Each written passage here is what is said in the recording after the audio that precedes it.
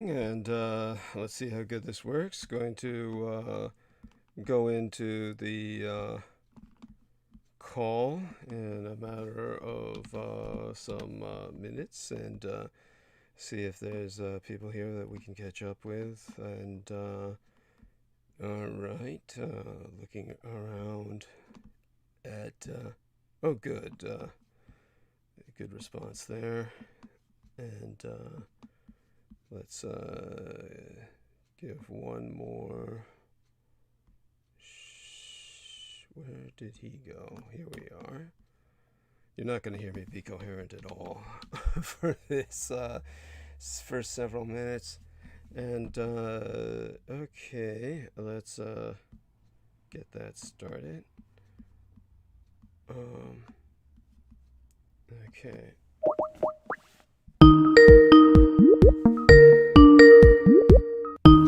Hello. Yes, can you hear me? Yes, and I'm going to assume that we are live. Yes, good man. Okay, let's get the other call started. I'm not going to be coherent for a while yet. And that's interesting. Running water.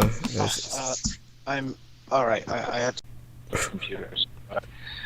I'm just going on YouTube so I could get into the chat and Okay. we can get things started.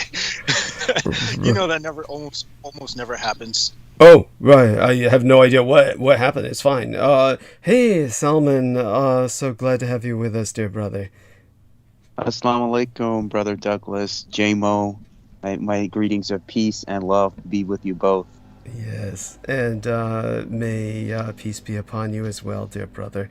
Very deeply appreciative of your presence as well as that of Jameson's, and hopefully the two of you can hold the stage with myself for a while. And of course, you know, the opening hour for me, I'll be vanishing in and out as I take care of various little things around me. Let's see if I can get my act together enough to check for other people that might. Oh God, what was that? And, are you all right there, Jason? Is that you? Is that No. That's not me. okay? Everything's fine here. Okay, wonderful. You want me to add Pet Con? Sure, you can give that a try, and anyone else you can think of that you know that you feel might want to come on. Other than that, with both of you gentlemen, if I could ask both of you to just hold the stage while I get my tea, and that will at least caffeinate me to some extent. And I hope both of you listened to my interview with Penny Bradley yesterday. I have another one with Salman Sheikh on next Saturday, of course. And we'll see where we can go from there. Today's is the commencement day, commemorative date for the start of the Spanish Civil War. I will try and bring up how that is relevant to us, and various other things like that.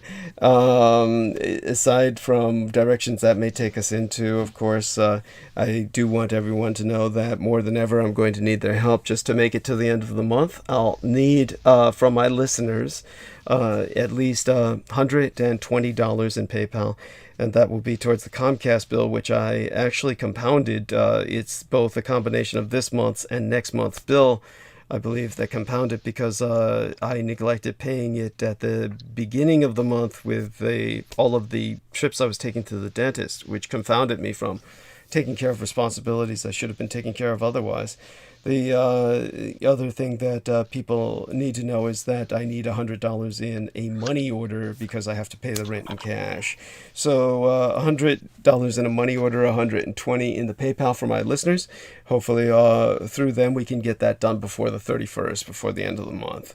And that, other than that, of course, any money that comes in will go towards just bare necessities. That basically means just really enough beer to last me to the end of the month, so to speak. And aside from all of that, that's what any extra money beyond what I've specified would go to. So I will reiterate that throughout the show. We'll bring that up again when Peter Moon joins us at 9. And oh yes, Daniel Arola. Let's see if he did invite us to call him and he would just jump on the call there's one group member not on call, and that is, of course, Pakwan. So let's bring on Daniel if you can, dear Jameson, and I'll leave Yes. both of you gentlemen to hold the stage and talk about maybe what you heard with my discussion with Penny Bradley. Of course, I'll try and do justice to the subject of Islam, what little I can, in terms of contribution there on Saturday. And aside from all of that, I'm going to go mute for right now and grab my tea and try to caffeinate myself to some point of minimal coherency. Okay? How are you, Jameson? It's good to be with you tonight, my brother. I'm hanging in there. I'm kind of, getting my head out of my ass, so to speak, as well. It's weekend warrior type stuff. Really, I'm getting too old for this. But other than that, it seems like there's a lot of interesting things going on with the weather these days. Yes, definitely. What's been happening here, the weather was so hot and muggy, and thankfully these last 2 days, JMO, the weather has been kind of like cooled down where it's bearable to at least sit in the house or go outside. So I'm thankful for that. But besides that, people have just been acting so crazy. I mean, Philadelphia has been out of control. And what stood out to me the most, JMO, is recently there was a news report that came out for this day to mark off this current weekend that we're in. And it said that in a violent weekend in Philadelphia, there were 3 killed and 22 injured. And the 322 stood out to me, knowing that any of these inner cities that have a high minority population, and there's always crime and gun violence, there's always some kind of an occult hand at play too, to a certain extent. 322 is 7. Yeah. That ties into the 4, which is 16, which is also 7. So that's the number of death. That means that there's an agent of chaos at work. Yes, and in Philadelphia, they've really been at it these last, especially this year and last year. And that 322, when I saw that 3 killed, 22 injured just this weekend alone, I'm like, I gotta share this with JMO to get his insight.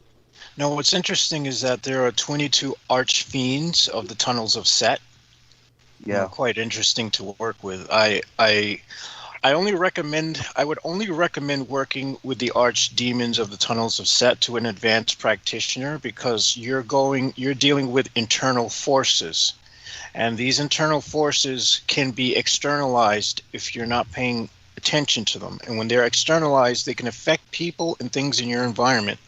So it's a note of caution. This is for more of the adept people who are interested in taking that left-hand journey. As far as 3 is concerned, we all understand the importance of the number of the Trinity.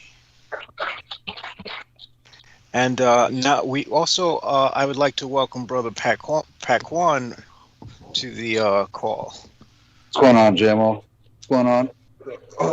Assalamu alaikum, brother. How are you? Alaikum salam, brother. I'm good. Just been really busy. A lot of things going on. Always good to speak to you, Pakwan. I'm glad everything is okay with you.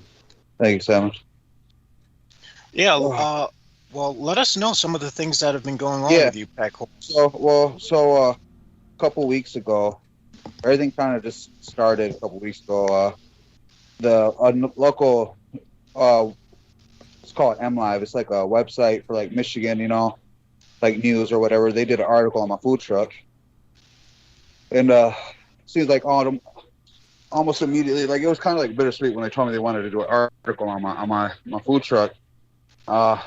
It was like I wanted to do it, but there was like a part of me that was like, but there's people that are like haters, and I don't really want to like stir people's pot because I'm doing good. I like to just be stick to my own business and do what I do. But I was like, well, it's good recognition, whatever. And so I did it.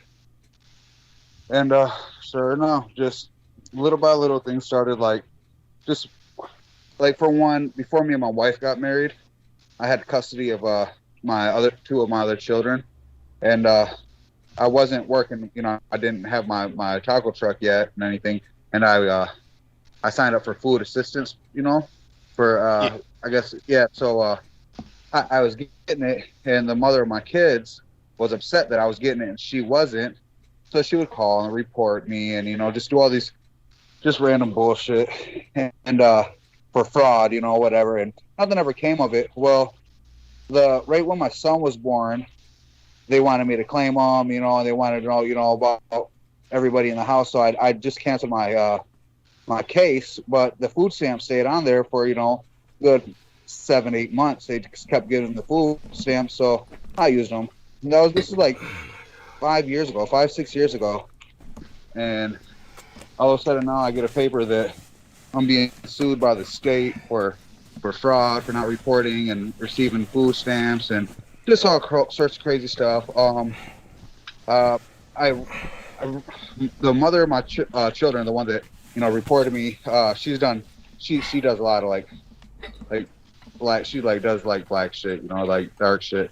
And her and her mom both, they I ran into her and like I was like, oh God, you know, she's like pregnant, you know, and so like I kind of chuckled because she looked miserable, you know, and just kept it moving.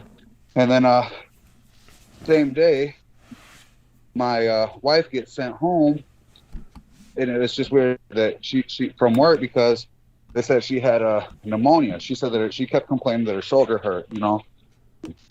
Okay, And they said I just returned, and I'm so glad Pac-1 is with us, and I've been so concerned about what's been going on, and I presume you're giving us the details. So all I caught was your pneumonia, so please continue. Yes, go. They diagnosed my wife with having pneumonia and sent her home. That was right, or that was like a week after. Before that, again, you know, the tire and everything came off my trailer on the expressway, and holy shit! My trailer came completely unhinged from my truck at a stop sign. Luckily, I didn't get back on the expressway after I had the tires changed on my trailer. I ended up, I was going to get it back on the expressway, and then I decided somebody just told me not to do it, and I didn't. And I was not even a mile down the road, and I was coming to a stop. When I stopped, my car stopped, and kind of did like the, you know, the backwards jerking motion. Uh-huh. The trailer fell right off to the back of my car, off my truck. It the pin for the trailer hitch was removed. You know. Whoa! You sabotage. Yeah, for sure. And then so my wife, she ends up going to the hospital, or leaving the hospital from work, and they said she had pneumonia. All they did was a X-ray, you know, and they said that she had pneumonia. And so she came home, and she was like, I don't know, like, it just hurts. It hurts every time I breathe. Like, you know, she didn't know what it was, what was going on. And so she woke. I had an event the following, like, well, it was 2 days she went by, and she couldn't take the pain. Like, it was just too much for her.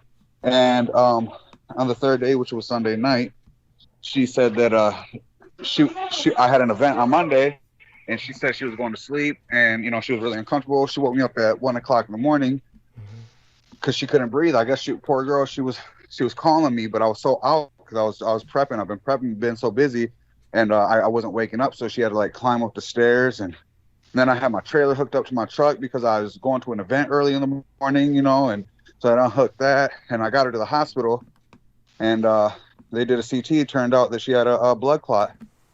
And they were telling her she had pneumonia or pleurisy, and, you know, and turned out she had a blood clot in her lung, pulmonary embolism. And she was in there. Then they found out that her liver is acting up, her gallbladder, like all this crazy shit. And then so she was gonna get out, and then all her numbers like skyrocketed, like went all the way up or something. And so like they had to keep her overnight again. And the whole time I'm, you know, trying to do everything at home, see her at least once a day, and fucking run my truck, and, you know, just left and right, it's something constantly, you know. So and I know it's an attack. And so like I'm not trying to feed it the attention and energy, you know, because I already know like I can weather through all this. So, you know, whoever it is or whatever it is that's causing it, they, you know, they don't know that they're just making me stronger, because a ride down is only building momentum to skyrocket back up. And, you know, like I Yes. said before, I'll continue to win. I can absorb all this shit, because when it's my time to attack, they're doing to me what they intend for me to. They want me to give them attention. They want my attention. Yes. They want me, to acknowledge it. Man, fuck all that. You're doing the opposite of what you want by giving me all your attention, all your energy. So that's cool. I'm not stopping anytime soon. So yeah, that's pretty much where I've been. I'm just absolutely pounded with the taco truck. I'm working 6 days, 6 days a week. 3 days I'm prepping, 3 days I have the truck out. I have 1 day off, and on that 1 day, I'm trying to catch up or spend time with the kids, and just so yeah, it's been hectic. Well, with your wife being hospitalized, forgive me because I stepped in late. You may or may not have covered this, and don't worry about being repetitive. Our audience can certainly tolerate that. They're just beginning to trickle in right now, both the listeners and the gang stalkers, because I already see 2 thumbs down, and we know who they are, of course. That's Derek Talley, who's joined J. Cole Jr. in just the immediate thumbs down, because otherwise it would just be one alone at the very beginning of the show like this. But I presume that your wife is she still hospitalized now, or what's the situation with that? She's home. She's home now. Oh, She's thank home God. now. Okay. Yep. They gave her. She's on blood thinners now.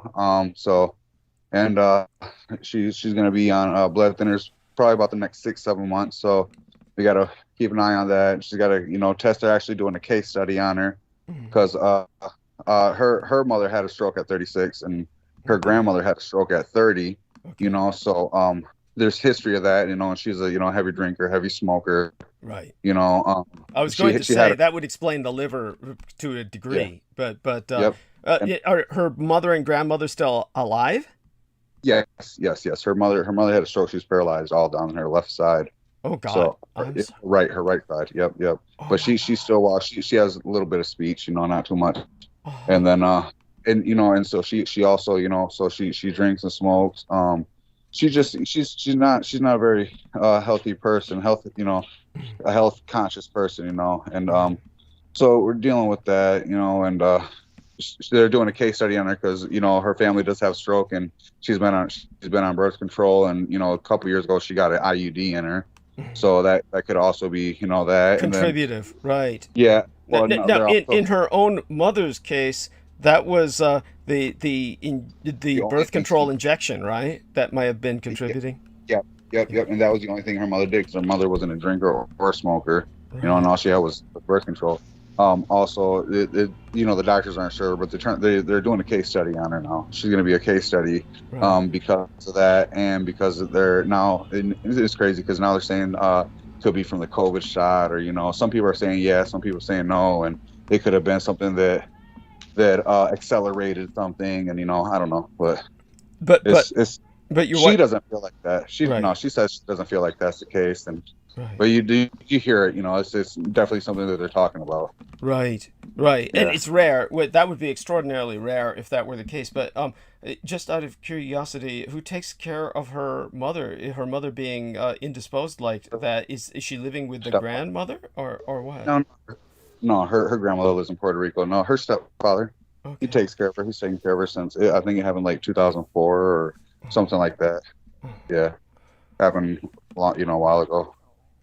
Right. Oh my God. I'm so sorry, but at the same time, her grandmother seems to be more functional than the mother. Yeah. Yep. Her grandma's fine. Okay. Yep.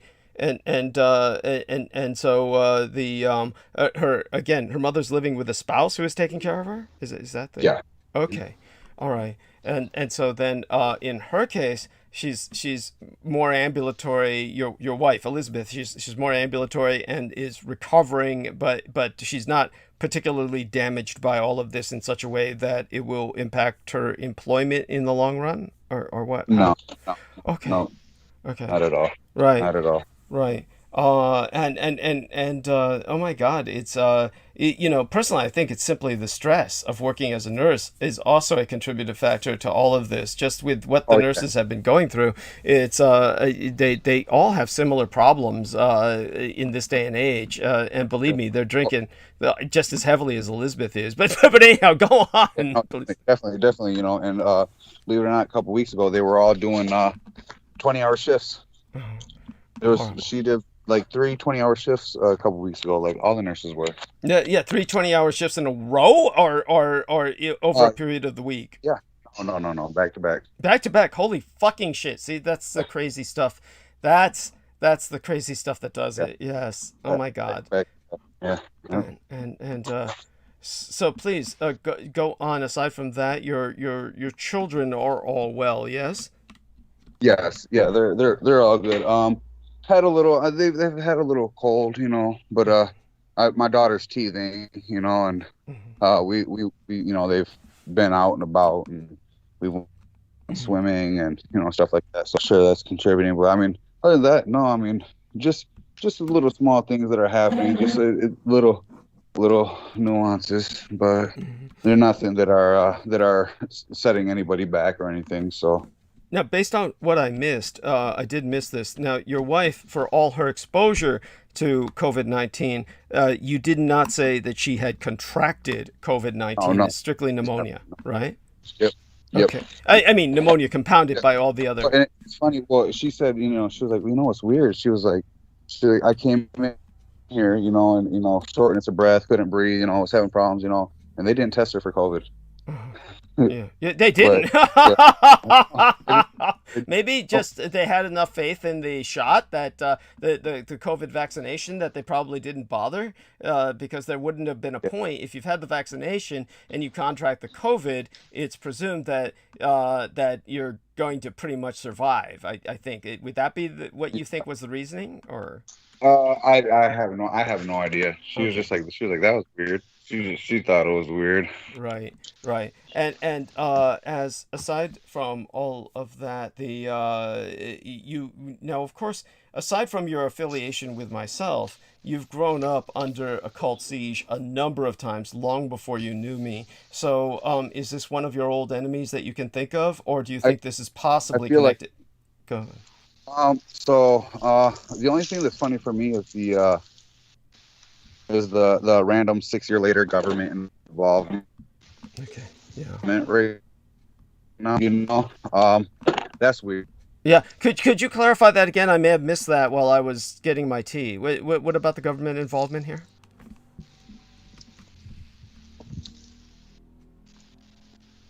Pack one. Okay. Did we Can you lose hear him? me? Yeah. No. Can We you hear me? cannot. We can hear you now. Yeah. Thank God. Okay. If you could Okay. continue. So years ago, before me and my wife were married, and I had custody of my other 2 children, other son and daughter I have. I had them for about 5 6 years. When I had custody of them, I signed up for food assistance, you know, Uh-huh. and they it was I had it for like a year, and then instead of when my son was born, they wanted me to put him on my case, but you know, I didn't put him on my case, so I closed out my case.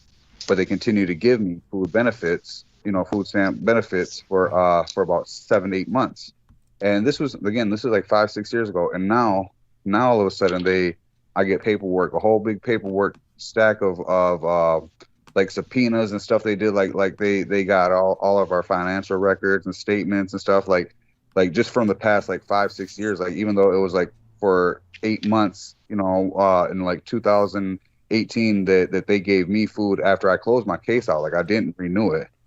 And now they're suing me for like $6,000, and you know, like it's just weird, like out of nowhere 5 6 years later, and they're, you know, coming at me about this money. So. That is bizarre, and that may have to do with an affiliation with myself, or it may not. It could also might have to do with your ex-wife continuing to file so many bogus reports to various. It's that you know, through they didn't even have enough workers to be able to see their, you know, their regular people, you know, their regular clients during the pandemic and stuff, but they had enough manpower and time to dig up 6-year-old complaint and like see it through, because it all happened in this past couple months. This wasn't like something like that was random. People, it is very awkward, but again, okay, so fuck it. Yeah. So what's the worst that happens? What, they're gonna get $6,000 out of me? Like, fuck, I'll piss that $6,000 on them. Like, Yeah, whatever. I understand how you feel, but it's so horrible, and nonetheless, it's morally wrong. But it's like this is all part of the harassment that happens to people affiliated with myself, and also it could be something to do with your ex-wife stalking.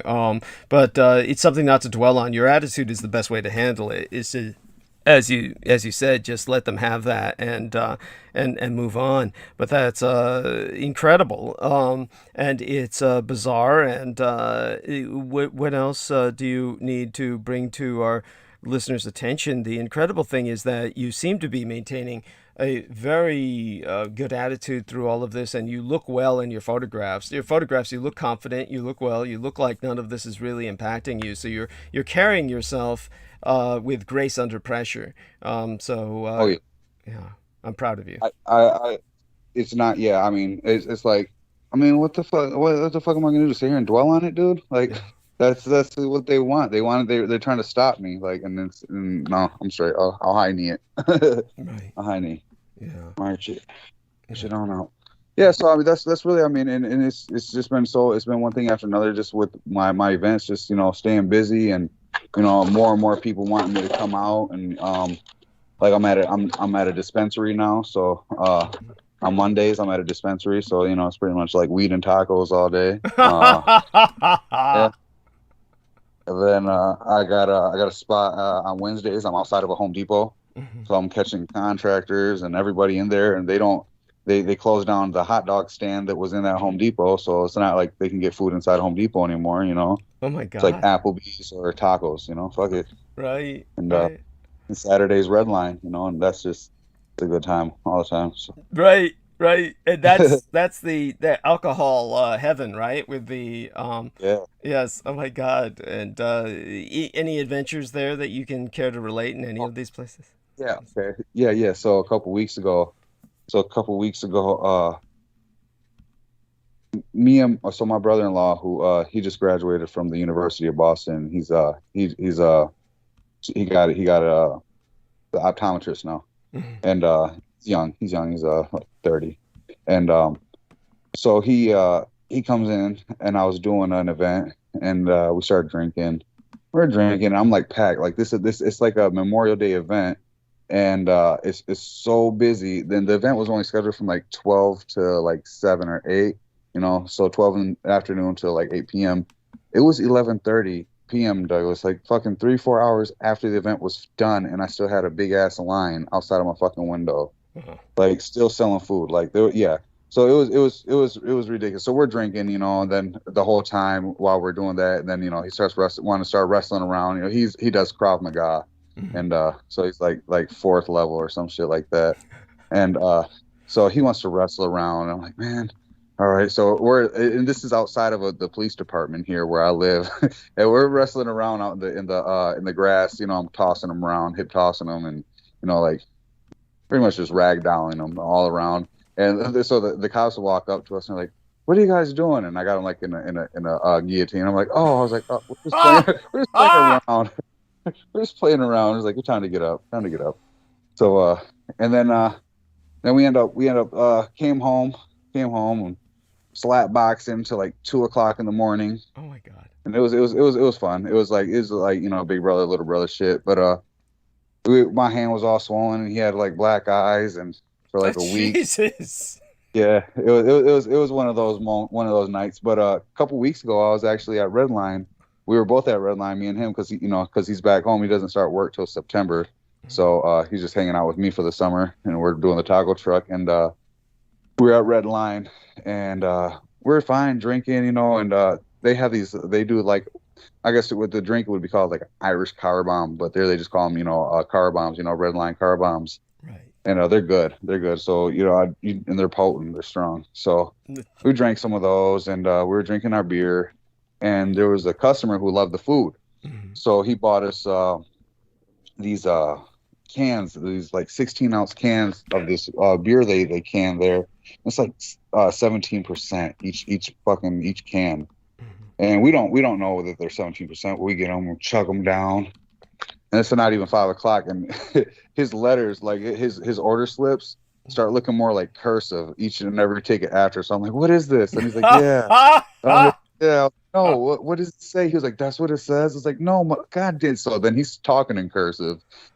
And so he sits down, he's like wobbling around. He's, so I'm like, man, it was dead. So I let him lay down on the floor. He was laying down on the floor of my taco truck sleeping. And I went inside, I was taking some shots. I got a car bomb, and there was a couple from Detroit next to me, and I drank the car bomb, and the wife, she's like, oh my gosh. She was like, what was that you just did? Because, you take the whole shot and you drop it into a beer and you just like slam it, It's whiskey, Bailey's, and like a Guinness type beer. Right. And so it tastes like German chocolate cake. So I slammed it. She's like, oh my God, what the hell was that? She was like, will you drink another one of those? I want to see that again. I was like, fuck yeah, I'll do it. Boom, drink it. And then she tells her husband, let's do one. So they order 3. Let me drink that. Yeah, so like in under 10 minutes, I just did like 3 car bombs.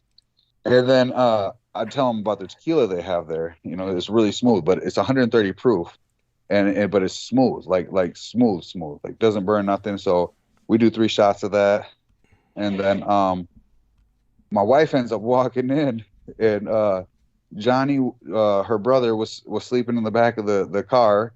He had walked out there. I guess by the time I knew it was already like 11:30, like, and it like time was completely gone. I couldn't walk.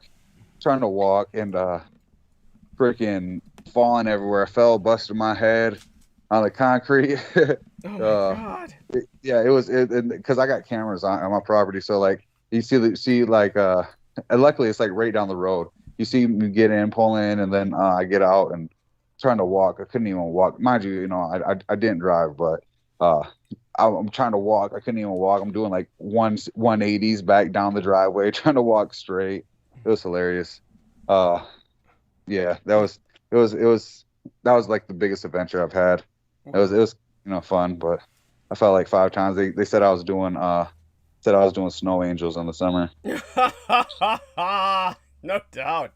Well, thank you for sharing that. It sounds like fun, and certainly something I'll try and investigate myself sometime.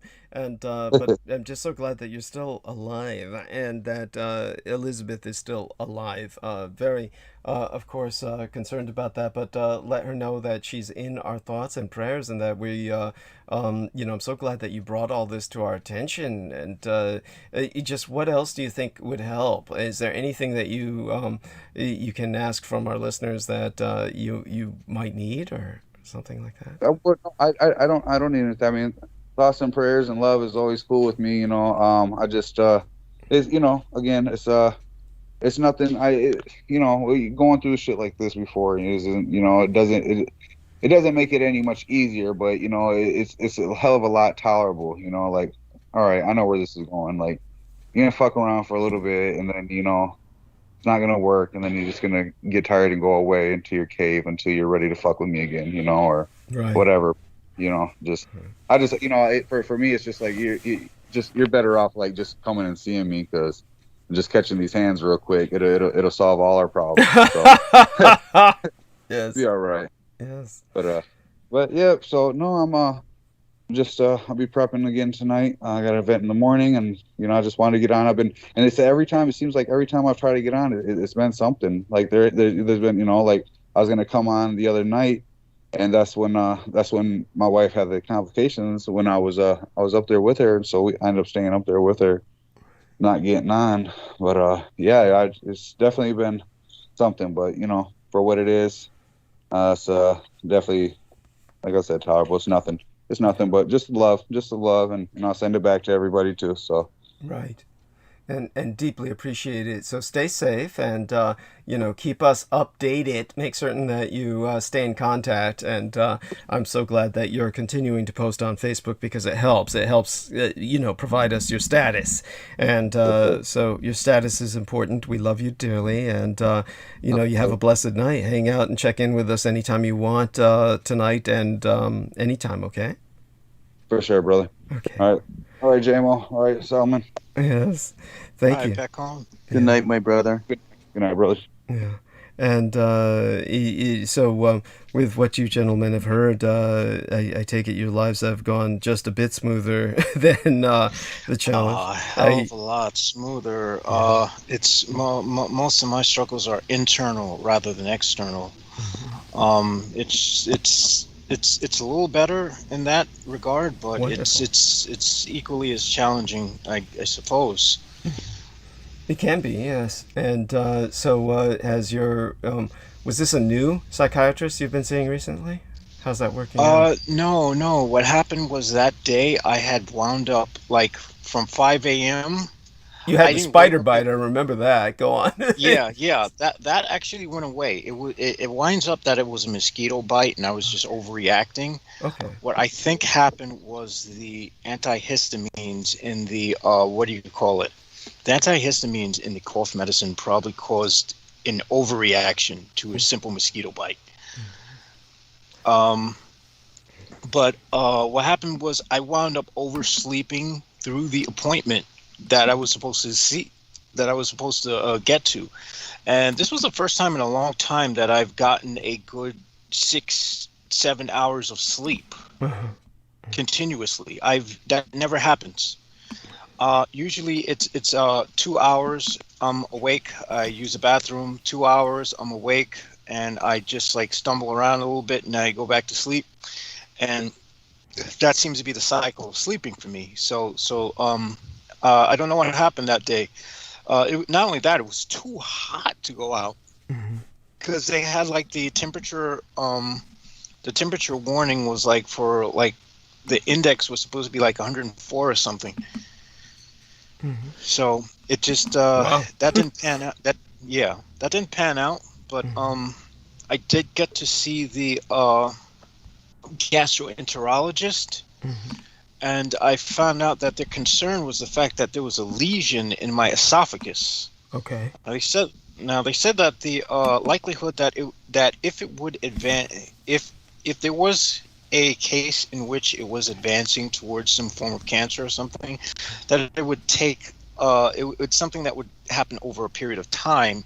And so what they want to do is take preventative measures now so it doesn't reach that point by doing an endoscopy, which I look forward to because, the what do you call it? When they put me under, I seem to like going into that state. So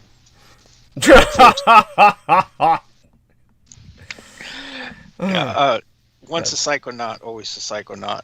Yes. And for the listeners, a psychonaut is someone who explores alternate states of consciousness, sort of like a shaman. There we are. And in terms of Salman Sheikh, I see that he was doing his usual pull-ups. I I saw that on his status kind of report, and that's always appreciated. And share with us a little bit of insights you might have on all this, on what everybody is going through lately, Salman. That would be appreciated. Yes, Brother Douglas. It's always an honor and privilege to be here with you in your company. And it's the beautiful thing about what's happening right now is humanity's kind of going through a phase of order out of chaos.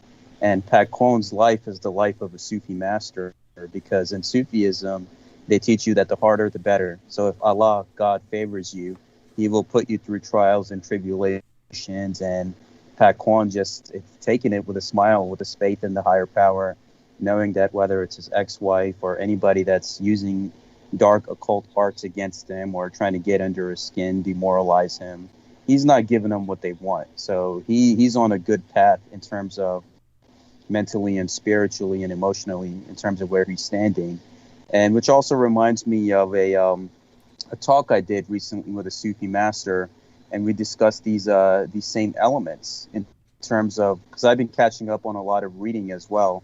I just finished reading your book. I looked over it again just to look over the details. I just finished reading the Montauk Project by Peter Moon, and next on my list is going to be the Vampirology book. So I'm just using this summer, Brother Douglas, to talk to meaningful people and share that knowledge with humanity, catch up on my readings, keep myself in shape, and take care of my personal and family responsibilities. And just realize that humanity is at a crossroads right now, and why it's so pivotal of the type of information that's being shared, regardless of, you know, what the occultists do or the gang stalkers do. It's like what Pat Cohn said too, that ultimately they dig their own graves and they fall into their own holes. And you, my brother Douglas, you're always protected, you're loved, and as all of us are on this path, as I discussed with the Sufi the other day, that you have these people that try to send this bad energy towards you, or let's say they try to do any acts against you, like one of your gang stalkers tried to do that to you and it backfired on him, taking his own life. So, you know, the best thing about this path is you just keep doing what you're doing. I'm loving the Roswell Deception. I encourage everybody to check it out as I was rereading it again, and also Vampirology, and support Douglas Dietrich, and realize that even in where I'm at in this city, here in the Philadelphia area, it's been so chaotic. I even discussed with JMO, and even JMO realized that there's an aspect of the agents of chaos that are encompassing these cities across America and across the world, with the flooding that's going on, with the chaos and insanity and the rise in anger and impatience. And that's what we have to realize, Brother Douglas, is that humanity is at a crossroads, and they have to make a decision on which way do they want to go forward to be able to save their species. They think that it's only them, but it's like what you describe in your knowledge and your teachings. There are many species that are here, yes, and many beings of life that if we go in balance, that's why Mother Nature is acting out right now. I've seen so many places in Pakistan and Germany, Australia, so many people that are suffering with the floods, even here with the rise in violence and anger and hatred. It just goes to show you that where are we going and what choice is humanity making for its survival? And that's why you are loved and cherished, Brother Douglas, as our Vulcan interventionist, and I stand by you. And I thank you for what you're doing for humanity's future, not just for humanity's future, but all beings of Mother Earth, so we could leave something behind for the beings of the future. Bless you. That is so important. And I would recommend to Jameson, I ran across one of his status updates just while I was publishing posts to promote tonight's program, and I saw that he was on his, shall we say, usual trip, and the best way to represent that, Jameson, would be to emphasize first the positive, tell people that you love nature and that you love animals and all of the various extant species. Yeah. And then say humanity deserves what it gets for. Wait a second. What post are we referring to? Because the most recent post I have is this meme that I made. Understood. And, I missed that. It was something without any image on it. It was just kind of like you started off with the humanity deserves to basically bite it, and then brought up the. Well, here's the thing. The thing is, I feel like I am possessed by something that just wants to preserve everything but humanity. There we are. I'm going to be for everything else first, is what I'm saying. That helps. Well, yes. That puts things into context. The thing is, I realize that in the end, humanity will survive this, but it's just not. It's not going to be anything like what we see now. We'll just put it like that. It may be something more degenerate, or it may be something better. Who knows? Yes, let's it hope can the go best either way. Is preserved. Or it will probably be both ends of the spectrum, the best and the worst, yeah. But go on. I think, well, I imagine it would be more extreme because like we see when humankind rose out of bicameralism, there were still many tribes and many places where people still have that sort of mindset, and they would. I was about to say, when you brought that up the other day, I thought of tribes in the Amazon rainforest that have not yet been contacted, or these are people who are still. Yes, go on. Yeah, they're still bicameralized. And by the way, just to take a little divergence there for a second, and I think this is important, and I want to acknowledge everybody in the chat room. I'll get to them soon after I'm finished with Jameson here. But an example of this would be anthropologists who have lived among the Amazon rain tribes, and just so people understand the power of the mind that is still bicameralized, where the voices of the gods that speak to you are as real as they are to someone in society that would be considered schizophrenic. What happens is that an anthropologist who was among the tribesmen in the Amazon, where literally the food is available on the trees around you, when life is Edenic to an extent, and of course they have their dangers and their wars with other tribes, but when we're all sleeping, he was witness to at one point if a tribesman arising in the middle of the night, picking up basically a heavy stone and staving in would be the term, staving in the skull of another tribesman. And when other people awoke to question his motivation, he said, "Oh, I dreamt this other tribesman. I dreamt, however he referred to him by whatever name they use. I dreamt he was trying to kill me, that he was going to kill me, and therefore I killed him first when I awoke." And everybody accepted that. That was acceptable motivation for taking another tribesman's life. So you can imagine with that level of bicameralism, do not romanticize the life these people leave. No doubt. There's a give and take with both things. Yeah. What they did have to their advantage was the fact that whatever techniques they were able to employ. And I want to remind the listeners, when I say technology, this includes techniques such as agricultural techniques as well. Yeah. Because of their bicameralism, because they were hearing the voices of the gods, which were more or less probably the fractal echoes of their neurological systems, whatever. I'm just, because I haven't read through the entire book, so I'm just throwing, ideas out there. But whatever it is, their technologies were more aligned to nature, whereas as far as morality is concerned, I'm fairly certain a lot of the things they did were what we would consider morally objectionable. Right. Yeah, we would not. Because we no longer have that level of contact with the higher powers. And because we have because we're highly individualized, in which the individual now takes responsibility for his or her own actions. Atomized. We're atomized. Yeah. Go on. Yeah, well, hence, and a good example of this is in the Bible when they say, "I tell ye all that ye are gods." This is what Jesus says. So I think he represents a sort of he represents the tides turning, where a majority of the people in the world have left that bicameralism behind, and they have this more atomized consciousness. That's what this is at least a theory that I'm going with, and I'm accepting him as a real historical figure, although as to my personal faith as to whether he's the son of God or not, it remains to be questioned. Now, I have to put that into context for listeners out there, because I'm not what you would call a Christian. Nonetheless, what we do have as far as more of a moral compass and a conscience as far as right and wrong, what we have lost is our capacity for our technologies to be in harmony with nature. Rather, for some reason, our technologies and our techniques of survival seem to be at odds with nature now that we're more atomized.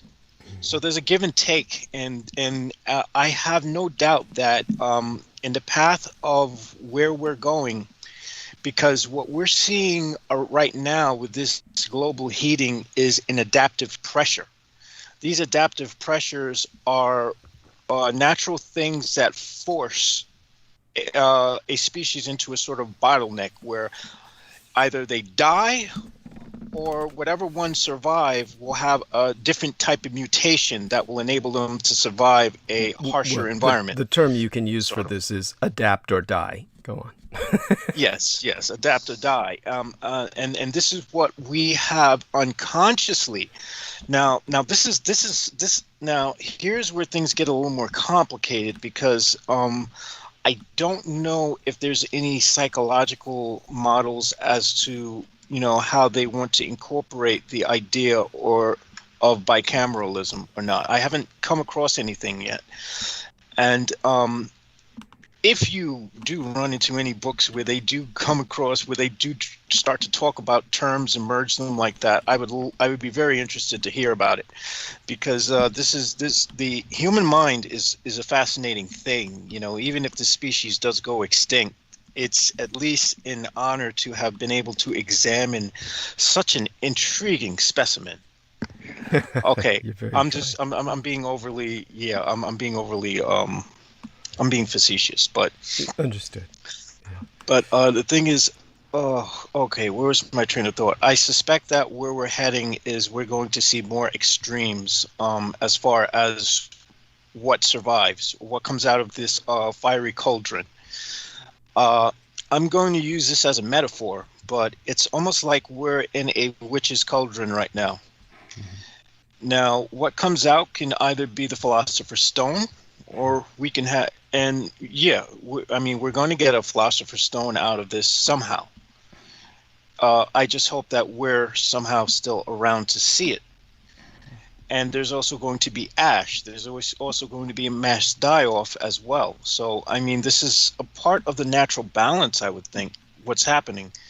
And even what we've done to ourselves, as unnatural as it seems, because we are still to some degree inferior to nature, because nature is still higher than us as far as the hierarchy is concerned, regardless of how mankind might aggrandize his intellect and try to separate himself from nature. This is still a part of a natural cycle that we are playing into, that is greater than us. There we are. They're very good. Thank you for expressing that. And before I turn to the people in chat, Salman, please, your response to that observation. Oh, yes, definitely. There is a truth to that. And with the aspect of the chaos and order out of chaos that's taking place right now, basically shows us the truth of life, Brother Douglas, that in the grand scheme of things, no matter what religious or philosophy or ancient mythology, there always comes a time where there has to be a balance of some kind. And right now we see the world kind of, Mother Nature herself as a living being kind of acting out because of humanity's incompetence and how humanity has treated the world and each other. So what matters most is the days that the Almighty God, or however you perceive that divinity, has given to us. So in the grand scheme of things, we try to realize, can I save the world? Can I save humanity? Or can I save all of these species that are here? I think we can only make the world better through our own individual ways. And just by me feeding the birds, I made the world a better place just by doing that one simple thing. So if we all individually have that love and light within our hearts to do the right thing with the time that we have been given, and if we look at it that way instead of looking at the grand scheme of things where one day all life on this planet might not exist, but we have to look at it from the different perspective of positivity, that with the life that you have, make the best use of it, do the best that you can, leave something behind for somebody to benefit from. I noticed that ever since that I've been doing this at the park, there have been people who have been watching me, and now every time I go to that same tree to feed the birds, now there's a cup full of water. So now somebody leaves water for the birds. So just my example encouraged somebody to do the right thing. So we have to lead by example. And, you know, humanity's not perfect, Brother Douglas. No country or religion or philosophy is perfect. You always have that struggle between light and dark. That's always going to be there. It's just the way, the nature of reality, the way that God has set up this reality or paradigm that we're in currently. But if you have to look at it this way, and you have to realize all our lives we're taught to chase degrees, titles, everything superficial, which are usually vanities and illusions. And at the end, you could lose it overnight. If you go to sleep right now and you don't wake up, what did any of that do for you? But what does help you is what good did you do for yourself and others, and the impact that you left for humanity. And you yourself have, basically helped humanity in many ways by exposing a lot of these agents of chaos and helping humanity, and with a lot of price that you had to pay on your own with your personal and social life. And there was a Sufi sheikh that I spoke to, and when he described how his wife passed away, that reminded me a lot of your mother and father, God rest their soul in peace. That in this path, Brother Douglas, when you do what you do, it comes with a great sacrifice. And now I can understand why you went through what you went through, why the things happened the way that they did. And everything is a linkage in time and consciousness. There is no such thing as a coincidence.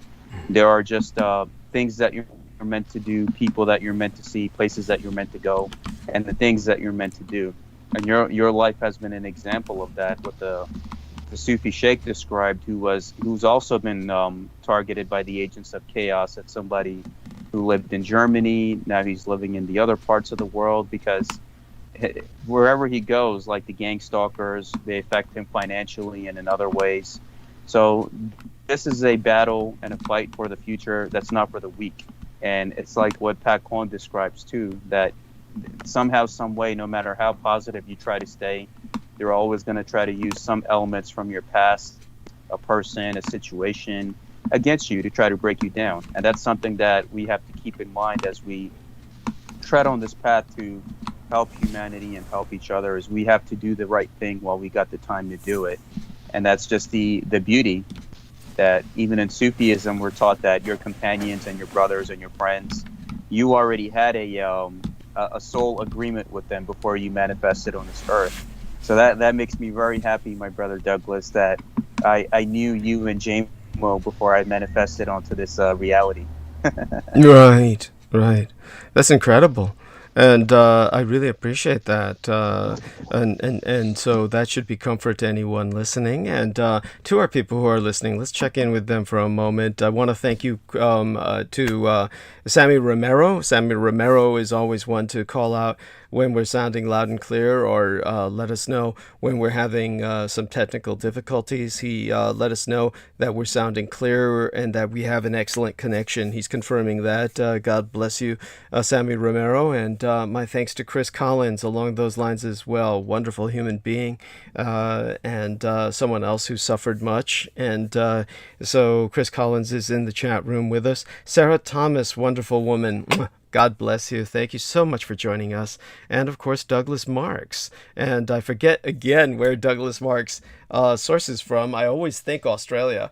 So do correct me if I'm wrong on that. I do believe I'm right, though. And he says, yeah, Doug, thank you for what you do for humanity. God bless you, Douglas Marks. That's deeply appreciated. Always profound. And with that, we'll be bringing on Peter Moon any minute. Before I do so, both of you gentlemen, by all means, take us to the top of the hour. I'm glad Pac-1 Morales was able to join us for a while and provide us an update. And thank goodness he has all of the various chemical components with which to help him cope, that in the form of the various dispensaries and bars that he sets his taco truck out in front of. I mean, God knows, my understanding is they provide him with this crap for free, just because, they feed off each other's business. He helps to bring business to them. They help to bring they help to bring business to his taco truck, and as a side bonus, he gets pot and alcohol. I mean, talk about an addictive job,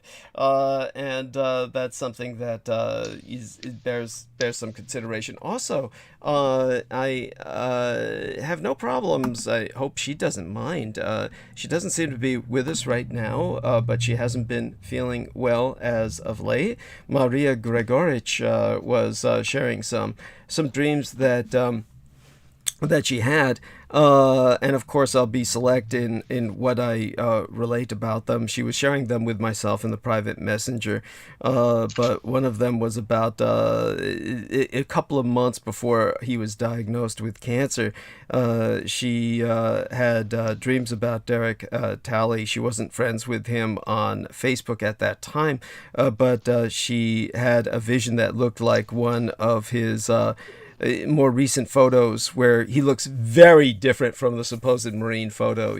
For anyone who's seen both of those photos, one that he switched to when he claimed he was on dialysis, which I tend to believe he's on. And by the way, now that I remember, that gay friend that I had, whose brother was the submariner in the past and then began working with software companies. His mother was a nurse at a dialysis center. And she was talking about Derek having that kind of village idiot look that those Marines do in their photographs, the 1,000-yard stare that they all get from just being pushed to the limits of mental comprehension in boot camp. Nothing to do with anything to be admired. It's just sleep deprivation. That's all that it is. And she basically looked at that dream and upon reflection realized not that he was in danger, but rather that he was the danger. And again, he joins us every night now just to put his downvote along with Richard K. Cole Jr. I think that says it all. But I want to thank our lovely... Yeah, he seems to have a shitload of dummy accounts because now they have 10 thumbs down. Yeah. I mean, Holy shit. talk about having too much time on your hands. And this is because I'm out of Facebook jail and I unfriended his ass. Oh, there you are. Sure. Yeah, go on. Yeah. And of course, I've had the privilege of self-sponsoring my morbid meme, which I do not encourage anyone to do, but it's a fun meme anyway. It's a little creative thing that I don't know what it is about this thing, man. I'm telling you, this drug is a demon. Do not mess with DXM.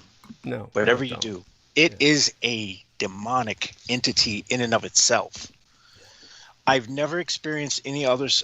Even on alcohol, nothing's ever happened like this, where all of a sudden it's like there's something about this thing that just surges you with energy, all of a sudden, where even when you think about it, if you're not using it, it just like brings me alive or something. It's bizarre.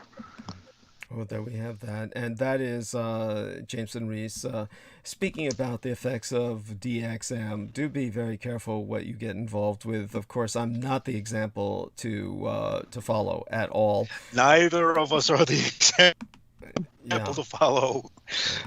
And well, what I mean to say is that in my case, people might notice that I have less of the impact that drugs impact people, and in my case, they don't impact myself anywhere near the way they impact other people. So don't take my example as something that can be followed. And so Peter Moon, I'm so happy you've joined us. And so we've got the most downvotes that I've ever had right at the beginning of a show. So they've mobilized all of their forces. And I want to thank those in the chat room who provide their upvotes, and do encourage everyone else to continue to do so as well.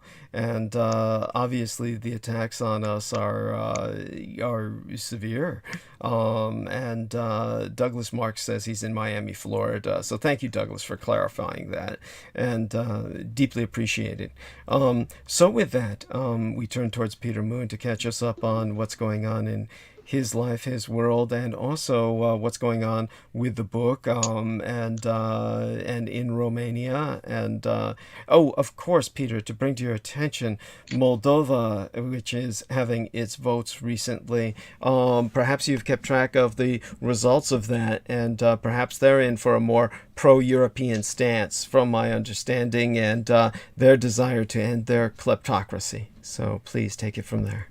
Kleptocracy? Yes, ruled by thieves, government by thieves, kleptocracy, as in kleptomaniac, kleptocracy. Well, I would say in a situation like that, it goes from thieves to lesser thieves. Moldova is, of course, an adjunct nation to Romania. They speak the same language, but they use the Cyrillic alphabet, which is the Romanian used to use the Cyrillic alphabet when it was changed to make everybody think that Romanian derived from Latin. So Moldova is, it is Romanian, but it isn't. It had a much closer alliance with the Soviet Union. I have not been up to date, which gets confused with Moldavia. Moldavia is right next to Moldova. Moldavia is a province of Romania, and it's where Paula was born.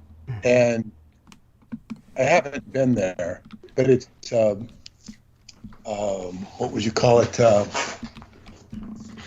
Yeah, it's well. This is very similar to what happens with the Greeks and Macedonia. There is, of course, in Greece, Macedon, or their Macedonian district, which was once part of ancient Macedonia, and so the Greeks are very sensitive to the point where they wouldn't even allow Macedonia to be recognized as a nation under its own name. Rather, the former Yugoslav Republic of Skopje, which is the title, the capital of Macedonia. That was how they were referring to it officially, and had everyone else referring to it officially for the longest time. Of course, Macedonia is now simply Macedonia. They have to live with it, but the Greeks were fearing the reunification of the Macedons, the Macedonian peoples, and so this is what was going on with Moldavia and Moldova, and that's not to be confused with the Moldavia of the Bohemian inland, which is, of course, Bohemia and Moravia, and Moldavite comes from Moldavite. Yeah. People can get, there's a lot of synergy in place names and whatnot. But anyway, I don't know anything of what's going on currently in Moldova. Paula hasn't, or nobody in her family has informed me of anything. I don't know. I don't know anything about current, but they've been aligned with the Soviet Union in the past. Well, not voluntarily. It's important to remember that. But they had the Soviet Union and the Russians had their claws much deeper into Moldova than they did Romania. Yeah, of course. Yeah, that was because Moldova was integrated, forcibly integrated into the Soviet Union, and for that reason it was Russified as much as they could. It was after the collapse of the Soviet Union, it was General Alexander Lebed who helped with the talk-down process to prevent war at a time when there was a serious desire for reunification of Romania and Moldova. And so, of course, there was talk of war in the air, and he helped with the talk-down processes concerning that, and was considered very much a rival to Vladimir Putin, who later on had him assassinated by the destruction of the helicopter that he was in. So there we have that. And by the way, just out of curiosity, Peter, were you able to hear my interview with Penny? Hopefully you can review that as soon as she uploads it on her channel. Yes, but to it, remind me what it was about. Oh, it was about how we got to the point where we are at in Asia today. So it was a good overview of Asia. Yeah, it was a good overview of many of the things that you've talked about with regard to the book we did and whatnot. It was very good. I did listen to it. I don't remember it real well at the top of my head. If you remind me about certain points, yes, I did listen to it, and it was very good. Oh, bless you. Thank you so much. Oh, no points to be reminded of. I do hope everybody reviews it. Penny Bradley has been very kind, and she's contributed $50 United States into the PayPal. I do encourage everyone, of course, to follow her example. Peter Moon and I will be pitching the book so that that will... I would also recommend people, if you're on the fence about contributing to Douglas, he's got issues with his tooth, with his Comcast bill or whatever bill it is. Yeah, that keeps us transmitting going. Alive. Yes, it's a particularly sensitive point for him right now, which has been exacerbated by his many trips to the dentist, which he has to take taxi taxis for. Yeah. For reasons we don't need to go into. But it runs up you know, a steady bill. So he needs as much help as those of you who can afford, you know, to give him. Even if Lilith can chip in her token $5 or $10, it would help. Yes. And by the way, there's two Liliths that have contributed. One is the Lilith Aquino. The other is with Lilith Creative Solutions or Productions, and that is someone who is literally simply inspired by the archetype of the genuine Lilith rather than the Lamashtu or the daemonic inversion of Lilith that has come to be misidentified with the original Lilithian archetype, the ultimate feminist symbol created of her own, not of Adam, but of her own, and too independent to be Adam's wife, and independent enough where God did not interfere with her walking away from the situation, so to speak. And with that being said, yeah, go on. Because he couldn't. Because he couldn't. Yeah, yeah, there we are. Yes. And I mean, so you know, when you talk about the Bible and God, and it turns into a cartoon where you have a patriarch scolding and controlling people or viewpoints, and the whole concept can degenerate into a very easily a two-dimensional cartoon interpretation by the way people think and render things. So it's kind of like the universe has yin and yang in it, has struggle. It has struggle. So it's like, you must obey. You must obey. Anyway, carry on. No. That's we've said it all in that regard, and I would dare say that today's a very important day. I want to bring up the Spanish Civil War. Of course, this is the commencement day thereof. I'll go far deeper into that when Peter Moon is checked out, but I certainly want people to understand that when they understand how relevant it is to our world today, they will have a better appreciation for history. Let me ask you some questions. Sure. I generally know a fair amount about world history. I'm not a historian. I don't claim to know a lot about it. The Spanish Civil War is something that I don't know too much about. Never was too interested in nor motivated. I know that in the movie Casablanca, the Humphrey Bogart character Rick he sold guns to the I think the rebels. But that's a fiction movie. What else have I heard?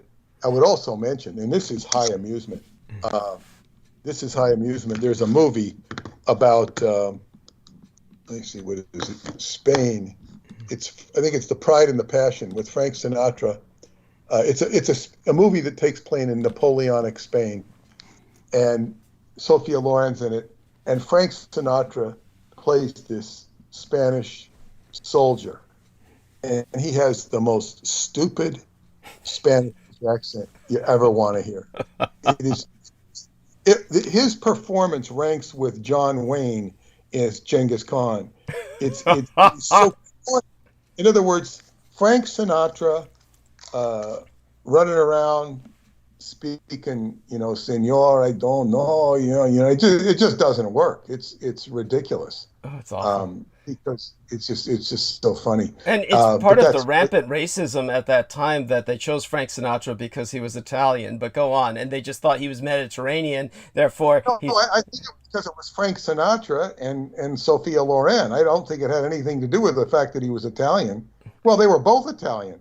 You know, it's like I just think they're big name stars. That was a factor, but at the same time, do remember this. You look back on the fact that back in those days, they had a combination of songs that they thought were simply colored peoples. And with Sophia Loren and Frank Sinatra, even though they were both Italian, people can just see the difference in their skin coloration and their behavior. And you'll notice the difference between the Nordic Alpine Italians and the more Mediterranean Italian as manifest in Sophia Loren. Sophia Loren is unmistakably ethnic, whereas Frank Sinatra can get away with actually conveying himself as a white Anglo-Saxon Protestant, which he was so acculturated into the American culture that this is why when he tries to affect an accent, it comes out as ridiculous as it does. As you say, almost like John Wayne pretending to be Genghis Khan.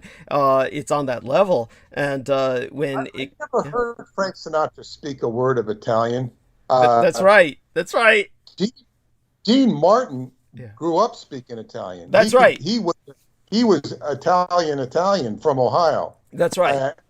But Frank Sinatra, I mean, I think I've heard him sing an Italian word or two in songs like Amore, which is more Dean Martin song, but he sung some Italian. But I just can't imagine him even sounding to speak Italian. Right. I mean, maybe he must have known some words.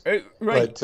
But because he's so acculturated, he's so assimilated, it's not what you would even think of when you think of him. So your point is important, and that's why I was pointing out the song that comes to my mind is Mambo Italiano, which Mambo is of course a Latin American song. It's a Caribbean Latin American kind of cultural manifestation, and because they thought of Italians to be as colored as the Caribbean Latin Americans down south of the equator, the Americans created this amalgam of a song that's just this pastiche, Mambo Italiano, and it's simply offensive, that kind of, oh look, these two colored WOG cultures, let's combine it together into a song. And of course that was a hit in America, so that people just understand the stupidity involved here. That's what I think of when I think of Frank Sinatra conveying what he was doing in that movie with Sophia Loren,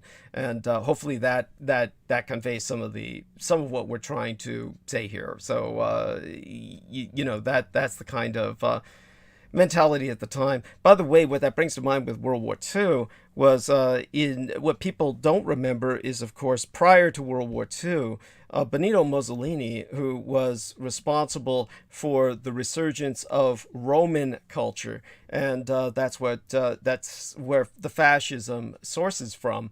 In other words, so people who don't know this, just so you do know it, the term fascism comes from the noun fasces, which describes a bundle of rods around an axe that is the symbol of ancient Roma, or Romanum, Pax Romanum, the peace of Rome enforced by the garrison state, and it references the axe together. It holds the axe together because if you have wood and metal, you have to bind them together. Yes, thank you.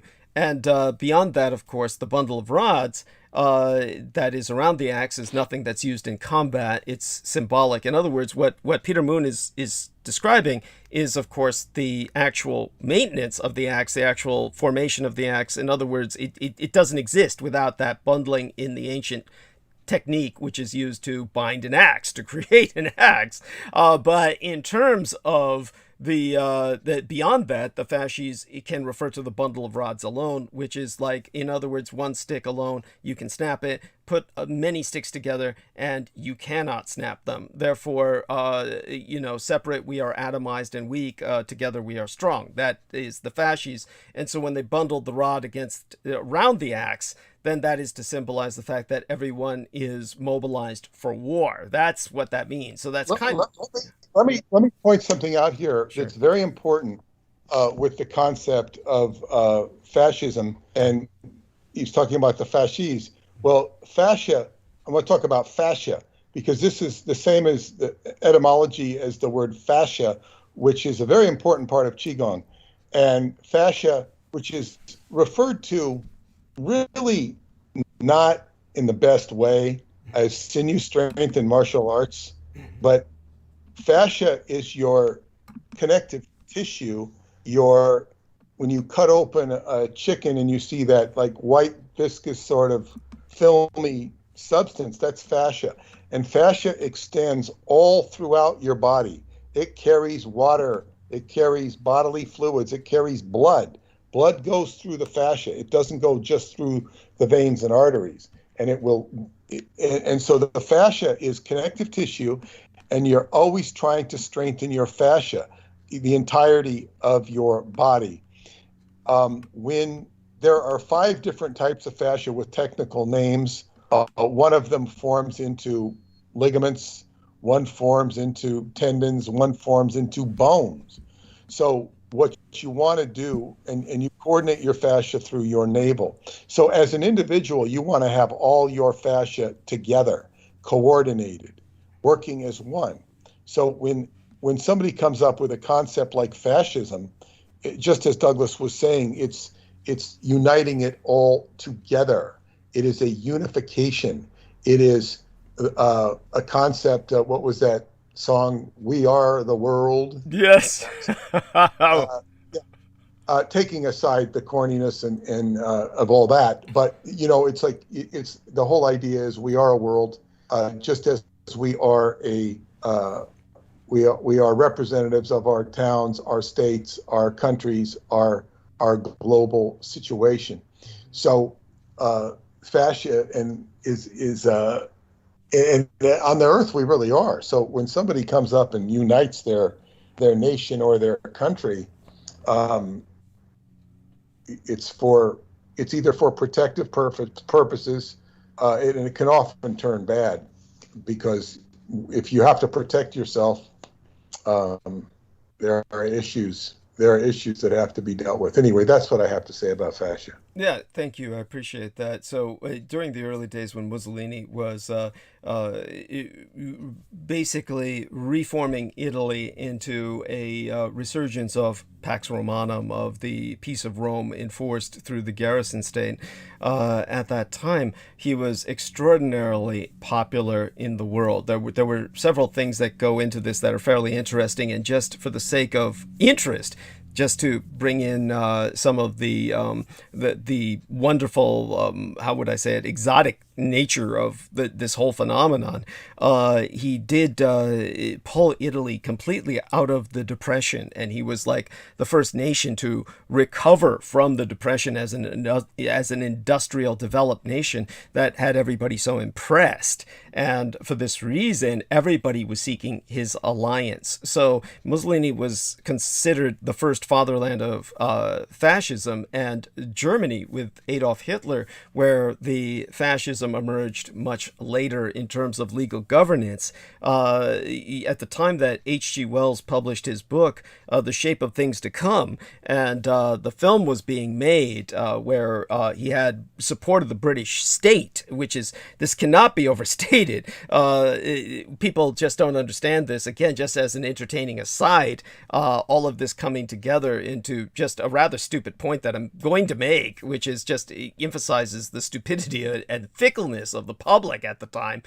Basically, with H.G. Wells, you had this incredible communist subversive who had visited Joseph Stalin and was deeply impressed by him and came back to popularize him. And when you when you review the movie he created with state support, again, this can't be overstated. This was not just a film that was produced with private sponsors. This was the British government actually participated in making the film The Shape of Things to Come. This would be like a popular author like Stephen King making a film, and the U.S. government gets involved and says, "Oh, okay, let's make this with a kind of take your vaccine pro state stance and make it like a government industrial safety film." That was the British government's participation in The Shape of Things to Come. Very bizarre, and so that's not just how popular an author he was, but how influential he was at the state level, which is why he was kind of a ambassador at large without a portfolio, going to the Soviet Union and back. So if you review that, though, you would think that that was a film about fascism. You would swear that that was a fascist film, watching that, as opposed to anything that's pro-communist or pro-British colonialism, you would think that that was pro-fascist. And if you review the film, you see why, if you have any modicum of awareness. But in terms of, aside from that, the British, of course, Winston Churchill said that Mussolini was the greatest man in history ever since Jesus walked the waves. All of these people admired and wanted to be Mussolini's friend. How did you overcome the Depression and become this industrial powerhouse, which he was at the time, at really the cutting edge of technology and exploration, sending people to mark the North Pole, etc. And at that time, the economy, one of the factors, was literally a Ponzi scheme. Now, this is not the economics of fascism. This is just the economics of Italy at that time, was developed by a man named Ponzi. And that's where we get the term Ponzi scheme. And so if you look up Ponzi, the original Ponzi was an Italian-American, and the Italian community considered him the greatest hero in the world. They were like saying, oh, Marconi invented, the wireless, but you invented money. And he just was able to raise enormous amounts of money with, of course, a pyramid scheme, what in this day and age we would call a pyramid scheme. And Mussolini actually was going to appoint him as economic minister, but then all of it began to collapse, and he escaped Ponzi to South America. And but during that period of time, there was just this fortunate influx where so much of this money was being sent by Italians home to Benito Mussolini that was undeniably one of the factors that pulled him out of the Great Depression, was this Ponzi scheme. So that was based on a criminal who was just getting everybody to invest their life savings in a non-existent result. And so that was definitely a factor.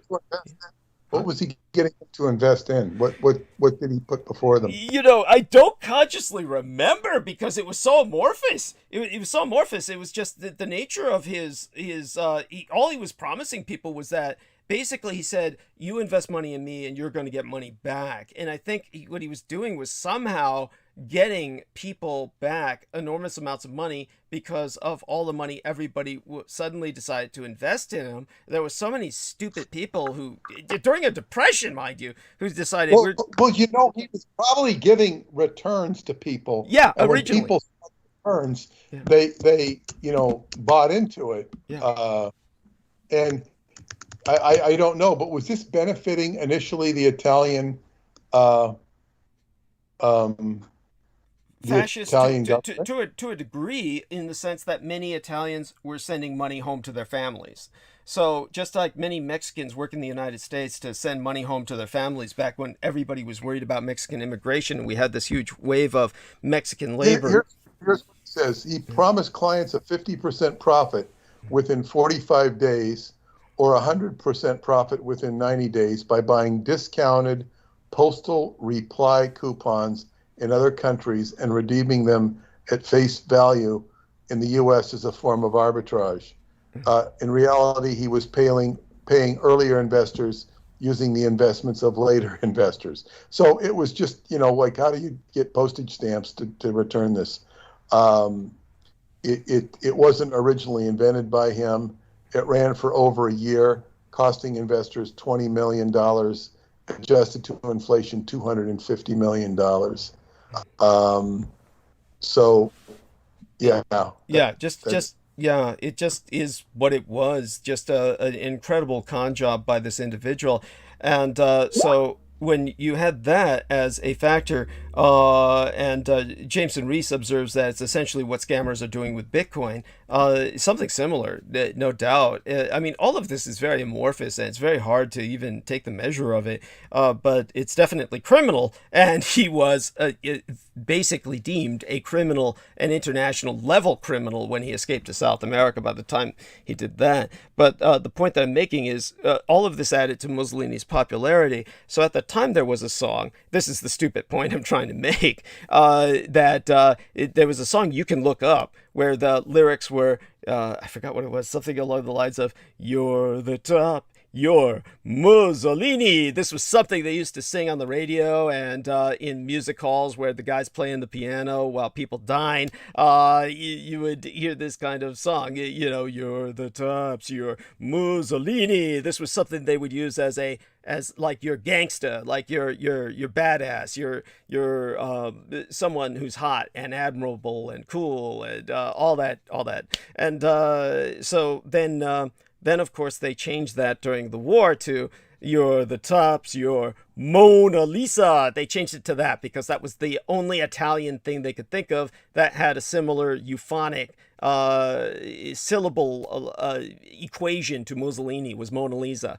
So anybody who looks up that song now, the Mona Lisa song, and they'll get it up on the their search. Originally it was Mussolini. This is kind of the fickleness of the stupidity of the Western world. That's what I think of when I think of movies like what was being brought up by Peter Moon with Frank Sinatra and Sophia Loren. Let's get two, people together and they're, nominally Italian. And she was Italian. She was from Italy. Yeah. She was an Italian movie star. Oh, I know. She was. I'm being facetious about, Frankie Sinatra, but, old Blue Eyes, but you get my point. And she was the real thing. And in other words, she retained all cultural reality. And she was considered, for those of you who don't remember Sophia Loren, she was considered one of the most beautiful women in the world. My mother, of course, was often compared to her in Asia, where my mother was often mistaken for European. By the way, a little thing to share here with everybody and Peter Moon for just entertainment's value before we go on a bit. And this is, of course, a wonderful little comment was entered by a wonderful woman who's friended me on Facebook named Kathleen Renee True Love Presser. And she says, Douglas, I really like the cover pics you choose for your shows and for your Facebook page. The folks in the pics almost seem too perfect to be real. Very artistic and beautiful. Reminds me of the avatars and characters my daughter creates digitally. That's wonderful. That's beautiful. I'd like to see some of your daughter's artwork sometime. I do want people to know that's my mother on the image that is embedded within the live stream and also on the promotional banner for tonight's program, because I really couldn't think of anything that looked more Hispanic for the, European Spaniards for the Spanish Civil War theme. She is wearing an overcoat that does date from that time, and some of the golden feathers. This was after her brain injury. She was severely brain injured by the time of both of these images being taken, and if you knew her well, you could tell that. She looks fairly diaphoretic, and at that time she's in my care, and she is wearing her pajamas. So in both cases, the promotional banner and the image embedded in thumbnail of tonight's live stream, that's her pajamas that she's wearing, and she's under my care at that time. So it's there we have that. Very poignant and very nice of this woman to say what she did, and that of course is the vampire aspect. These are people who look too perfect to be real, and even in that level of imposition by the catastrophic brain injury. Of course, she's recovered enough from it where she's semi-functional, but very definitely under my care at the time. And so I want to thank everyone for that. And with that, we'll return to Peter and Salman and Jameson. Hopefully they can hold a bit of a round table. Before Peter leaves, I'll impress upon him the importance of reviewing tonight's program, where I think I'm going to go with the arc of narrative tonight because of what the commencement date of the Spanish Civil War makes me think of.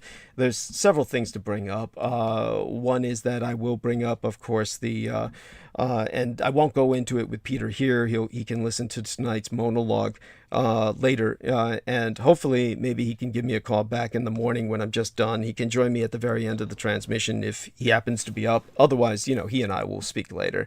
But I did emphasize to everyone, even before Peter came on, that basically from all of the listeners who are listening now, with the emergency that I'm dealing with, the transportation to and from the dentist for a bunch of stupid COVID tests that were ultimately not only unnecessary, but offensive, because the last COVID test I took, in order for them to treat me 48 hours thereafter, was compromised by themselves, and therefore they couldn't treat me when I arrived. And now they have my tooth hostage, and this is at a stalemate while I report to the Better Business Bureau and the Dental Board of California and everyone else, and we'll see what happens next month. I don't foresee any action being taken on this until next month. Even if they approach me to do so, I'll tell them they'll have to wait till next month, unless, of course, the temporary falls out, and it's pretty well fixed. They did very good with the cement under the supervision of a Taiwanese dentist who was there, who I've worked with in the past, just to make sure that this temporary will stay for as long as possible. So with that, conceivably, this could last for months. But so might this stalemate while I'm dealing with them. But in the meantime, with each unnecessary cab trip that I took, that was $150 that I would have used to pay my bills. My bills are now, of course, need to be paid, so I need a $100 worth of money order. Salman Sheikh provided a $50 money order, but that's integrating that into what I have now. I still need $100 more, but I need that in check or money order form so that I can ultimately pay the rent, which I never do by credit. My landlady will not accept credit, because this way we can provide receipts that are much easier, that are physical. We deal with physical receipts, so I have to pay her in a money order myself, and in order to buy that, I need a $100 money order. So anybody can send a money order, and if I get any gravy from that, any leftover money, that'll be towards bare necessities, like literally beer and refreshments to carry me through to the end of the month. As for PayPal, I will need $120 from my listeners. Very important. I got $50, half $100 in PayPal from Penny Bradley, half $100 from Salman Sheikh in check form, half $100 from Penny Bradley in PayPal. So I need $120 more in PayPal, and that will go towards the Comcast bill, and that's what keeps us transmitting. So obviously we're doing something right because of the sheer assault of the number of downvotes that we got immediately before we even got into any topics tonight. So we're obviously doing the right thing. So everybody bear that in mind and do what you can to help. And Sarah Thomas says, fantastic show with Penny yesterday. God bless her. Veronica Barrera says, hola Douglas, hola a todos.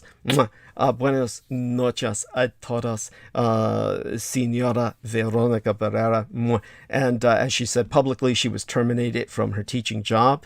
And that brings us back to some of what I intend to talk about tonight. So one thing that I'll bring up about my father that I never brought up before was a murder he committed. And so this is what the Spanish Civil War reminds me of. It was a big part of his childhood. I'll explain why it was a big part of every American's childhood who was alive at that time, and just even going to see movies in theaters. And believe it or not, this was before Peter Moon's time. He wasn't even alive at that time, even though he's managed to catch aspects of history that before most of us were born. He was not alive at that time, but my father was. And so one of the things that I was reminded of by a recent gathering of the Spanish fascists was a beautiful young girl who I will bring up just transitionally in line of tonight's narrative. I'm not going to give much away about her publicly because obviously she's under endless death threats, etc. But she was among the Spanish fascists, and wearing her blue vest, her blue shirt, which by the way, the Spanish fascists were blue shirts, whereas the Italian fascists were black shirts, the German fascists were brown shirts, and the American fascists were silver shirts. For those of you who don't remember that. And but this young lady reminded me of so much that I'll be talking about later. And she was celebrating, of course, with many of the fascists. And remember, the fascists not only won in Spain, but they retained their victory throughout the Cold War. And Americans would think that that was basically some kind of Cold War expediency. Bullshit. It was because the Spanish held the Americans at bay with the ability to literally destroy America. And that was, of course, the Canary Islands, which I'll explain a little bit into. And that's where, of course, the fascist dictator originally was stationed in exile, was on the Canary Islands. And that was, of course, Francisco Franco. And yeah, go on. What period was he isolated there? Oh, God, it was 1933, 36, 37. You know, he returned in 36, 37 when the war started, maybe around 36. It was 36 when he returned to Spain, like Caesar crossing the Rubicon, only he was successful. And, you know, as was Caesar. But, you know, when we say in contrast, it would be MacArthur who crossed his Pacific Rubicon, who was not successful. But people who were Julius Caesar and Francisco Franco. And what Francisco Franco brought back to help conquer Spain, or reconquista, to reconquer Spain, was the African army, many of them black. And that's so what people don't remember is that one thing that the fascists represented was a very close relation with Africa and the African colonies there. Indeed, that's where the generals conspired to retake European Spain, was in North Africa, whereas Franco was in the Canary Islands. But in terms of the young lady that I was mentioning, the blue shirts were, of course, they were militarized, and they joined in the fight against communism with Adolf Hitler, with the Spanish Blue Division. And so all of the Spanish fascists were getting together recently to celebrate a massive battle in which the Spanish Blue Division essentially fought to the death. And that was the death of the Spanish Blue Division as a unit, but the survivors remained in Russia to fight until the very end, all the way to Berlin. So when many of the Spanish volunteers who fought alongside the Nazis in World War II, many of their sons and grandchildren, along with a few of the older real World War II veterans in wheelchairs, were brought together in February of this year, and they were celebrating that major battle. And so the one young lady who I know peripherally, who was among them, I'll bring up her name later, she stood out and reminded me of some of the reasons why this history is so important. But besides that, it also brings up the response of the Jews in Spain. And by the way, the Jews were pretty much eliminated in Spain during the time of Christopher Columbus by the King and Queen of Spain, and there were very few Jews in Spain by the time of the Francisco Franco. So you're talking about a place that was functionally Judenrein, as the Nazis would put it, or free of Jews, Jewish free. And yet there was this incredible statement by whatever Jews there are in Spain, whoever relocated there at this point, probably because it's a much more liberal government now, that saying that they would make certain that what this young lady said would be paid for, and that they would make certain that all of these people were prosecuted to the fullest extent of the law. This is one reason why many Germans feel that they're under occupation by a Jewish occupation government, is this kind of power. And this is what brings us to free speech issues that I'll get to. And of course, that's what will remind me so much of the one legal murder, or rather, the one killing my father did in his life that would be legally considered murder. And that was, it brings to mind, of course, the fact that Julius Streicher was hanged at the Nuremberg trials. When the Jews say they're going to make all of these people pay simply for what they're saying, it reminds me of the fact that Julius Streicher, one of the points we bring up in the book, is that the only people who were on the dock at Nuremberg were military men. And of course, you know, we're probably going to get some faggots who will argue with that. War fags are other people, and they'll say, oh, Albert Speer was an industrialist, or Julius Streicher was simply, as I'll bring up, a propagandist, and someone who was simply, speaking out without military power. But the reality is, all of them were considered military by the Allies. The Allies considered every German to be part of the military effort, just as the Allies considered every Japanese to be part of the military effort, and then opened game, therefore, for mass bombing. So they considered all of the Germans as well. So there's no way any person can argue otherwise. This is how the Allies viewed it.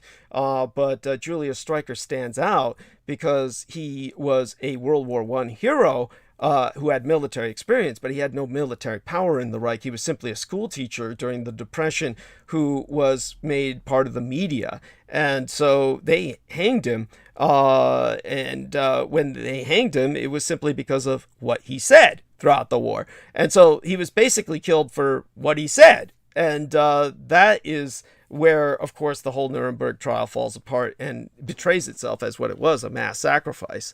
Of course, many people misinterpret it, and they'll say it's a ritual Jewish sacrifice because it happened on Purim. Basically, it was a satanic sacrifice by the Americans, and that was specifically to give birth to the Antichrist, but because they didn't have the proper number of people, who was born instead, delivered into this world, was Michael Aquino as the Antichrist Arbinger, as he interpreted himself.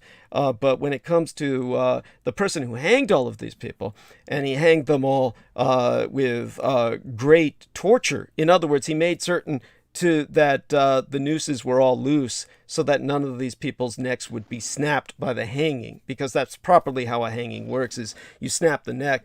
Rather, all of these people strangled slowly, and it was eyewitnessed by many people that he actually held the people up by their feet so that they would not die immediately, and so that their hanging would take hours. And so the sadistic madman who was put in charge of the killing of these people. By the way, I'm having someone ask for the name of that young lady now, and it's no secret. It's Isabel Medina Peralta, just so that people know. It's well known that she's a neo-Nazi fascist in Spain, and it's something that people can look up themselves. But as for the Federation of Jewish Communities is Spain, all 12 of them, by that I mean not 12 communities, but probably 12 people who swore that this would be pursued. Julius Streicher, of course, suffered for that kind of retribution, and what is basically because they said he encouraged genocide, even though he never killed a soul during World War II, and he wound up paying the price for it. One of the last words he said was that to the man who hung him, John C. Woods, he told him face to face, "Someday the Bolsheviks will hang you too." And John C. Woods was the sadistic madman who was put in charge of these hangings, and who, by the way, just so people understand this, my father knew him personally because John C. Woods was in the Navy, and my father was one of the people who put him on report, and for that reason John C. Woods was dishonorably discharged. Now, during World War II, and they needed everybody, his dishonorable discharge was discarded, and he was brought into the Army. Now, he was known as psychotic, and the psychiatrist who reviewed him said he was utterly insane, but he felt he was no danger to his fellow Americans, and he said, it would be expedient to turn him loose against the enemy. Of course, he was a coward and never served a day in combat, but they put him in charge of the hangings. So John C. Woods later on was on Eniwetok as part of the Army, and my father and several of the German scientists who were brought in to work with the bombing, and my father was a simple sailor, but he was stationed, of course, with so many other sailors on these various atomic testings in the Pacific. That was where my father killed him. And John C. Woods suffered death by electrocution at the age of 39. And my father kept that as a secret the rest of his life. So in terms of that, I'll go into a bit of that later tonight in Arc of Narrative. I've got to get my head out of my ass first and get oxygenated and caffeinated. So maybe this can be put into the book when the one we're writing next, or the one after that. Peter Moon can Who review. was executed? You mean by electrocution? And you said in 1930. Well, he was at the age of 39. This was 1953 when. Talk about your John C. Woods. You're referring to John C. Woods. Yes, yeah, John C. Woods. That's correct. Okay, and what was he executed for? He wasn't executed in any formal sense. It was Oh, just this is the one your father killed. yes, in 1950. That's right. And did you say how he did it? Yeah, electrocution. Basically set him up so that the motherfucker fell into the water while he was holding the electrical wire. And that was easy enough to do on an island. And it was helped. My father was helped, of course, by many of the German scientists who were on the island, who were brought over by the Americans. My father pretty much got in good with them because he was German, descent. Dietrich spoke enough German and talked with them, and they all agreed to set the fucker up. And John C. Woods was on the island of Eniwetok to help prepare and basically deal with the aftermath of the atomic testing there. And he was just an engineer at that time. And so John C. Woods was, of course, the man responsible for the hangings of 10 men at Nuremberg. But just so people realize what a madman this guy was, he was officially, after that, placed in charge of all hangings for the U.S. Army. And throughout his career, took care of a number of hangings that involved U.S. military quote-unquote justice. And all of this resulted in very slow, tormented deaths that he was responsible for. He was literally a serial killer who was given carte blanche with state support to ultimately just murder people for the U.S. government. And so he was simply a monster that my father felt had to be stopped. My father was responsible for his original dishonorable discharge that he got from the U.S. Navy. And then he wound up in the Army. So is that coherent? You understand the, I'll go. Yeah, this is a good point, because when one crosses the line into certain elements of death, it can be very nasty. It's just like somebody going into prison. It's the rules are different than you've ever seen or known before. When you walk into and then of course the death row is different than the prison. Yeah.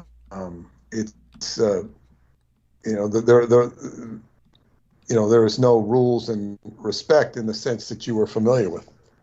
Thank you. Yeah. It's raw karma and raw survival. It's like that movie Gladiator, sort of.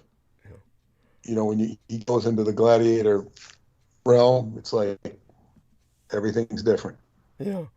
Yeah. So just so people understand, John C. Woods was responsible not just for the hanging of 10 convicted top-level Nazis, but there were 20 other people that he hanged throughout his short career when he was the U.S. Army's official hangman. And he had been born in 1911, whereas my father was born in 1919. Yet he was 39 years old when he died in 1950, when my father murdered him with the help of many German scientists who were on the island to help set the fucker up, where he was repairing basically an engineer's lighting assembly, and fell into the water, and that's when he said, "Help me!" And he was tossed in open electrical wire rather than a conventional rope, which, a drowning man will grab at the bladed edge of a sword. That's what he grabbed. And he went out with quite the bang, sparking the local seawater. And that was something that my father told me never to discuss. But I feel now at this point in history, it's time to open up about that. And so these memories are all brought forth with the with the Spanish Civil War, which was so much a part of every American's life at that time, because every American who went into the theater, to whether it was children being brought by their family to watch cartoons, or whether it was the adults there to watch whatever was showing, the one thing that everyone was exposed to at all age levels was newsreels. And the newsreels were every day talking about the Spanish Civil War. This is what prompted so many Americans to actually participate in the war as combatants, because they signed up for the Abraham Lincoln brigades, or it prompted other Americans to help the fascists as much as they could. So I'll go a little bit into how, of course, the fascists were helped by American industrialists, the same men who tried to take down Roosevelt and were looked on as the villains. Yet, of course, not even Franklin Delano Roosevelt dared to say that they were treasonous, because if he ever brought any of them up for trial, they would have exposed his treason. So his collaboration with the communists. So that's one of the things I'll bring up. During the Spanish Civil War, Roosevelt sent people from the State Department to help the Abraham Lincoln Brigade, quote unquote, unofficially, where they did things such as provide illegal smuggled weapons and combat field manuals from the U.S. Army to help out the American volunteers with the communists, to show that, well, you know, politically we're with you, but economically all of our industrialists are against you. So this is the madness where America was at the time, and I'll explain to people why that's so relevant today, because we are again divided as we were during the Spanish Civil War, and could very well enter civil war here. It was around that time, of course, that people were talking about secession from the United States. And I don't know if Peter Moon has ever run across this, but there was the move towards, quote unquote, a state called Jefferson, in which southern Oregon and northern California were trying to unite together in a state called Jefferson and ultimately secede from the United States. And the only thing that brought that to an end was the Japanese attack on Pearl Harbor and Americans mobilizing for World War II. So we're talking about literally at this period in history up to Pearl Harbor, there were Americans who were considering secession from the United States itself and open about it. I hadn't heard that, no. Yeah. Yeah, you can look that up, by the way. Anybody can look that up, just so that they know. And so aside from all of that, let's turn back to Peter and the potential for a roundtable, and see how things are going with everybody else and their ability to buy me some time to get my shit together, oxygenate and caffeinate, because, you know, I fear I might fall asleep really with the Let me ask you. You know. Let me ask you one question, because, you know, it when you talk about, and we talk where your father was, yeah, and I can't reconcile this with the historical records that I have access to. I don't know. It doesn't mean anything. But you mentioned that L. Ron Hubbard was there. You saw that. Did your father have any knowledge of Hubbard being there? He never had any knowledge of Hubbard specifically being there, though that knowledge that I have was strictly through the documents that I destroyed. And so my father had no idea, to tell you the truth, he had no idea that Hubbard was an area. Just so people understand what Peter Moon is speaking about, the records that I dealt with confirmed that L. Ron Hubbard was essentially in the Navy, active duty, and we're talking about 1950 and all years either before or after in which the atomic tests were going on at Bikini Atoll and Eniwetok in particular. Those were the two big ones. And when we take a look at Castle Bravo, Operation Castle Bravo was one of those islands, Bikini Atoll, I believe. And that was the test where everything went wrong, and they had totally miscalculated and basically wound up producing a far larger explosion than they had intended, a far larger release of energy. And therefore, the sailors who were simply there to observe the bomb found themselves literally within the bomb. There's no other way to express it, within the damage perimeter of the bomb. and they thought the world had ended. I'm not exaggerating. Those men who were there, the sky disappeared, the world was black, you could not see each other. They thought the world had ended. They thought they were all dead and on the other side. No exaggeration. In terms of that impact, and of course, as for the natives, the damage was just indescribable. But such being said, the major point of contention between L. Ron Hubbard and the conventional world was the fact that L. Ron Hubbard was there, and then when he basically realized that he had contracted brain cancer, a tumor from being on site where he was supposed to, as a psychological warfare expert or an expert in psychology for the U.S. Navy, he was supposed to monitor the impact of these bombs, the psychological impact, the intimidation factor, the psychological impact on the men, so that it could be ascertained whether or not there would be any combat viability maintained by units exposed to atomic detonation, so that in the field of battle, whether on the seas, afloat on the seas where nuclear weapons were being detonated, or on the land where nukes were being detonated, it could be ascertained whether units could continue fighting, maintain coherency, or whether psychological shock value would simply throw them out of the game. So he was there to help create such decisions, help monitor such factors so that they could factor in ultimately towards decision making in future battle or combat situations, and as a result was exposed to intensive radiation that resulted ultimately in his manifestation of a brain tumor.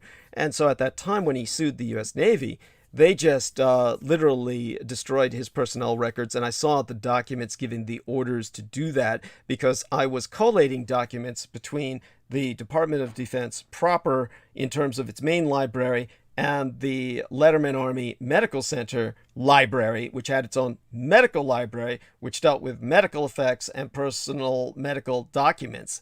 And therefore, I was supposed to decide which documents went there, which documents maintained at the library, which documents were to be destroyed was under orders, but sometimes they were supposed to go for destruction at Letterman Army Medical Center in terms of shredding, but that was like minor documents that nobody cared about, as opposed to incineration for documents they wanted to make damn sure nobody was ever exposed to. And that's how his personal documents wound up at my station, was because they wanted them incinerated. And so when it came to that, they basically had, we're claiming he wasn't in the Navy at that point. And this way they were able to, quote unquote, make him look like an idiot and therefore not have to pay anything off. But bear in mind, he was trying to pioneer something no one had ever done other than major industries. To put this into some perspective, for people, when it came to World War II, one of the things that the National Socialists did was they nationalized, on the invasion of France, they nationalized all of these American companies like General Motors facilities that had been established in France prior to the fall of France. And when the National Socialists under the Vichy government nationalized those industries, then the American government bombed them during World War II because they knew where they were. Basically, General Motors said, well, we had all these facilities, and the French nationalized them under Vichy, and then the U.S. government said, fine, we'll bomb them. And during World War II, they bombed these facilities, and then when the war was over, General Motors sued the U.S. government for bombing their property, at which point they lost, but they sued. I mean, that was balls. That's General Motors. L. Ron Hubbard was doing something only General Motors had the balls to do when he tried to sue the U.S. Navy for the cancer he was suffering from. Now, the person who ultimately was able to prove he had been in the Navy during the times that he said, or certainly vouched for him, was the man who, Fletcher Prouty Jr., who was a CIA agent who was one of the advisors to John F. Kennedy. And he came out and said, look, L. Ron Hubbard was indeed at the Navy at the time that he said, and he came out to say that on behalf of Scientology when L. Ron Hubbard's reputation was being attacked by the New Yorker magazine, I believe. It was the New Yorker magazine. A reporter was claiming. Am I getting this correct? Am I remembering this the way you I don't know. Which, I mean, he had a lot of fingers pointed at him. Yeah. Might have been Time magazine. Yeah. Okay. It was a reporter. Right. Go on. No, that's all. It just, I mean, I remember Fletcher Prouty writing that, his files were sheep dipped, Yes. meaning that they were Covered in shit, sheep dip, and hidden. Yeah, covered, hidden. So, I mean, I don't know the timing. And the We Talk was over a long period of time. Yeah. It was from 48 into the 50s. Yeah. So there are avenues of possibility there. I mean, from I guess what you call the typical timeline of his. I've seen timeline where where there's empty gaps that I have not been able to fill or are not filled in the history of him. Right. And it makes a tremendous amount of sense that he was involved in the psychological. I mean, who better to deal with the psychological stuff that went on with these people or to observe it? Who would be more appropriate? But there's also ostensible reason that he could have indeed have the cancer. You say, I mean, you saw the records where he was complaining of it. He must have seen it. It's certainly that you can have a very slow cancer. Yeah. It can be a very slow. And this would also explain his obsession with radiation. He wrote a book called All About Radiation. Yes. And he concocted a supplement called diazonine after Dianetics, diazonine. I think it involved niacin quite a bit. And he said niacin will run out radiation. So anybody who did his purification rundown, which was done many years after his original All About Radiation book, was they would take niacin to flush out residual radiation that you might have inside of you, and you get these niacin makes your body flush. I don't know why it does that, but it does. It doesn't mean it's radiation. It doesn't mean it's not. It just, so we all had incremental supplements of radiation if we did the program. You would increase the vitamin intake every week. You'd be taking so many, and it got up to a pretty high dosage, and then you'd wean down as you did this sweat program. You go out and get exercise. The whole idea was to sweat heavily, an hour a day. I think it was an hour a day. And wow, incredible! And this explains so much, honestly. And so hopefully people understand the circumstantial evidence is there for everything I say. And again, though, I just puzzle at the amount of people attacking with the downvotes tonight. I'm wondering if that was because of my interview with Penny Bradley yesterday. Wondering if that's what's causing. No, you're being attacked. We did get it.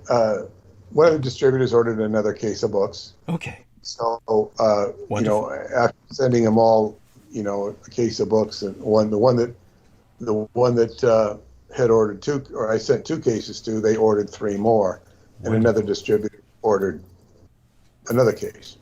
So, what to say, the book's getting off to a very good start. Being that the promotion for it hasn't even reached the book orders.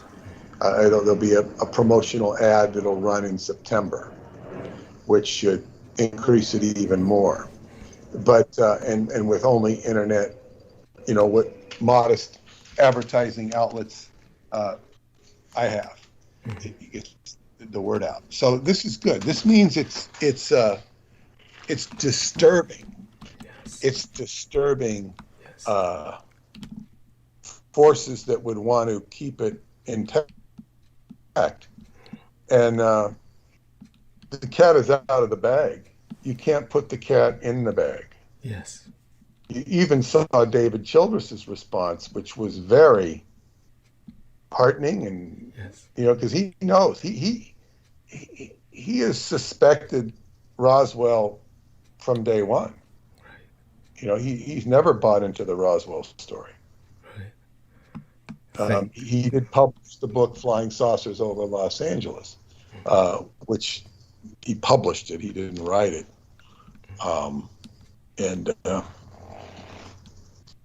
It doesn't have the full time, place, form, and event. It was based upon articles at the time. Yeah. It's not a very good book, written by Ken Thomas, who got it out of it was under the public domain, and he co-opted it from what was in the public domain, and the author, who was an old man who was still alive, sued David Childress unjustly because it was now in the public domain. And Childress's lawyer said to just settle with him because it's going to cost you more in legal fees. You'll win the case, but it'll cost you more in legal fees. So I think he gave him $8,000 or something. They settled for $8,000, but it was just get rid of this poor son of a bitch. Right. Right. And it did, because it became a headache.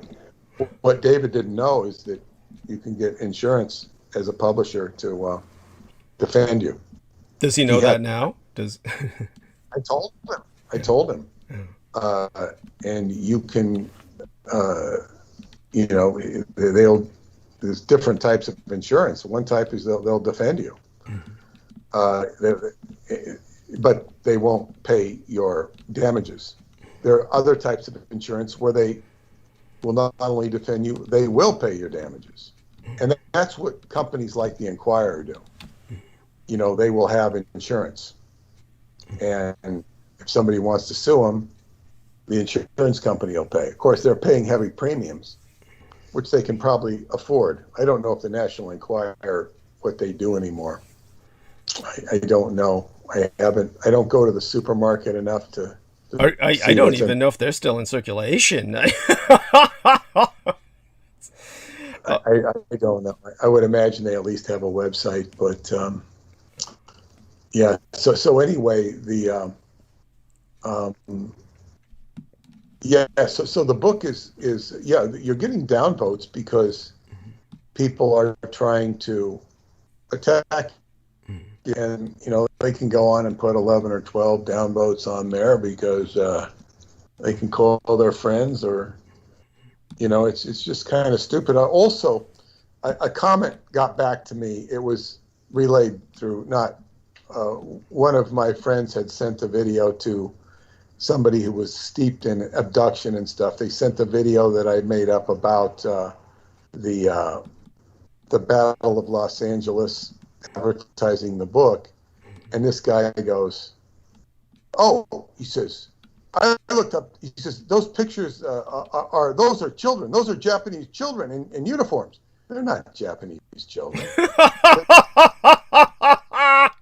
No, I refer to the Yakuza and I show these little Japanese soldiers. They're not necessarily Yakuza. How do I know? I don't have pictures of midget Yakuza. Well, even if they were, it's not going to be something that's publicly advertised. It's it's one of these things. No, I looked up Yakuza and said, "Oh, they're not midgets. They're to their regular size." It's like it was such a response.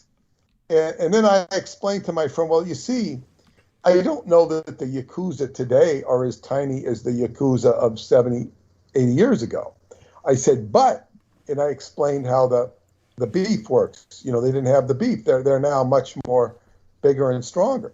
So it's like, it's like this knee-jerk scholarship where you go and say, "Oh, look up Yakuza Wikipedia." Oh, it doesn't say, it's just like it's a stupid mindset. They're just grabbing for anything. They're grabbing for anything. And so that people understand this, all Japanese, whether they were Yakuza or not, would be considered malnourished by today's standards around the time of World War II because of the lack of meat protein. And because of this denial of meat protein, however, those who were criminally affiliated would be even more malnourished. These would not be people who would have the regular diet conventional citizens would have. And they often were, of course, quite short, and the shortest among them would be selected by the Japanese for this kind of duty or service. One of the things Americans can look up, and they will be able to verify this easily, is that the mafia, of course, the Italian mafia, worked with the U.S. government during World War II. You would probably see photographs of some of them in American uniform in Sicily, and yet how would you ascertain that they're mafia? Yet we know, of course, the U.S. Army was in Sicily. We know they invaded Sicily. We know the mafia provided help. We know that they had mafioso-affiliated gangsters with them in and out of uniform in Sicily. So how would you identify who was who, since the mafia all look like civilians anyway? And so it would be the same with the Yakuza. I mean, this is incredibly just stupid anti-logic on the part of people who attack this. Well, yes. And speaking of the size of Japanese, I don't know if you're aware of it, but the hottest, most intriguing baseball player in the history of baseball since Babe Ruth is this Japanese player. That's right. Yes. Shohei Ohtani. Yes. He's a pitcher, and I think they said he hit his 34th home run today. Yeah. He pitched in the All-Star game, and he bats. But this is the thing I didn't realize about him. 6'4". Yeah. He's tall. Yes. He's tall. And he's big, and he's very nice personality. Born on the Roswell Day, July 5th, it says here. But yeah, that he's like the biggest story in baseball in both Japan and America, because he pitches and it's really funny because in Little League or even grades above that, your best player may be a pitcher who can also hit better than anybody else. But it fades as they get older and more specialized. You go into one or the other, and he does both, and he does both very well. If you could just do both and be average at it, it would be astonishing. Be an average hitter and an average pitcher, but he does both. Yeah, incredible. And while we're on the subject of baseball, I said the most intriguing thing I saw in the news was that there was this, it was last night's baseball game in New York. They had this fan, they started throwing balls at the right fielder for the Boston Red Sox, and it was in left field in New York, and one of them hit the ball player for Boston, and he went off the field and complained, and the security used the camera. They found out who threw him, and they, of course, kicked him out of the game. But he has been banned from attending Major League Baseball games for life. Jesus. Now, no, I can understand that. But what I don't understand is what a stupid suspension. Because, well, what's to stop him from going and having somebody buy a ticket for him? They give him the ticket. Ticket doesn't have your name on it. They don't ID you. Yeah. How? I mean, it's like he could go get a ticket. You don't have to buy your ticket under a name. And it's not like, I don't think the ticket outlets, which aren't even generally owned by the teams, are going to have this guy's name. It just seems like such a, it's weird. It's like, okay, he can't go to another major league game. Who's to stop him? It's just ridiculous. What a ridiculous, how do you enforce such a thing? That's pretty funny. I think it would make him want to go to other games and bring balls and hit other players, say, I'm going to go in each stadium and get somebody, I mean, I don't, it's just ludicrous. Yeah. But it's odd. But yeah, so back to the book. Yeah, well, when you have a response like that, the person is a lame brain. And he was sent the video because the person who sent the video thought, oh, it's very, you should look at this. You've been fascinated with Roswell for all these years. Look at this. They're saying, well, these are children. This is But you see an adult interrogating them. Why would an adult be interrogating children? Well, yeah. Why would they be dressed up? It doesn't even make sense. It's like, why would they be dressed up as soldiers? And yeah, it's just ridiculous. And I mean, this is the sort of resistance and just stupidity of people. And on the one hand, you're talking about giving the audience credit and putting, cramming more stuff in there. No, it's like, how do you deal with an audience like that?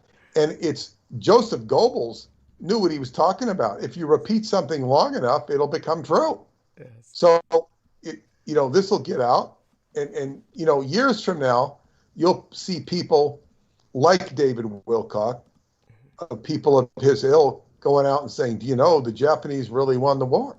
Yes, that's they true. really won the war, and the audience will be going, "Oh, really?" Yes, oh. You're right. You're right. In other words, people will be assimilating. They will assimilate what we have exposed, and they will be, basically carrying out the reality, and they'll be using it to try to credit themselves with insight. So this is what Peter Moon is talking about. Now, this has happened with Peter Moon. By the way, Salman Sheikh just finished reading not only the Roswell Deception, but also your original Montauk book. Salman, if you could tell Peter a bit about your impression of both of those books to Peter, it would be appreciated.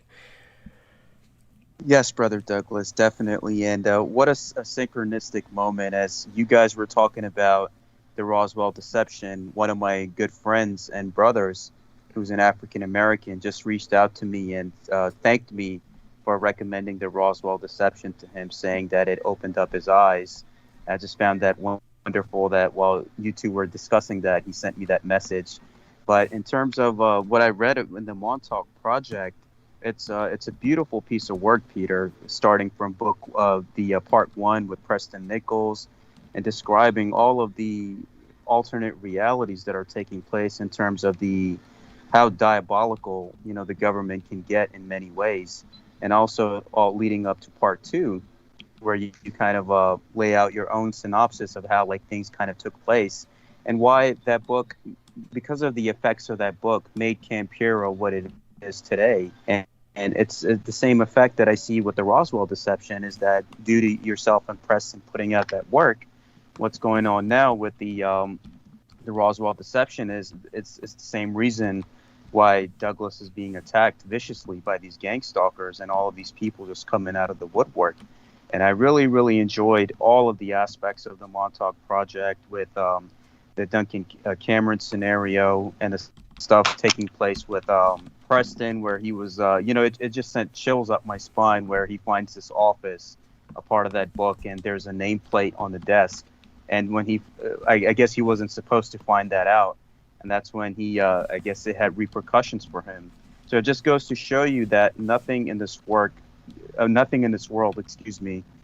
works the way that we think that it does. And it's important with this book, Peter, with the Montauk Project. Now I'm going to read the White Bat. That's next on my list. And after that, it's just going to be more reading, more studying. And it's important what you and Douglas are doing in terms of not only this book, but the book after this that's going to be out, exposing more of these occult realities that we're not being taught and we are not being given the information to. So this is a very important work, and I see the same scenario taking place with the aftermaths of the Montauk Project book and what took place after that, and all the repercussions, even the aspect of Bernadette Castro, when she was able to get things kind of cleaned up to a certain extent. So this is going to have the same effects when this book lands into the right hands. People read it, the information spreads around. It will have positive repercussions, and I'm glad for that, and I'm grateful for you and Brother Douglas for the work you are doing for humanity. And again, it's synchronistic, and I loved it that one of my good friends and brothers just texted me while you guys were discussing this. I have something else to add to that, and thank you very much, Salman, for your words and assessment. I had occasion to meet with somebody over the weekend, somebody who was very inspired by my early book when he was very young, and he has gone into ultra chronicle mode of strange things around Camp Hero. And he could do a much more detailed diatribe about certain aspects, and I intend to go out there with him.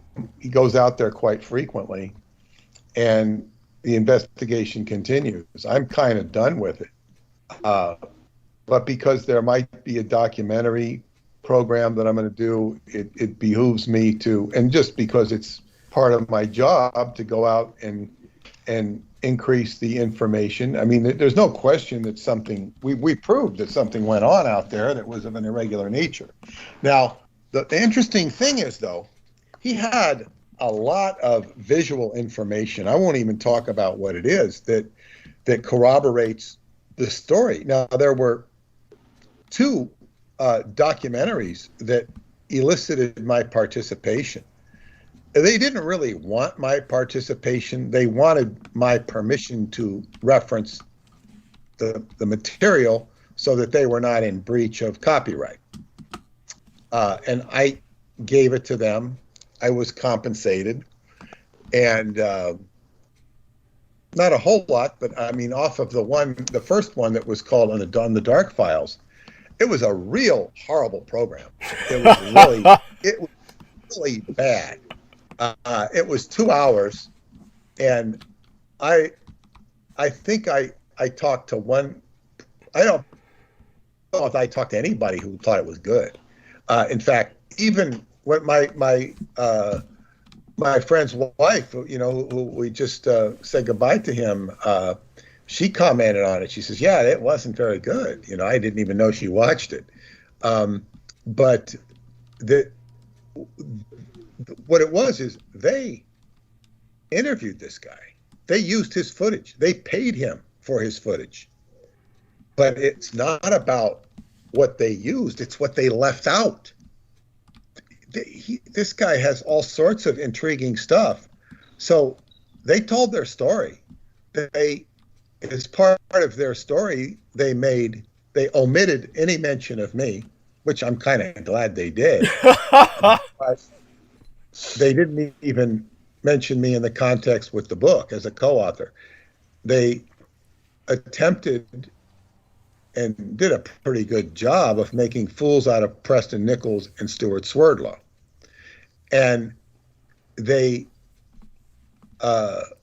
sort of just did a very bad job, congratulated themselves on doing such a good above-boards job, but it was really bad.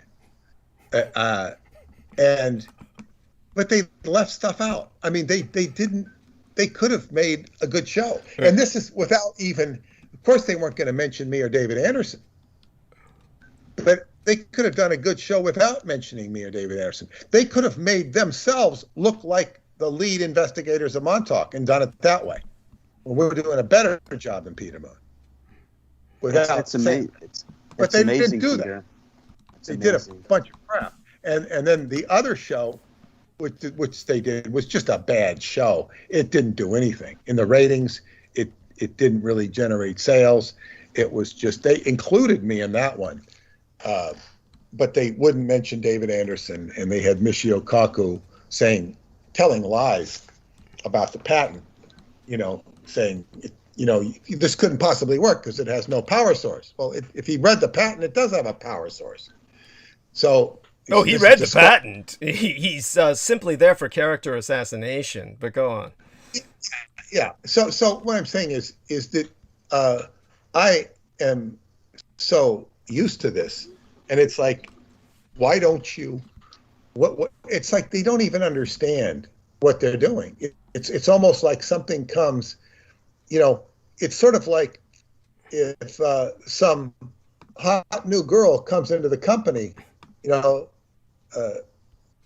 the head womanizer wants to take her out to womanize her, whatever. He saw, okay, wow, this is a hot one. I want to go out with this one and just go around and mess around with that. And what he's going to do. This is kind of what the Montauk Project. Oh, yeah, this is a hot project. Oh, it's good. We'll go out and, mediaize it or whatever we're going to do, because, media people, generally speaking, are not in it for the long haul. Okay, we'll do this. We'll spit it out. We'll spit it out. It's a product. It's more about economics. When art comes into it, it's got to be a magical situation. It's got to be, when you get a show that's in there for the long run, there's got to be chemistry between the people. There's got to be chemistry between, the show, the writers, and the audience. And then you have something, whether it's any good or not is secondary, but there has to be a chemistry. And then you can get into the art of creation. But this is not what media does. They're more interested in knocking off that which is successful. We got a show on longshoremen that's popular. Let's do a show on longshoremen so we can be like them. This is what works. It's copycat syndrome. So anyway, this bodes well for actually telling a story. I'm a little jaded and skeptical about the whole thing. I can tell a good story. I can put together a good story. And suppose we do that. And then my reaction is, so what? It's like I'm telling a story 30 years later. And to me, it's all blasé, and we can make a better case for it. Yeah, there is some room for interest and some room for that. But it's like you're getting humanity to catch up to this thing. And most of the human beings that will be catching up to it are new. They're new generation. So they're getting what the old generation didn't get, because the apparatus that was communicating to the old generation wouldn't allow it. So it's almost like the story is meant for another generation, or at least the context of it. And the same that applies for Douglas's book. It's like, certainly Tom Brokaw's greatest generation, most of those people will be gone, if they're not gone already, and they're not going to really get any benefit from this book because they're gone. My generation, which is the sons of the greatest generation, we never really bought into so much of that anyway. However, there are those who did buy into it and became real Reagan patriots and believe in America. Many of these people have been attracted to the Trump bandwagon. But it's like, so they're much more able to accept the lies. But the extent of the lying that has gone on in the name of the United States government is outrageous and egregious beyond belief. And of the icons,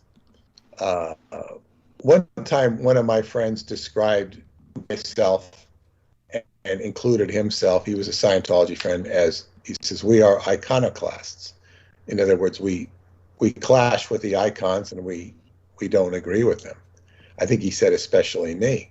And of course, people always put people on a pedestal, people who should be in a pit having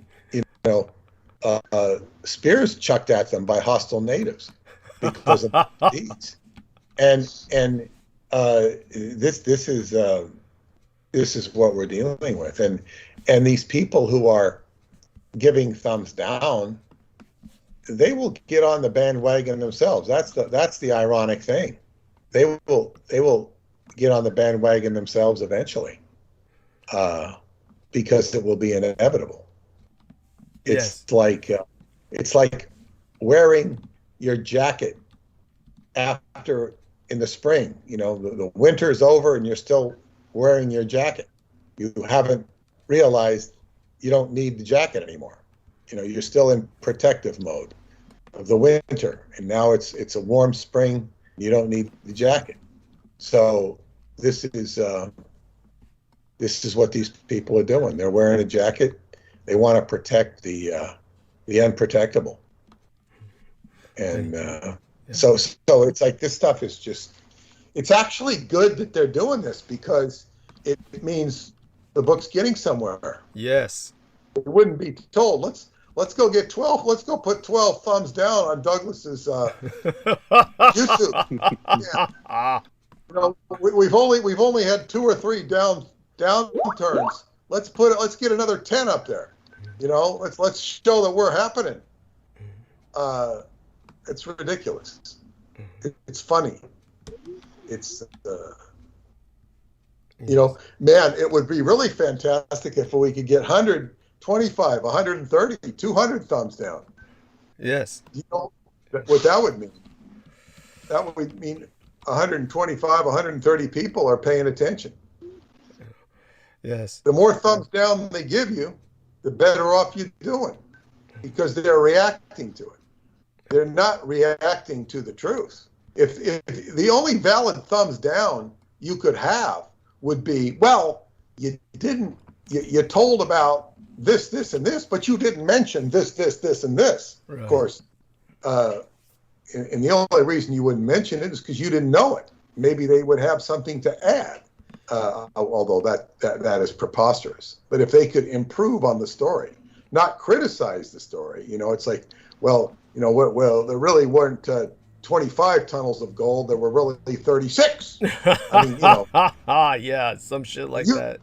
Know about those other 11 gold tunnels, but we did.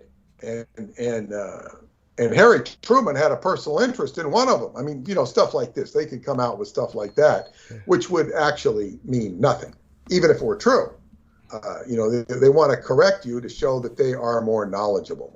And I have had a share of that, of people who say, well, this wasn't the really Philadelphia experiment. The really Philadelphia experiment happened here. And it's like people will try and discount Preston Nichols or the information. And it's like, well, what's the point of discounting things? You know, I'm investigating. I'm trying to find out more, not to insult people who offer information. And inevitably, most of the people who criticized me were not even capable of doing what I did, let alone improving on it. So be it. It's a great thing to have people paying attention to you on a subject like this when they clearly are just completely outclassed in every facet of their lives. Not only by us in this endeavor, but in other endeavors of their lives. These guys could be outclicked by people in, you know, third world countries that are hired for click farms to be clicking stuff. Those people could outclick these people. They could go get some of their buddies and get, you know, you give them a few $10 and they could probably give you 100 downturns.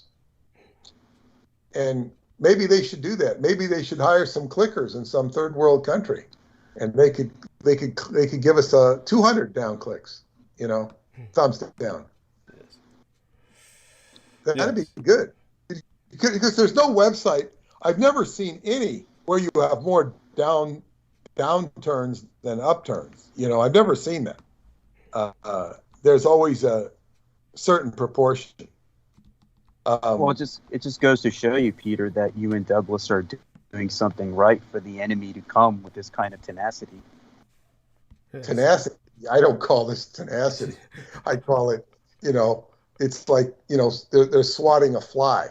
They're like somebody, they instead of just clapping at the hands with the fly, they've gotten a fly swatter. They've gone out and purchased a fly swatter, which gives you a much better chance of killing the fly. This is what they're doing. Exactly. This is tenacity fly swatter. They're not that powerful. Yes. It's rather silly. I know Scientology hired people to go on the internet and create a counterinsurgency against the naysayers, and they even paid some of their own people. It was pretty ridiculous, because I can't even believe these people could do it. I knew one of them. I can't. He actually helped me a lot. He was a very, very astute, technical person in Scientology. He never left, and he just became, I don't know, like, I just don't know what went on in this guy's head. He I don't know what the hell he thinks, but he was fighting for the regime. So yeah, it's very good to put this in perspective, and the more success you'll have, it's great.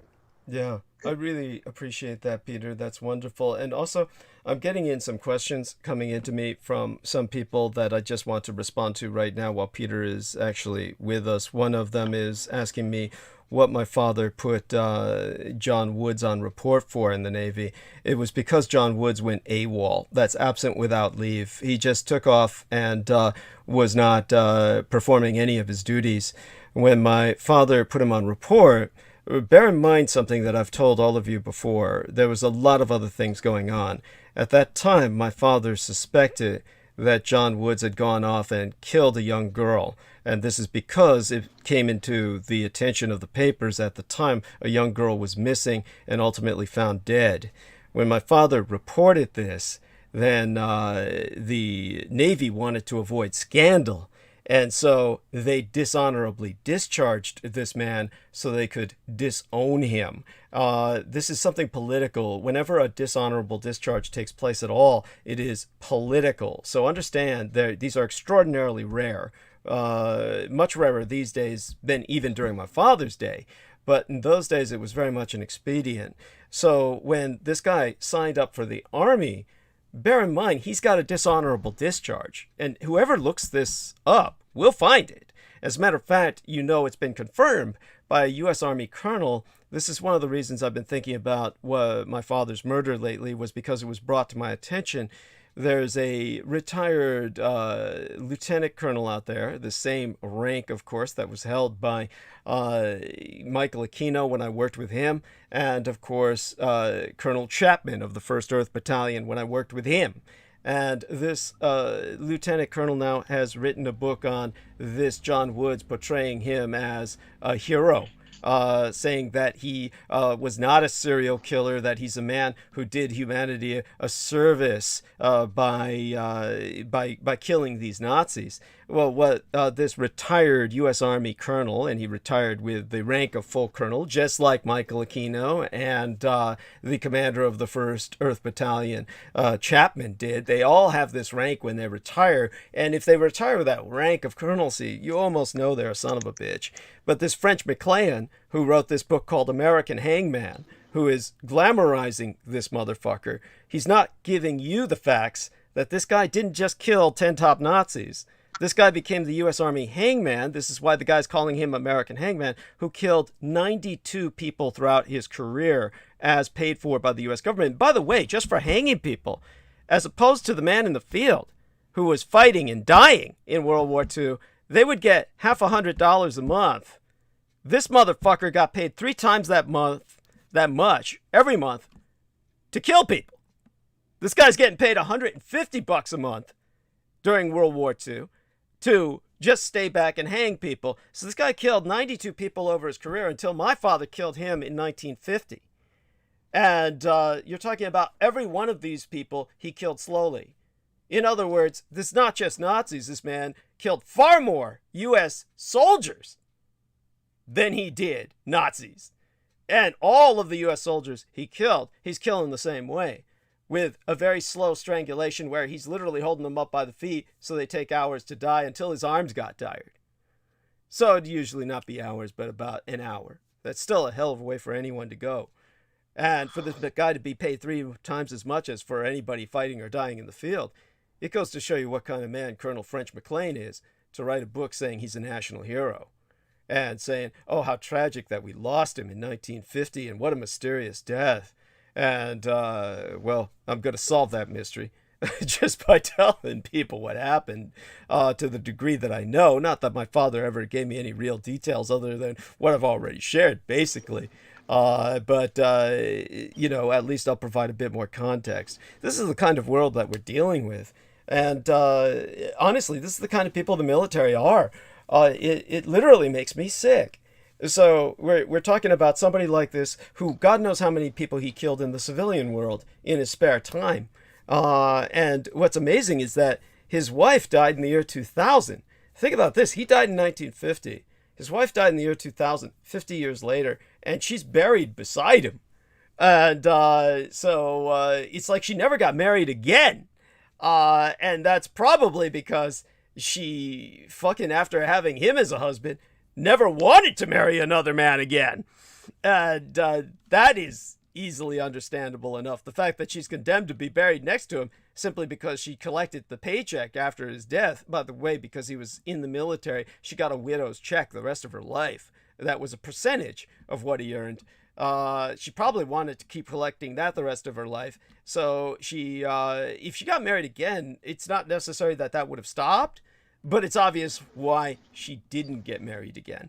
So this is the kind of madness that we're dealing with.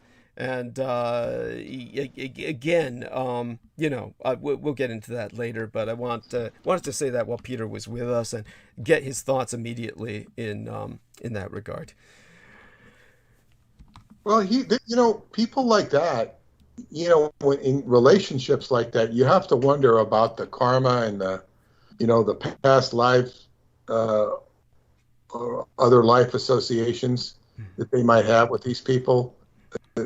People kind of come together under weird coincidences. I just found that one of these kids in Romania that I kind of took under my wing, and because he was interested in becoming an astronaut, and it opened up a whole, it kind of opened up so much with this antenna project I'm doing. Well, I was talking to him the other day, and I found out that he knows all the people I know at this cave camp. He was stunned that I knew them. He knows some of them since he was a kid, and it's just like interesting how you know, sometimes we're much closer in the same circles than we realize when we're doing things in life. So, you know, if she was tied to this guy, you know, who's to say? Some people also have very limited horizons, and their life experience is very limited. I'm talking about people who've lived long lives. We all end up in different situations. Life is full of everything. There are so many different people. It's rather amazing. Yes. Yeah. So you know, this is all positive. With regard to the Spanish Civil War, you know, everything you had to say is interesting. It's something I never really contextually thought about in reference to European history, but it seems to be very involved.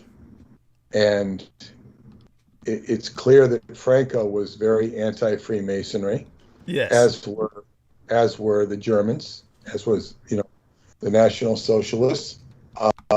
Now, where I get a little puzzled is when we get into Italy, because Freemasonry, it gets complicated because, at least from my perspective, because Freemasonry is what took down the papacy.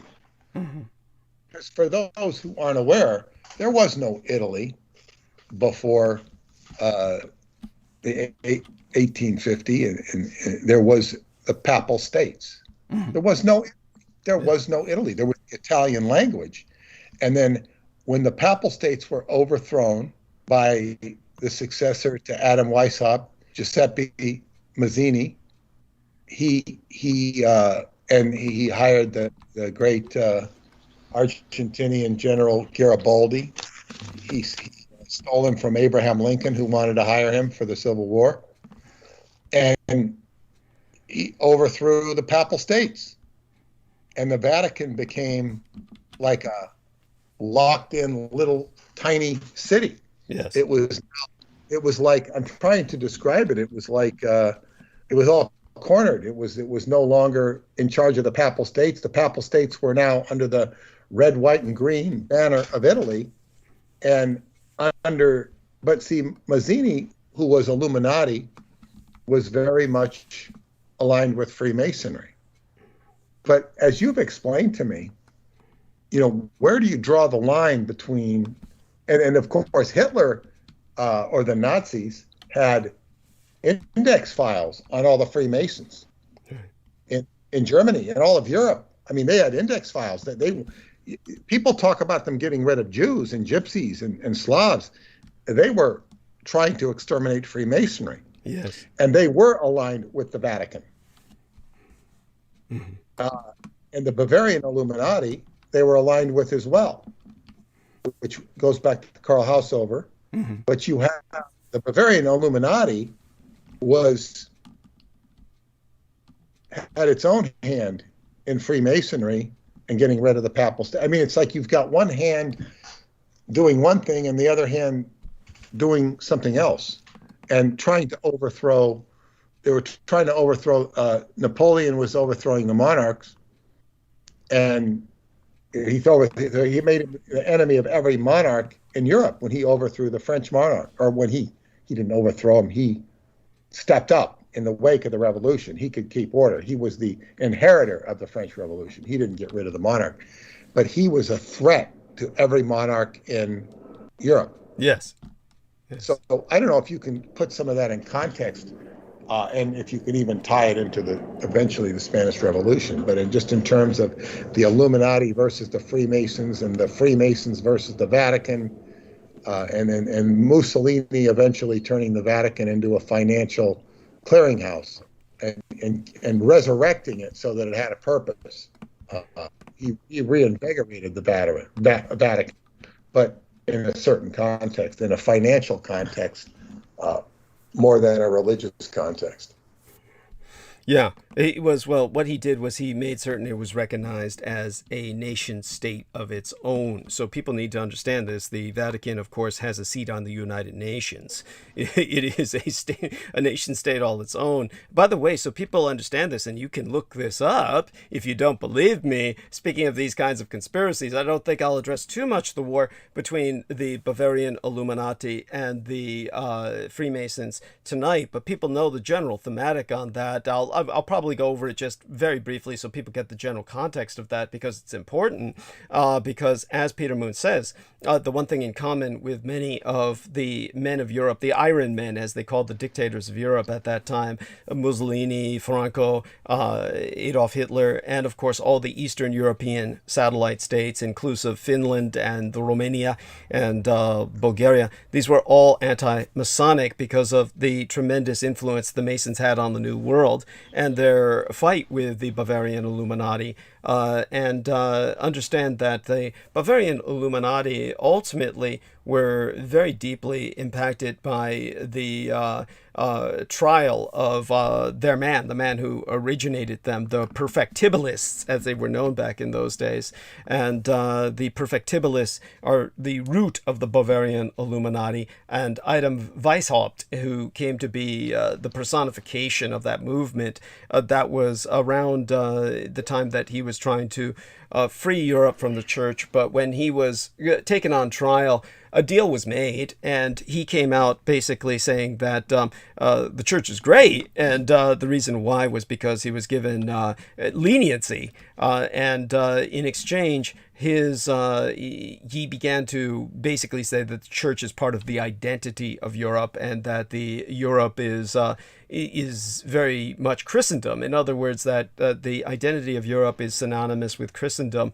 And what he did at that time was to establish a sub-organization, a underground movement that was the Schutzstaffel, the security services of Adolf Hitler. So Adolf Hitler's SS, as headed by Heinrich Himmler, this is why Adolf Hitler referred to Heinrich Himmler as My Ignatius, and why the order, the hierarchical and organizational structure of the SS was based on the Jesuits. So they were very much based on the Jesuits as a kind of paramilitary intelligence unit.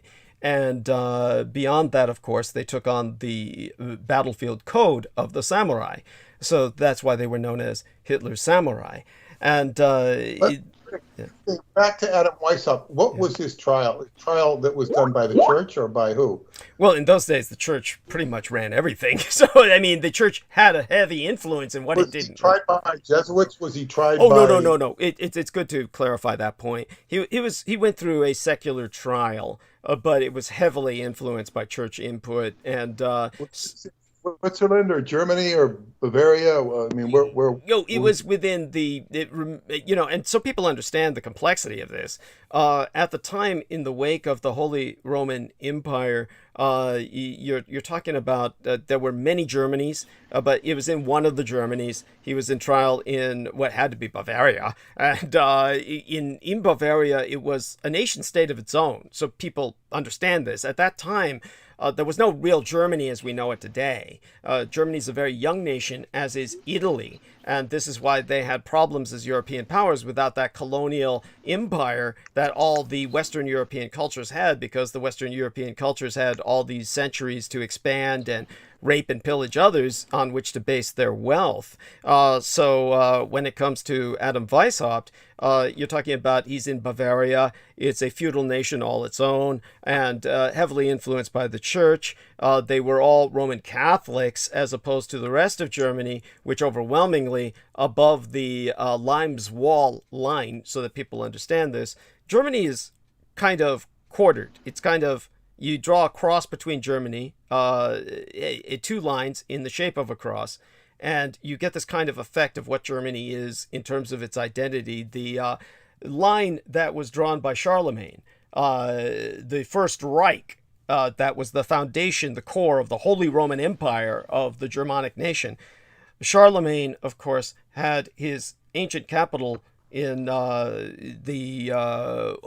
which city was that? I'm trying to remember now. It was where the Nazis killed the mayor with the Wehrwolf movement. That's the most famous assassination carried out by the Nazi guerrilla resistance to the Allies. The Wehrwolf movement, where they went behind enemy-occupied lines and killed the non-Nazi mayor of Aachen. It was the capital of Aachen. So it's Aachen, and that was the capital originally of the Holy Roman Empire, very close to Bonn, Germany, which became the capital of West Germany. The reason this is important is because that line of Charlemagne became the dividing line between Eastern and Western Germany. Eastern and Western Germany, the dividing line was the Charlemagne line. So there was always that cultural division, and then the Limes Wall through the center of Germany, everything north of Bavaria, essentially. That was the Limes Wall created by the Roman Empire, where they were defeated by the Germans, and therefore they built a wall to keep the Germans out, and that Limes Wall divides Protestant Germany from Catholic Germany. So there's these two divisions, and all the rest of Germany is strongly Protestant. The Kaiser was Protestant, and this is due to the revolution of Martin Luther. And so in terms of Martin Luther, he was very German, and the rest of the Germans followed his lead and went against the church. It was in this milieu that Adam Weishaupt said, well, let's get rid of the church entirely from German identity. But in Bavaria, he was thinking of a united Europe, a united Germany that was Protestant. Then in Bavaria, he was taken to trial and became convinced, pretty much by force, that, okay, you'll get released, but say the church is cool. And that's when he came out and said, well, regardless of Protestant or Catholic, we're all Christian. And Europe is Christendom. Europe is the faith. And so for that, he created a pan-European identity, and that's what the SS represented. The SS represented the bridge between Protestant Northern Europe and Catholic Southern Europe, and bridged East and West. This is why the SS was a multinational army. So the SS was the world's first multinational army outside of the French Foreign Legion or the Spanish Foreign Legion, but much more advanced than them, because the French Foreign Legion and the Spanish Foreign Legion were much smaller, and big wars like World War II, World War I, they're really bad for those kinds of legions. So that people understand this, what happens is that big wars are wars of ideology. So during World War II in particular, the French Foreign Legion was bifurcated. If you look up the history of the French Foreign Legion, it fought itself. And this is because certain units said the Vichy government is the legal government, we fight with Vichy, and other French Foreign Legion units went into exile with the exile government of Charles de Gaulle. And so the French Foreign Legion went to war with itself. The SS was created to solve those problems. This was a multinational unit or organization created for world war, for war at the level of modern mechanized combat. So everybody united under its banner. And so this is why it had Muslim units, Asian units, black units. This is why the SS had an ability to retain its unity in the midst of a global ideological conflict, as opposed to the French Foreign Legion. And the irony is that many of the French Foreign Legion had completely segregated units, all black African units, all Asian units. Those are the units that fought for the Reich. All the whites fought with the resistance. In general, that's how it went down. Which is why you never hear of the French Foreign Legion units fighting in World War II on the side of the Axis. You don't hear about them. And after World War II, they were purged. And so all you had was these all whites. And then ironically, who did they fill the ranks with after World War II? Germans. So they brought in all these Germans. And it became heavily Nazified throughout the Vietnam conflict when it was fighting in Indochina. And then, after that, it just, became what it is today. I don't know if they retain the racially segregated units anymore, but it sure looks like they fucking do, because, it's very seldom you see the Asians and the whites on parade together or in formation together with the French Foreign Legion. So I think informally they still have the segregated units.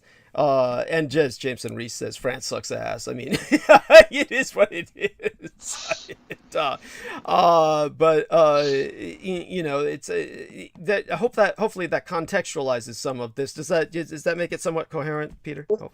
There are a lot of gaps. I mean, the SS is much later than Adam Weishaupt. But it's a continuity, so people understand this. It was simply that the SS traces its origins to Adam Weishaupt and the Bavarian Illuminati. This is something they never bring up in American or Western history, and it's something that is occulted. It is hidden, but believe me, it is the case. Well, I would say this: that Karl Haushofer, I believe, is identified, if not self-identified, as a member of the Bavarian Illuminati. Yeah. Yes. And so there you have the connection with Japan. Well, that is an added extra. Yes. Yeah. But yeah. His wife was Japanese, and his son was half Japanese, and his son survived the war while Karl Haushofer committed suicide in Japanese ritual manner by seppuku, by belly. Whose son was half Japanese? Karl Haushofer's son was half Japanese. Well, his wife wasn't Japanese. He married a Japanese woman later. Karl Haushofer, the geopolitician. Yes, you may be thinking of a different wife. Maybe he was married more than once. Or maybe he had a second wife. But I do know he had a Japanese wife. I know when he died, one of the things before he died, before he committed suicide, he was said to have wanted people to know that he was faithful to his wife. I mean, maybe she was Japanese. I don't know. Well, my mother met her, so she was very Japanese. No, I'm saying it must. I just don't remember the identification of his wife. You'd be surprised how all this gets hidden. The last thing the West ever wanted their public to know, was how multiracial and multi-ethnic the Nazis were. and how multiracial and progressive the Reich was. In terms of the... Yeah. This is what it says. Haushofer's wife and children were categorized as Mischlinge,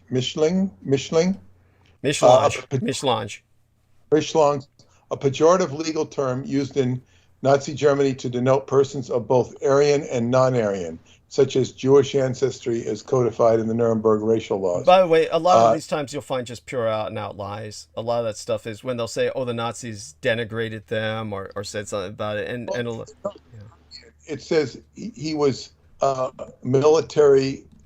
Okay, now this is what I'm looking for a wife, for the mentioned wife. He was a military attaché in Tokyo to study the Imperial Japanese Army as a military advisor and instructor. He traveled with his wife via India and Southeast Asia and arrived in February. He was received by Emperor Meiji. Meiji, yes, that was the emperor at the time my mother was born. And became acquainted with many important people in politics and the armed forces. In autumn 1909, he traveled with his wife for a month to Korea and Manchuria on the occasion of a railway construction. Now, okay, here it says, after the establishment of the German Nazi government, Haushofer remained friendly with Hess, who protected Haushofer's wife from the racial laws of the Nazis, which deemed her a half-Jew. Now, there's room for interpretation there of half-Jew because they've already identified the Mischlinge, or however you say it, as a non-Aryan. So it's like, I always got the impression that she had Jewish blood, and that I am not so sure it is Jewish, unless the context of Japanese being Jewish. If she was Jewish, it would be in the sense that the Japanese have a subculture of people who are practicing Jews that has been there for 2,000 fucking years. That's what I mean. But the thing is, Haushofer's wife is just not mentioned on Wikipedia. She's very avoided. Of course. And it makes sense he might have had a Japanese wife because this is very interesting. Very interesting. But just like Jameson Reese says, dude, it's Wikipedia. It's what that. Well, that's I know, but in other words, now here it has a picture of, this is on Getty Images, his wife Martha and their sons Albrecht and Heinz Conrad. She's definitely, this woman is definitely not Japanese. Definitely not Japanese. He may have had a second wife who was in Japan, because the Japanese would have no problem with him marrying one as a dignitary who was there, but my mother met her. I always thought it was weird why he would want everybody to know before he died that he was faithful to his wife. Like, what the hell? Who cares whether he was faithful to his wife? That's what would explain that. Yeah, it's like, it might be like, is he overcompensating? I really don't know. But he definitely killed himself at the end of the war in the Japanese ritual manner, the seppuku, which is, of course, the Americans call it harikiri, or belly slicing, which is a vulgar term the Japanese would never use.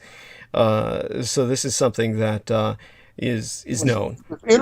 By this Jesuit guy from the Americans, a Jesuit named Walsh, interviewed him. I think that's the person he said told him he was faithful to his wife.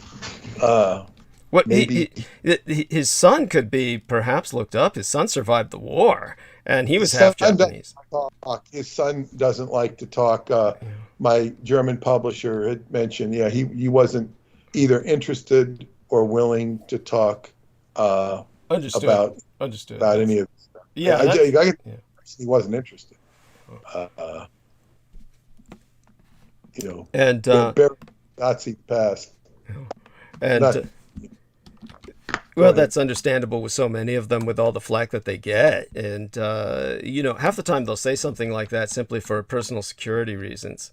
And you don't forget, of course, the Americans assassinated people who were involved with the Nazi movement after the war, like, oh God, Joachim Peiper.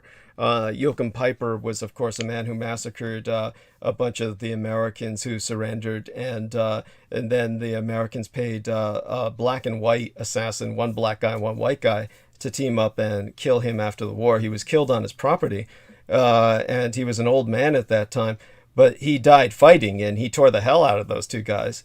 And that was something that he stands out as testament to him. So definitely appreciate it you bring that up. And it brings up a lot of other memories, of course. I don't know if that'll fall into Arc of Narrative tonight, but very interested in Carl Hausover. Yeah. He's a very interesting character. They do have a Wikipedia on his wife in German. Mm-hmm. Translate this into English. Martha Mayer Das, born on April 21st in Mannheim, daughter of the Jewish cigar manufacturer George Ludwig Meyer Das, who in 1882 went over to Catholicism. So, yeah, I mean, this is, you know, his German wife, German Jewish wife. This makes sense with everything I've read. I'd like to find out more of the Jap. He must have spent some time in the geisha houses and whatnot. I don't know if that's where he met his wife, but certainly he spent his time certainly affiliating with the Japanese. Yeah. He spoke Japanese. Yeah. Yeah. And so believe me, the connection is there. And as for the Mischlange bit, that was probably his European wife that was counted as such if she had Jewish blood in her. The Germans would never have rated the Japanese as Mischlange because they're honorary Aryans. And it's for reasons like this, his son probably doesn't want to talk. If his son lives in Germany, then it just would be, everything would be too controversial for him to bring up or to even address. So that would make sense from the German or Jewish side, and probably is why he sought out a Japanese wife, which has probably been completely occulted or scrubbed from the scrubbed from Western history, or you just many of these places don't even bother to do any research beyond what they know about him in Europe, because he probably got a Japanese wife so he could have an Aryan wife, whereas his Mischlange wife may well have been, so shall we say, kind of peripheralized or just kind of put into a kind of retirement, so to speak. And in terms of the son, when they speak of his son as Mischlange, maybe he had a child by her. Now, of course, my mother knew nothing of that, but definitely he had a wife and a half Japanese son by the woman who lived in Japan. So that makes the most sense. And especially with the going back and forth between the powers that he did. And he was one of the men who, of course, advocated for alliance with Japan, which Adolf Hitler was already prone to at any rate. And of course, Hitler loved both China and Japan and was anxious to align with both, as was evidenced by his going out of his way to save so many Chinese during the Nanjing massacre. So that being said, hopefully that puts everything into some perspective. He's a very interesting character because he understood both cultures. Yes. And so aside from that, you could probably find old books that were published during the time of World War II. I know I have some of them, but they're in like Beaver's basement where I've kept so many of the old books that I never reference readily. And or deep in the piles where I can't extract them without, the danger of burying myself alive. But I certainly had books from World War II published in America that were about the current geopolitical scene at the time in the 1930s or 40s, and they would have chapters literally with titles like Nips and Nazis, and they would talk about Carl Hausover speaking of Japanese culture and they would reference such things as his Japanese wife. I remember that quite distinctly. I don't remember their titles. I'd have to go through, the slush piles at some time. I'm certainly not going to do that in any immediate future. But aside from all of that, yes, by all means. She went to Japan with him, it says here, and she grasped the language pretty well, it says. Okay. His German wife. Mm-hmm. So it says here. It's quite a bit on her. Surprisingly, it's she could have relocated if she wanted to Yevry, or the Jewish nation the Japanese were building in mainland Asia, north of Manchuria. Just for my listeners to understand, I know Peter Moon knows where it is. Well, she must have really identified with the whole Japanese thing to have committed suicide in the way that she did. I think she could have gotten away and lived. Well, it was Haushofer who killed himself in such a manner, from what I understand. Certainly the documents I saw at the Department of Defense said such. She apparently did too. Okay. She apparently did. Well, there we are. Yeah. And so that's interesting in and of itself. So his relationship was, obviously he had a complicated series of relationships that were ongoing. And so if she and he committed suicide, certainly I know the half Japanese son survived the war. If they had a child who was half German Jewish, that would make him a quarter Jew. That would make him 1/4 Jewish. Then and he survived. Then where he would be, if he survived the war, how old would he have been at the time? It would be interesting. I mean, his half Japanese son. Yeah. Was born in 1906, I think, or 1908. He's got to be dead. Okay. That was Heinz. Heinz has got to be passed away. But my German publisher, this was in the 90s. He mentioned him. He said he didn't want to talk. Right. That. And he was probably still alive at that point. I really don't know. Just that he was of no use to finding out anything. Yes, that's understood. Yeah, you can relate to the problems these people were having, and especially if he had Jewish blood in him and survived the war, that would be a distasteful topic, I'm sure. By the way, just as a hint for anyone traveling in Germany, don't ever bring up the war. It's not something that anyone ever brings up unless, that's something that's specifically brought up by the Germans themselves. So just so people understand that. And you'd be surprised at how Americans are. They have no, and how when they meet Germans here in America, they bring up the war. I mean, I remember one time I was in a magazine store and a German woman it sold magazines and paperback books. And a German woman was buying something, and the idiot who was behind the counter found out she was German because she couldn't speak English very well. And he says, "Oh, have you ever heard of Rommel?" I mean, what a stupid thing to bring up. But this is how Americans are, because, you get a bunch of losers who spend their time watching the History Channel or reading paperback history books or novels and shit. Have you ever heard of Rommel? The Desert Fox? Yeah, and she was pretending at first not to understand, but then she got irritated enough. I'm browsing through the book, so I hear the whole conversation. She says, "Why, is he a relative of yours?" There you have that. And aside from all that, if anyone else has got something else to bring up, it's 11:16 p.m. on the Eastern Coast, but you sound like you're still going strong there, Peter. I'm ready to retire. Okay, well, we love you dearly, and we thank you so much for joining us tonight.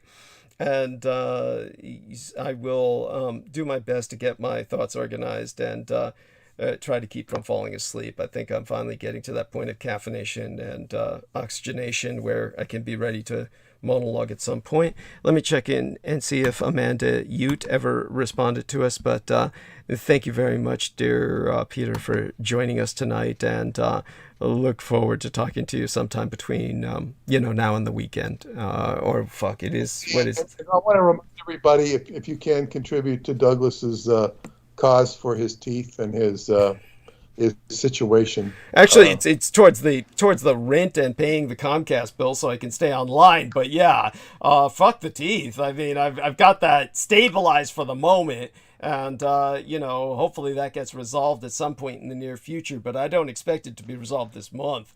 But yeah, this is life or death as far as I'm concerned. So everybody do participate, and you know, whatever you can spare.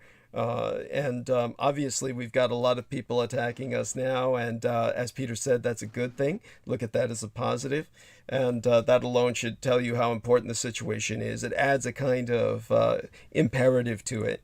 This is a struggle. This is a war, and you know, do your part, and it will help. And understand that it's something that won't be forgotten, and I try to give credit where credit is due to everyone involved. And so everyone on the East Coast, Salman, I hope will stay with us a few more minutes. But for Peter, God bless you and good night. Okay, good night. Thank you all. Good night to everyone. Yes, hugs. Good night, Peter. Good night, Peter. Yes. Wonderful to have him here, and that's skybooks.usa.com. Make certain to go over there and order our book and any of his books. As our man Salman Sheikh says, he's starting on the white bat next, and with the white bat, you can see Peter's wife on the cover of the book, who is 3 years older than his biological daughter. So she was a senior in high school when his daughter was a freshman. There we have that. And with that wholesome observation, you're welcome to give us a kind of descriptive of how she appears on the book. Rather transparent, of course, but you've got the cover there in front of you, and the white bat stands out, but she's more of a background figure and half transparent at that. But she served as, she is definitely photographically on the cover.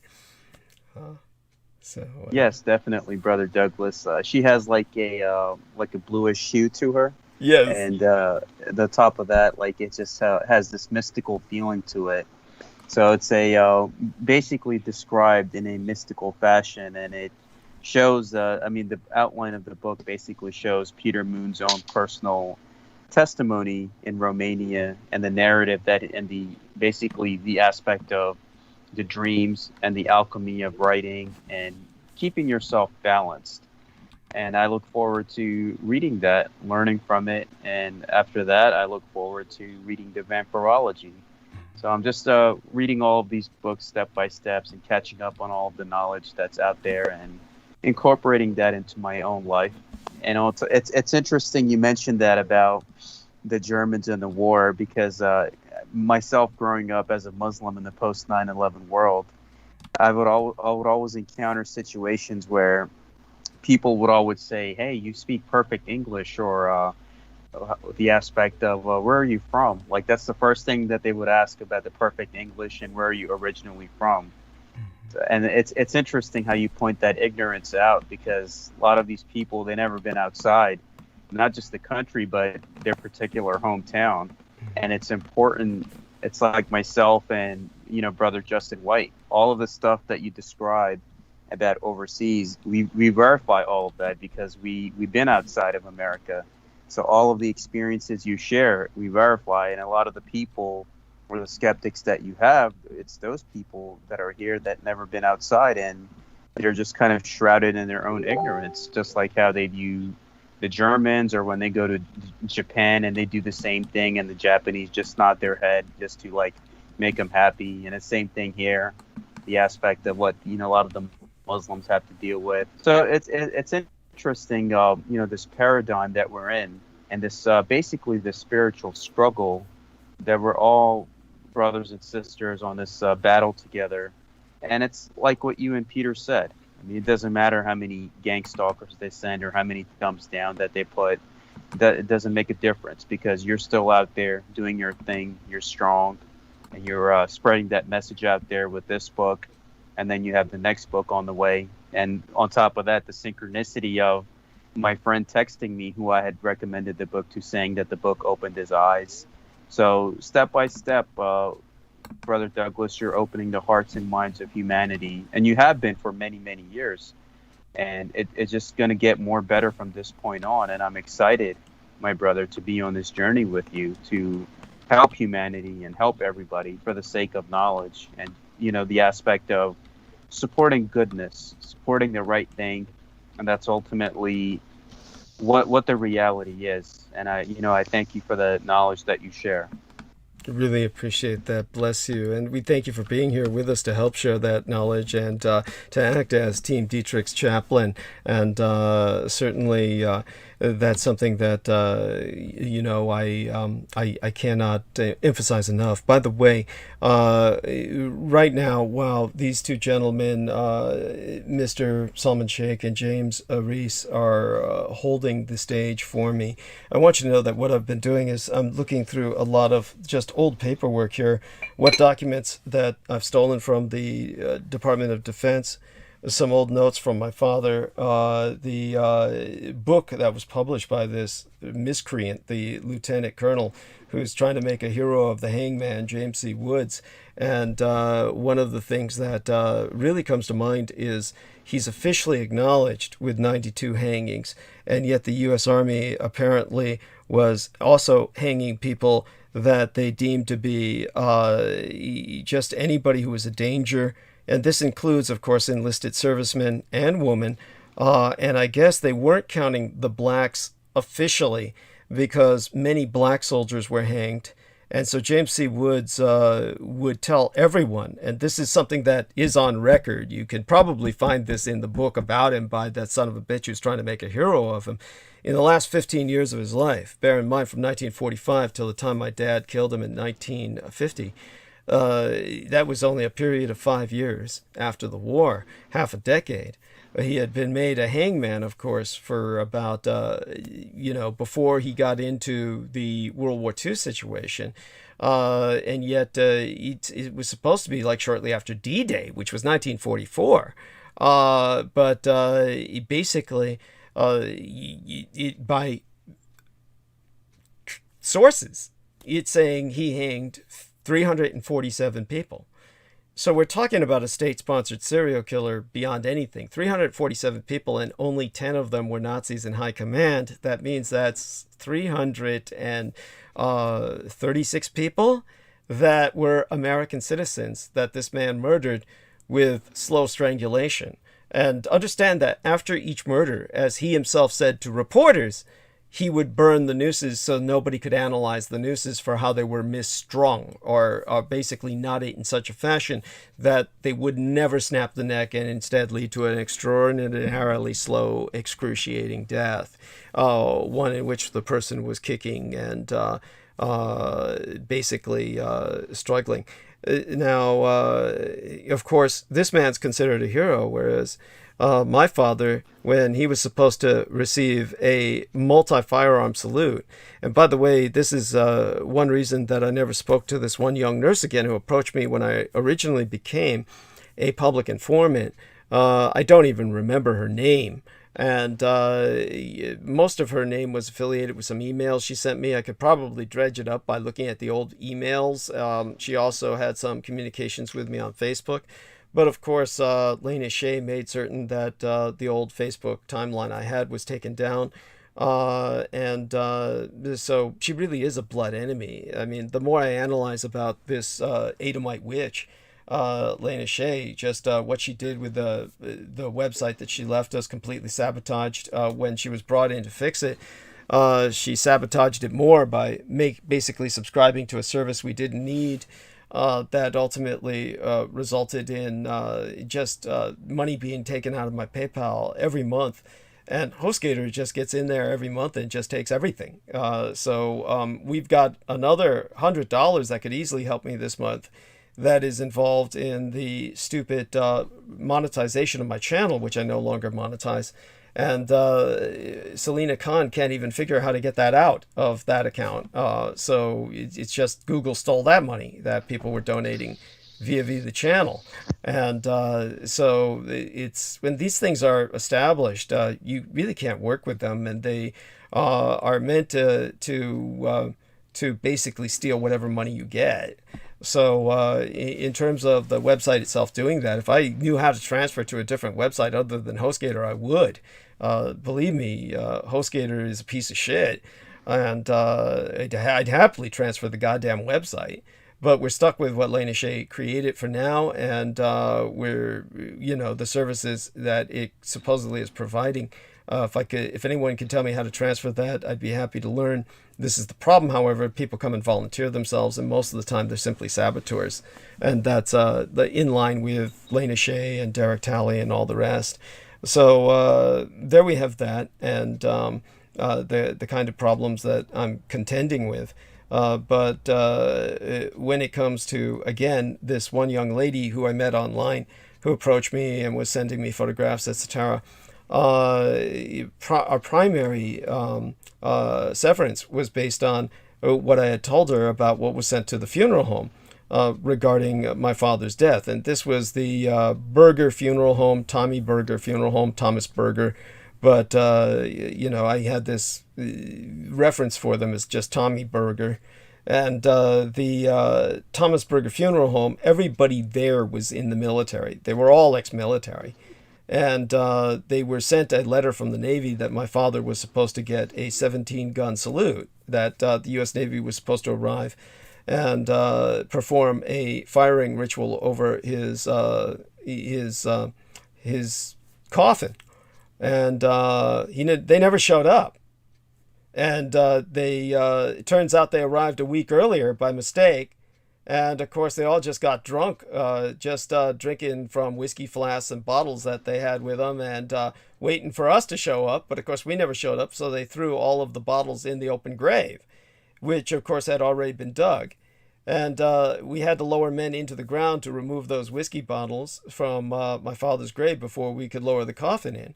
And when this guy who was in the Air Force called up, the first thing he said at the funeral was, "Good thing it's not D-Day, the Navy didn't show." And then when the Navy was contacted, they said, "Oh, there was a mistake in scheduling." But these guys can't even get that done right. How can you even fantasize that they can fight a war? And then when you see these stupid funerals that they show on television for Navy SEALs, and you see all these Navy SEALs going by and throwing their medals down on the coffin, and they get it all just right. They practice it so they get that just right. They can do that when they got a televised funeral. Oh, then they get it all together. They're act together for something that's a Navy SEAL. But for my father, who was the only 3-war veteran they ever fucking had, World War II, Korea, and Vietnam, they can't do shit. So understand, none of these people deserve some kind of sympathy or some kind of anything. And the big argument with this girl was over the number of people that were supposed to be at the fucking funeral.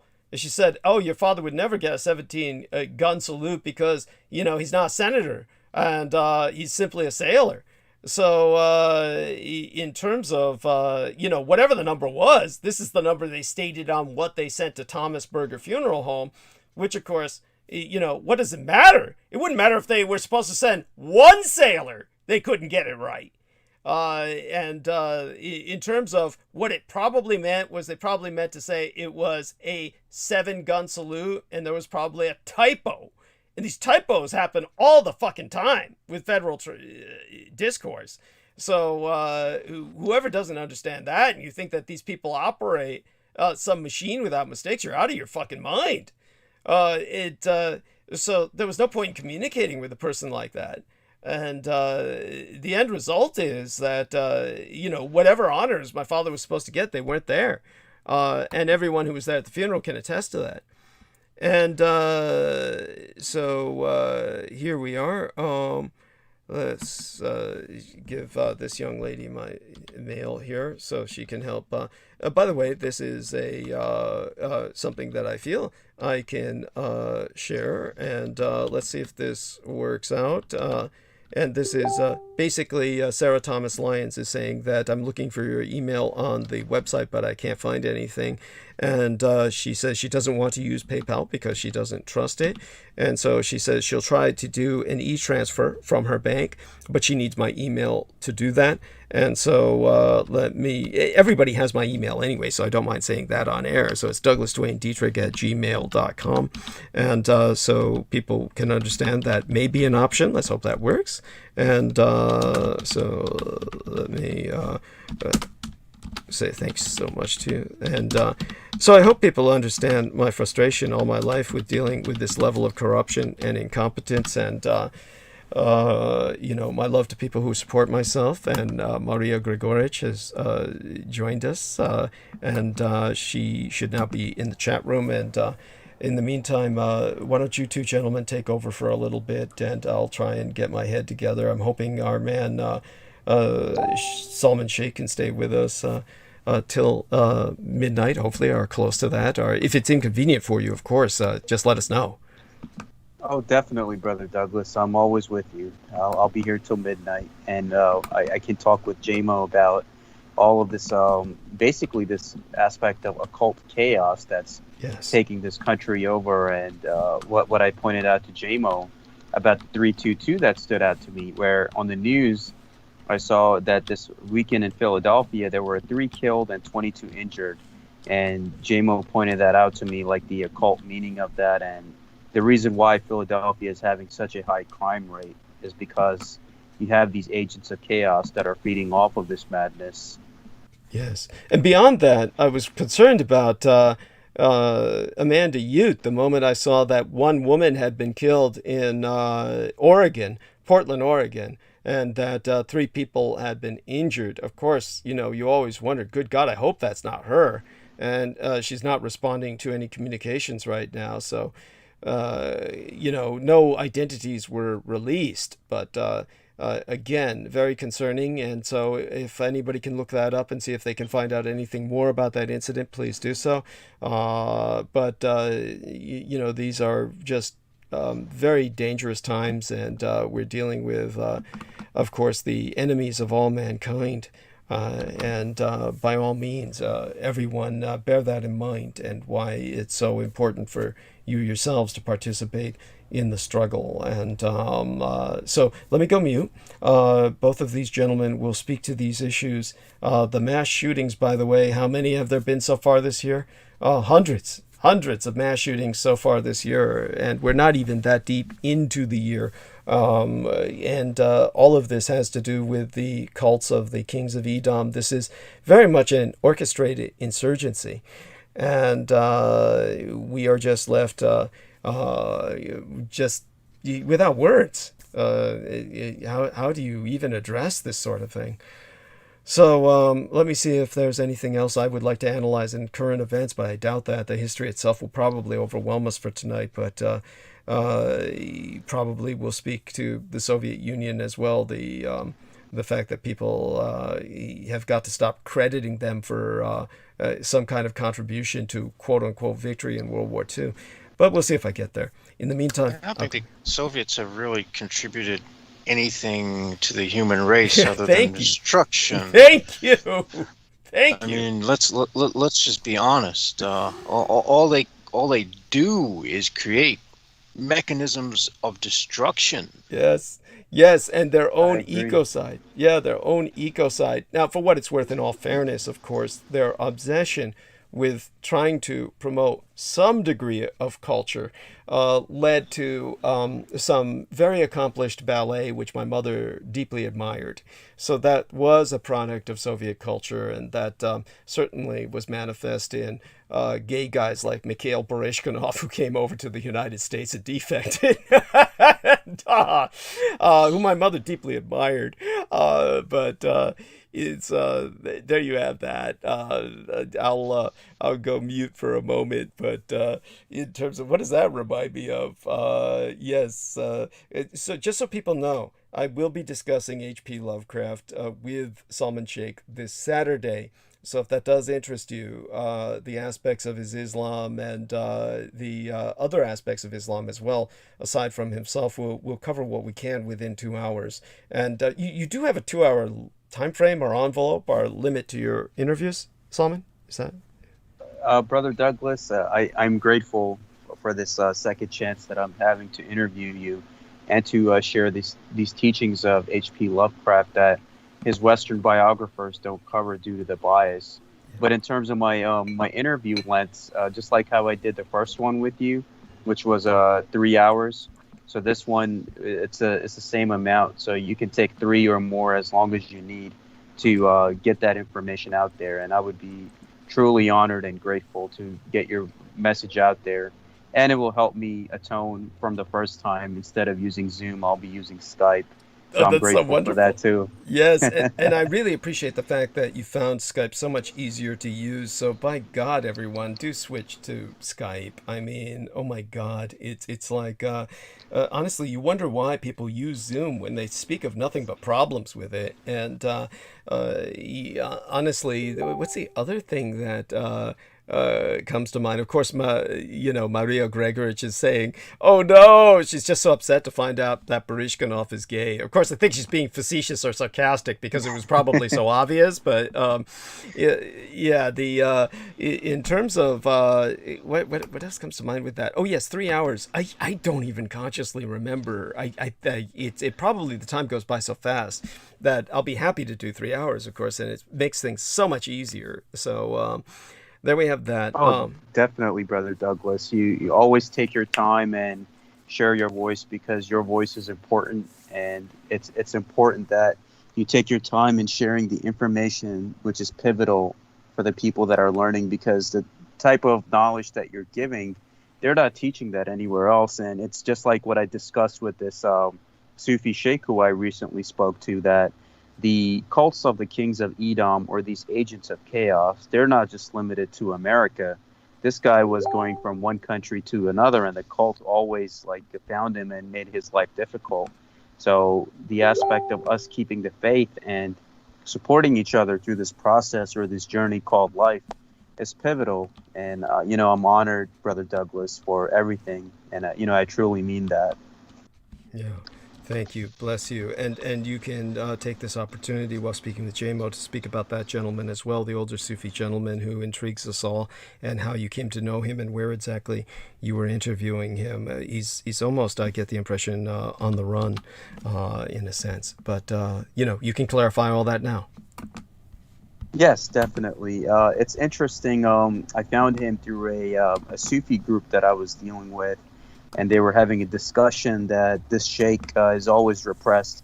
He was on a Western podcast one time, and he talked about how Western ceremonial magic actually comes from the deeper occult aspects of Islam, which even Brother Douglas will cover in my next talk with him. And they didn't like that, so they didn't have him back on. And everywhere that he went, he would be suppressed in terms of his livelihood or the things that he wanted to do. And he was also a contributor to a lot of Middle Eastern interview channels in terms of his geopolitical analysis on the things happening in the region. So obviously, by the cult and the other aspects, he was seen as a threat. So I guess from America, he went to Germany, and Germany, they made his life difficult as well. And that's where he had lost his wife, unfortunately, which reminded me of Douglas's situation with his parents, that they will hit at you in some way to try to get under your skin and try to basically destroy you. But he kept his faith, and he just went from there. Now he's in Australia, like on the far eastern side of Australia, where it's relatively good. People are good. He has a good support system there now. So I'm happy that he has been able to find his equilibrium in terms of combating the cult in his own way, in terms of knowledge and the things that he shared. And it's what he had shared with myself on the podcast as well, is that why is it that whenever new kind of information is shared, let's say from this gentleman or from Douglas, people in the West kind of go into a cognitive dissonance, they just kind of blank out. They just give you this blank stare. It's what Peter Moon mentioned one time too. They just don't know how to react when you present them this information. And he's right. It's a system that's been built on lies, and it's not gonna be easy to break away at its hinges or at its foundation. but it's about just doing the right thing and spreading knowledge, knowing that you will attract unwanted attention, which is inevitable on a path like this, but it's more rewarding at the end knowing that you did the right thing and you helped humanity in some way. And that's the most important thing that we can take out of this scenario in terms of what this Sufi Sheikh told me, the one going from one country to the other, and what we're learning with Brother Douglas. Well, I hate to be brutally blunt, but I have to say that, there is some degree of, there's a reason why I personally have kept secrecy as being the most important thing with whatever I discover in my craft. And hopefully, all my secrets will die with me, because I realize now that there is a price you pay for contributing to humanity, and it's not a good price. And I myself am unwilling to make the sacrifice for a species of, creatures that oftentimes do not seem worth the sacrifice individually or collectively. So there's a reason why a lot of the wisdom is usually passed down through lodges, and there's a reason why individuals are forced to undergo rigorous ordeals to prove their worth, because you kind of want to do that. Rather than putting information out there in the public sphere. And that, in all honesty, is why I've retracted a lot of the things I was talking about on, esoteric subjects in general. I mean, there are some insights that I will probably go into on this program, from time to time, but I'm never going to go exactly, deep. I'm never going to go ham on what I'm doing, because, like I said, no good deed goes unpunished. So the question is, how much does one value the species over what rewards one can gain for oneself? One has to sort of weigh that with wisdom. And I guess for the listeners, for each of you, it's going to be different. There are some people who are selfless and would be willing to sacrifice for the whole, and there are people who, like myself, would probably say, hell with that, man. I respect that perspective, JMO, because in terms of what I see when I go to the park and I see trash all over the place, people not respecting each other, there's chaos and violence, everyone's kind of just doing their own thing, worrying about their own thing. It's not even in just esoteric or occult circles, but even in families I see it. You have family members that are not getting along with each other. Everyone's kind of looking out for their own interests and not for the interests of the whole. So there's a lot of chaos and divide going on, and a lot of basically conflict in general. And then you realize, is this a species that's worth saving?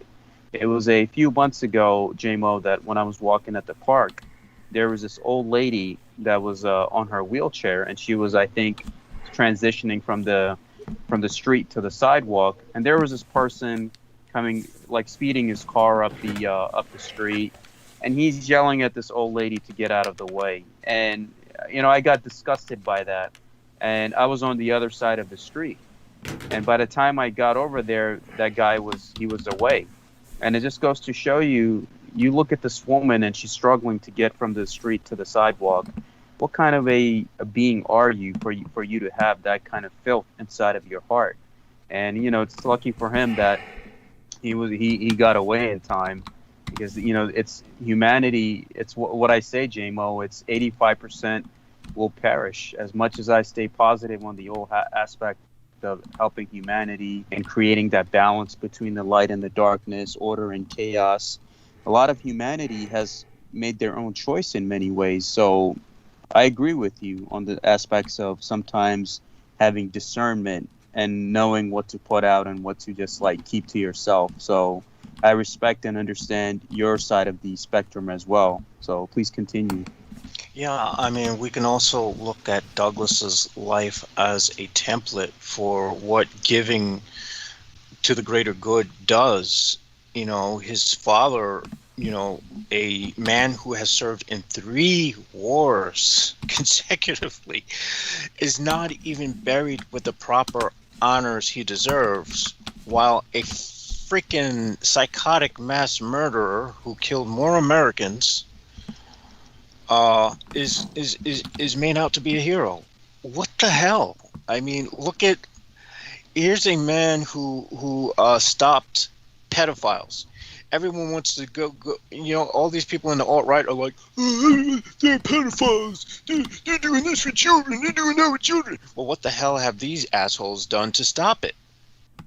That's exactly right. It's And all, we have a there's man, we have a man here who's done something to stop it, and he is assaulted every day of the week by stalkers, by a system that rewards evil. So, I mean, when it comes down to it,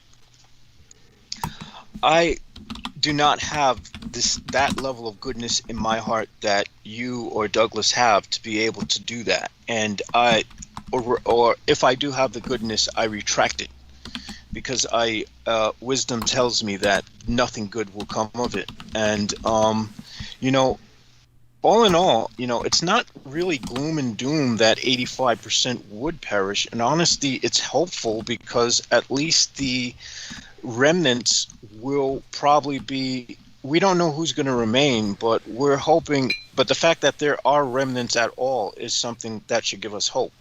And we should hope that they should take, let's just hope they don't F up the history of what's going on here and now with lies, like we did with the Second World War, and throw everyone astray, or, you know, there won't be a species. Let's hope that we can take what's happening now with some degree of clarity and non-bias, so that we can have a template from which to learn from in the future, whoever is left out there, if, you know, or rather whoever gets to advance into the interior of the Earth, which I foresee as more of a probability than us going to space. I mean, honestly, I see us going to space after we've, you know, after something has stabilized. I mean, I granted, you know, the Third Reich has the caverns of the Earth. And it's not only the Third Reich who have the caverns of the Earth. There's the Nega. There's the other, you know, there's the other anthropoid beings who live down there with intelligence. And I would hazard, I would even go as far to say as we would be considered a food source to many of them. So I mean, there's all I can say is I don't really see how we're going to get out of this one. I can recommend, I can make suggestions though. For one thing, there is something alarming that I have come across that I will probably go into after midnight, which I found quite alarming, and it has to do with the fact that there are emissions of CO2 that are coming out of like the area of the Amazon.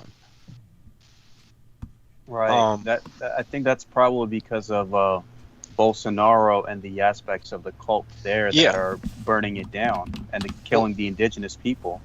What we have is what we're doing is we're creating a positive feedback loop. And here's where you don't want to be positive. When you create a positive feedback loop where you can't sort of pull things under control, you have a magnifying effect, like putting a magnifying glass to the sun and magnifying sunlight to burn ants. You know, it's that kind of effect that's happening to us right now with what we're doing. Yeah, I agree, and it's interesting, JMO, that even in my home country in Pakistan, it's the same issue. You have it's overpopulated. There's less resources.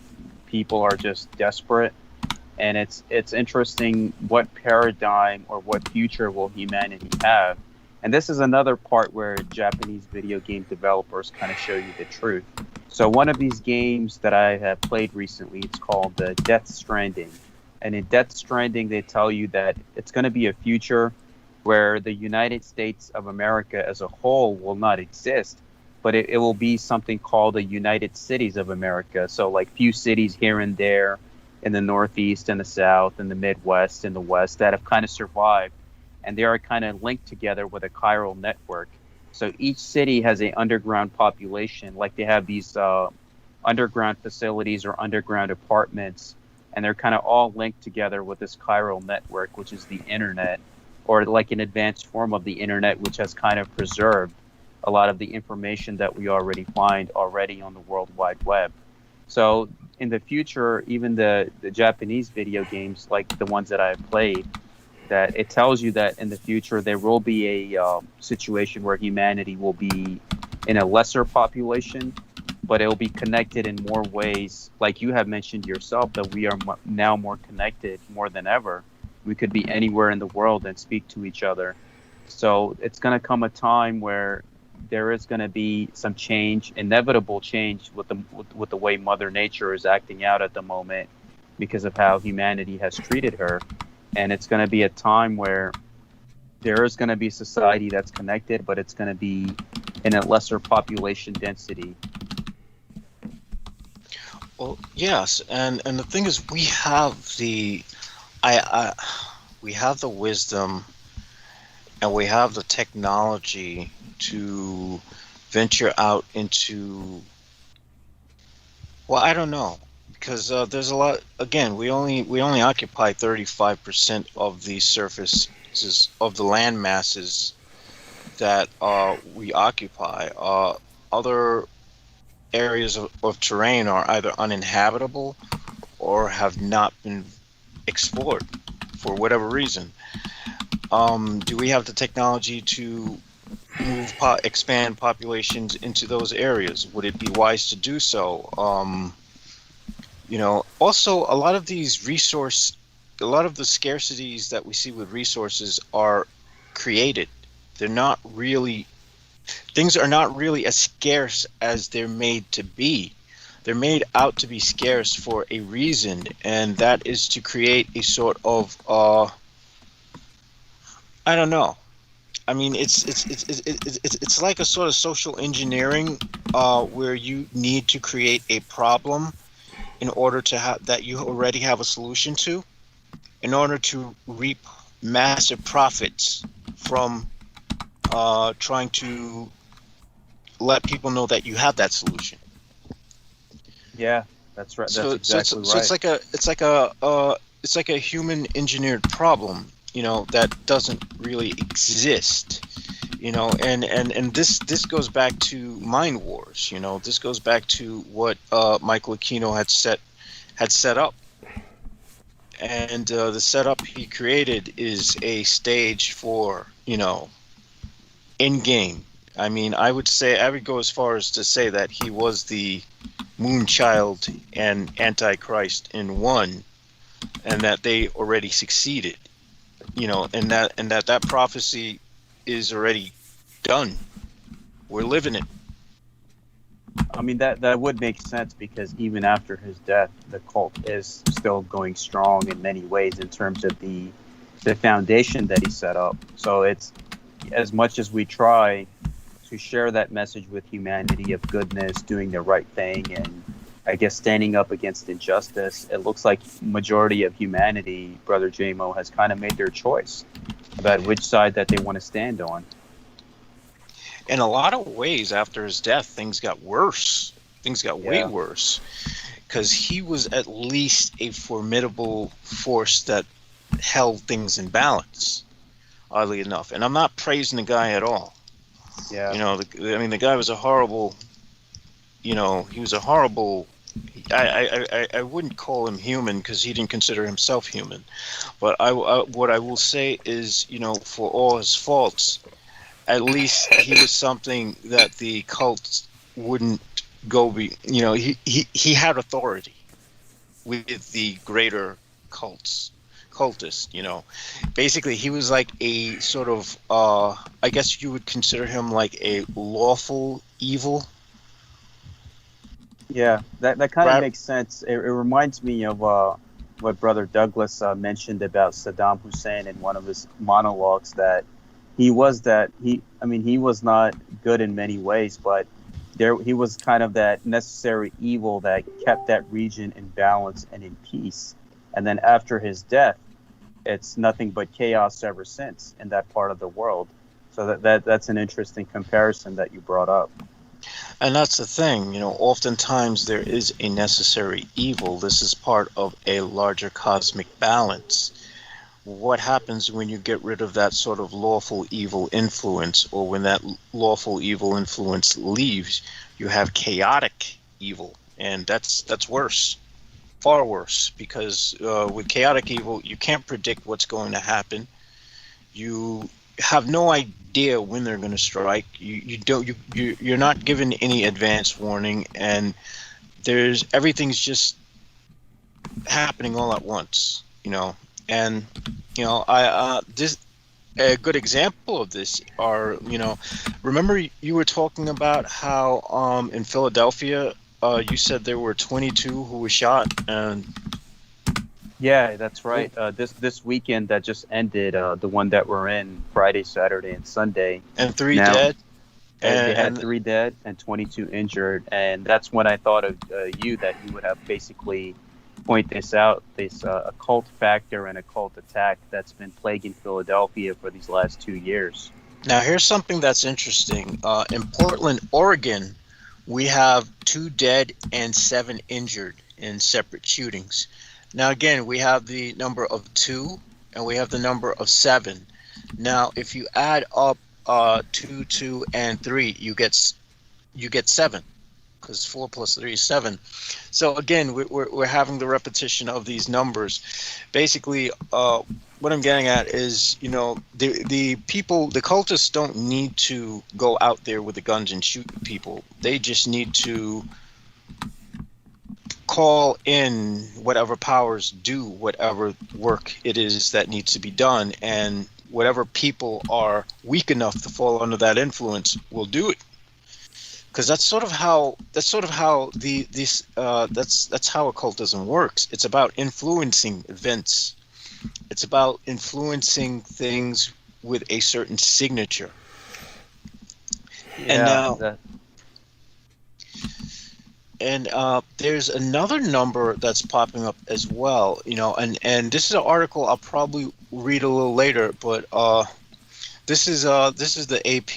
You know, 2 people died, multiple people were injured in 4 different early morning shootings in Portland, Oregon. Note the number 4. Mm-hmm. Okay. Again, go on. What happens when you have 4 times 4? You get 16, and you add 1 and 6, you get 7. So there's a 4-7 connection. Okay. Of death. Okay, there we have that. I'm not quite sure myself what to make of that, but definitely appreciate your saying that. There is definitely a cult motivation behind all too many of these crimes. Salman Sheikh probably needs to go to bed now so he can have his energy for those pull-ups in the morning. And love him dearly. Thank you so much for all you do with us. And are you ready to retreat into the gentle night at the moment? Yes, Brother Douglas. I give my love to you, JMO, all of our brothers and sisters of Team Dietrich, and I bid you all farewell with the greeting of Assalamu alaikum. Peace be upon all of you and yours. I love you all very much. Much love, Brother Douglas, and I look forward to catching up on the monologue tomorrow. And I encourage everyone, please send donations in whatever capacity you can to help our brother out and support his voice and support his work, because we're all in this together. So with that, I bid you all farewell and much love. Thank you. Blessed be. Good night, Solomon. Good night, my brother. Yes. And so what I'm going to do in a moment is going to just check in with Our Lady Madame Bradley, see if she's able to come on. And in the meantime, let me give a thanks to this wonderful young lady here without naming her out. She wishes to remain anonymous. And there we have that. And give me a second here. How about what we're going to have Jameson Reese do right now is follow up with the stories he's been sharing and anything else he feels is currently of substance or relevance. And we'll check and see. I did notice something with what Pat Quan said, and I think that Please. I think the publicization of his business was one of the triggers in a lot of this cascade of events. And it's really disturbing that they did not test his wife for COVID. Mm-hmm. Yeah. Because just because you get the shots doesn't mean that you're automatically immune. It means you have an immunity to it. I mean, if you're doing like 20-hour shifts 3 days straight or whatnot, that's going to break down your immune system. And that's going to counter any effect that the the vaccine's supposed to have. Mm-hmm. Yeah. So I mean, there seems to be a very concerted effort, and that's very disturbing. Yes. Yes. No arguments from me here. At the same time, it's one of those things where their assumption probably is, as I said when Pat Kwan was here, that's assuming there was any assumption at all. If it was not total complete negligence or some kind of criminal conspiracy, then the assumption probably is that if she's vaccinated, even though you can catch it, there's no doubt you can catch it after being vaccinated. The assumption probably is, well, at that point, what else can they do? Either you're going to die from it or you're not, right? Yeah. So they just, and most people, it's assumed they're not going to die, so they'll just let them ride through it. And so there we have that. Other than that, one of the things that I think comes to mind is the fact that you're far more disturbed about the pin being removed from his tire. So his business, his very life, was targeted for assassination. That is an assassination attempt. That's an attempt at murder. Yes. Yeah. That is. Yeah. That's extremely disturbing. Yeah. And this happens to people I know. That's similar to what happened to Brandon Young. That's similar to what happened to Amanda Ute. That's why I don't want it to be her who was shot in Oregon. But, I do my best by these people, and they understand that. And they're all very, how would I say it, I feel blessed that they are willing to take this risk by what involvement they have with me. I feel very blessed by Jameson Reese and the time he dedicates, of course, to this that makes it possible. I hope you heard Penny Bradley give you credit when. Yes, I did. She said you have a very interesting producer. I mean, I still have to listen to the remaining hour, but I got through like a good, I think, hour of it. I didn't get to listen to the entire thing because I just picked it up before I got on this broadcast, because I had come back from taking a lot of walking, which I neglected to do earlier in the week and should have done, but it was just too freaking hot. Right. My brother and his girlfriend was over, and hopefully they did not give me COVID-19. Because they're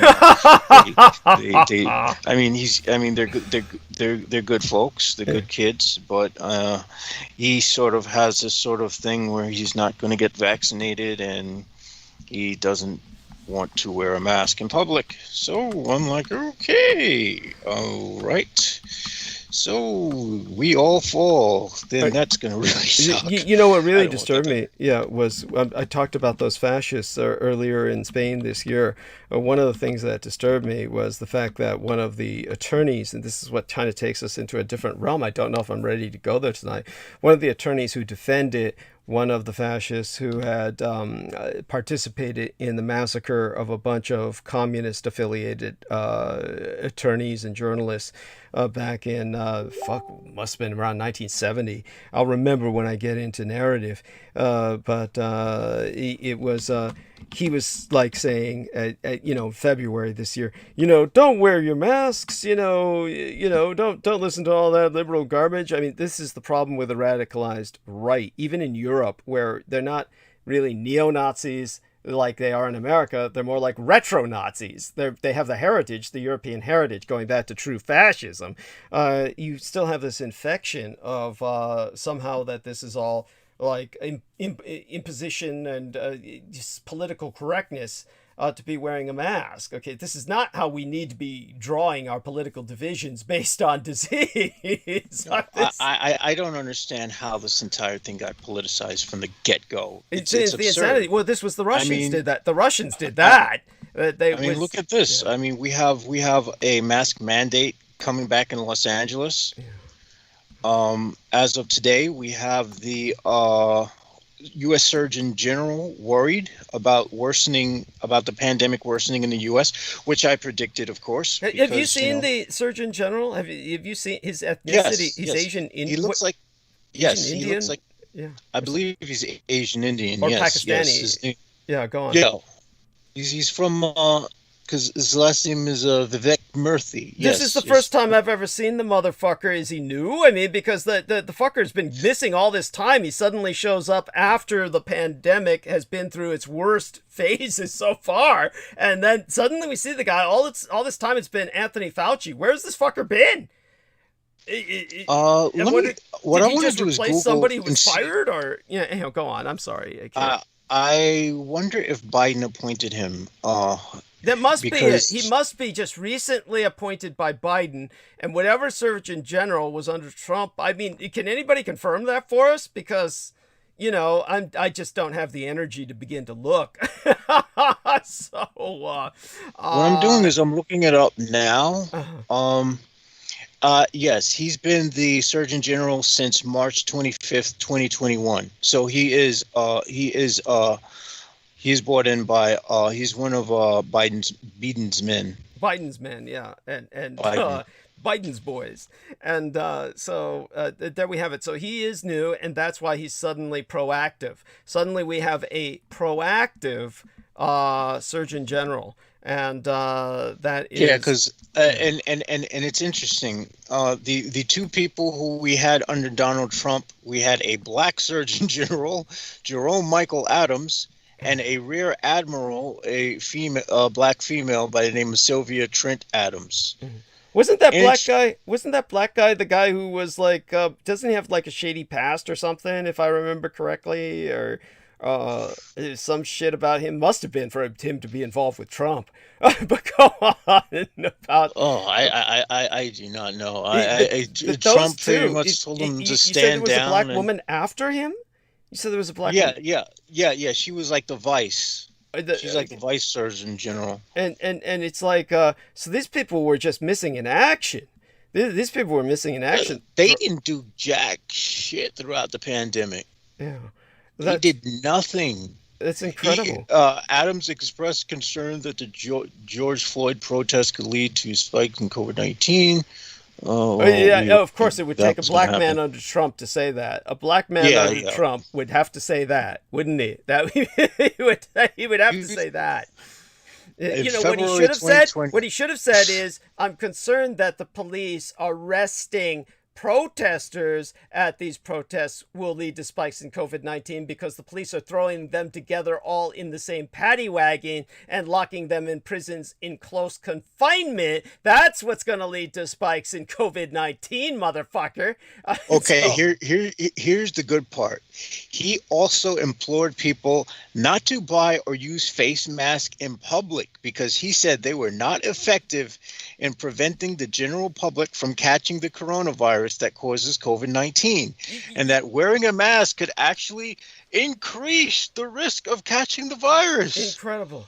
Holy fucking shit. In all fairness, Fauci was there's a house nigger if there ever was one. Thank you. Thank you. I mean, that's awful. That's awful. I mean, in all fairness, Fauci early on in the virus was pulling the same shit because he wanted to conserve masks for professionals, for medical professionals. So he was discouraging people from wearing masks at the beginning. I mean, he's no hero.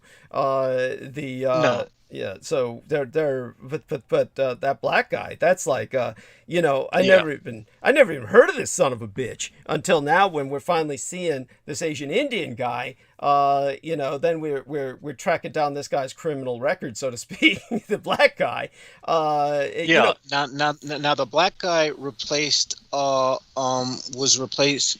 replaced the woman who was Sylvia Trent Adams, who was under Obama. oh my God. So the black woman was a bit better, and obviously, and so they replaced her because she was an Obamanian, so to speak. And I'm surprised they don't use terms like that. That was actually the title of a book. People can look up the Obamanians. The only reason I know about that is because the same fucker who wrote that book wrote the book about the rise of the Vulcans in the, you know, there's two books about the so-called Vulcans involved with the conduct of the Iraq War. But one of them was by a journalist who wrote about the Vulcans, and he was a person who also wrote another book, The Obamanians. And whether that was, you know, positive or negative, I don't know. I never bothered to read it.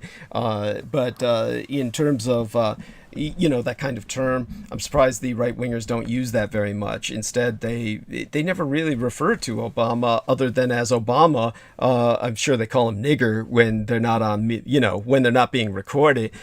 But, or maybe they would call him HNIC, head nigger in charge, for the time that he was. What does disturb me, and I have seen this, is that lately, if you might remember, that idiot Trump, trying to act like he's president, went down to observe the border. He went down to inspect the fucking border like he was still president.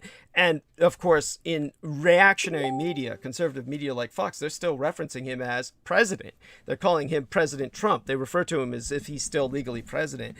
We are headed That doesn't make any goddamn sense. And to make matters worse, based on what I'm also getting from the AP, is that he's calling the people in January 6th heroes. So I mean, there we go. Okay. We're already in the Civil War. We've been in it for a while, but it's just going to get hotter and hotter.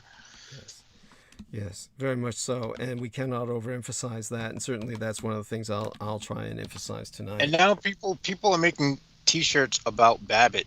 Are you freaking kidding me? Babbitt. Where do I remember Babbitt? That's a chick who was shot. Who was shot? She was shot that in the bitch. throat. Yeah, well, that January happened 6th. right at the beginning. Yeah, that crazy white bitch, you mean, who Yeah, the Air Force veteran. yeah, who was storming the Capitol, and she went through the window when she was shot by a police officer, who you know, and she died right away. All I can say is, good shot, buddy, and you know, pat him on the back. That's you know, if he hadn't done that, they all would have swarmed.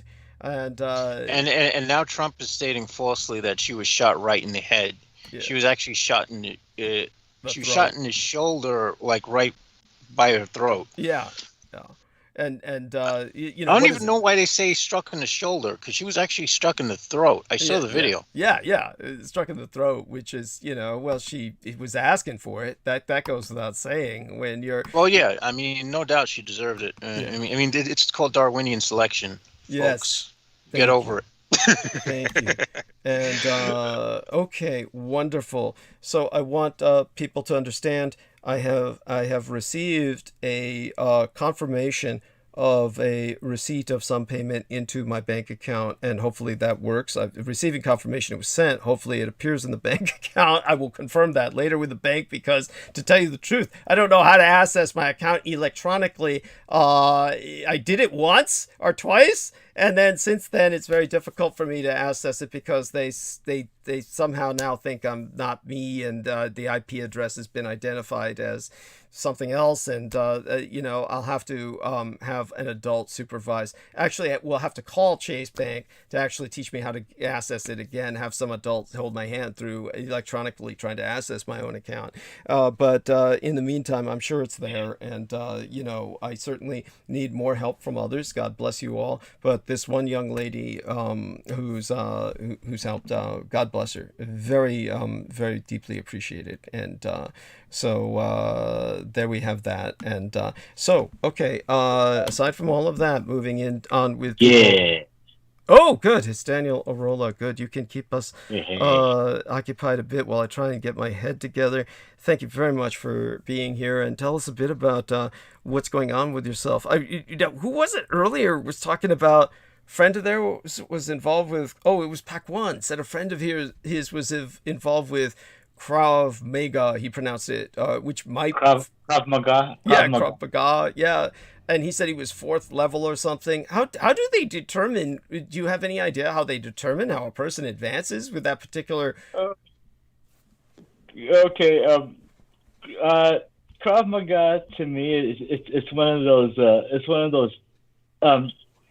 TRÄNCK dojo style martial arts that that try to present themselves as sort of militant because they have camo pants and maybe some kind of military style shirt. Yeah, they're like the villain in the original Karate Kid. So go on. Well, anyway, it was developed by a Navy SEAL, and what it actually are their techniques from Muay Thai and techniques from Filipino Kali without the weapons. Right. And but they're not attributing the techniques to it, formally. They're claiming it as an Israeli martial art. And so what I personally call it Israeli Jiu-Jitsu, as in JEW Jitsu. Oh, that's pretty funny, and it's fitting, and it takes. Why on earth did they choose that to quote unquote nationalize? What was behind that? Because if the guy who developed it was a U.S. Navy SEAL, I'm presuming he was a U.S. Navy SEAL. I mean, there are no other SEALs for other countries. They would call them something else, like underwater demolitions men or something like that, or scuba soldiers or sailors or something. But with the U.S. Navy SEAL, was he Jewish or something? I mean, what the fuck happened? I don't know the exact story. I heard that firsthand from Guru Dhananasanta himself, so I had to take his word for it. I believe it. But I forgot the rest of the story. I was told that many years ago. Right, understood. And just so people understand it, there are genuine, of course, ancient biblical martial arts that probably are lost, but people have tried to revive dead martial arts before, and I understand that sometimes they just make things up, but don't forget, of course, different cultures have different martial arts, and they just appear different to us. I'd like Daniel Arola's kind of perspective on this, and he may not have one, but I remember when Beaver and we heard on television, my dad was still alive at the time, as was my mother, but we were hanging out, and we heard, we're going to show this place where they were demonstrating the Pakistani martial arts. And so we said, what would these Pakistani martial arts look like? And they showed men with swords and shields, and they were kind of like going through this, for lack of a better word, it looked like folk dancing. That's exactly what Beaver said. He said, that's like folk dancing. It was more like folk dancing than martial arts, and it may be they considered it a martial art in the sense that it was somehow like maybe this is just...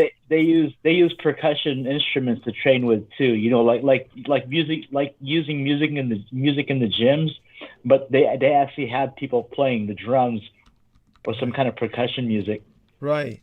Okay. Now, how would that be different from, say, capoeira, where they're using the berimbau, which to many people would look like a bow for a bow and arrow, but it's actually a single string instrument.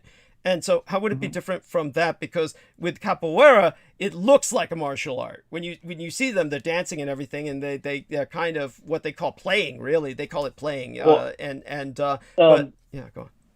Capoeira was originally a slave martial art. See, what it was is they actually used the dance format to disguise the moves as martial arts moves that they were practicing, but they turned it into a dance. And they simulated flashy looking combat, to impress the master. Right. So that's how they practiced formally. But of course, they did practice hardcore underground too. Yes. And when they did it, when they were actually using it in combat, they had a way to strap blades along with their feet. Yes. In order to make cuts. Yes. Yes. Well, some of these men are so skilled, they will clutch straight razors between their toes, and so you've seen that, I'm sure. Oh yes. Yeah. And just so people understand this, capoeira is everything that people mistake jiu-jitsu or temiwaza or karate to be, because a lot of white Americans hear this kind of bogus history that these were peasants who were resisting samurai overlords. Of course, these were Okinawans. They were ethnically different from the Japanese. But yeah, these are, that it was a totally different story than what you hear from Americans. And maybe our man Daniel can enlighten us a bit about that. But basically what you hear about a temiwaza or jiu-jitsu and the Okinawans is really what capoeira is all about. That was actually a slave martial art which was hidden from the European overlords as an intricate dance formation or different kinds of, they just say, basically what they would do is the overlords would just look at the blacks all jumping around and say,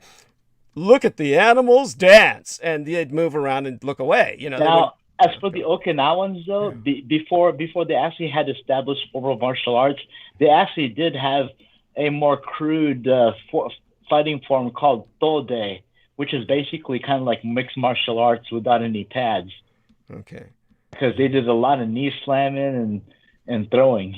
That's incredible. I'm so impressed that you know this. And of course, so your knowledge of the history of martial arts, have you ever considered like writing a small book or something like that about it? Or I find myself reviewing and rereading a lot of the things that I thought I knew, only to remember that damn, I forgot.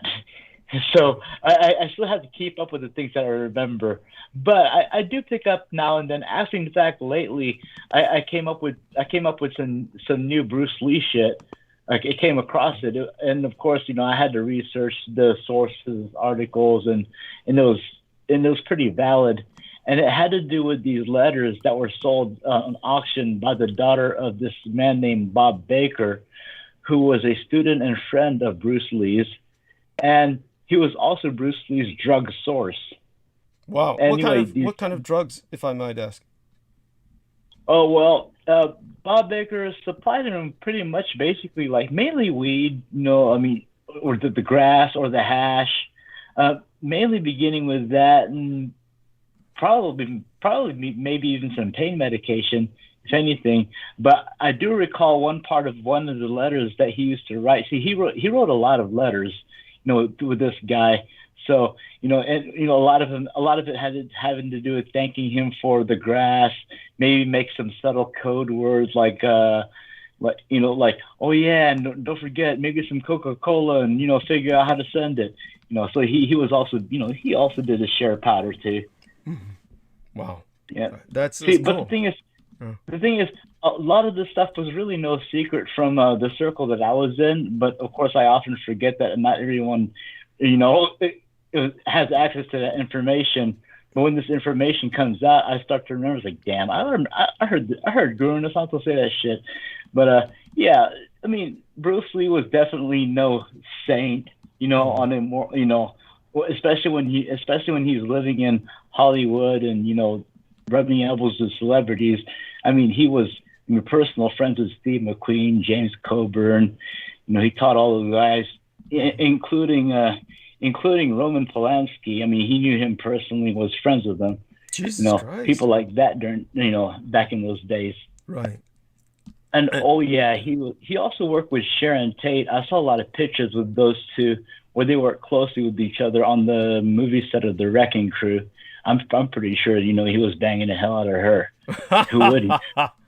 That's incredible. And by the way, tell people a little bit about The Wrecking Crew and these Dean Martin movies, because Dean Martin was essentially softcore porn, really, and that was like had several. It was James Garner. Yeah. James Garner. Okay. It was James Garner. James Garner. Okay. Well, Dean Martin played a spy in. I remember. I swear to God, he was in a movie with the same title.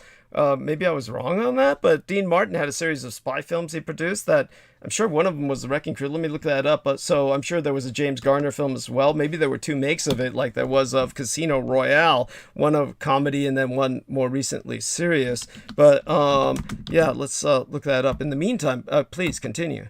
Yeah. Oh, I know. I have not seen the movie itself. I just read about it. Right.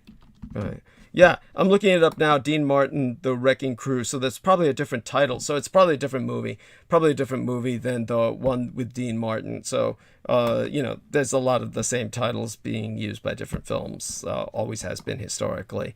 So, in the meantime, go on with other things that you remember about that. But I think it's fascinating what nobody really writes about this stuff too much. So, by all means, tell us more that comes to mind from your memory of these kinds of facts and trivia, so to speak.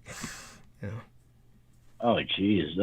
Well, that's pretty much all I know about his association with Sharon Tate. I was just busy admiring the photos at how beautiful she looks. Like, damn, man, I bet he is slipping that.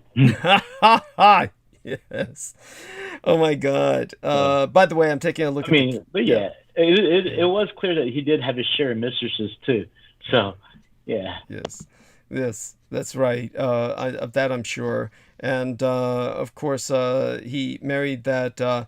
What ethnicity was the wife we all know about, the white wife who basically ran off with him, or at least that's what they showed in the film, that she basically ran off with him because her family was disapproved of her interracial relationship. By the way, I'm taking a look at this review here. Once upon a 1969, Sharon Tate is the only reason to watch The Wrecking Crew. It's what this review is saying. Yes, it was the Matt Helm series of films. And so the one I'm looking at was Dean Martin, 1968. I see a whole bunch of what they would call a bevy of really beautiful girls in this film. And of course, Nancy Kwan is one of them. And of course, she plays a character, You Rang, which is a play on the words you rang, as if you rang the bell, I answer. I mean, so it's like, as racist, as racist as you can get.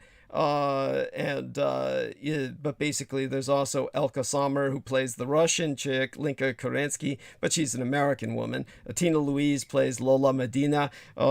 Sharon Tate plays Freya Carlson. And so there we have that. And Dean Martin, of course, they show a picture of him much older. He looks like a sea creature among these beauties. It's like he doesn't belong there at all. Of course, he was always old. Her name was Freya? Yeah.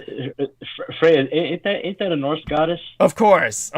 Yeah. The Norse goddess of she had to look like it. Yes. There we are. And for those of you who don't remember, there was a franchise of spy novels called Matt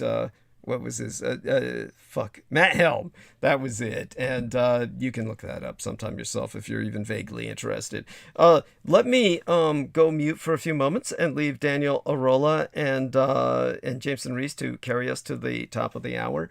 And then we'll bring in our lady Penny just to say hi. And then I'll probably start monologue very shortly after that. But I do want to get my thoughts together. Obviously, sometimes I'm just, I need to get to that point. So let me see if I can dig up a few lines of cocaine and emulate Bruce Lee, and the one thing I can emulate him in, which is inhaling up lines fast enough. And if I can get that, maybe I can pull my head out of my ass.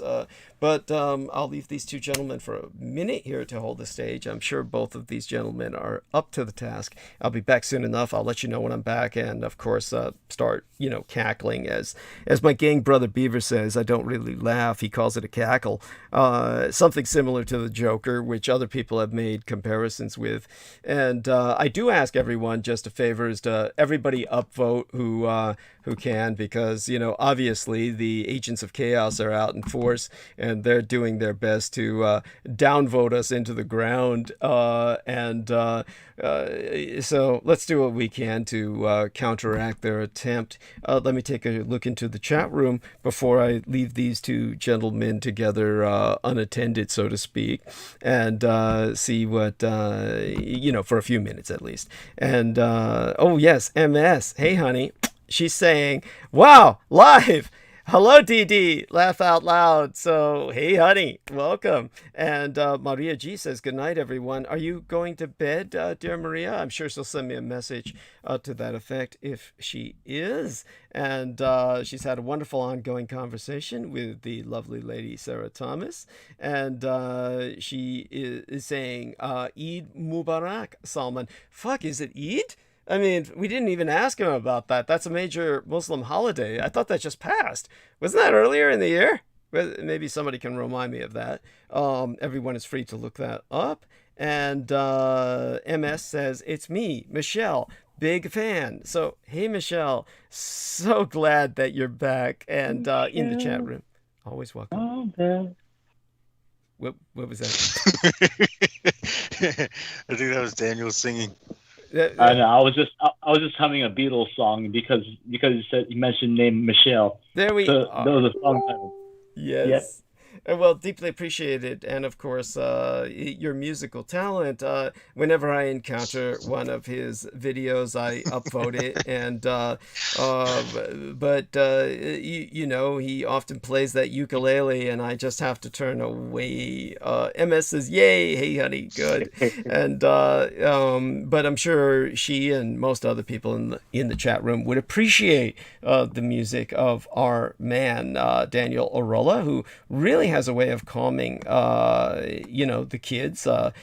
He often plays for people who have these autistic spectral challenges that they deal with, and he's quite good with them. And when it comes to that kind of talent, it's something that is truly a natural gift. But you've worked hard at developing it, or it just comes natural? It almost comes natural because I have the enthusiasm for it. I mean, I did teach myself the ukulele to perform for those kids. I mean, I do perform with my guitar for them, but something about the ukulele I know kind of connects with them when I sing some of my silly songs with them. And what are the favorite songs that they particularly respond to? They actually, well, what amazes me is they actually sit there and they pay attention. And of course, when these kids are on the spectrum, I mean, one kid could be crying and bawling his eyes out, while the one next to him will be like do do do do do, like nothing's going on. But all these kids are actually sitting there and actually paying attention. And I was just offering them the music. And I would play a song according to the mood. I'd pick some country song that's kind of popular, with the teacher or the parents, because sometimes parents will pop in and watch, and so just to impress all of them and connect with the rest of the crowd, because the teacher will pop in too. But mostly with the kids, the teacher was also amazed at how the kids actually sat still for a whole half hour straight without interrupting the show or asking any questions. But I did get, my share of questions now and then, but they were actually just very short rounds before I performed the next song, which also impressed the teachers, because once you get one kid started, oh man, he's like, little Douglas Dietrich, going on. That's cute. Like Judith Ager would have said. Go on. Yeah. Yes. But yeah, those kids are a lot of fun. But yeah, they did inspire me to get into learning the ukulele and practicing some of the songs that I know that would get to them. Yeah. Sounds good. Yeah. That's wonderful. And so, yeah, let me go mute for a few minutes, refresh myself a little bit, and be back in a few moments. Both of you gentlemen, I'm sure, can handle the stage. And by the way, what were you doing earlier today, Daniel? You can tell us a little bit about, your maintenance of the property, etc., what you've involved yourself with today, or was there any social activities? Do share that with us. I got an F for social activities. I kind of avoid people as much as I can, but other than that, I spend more time with the plants in the woods and stuff. But no, I've been uprooting some dead bushes. That was pretty much about as hard as work as it gets. But it did get pretty hot today to really do that much yard work, so I had to wait until the evening to do the rest. Right. Well, I'm sure there's always something. By the way, Michelle says that she used to play guitar in high school, but she woke up one day and forgot how. I'm sure that we can all relate. We can all relate to that. It's so go on with your response to that, Daniel. Man, that would really suck to wake up like that. Oh, delightful. Okay, let me go mute for a few minutes. I'll be back, and certainly let everybody know as soon as I return. And these two gentlemen, of course, can handle it. Veronica Barrera gives her hearts out. Mwah! Love you, Vero. And so glad she has more free time now. She left a very toxic situation with work, and I've heard that a lot from people, how toxic it can get to be teaching. And MS says, yeah, it did suck. She said to just forget to learn how to do that. I used to not be afraid of heights, and I woke up one day with a vastly different perspective on life where I was afraid of heights. Probably a knowledge of my own mortality at some point crept in. And I can't believe some of the shit I used to do when I was younger that I can't imagine doing now. But when it comes to our man Daniel and Jameson Reese, I'm sure they can relate. Maybe not. Maybe they're still on that stage of life where they just don't give a shit. I'm very, very glad that I did all that stupid shit before there were camera phones. Oh yeah, so important. Oh my yeah. God. Oh my God. What must it be like for children growing up with that? I cannot imagine. So Veronica Barrera says, yes, she's much happier to be out of the toxic teaching situation. Can you share with us, Daniel, what you've seen about teaching that might be toxic? Any toxic environmental things you can share? I'm going to go mute while you do that. Well, as far as the toxic environments or teaching is concerned, in the school setting, that would have to do more with the drama between teachers and staff, probably even the headmaster. But as far as the students go, usually the teachers are pretty good with them. But I think that would have to do more with staff. There could be some underlying drama going on. Yes, that makes a lot of sense. That's actually similar to what Amanda Ute has reported in her history with like teaching students. She would say that oftentimes, dealing with the other teachers is is far worse than even dealing with the students, which I actually find surprising. Yeah, no kidding. Now, I do recall even in private school settings where there's a little less rules.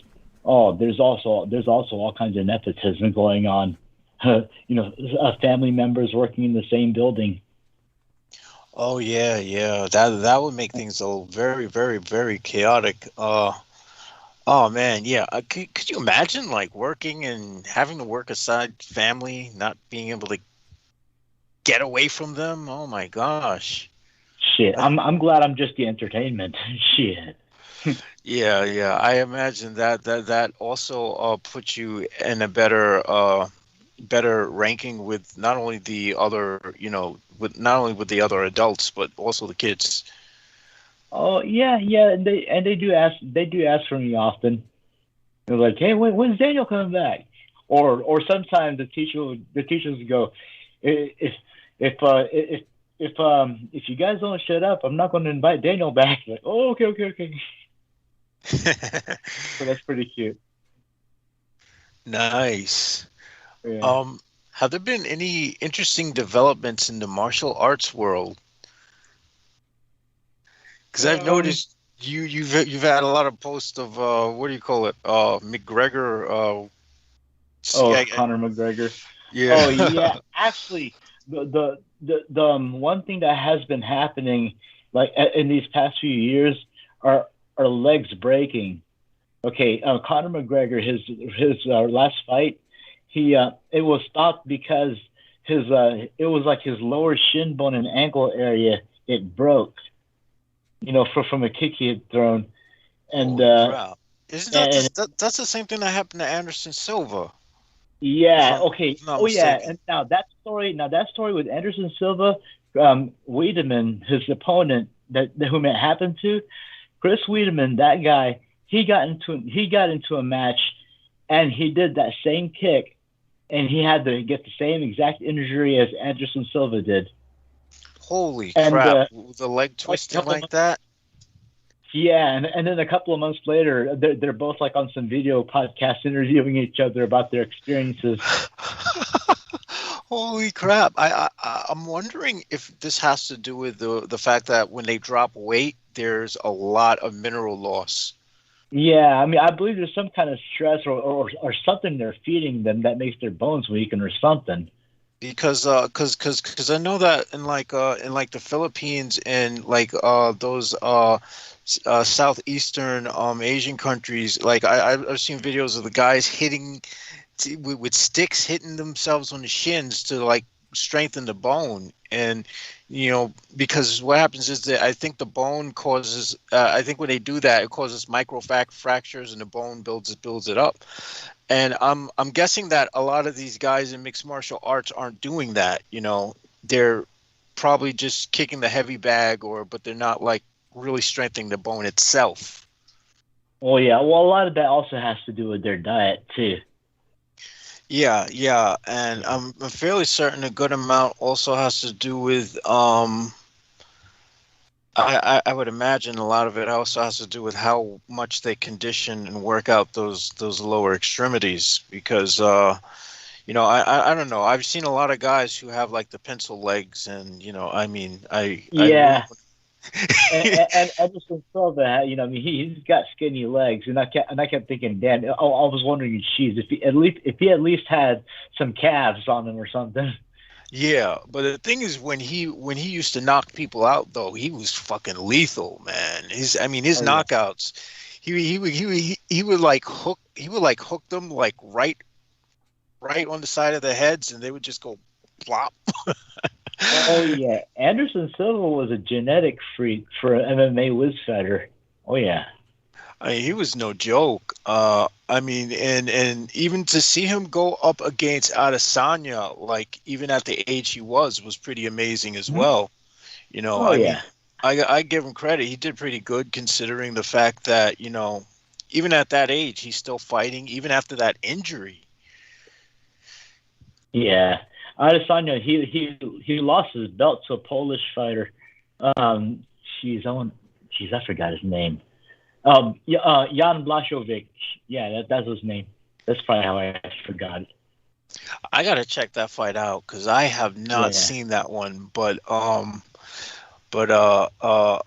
know for a while I was following for a good minute I was following Adesanya, and I was always impressed with the way he was able to just like switch his stances. It's got to take a lot of training to be able to fight ambidextrous like that. Oh yeah. Usually if you're left-handed, then yeah, that would be kind of easy, because left-handed people end up growing to have to adapt to a right-handed world also. Yeah. That's the interesting thing about being left-handed is I kind of envy that. I mean, I had to learn how to use my left hand because I broke my right fist, and I had like a boxer's fracture where like the left, like the right side, like the two last fingers were like folded. The hand was completely folded in half. Damn. That shit hurt like hell. Man. And to make matters worse was the fact that like in the emergency room, like they didn't give me any painkillers. Oh my gosh, that was the worst. It took like literally, it took like a whole day until I got to see someone to do surgery on me, and that was freaking brutal. I can't imagine what someone would go through breaking their shins, man. That shit, that just gotta hurt like hell. Yeah, no kidding. No, I mean, now those guys in Thailand, I mean, of course, yeah, they go through a lot of conditioning for their shins. Also, it's also like, you know, the same method that you were describing, where they're beating their shins with the sticks, you know, like little by little, up and down, or sometimes they'll roll the stick up as well. Yeah, and it'll strengthen like the connective tissue that's around the shin bone, because it's interesting how on the leg, that's like one of the most exposed bones. It doesn't matter how much you exercise. I mean, my calves are like tree trunks, but like that shin bone is always going to be exposed. And you know, it's one of the reasons why when I see dudes who are like flexing up and they're all like, they got these big upper bodies and they're flexing up, I'm always looking at their legs like, okay, Yep. Can you break? if you know, you wouldn't even have to throw a heavy kick. I imagine if you were to try to just step on their legs, like, you know, like a kick where you're like in a stepping motion, you would probably crack their freaking shins. Well, that's what some of those guys that I used to work with when I used to dance. Oh, there's a few white guys that I knew that in their upper body, they look like those romance cover models, but you know, of course, they got no legs, no calves, so they have to wear cowboy boots, you know, to hide what's left of their calves. Oh my gosh, cowboy boots! That's hilarious. Oh yeah.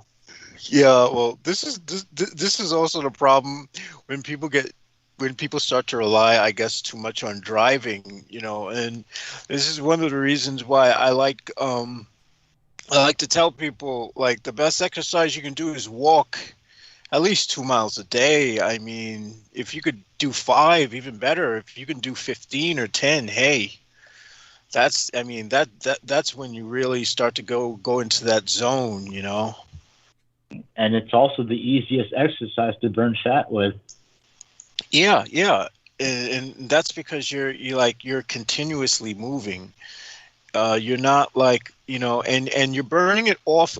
You might be burning it off on slower increments than running, but the thing is, unlike running, you can walk for far longer than you can if you're jogging. So you just have more time to keep that metabolism moving. Yeah. And I'm guessing where you're at, a lot of people like just drive around everywhere. Well, it is a huge city, so yeah, that does happen. Yeah, I've noticed that. I've also noticed that out here on Staten Island, like everyone out here like just drives everywhere. But then you go into Manhattan and everyone's walking, so it's like a completely different atmosphere. And so like it's like the guys out here have like the little pencil legs, and you know, even the guys leaving the gyms, you know, they have like these big upper bodies and whatnot. You know, you wouldn't want to wrestle them, but like you can kick them in the legs and run. No kidding. Yeah. How's the weather been out there though? Well, sometimes it feels like it has a mind of its own, even when you look at the weather forecast, because it could be raining 3 days in a row, Next thing you know, it'll be hot as hell, and if it's hot as hell the next day after, then that evening mosquitoes are going to be a bitch. I'm gonna have to light up a whole bunch of lamp oil. Oh yeah, the mosquitoes are horrible when they bite, Yep. and oh man, the mosquitoes are big too. I saw one the size of my iPod. I was like, what the hell? Shit, Things the massive. really big ones were back in the Philippines, in the province. Oh man, those things were like those mosquito hawks, but they had a body on them. Like, Oh, yeah, like those tarantula hawks. Oh my God. yeah. Those things are vicious. I heard those things are like the most painful things you could possibly get from an insect. You know how when you swat a mosquito and you come up with blood splatter. Yeah. I mean, yeah. Imagine about twice that size. It's Holy nasty. crap. Yep. Man, well, I can say I would definitely not want to be living in the tropics. Yeah, no kidding. That's for sure, especially with the weather being what it is these days. When it rains, it's like completely just flooding places. Like in Well, Europe, like they got flooded so bad in Germany and like Belgium that they have like over 60 people dead and a lot of people missing and whatnot. now, now the mosquitoes in the Philippines, I definitely do not miss. Mosquitoes here in America, all I have to do is hang out with some white people. I don't get bit as much. Oh, They love white people. that might have to do They're, with the blood type. yep. What's your blood type? Just curious. Uh, I think O positive. Yeah, O positive. All right, yeah. I get bitten like crazy. It's probably some of that white blood. It's being I'm A positive, so I mean, I think they're drawn to people who are mostly A. Yeah. But yeah, they definitely like light skinned folks. Yeah. That's also the thing. Although I haven't seen as many of them out these days as I used to. So I mean, New York's been really good at keeping them exterminated.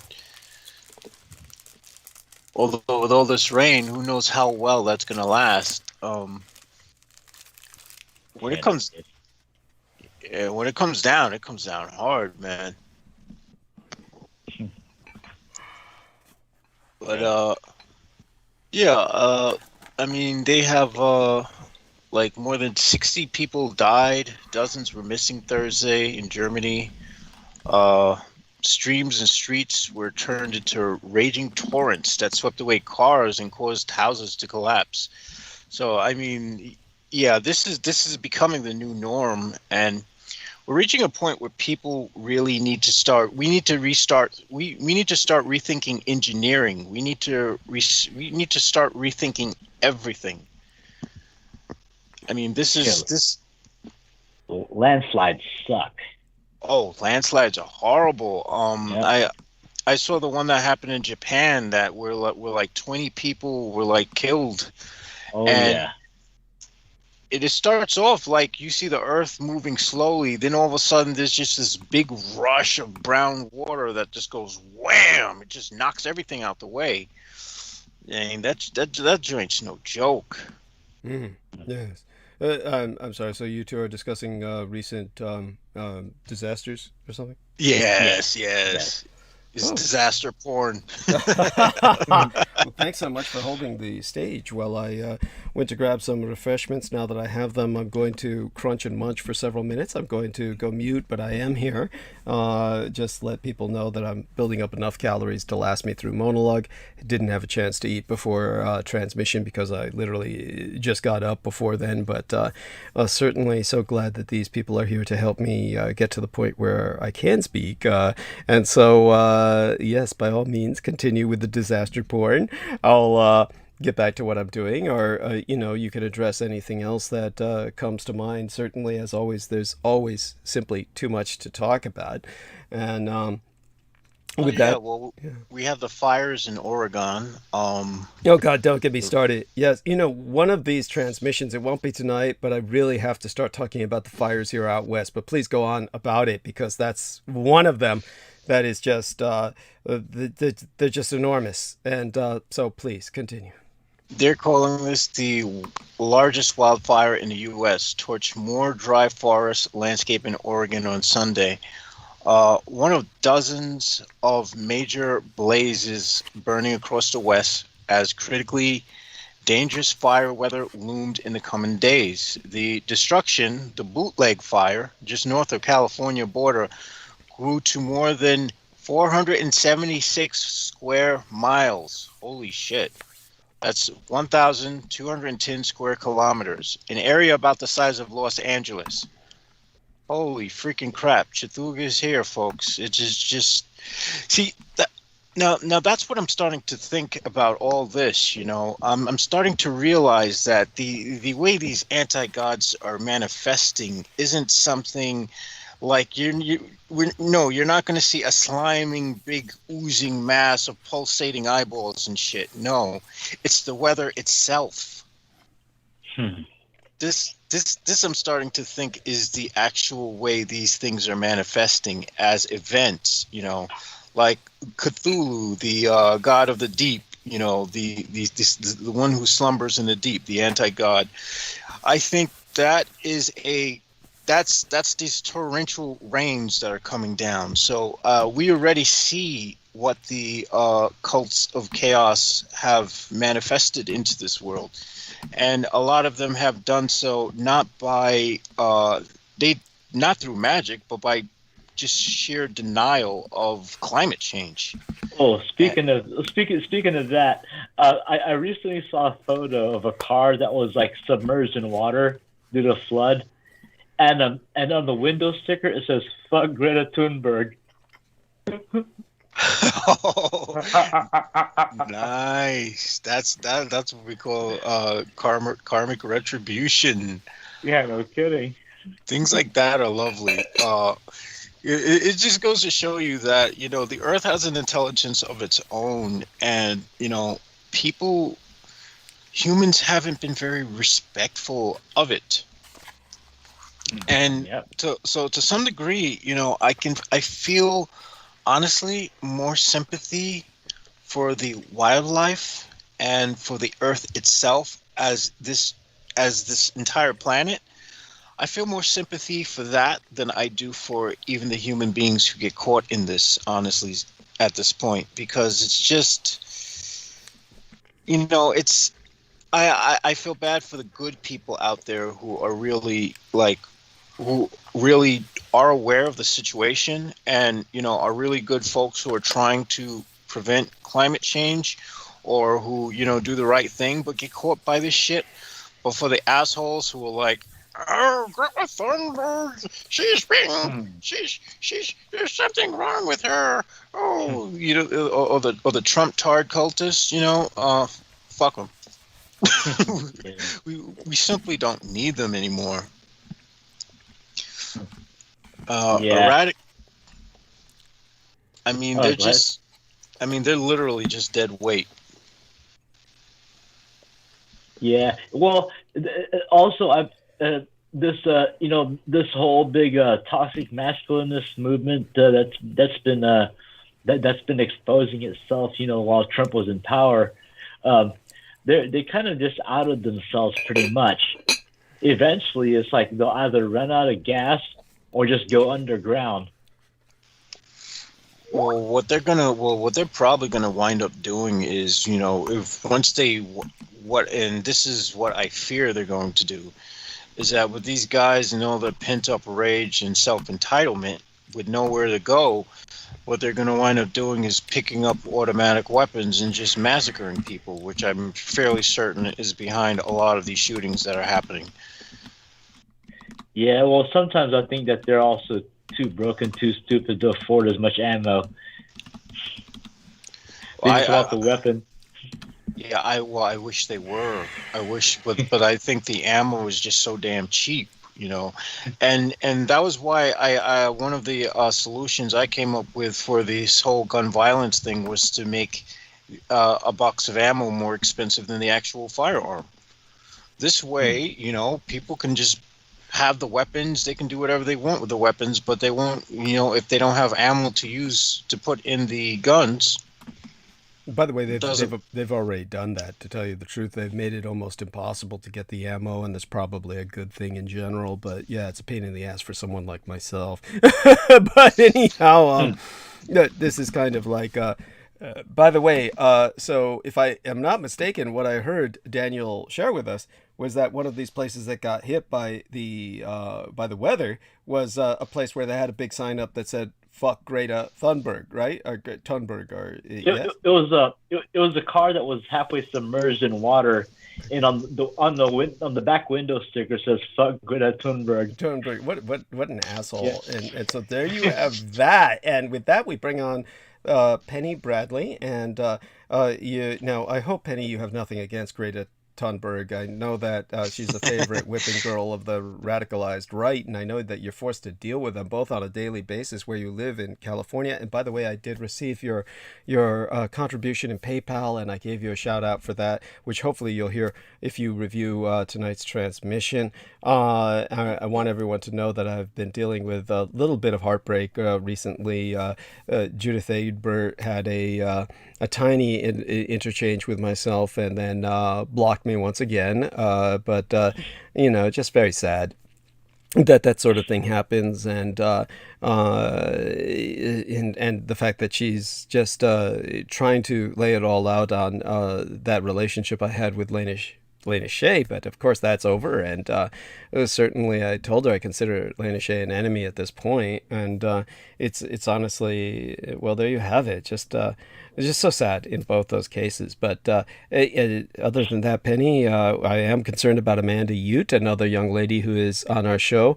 She actually shows a green, but of course anybody can leave the green on. By that I'm talking about the indication by Skype that she's active. Of course, that can be left on 24 hours a day. But I am concerned she hasn't responded, and there was a mass shooting in Portland, Oregon, and she does go into Portland quite a bit. So she Portland's dangerous. Oh, it's awful. Yes, people shouldn't live there. That's one of my besties was killed in Portland December 28th. Oh God, I'm so sorry to hear that. How did this happen? Could you share? She had actually been dumped off a bridge twice. So you know it was not suicide, which is what the coroner called it. Oh my God, that's just horrific. She was paraplegic after the first time. There was no way she could have jumped off a bridge the second time by herself. Why did they want to kill her? For talking to me. Oh, so we were both warned in November, and she was killed in December. Okay, yeah. I'm sorry to hear that. That's just awful. And I can see that happening. By the way, I want to, I don't believe you've met Daniel personally. So Daniel, let me introduce you. This is Penny Bradley, the young lady who interviewed myself. Yeah. And this is Daniel Arola. Yes. Yes. And so, Penny, after my latest interview with you, the gang stalkers are out in force, and they gave more downvotes to my show than I've ever had in forever. And that's so they obviously. Were you able to get that up on your channel yet? I look forward to when you get that up. No, I ate too many carbs for breakfast and ended up crashing for 4 hours, so it has not yet been uploaded. Okay. My internet provider only allows me 2 megabytes per second uploading. So when I do get it up, it's going to take me about 3 hours. Okay. That's all I can do. Right. Right. So that will be done after I'm off tonight. Okay. Bless you. Thank you so much. And I'll certainly. Yeah. Go on. I'm sorry. Yeah, I do have a following on my show. Yeah, of course. Odin informs me that I have in the neighborhood of 70,000 people who listen live. and that's the numbers that come up on his server. But the Global Enlightenment Radio Network is worldwide and has a large audience, and we do broadcast to the entire American prison system. So every prisoner in America has the option of listening in. Wonderful. Thank you. And so yeah, you had a very wide audience. Yeah, and that's why we're getting such a response tonight. I suspect it's as much that as what Peter Moon is saying about the release of the book and the people responding to that. Obviously, these people who are responding negatively have never read the book, will never, have no intentions of reading the book. So to me, it's people less than don't book. read. Yeah. To me, it's less that. It's not that they can't, at least at this point in time. But there is no rational difference between can't read and won't read. Mm-hmm. They don't seem to get the point that reading was something that was valued in the past because it opened wide the doors of opportunity, but they don't want to. Mm-hmm. Yeah. And so in terms of that, that's why I think it was mostly my latest interview with you that people are also responding to, because that was where they heard me most immediately. And and I treat you respectfully, which you deserve. Thank you. Yeah. And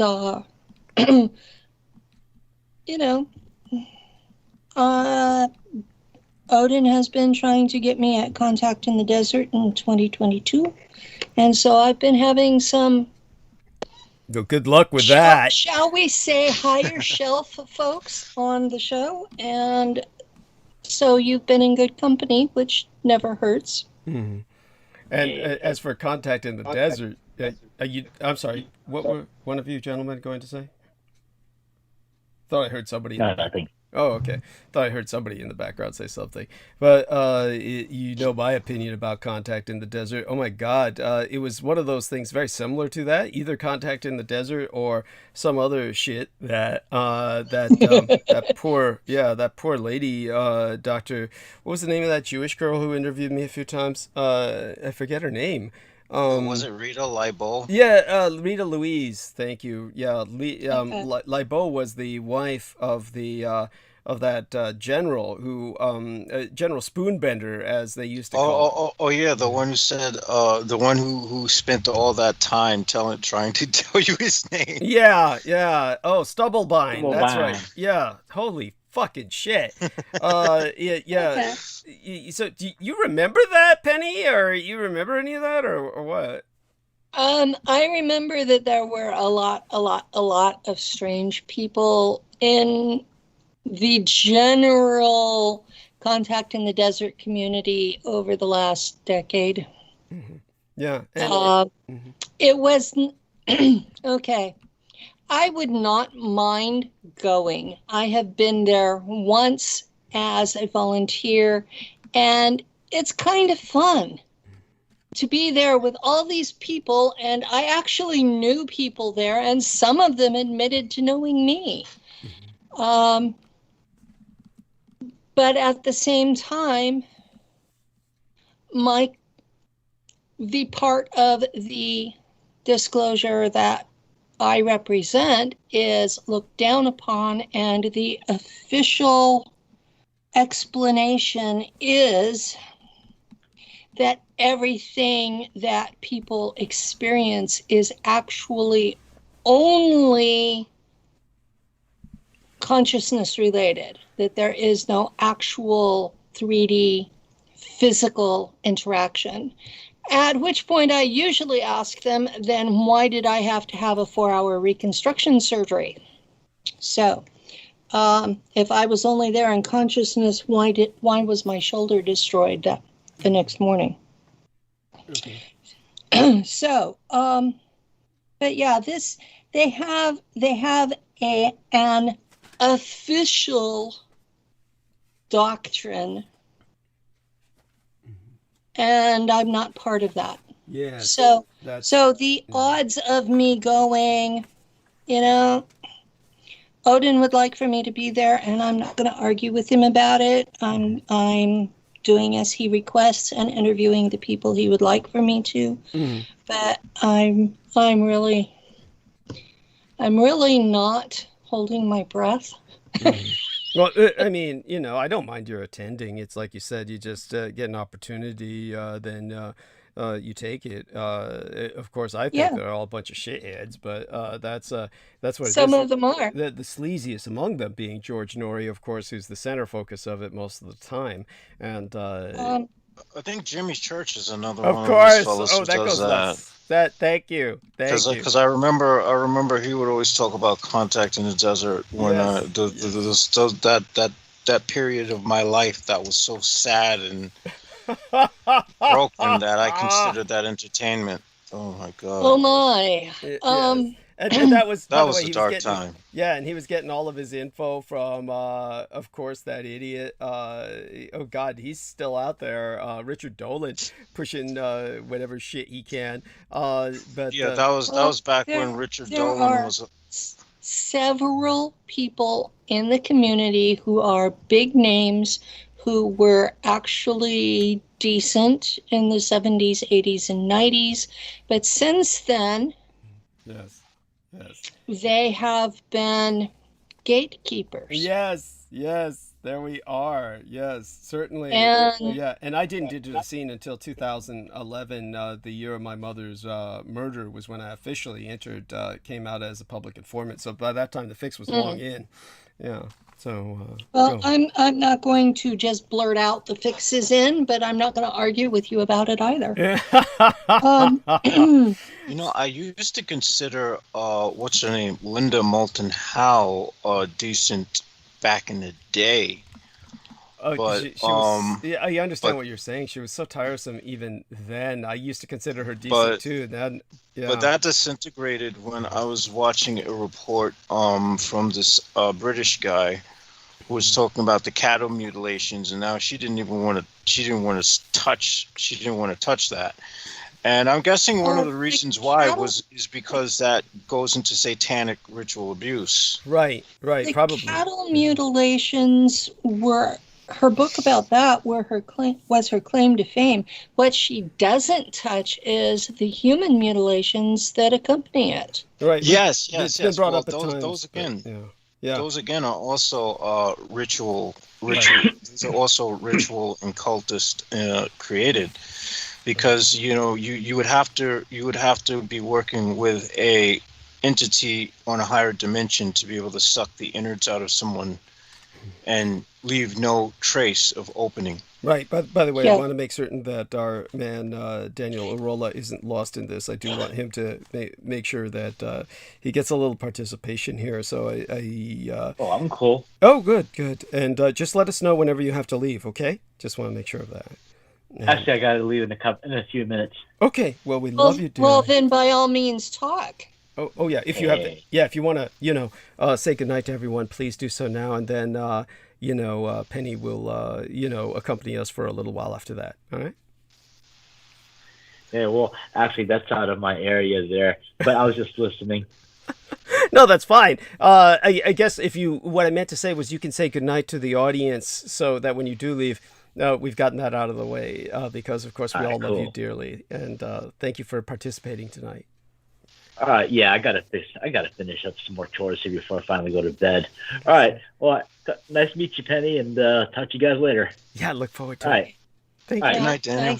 Love nice you, Daniel. Meeting you. Yeah, hugs. Okay, and that was Daniel Arola, and very deeply value his participation as always. Wonderful human being. I got to send him something. So yes, Penny Bradley, by all means. What we don't want to do is refer too much to contact in the desert right now because I'm afraid that we've already done damage to you and your potential to attend. Let's not do any more. In terms of there's nothing positive I have to say about it, and the people who were involved with it are generally pathetic. Like Florian Ann Fenton.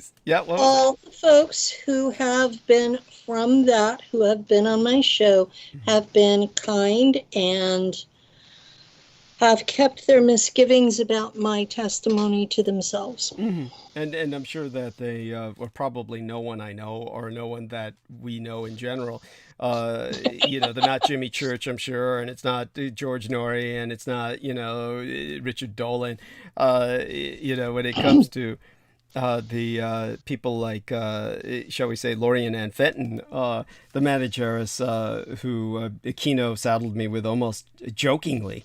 Then you've got someone, just to show you how pathetic it was with her. She showed up at, she paid for a ticket and everything. Something bizarre. There was something bizarre happened where they told her she would get a table there. And then when she showed up, they told her they were going to charge her. In other words, it was like they do charge for the tables. Yeah, of course. And it was something that's something people should know. The headliner gets paid and no one else does. The headliner gets a room. Everyone else pays their own way. And those tables where you sell books and paraphernalia, you pay for those. Yeah. And believe me, some conferences charge as much as $1,000 to have a table. Yeah. Believe me, I'm not trying to make her sound like a victim. I detest this individual, and she deserved everything she got. But it just shows you the pathetic nature of her life, and of that, of course, the Midnight in the Desert conference. They both deserved each other. As far as I go to one conference a year, usually, because when I don't, people show up at my door. And it gives people an opportunity to meet me in person, spend time, ask questions, get personal one-on-one, and it preserves the privacy of my home. And so in a way, you're mandated. Yes. Yeah, in a way, I'm mandated. I have to go to something. Otherwise, they show up at my house. So far, it has been only nice people who have shown up. And I am tremendously grateful for that, because I live in a rural community where not everybody's nice. So that's that seems to be the staple of rural communities. Yes. This is my personal motive for going to a conference once a year. The producer of the conferences I go to, he's a flat earther. He believes in mud floods and Tartaria. And why he includes my community in his conferences, I have no clue. But yeah, that's where it is. Yeah, by the way, for those of you who aren't familiar with what that even implies, I told people I just didn't want to go there, and that's a whole separate topic, Tartaria. But it is absolutely bizarre how that has captivated the imagination of so many people. And I've mentioned before, and this is truly funny, that there was first off, let's get this straight so people understand. Historically, there was a Tartaria, and Tartaria was yes in Central Asia, and you had this. The Tartars were, of course, very nasty nomadic peoples who rampaged everywhere they went, and they left us with all kinds of interesting etymology that's affiliated with their name. There is, of course, tartar sauce, which is a kind of pungent sauce that's put on to hide. Well, it's put on with your fish, and people like that because it takes the fishy taste away. Of course, in the Middle Ages, there was no refrigeration, so something like mustard in particular, but many other spices were applied to meats because the meats were half rotten, and so it would hide the rotting taste. With tartar sauce, it was similar for the fish. Tartar sauce does for the fish what those kinds of spices were for meats. There is, of course, the term steak tartare because these people had not developed cooking. These were not a civilized people who ate cooked food, and the way that they would eat their steak is fairly ingenious. They would put it between their saddle and the horse, and by tenderizing it, by riding all over it, and their body heat and the friction between that and the horse would essentially cook the steak to a degree. So this is steak tartare, and we get that today as the name for raw meat. When you eat raw meat, raw uncooked steak, that's steak tartare, which I happen to adore. I find, I prefer that. But then again, look at my genes. I'm a quarter vamphiroid, and so then of course there is. I have a preference for nearly raw meat myself, understood. and also Yes. the vampire thing. Right. But, Well, different in your case, but yes, go on. I mean, honestly, it's different from the genetic things I'm dealing with, but just I respect certainly the fact that you have something, a condition, which may be borderline anemia or something, but you were taken to think of all this phenomenon as condition. The tribes that we are both descended from went into Western Europe and went into Asia. So we do have a common ancestor probably 5,000 or 6,000 years ago. Right. Well, that's appreciated. And you may have a recessive gene. And so that's entirely. I do have recessive genes. And mine was activated by a near-death experience. Mm-hmm. Thank you. So okay, there we are. But you're not. You're yeah. Okay. I don't drink blood. Thank you. Yet. Thank you. Yes, I didn't know how to say that. But she does eat a lot of bloody chicken livers, which, by the way, I adore. I adore chicken gizzards. Yeah, gizzards are fairly good. Thank you. Yes. And now I'm baseline human, folks. I'm like the only normal human here right now.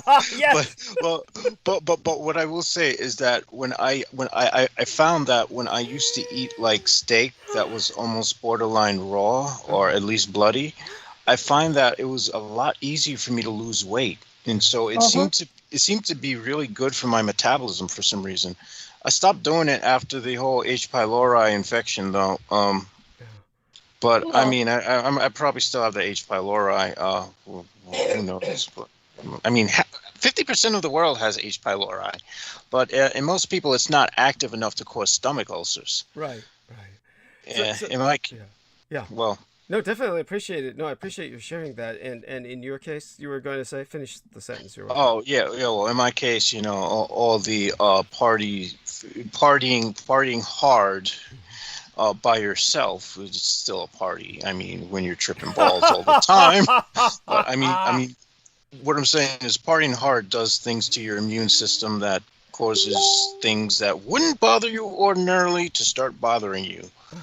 Aside from, having bowels that talk in different languages when you're outside, imagine trying to pick up a girl when your stomach's like. No, that's so sad. That's so sad. No, thank you for sharing that. And by the way, Jameson did hear you providing him credit on our interview, so thank you for that, honey. And by the way, shout out to MS. She's bringing up a lot in the chat room, so thank you, Michelle. And she was talking about the painkillers, and she was aware of me since July 2019 from Sean Bond, who she was aware of since 2017. Sean Bond is a wonderful, wonderful man. Wonderful. He does probably 30% of my healing. Susan Love does the other 70%. Right. Okay. And they are similar people. Right. And so she brings up the fact that this is Michelle. She says that on November of 2018, she died but was resuscitated. So I'm so glad that you're still with us, honey, and gracing us with your presence. And so she says, oh my God, I heard this lady before on Psionic League YouTube channel. So there you have it, honey. Yes, I was. Yeah. I've been on there more than once. Yeah. And she says, I normally only allowed to watch their channel. So apparently Michelle is somewhat kept. And she says, I had someone, she says this publicly so I can read this out loud. It's in the chat room. She says, I had someone come in while I was sleeping recently and left a mess that was actually difficult to wash out. Some pervert that wore my new swimsuit bottoms. Okay. Oh God, I'm so sorry to hear that, honey. I promise never to do that again. Okay.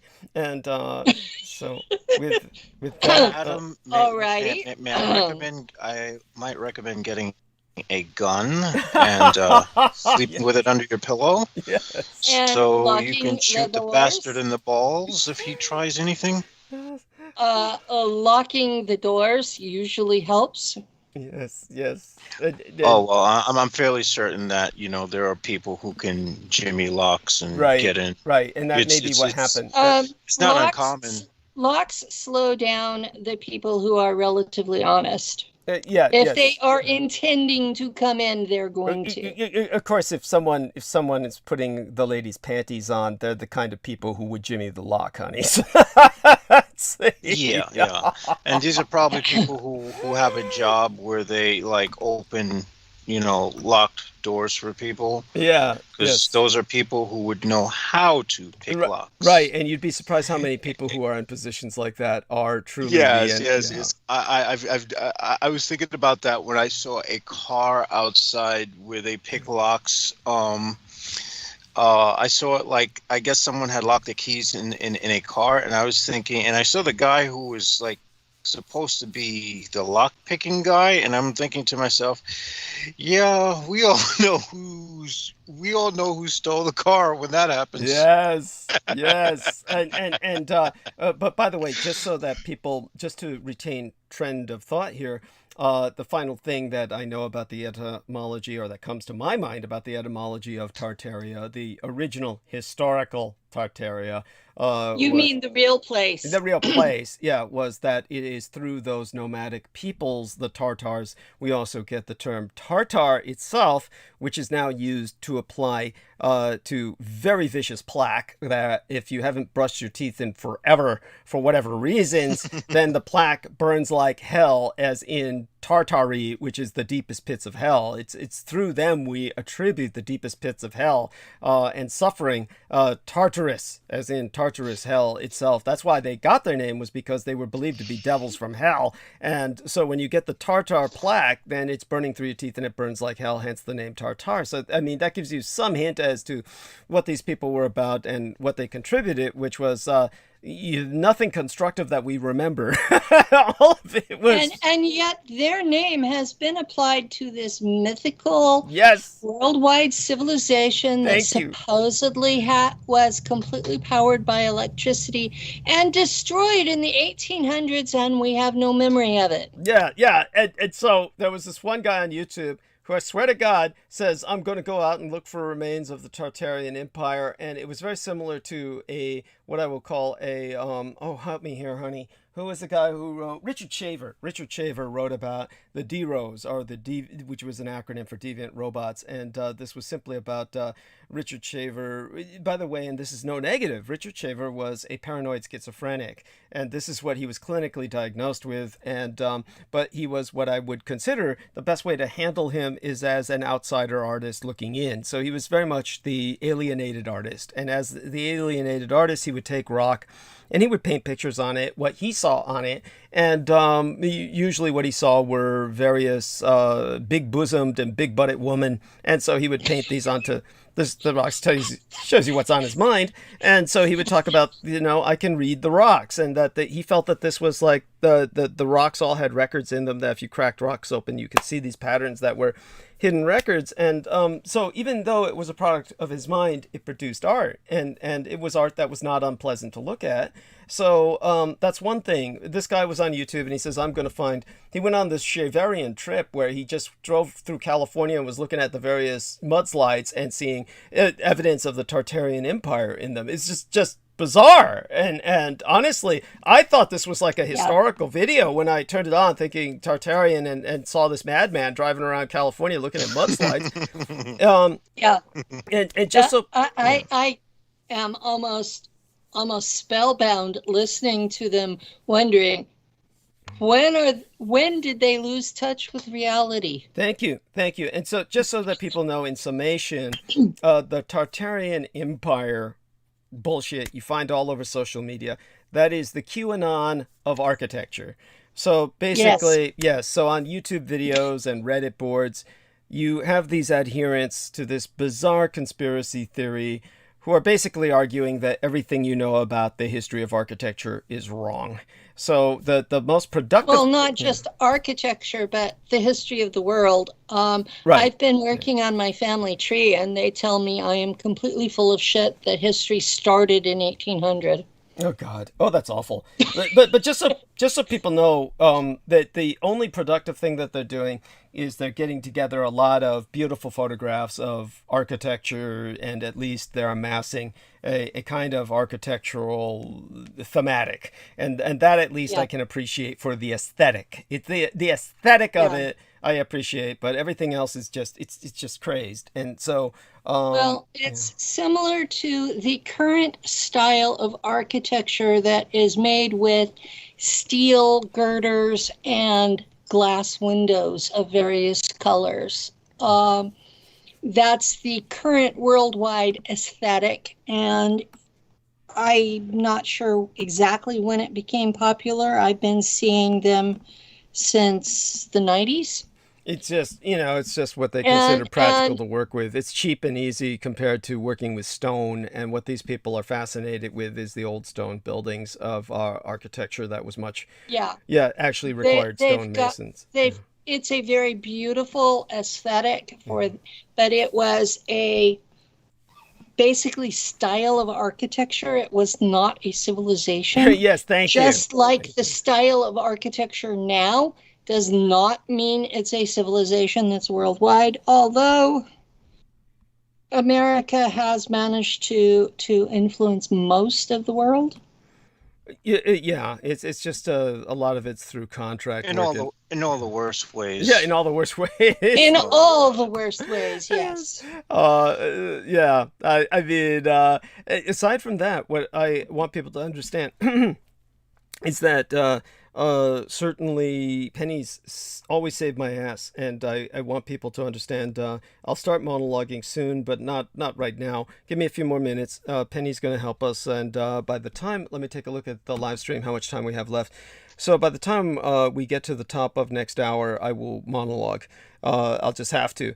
But right now we have Penny with us to bring us to that point, and here we are.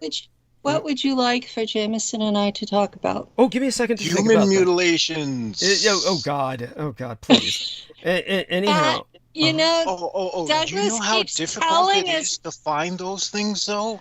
I mean, there was like years ago, like, all right, when I first started listening to you, Douglas, I was still able to find like pictures of like people in South America who were the product of like human mutilations, where they sucked all the innards out and stuff. Now I can't find images of them anywhere.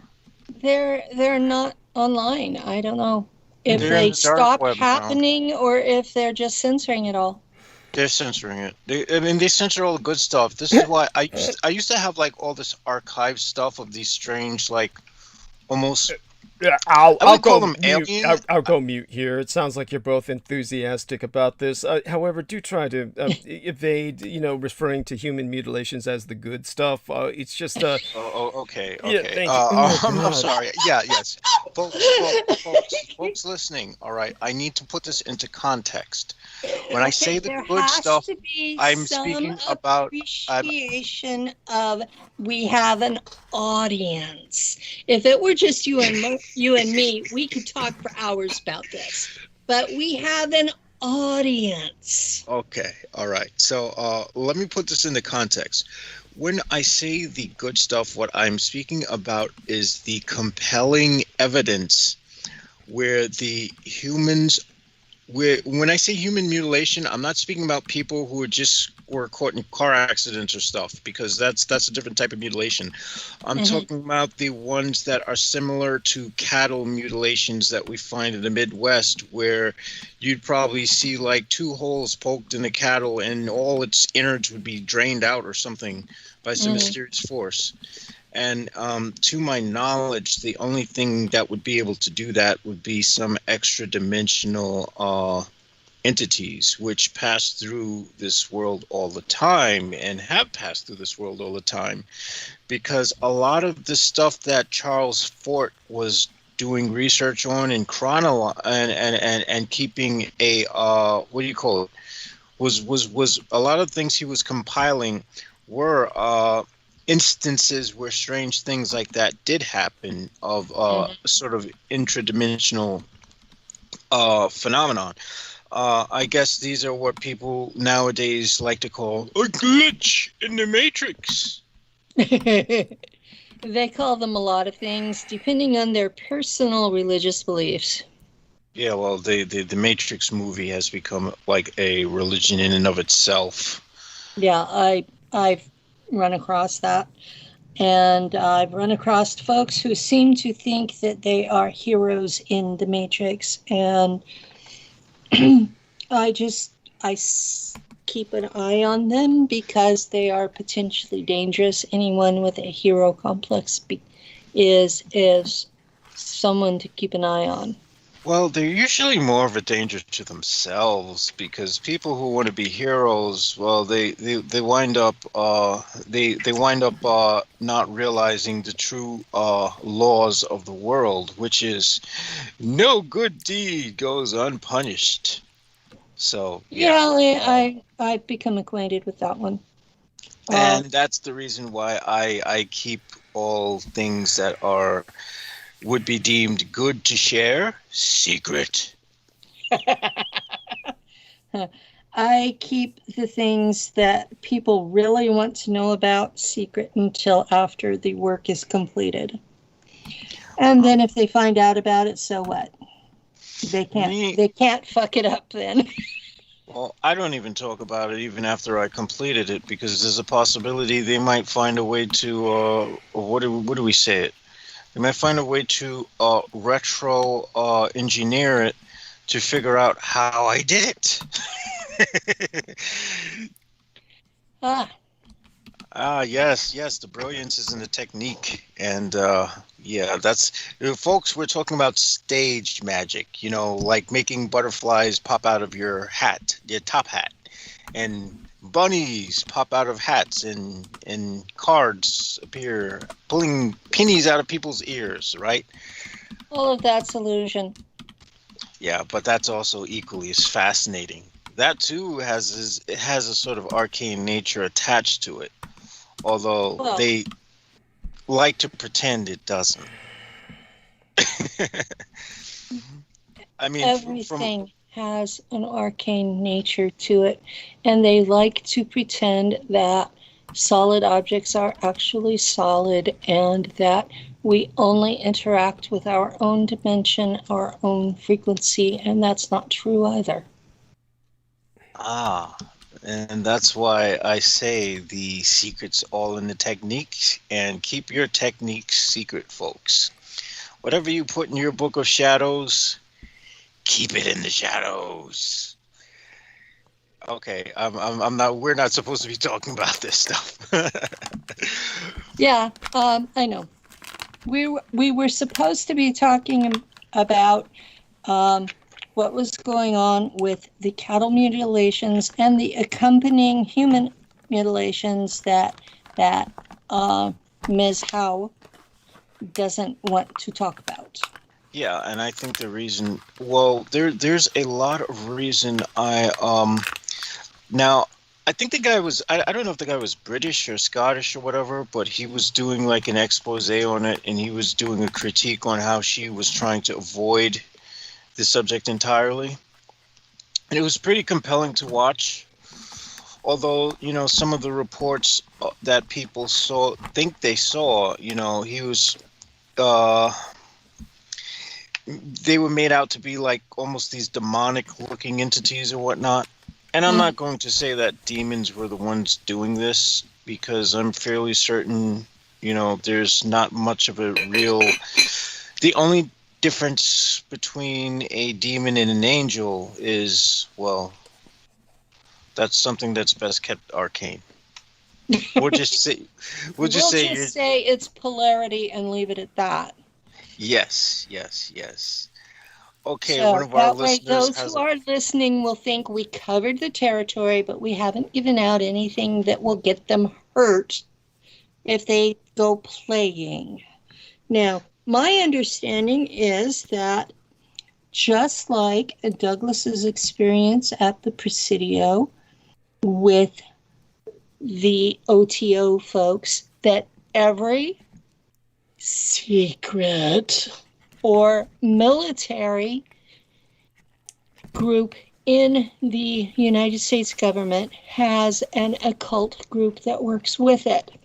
yes, they have several. And some of these groups are privy to techniques that others are not. And Yes.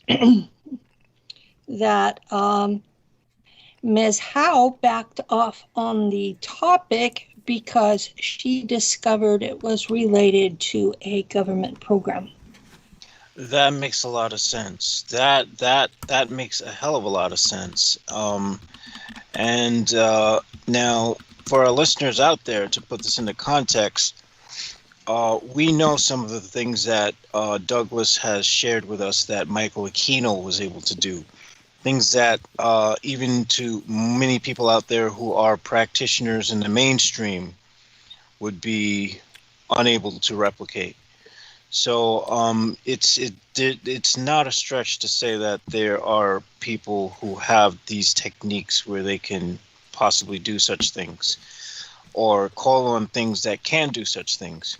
Oh, what I would say is you would do well not to search further into those things if you're someone who's into this stuff, because that stuff will even get you. if you're into this stuff, this is not a safe arena for exploration. Yeah. Leave it There at are that. some beings that it's simply hubris to attempt to interact with them. Yeah. One is better off trying to find techniques one can engage in oneself. You're better off. My teacher said, if you can't get rid of it, don't summon it. Well, yes, but this is another reason why I say if you can summon it and ask it to do something for you, find out how it does it and find a way so that you can do it without summoning it. Well, that's always a good idea if you're capable of it. I believe that capacity does exist. If it doesn't exist, you can always find the right sources to ask to point you in the direction to find it. And this is why I always say that rather than asking for the entity to carry out the task for you, ask it to point you in a direction to learn how to do it. That's something that no one seems to emphasize at all in their literature and lore. And, I've recently started to pick up a book that I purchased last year, which was E.A. Koetting's Evoking Eternity. I am not going to advertise for the guy because I don't quite frankly like the guy, and I only got the book at the time because I was really just trying to immerse myself in all types of things that were occult. While I can say he knows what he's talking about with the entities, but I would say Hazard, again, my idea is this. If you're calling upon an entity using your own energy and your own consciousness, then there has to be some way you can tap into the knowledge of that very thing which you're calling on. I hadn't considered that. I had considered the internal abilities of tapping into the frequency that they're operating from. Yeah, and there's also the fact that, if the thing's manifesting through your energy, because if what you're doing is, from my understanding, is these entities that people are summoning, they're not the actual entity itself. what you're doing is you're creating a sort of template based on what you're reading about the entity. So you're summoning an egregore. Yes. Okay. Because the actual entities themselves are beyond this dimension. They're beyond dimensional constraints. They wouldn't, Well, if what you were to happens try when- to summon What the actual- happens when the actual entity shows up in your world? Not the egregore. Then you have a world where strange things start to happen, like, I don't know, floods and buildings, earthquakes, and all kinds of crazy shit happen. And that's Well, what isn't that what's been going on the last year? Yeah, so there are people who are working with the... I mean, it's kind of weird because, you know, when you're dealing with these entities, they're like dimensions unto themselves. How do you bind and constrain a dimension? You can't. don't. Exactly. It shows up, it offers its services, you either say yes or no, and you hold on for dear life. Well, I mean, exactly. What you're creating to some degree is an egregore, and to a degree, this is what E.A. Koetting is admitting in his book. To a degree, you have to kind of read in between the lines. If you read in between the lines of what he says, you know that you're creating the entity from your essence. That means you're literally creating an egregore of it. You're not tapping into the actual thing. Now, if you're tapping into an actual entity like a demon or an angel or something, and you're tapping into something that could perceivably take a person's entrails out without leaving a mark. Yeah. That's where you're actually summoning entities. In other words, what I'm getting at is just about everything we're learning about in the mainstream when it comes to magic and occultism is bullshit. Well, I already figured that out from the Facebook groups. Yeah, I kind of got into that. I kind of figured that out last year. And last year was a big eye-opening process of just doing everything on my own and seeing how far I can take shit. And just ignoring everything everyone else was doing in the mainstream and looking up at these older grimoires to see if there are patterns that I myself can pick out. You know, when these medieval magicians were creating these thought forms, what were some of the similarities they were using? And what I've surmised is language is something that occurs in all of them. You know, there are always these magical words. Where did they get these magical words from? And I figured out these words. These words are usually from older languages that they have remembered. Not all of them. Some of them are actually created from a sort of cipher or code. Basically, there are techniques in which they're encryptions, basically. It's sort of like if you were to protect a website, you would have a certain coded encryption or a certain password. So when you break it down, you know, what you're doing is you're taking a set of instructions and you're encrypting it, and then you're creating a thought form out of that. And giving it a name, basically, and having it go out into the world and do things. This is no different than the sort of tulpas of the Tibetan Buddhist. Yeah, the tulpas or golems of the Hebrews. Of the Hebrew magicians. And the golem is a big topic with Kabbalists. Because essentially that's what you're creating, or when it comes to Kabbalah, what you're doing is you're sort of creating a golem that's supposed to be like an astral double of yourself. It's sort of like when they invoke the name of Yahweh and whatnot, what you're actually doing is you're creating Yahweh and you're becoming Yahweh, and then you're doing your acts of magic and commanding spirits as Yahweh. So in other words, you could use any name. You could say I'm Jiggly Boo, and you can be Jiggly Boo in rituals. So when you write your spell, you would say Jiggly Boo does this and that, and then you encrypt that, and that shit happens in the world somehow. that's where this stuff becomes really fun. But that's also where you But, kind of something that I have noticed is the donuts. growing tendency among certain Christian groups, notably Pentecostals and Charismatics, to use Jesus as their golem.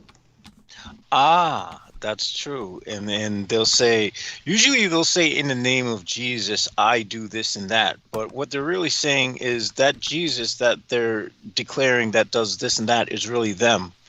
Yeah. It's a sort of like a super ego, if you will, that acts on your behalf. Well, that's because there is a scripture in the New Testament that says that whatever you ask in my name, it will be done. And so they're using that as a magic formula rather than a matter of faith.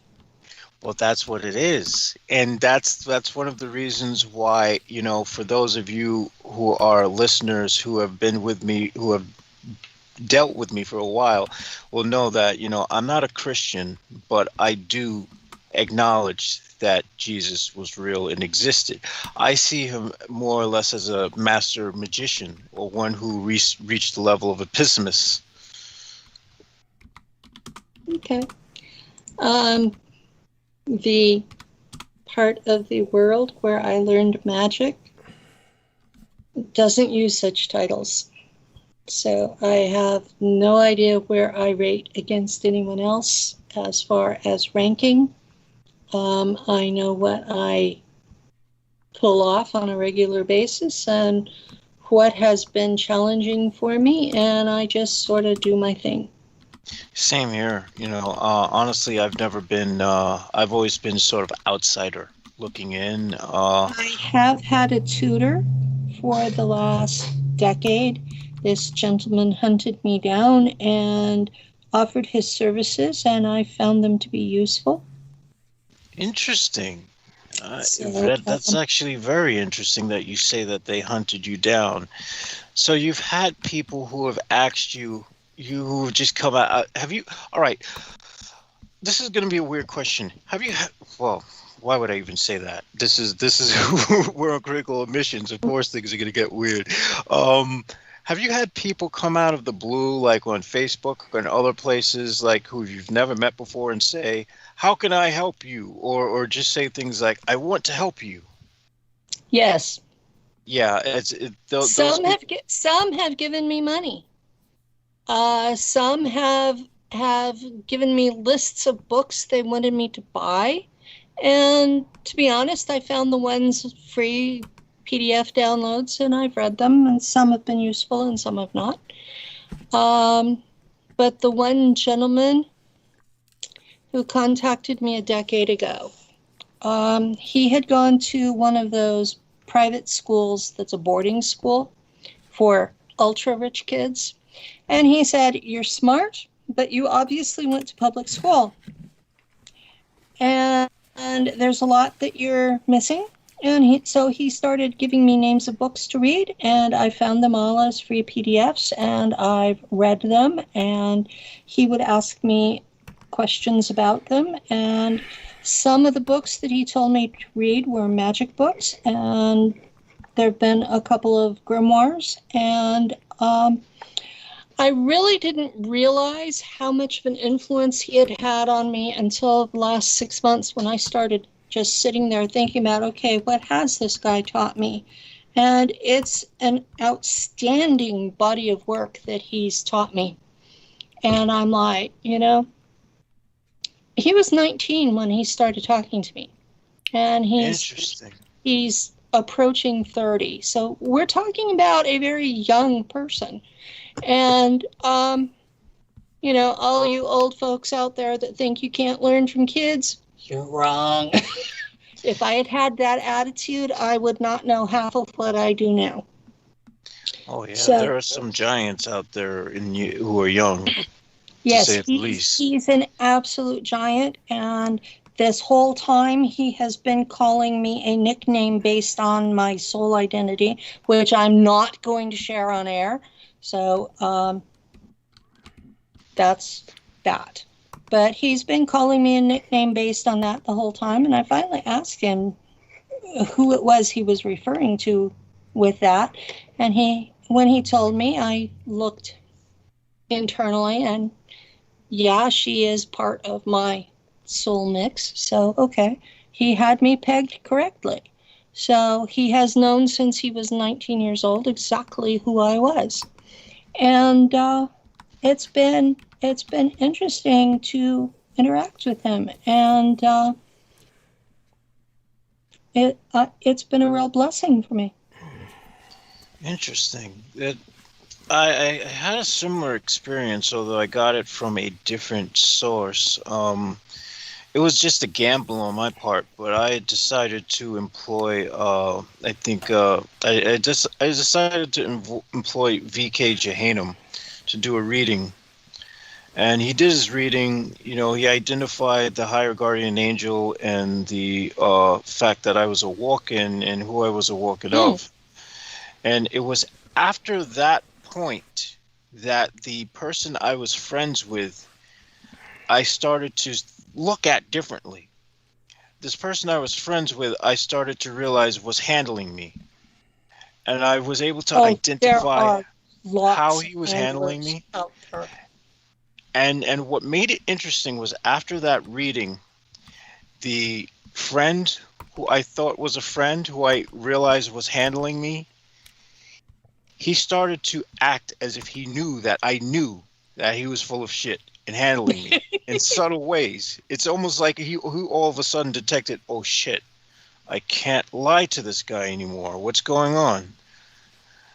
And after that, you know, that relationship broke apart, and I was actually freed from that relationship because I'm now realizing that in the past. Now, this was all the way back in 2011, I think. I had met this guy in Manhattan who did a tarot reading for me, and he said, "There's an older man in your life who's very oppressive. He's like, do you have a grandfather?" I'm like, "No." Well, I'm like, "Well, who's this guy you're seeing?" He says he's white. I'm like, no, my grandparents weren't white. Now, looking back at that reading, I realized that was the guy who I let go of, who was my handler. Okay. So everything sort of fell into place in a very interesting way. I have found that people misread me a lot, and so I tend to not interact with readers. Sean Bond, who was mentioned earlier, brought up by one of our listeners, he is one person who has been able to read me through all of my shields and go straight to the core from the first moment he met me. And he's really good. Interesting. Thank you. Yeah, really appreciate that. And he's written me in private messages. I'll try to get back to him, you know, as soon as I can. Again, both of you have done well. Honestly, I'll probably ask for your help for a little bit longer. I'm not quite ready to go into monologue just yet. I think the biggest problem I have right now is that just going through some of these notes concerning what I said I would bring up is it's just bringing up a lot of memories of my father, of course. And I mentioned earlier one of the killings that my father did was probably the only killing that would be legally considered a murder. I mentioned, of course, the story behind that. And what I'm finding out is that this murderer, aside from the being the hangman at the Nuremberg trials, turned out the U.S. Army had him hanging Germans all over Germany. So this is why he was able to... There was a lot of that. Yeah. And so just coming to grips with the information I really haven't been absorbing before. So let me tend to that a little while longer. You're both doing fine. We do have wonderful people in the chat room. I want to thank Chris Collins for bringing up some more madnesses concerning the Tartaria conspirators. These are people who are conspiracy theorists. more than conspirators, but they're conspirators in a sense that they're spreading shit. Yeah, and that's the madness of what Aquino left behind. Thank you. It was an entire culture of madness, all saturated by conspiracy theorists who all of a sudden see their own individual truths. Basically, this is like a solipsistic playground where everyone's their own god, creating their own realities, and they're throwing them out there as if they know anything when they know absolutely nothing. And they're like, oh yeah, well, guess what? And I'm from the 9th dimension, and the Pleiadian Illuminati wants us all to die. And it's like, oh what? My God. Do you know that Earth is in the Pleiades? Yeah, I mean, go on. We're in the constellation. You mean our star, the sun? Around our star, the orbit. Sun, Yes. is part of the Pleiades. Yes, we Well, orbit we're all particularly Pleiadians. around Sirius, but Sol and both stars in Sirius are part of the Pleiadian constellation. And so if you wanted to describe a Terran as a Pleiadian, you would be correct. Well, there you go. Okay. This adds to the absurdity of a lot of what these people, especially in the ufological community, are doing and saying and have been saying for years. They've all been pretty much just stating the obvious, repackaging it as something amazing, and running with it, basically. I mean, this ties into what Michael Aquino had, pretty much created, the whole Roswell thing, to create a whole religion out of this stuff. If you read the actual books written by the UFO experiencers during the 40s and 50s and even into the 60s, you hear that these people were Aryan looking. Yes, Nordic Aryans. That they spoke German. Yes. And there were Scotsmen along, even wearing kilts. These ships were from the German breakaway group. Yes, thank you. Thank you. Very important to remember. And the Europeans, still, when the Europeans speak of UFO experiences, their experiencers generally speak of Nordic Aryans, as opposed to the Americans, who see nothing but little grays without genitalia, based on their indoctrination into seeing. Now, go on. What's interesting about the Betty and Barney Hill case is that the people they reported seeing were Japanese. Yes, and they reported seeing a man. They also reported seeing a man in a Nazi uniform. Yes. That was in the book. Yes, and so very important to remember. And what do you think of? I asked this question to Penny. The bizarre movie that was made by the man whose voice was that of Darth Vader, the black man who regretted making the film because he became a pariah in Hollywood afterwards. James Earl Jones was the man who put the money behind producing the Betty and Barney Hill story. Do you remember that? I did not know that he was affiliated with that movie. Okay. Yeah, he put all the money behind it. He was the major mover and shaker behind getting it done. And then he regretted it the rest of his life because the repercussions on his own life were costly. Any time you put forward this topic as something worth investigation, the repercussions are horrific. I keep telling people in my community, do not go forward. Do not go public. You can talk about this in Facebook groups to your heart's content, but do not do an interview. And they literally tell me that I'm just jealous. And then 6 months down the road, they come back to me privately and say, you were right. You lose all privacy that you had before, people are telling you that you're fucking insane. I've had psychiatrists, licensed people, tell me on my YouTube channel that I need psych meds. You know, I've had people show up at my door. So far, they've all been nice people, thankfully, but it could very easily have gone the other direction.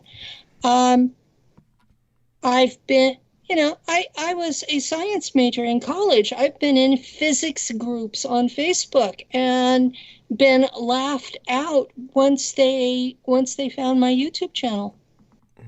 And I think on my YouTube channel, I'm pretty much straightforward 3D based. I don't generally go into the psychic stuff. I don't go into the religious parts, although some of my guests have insisted on doing that.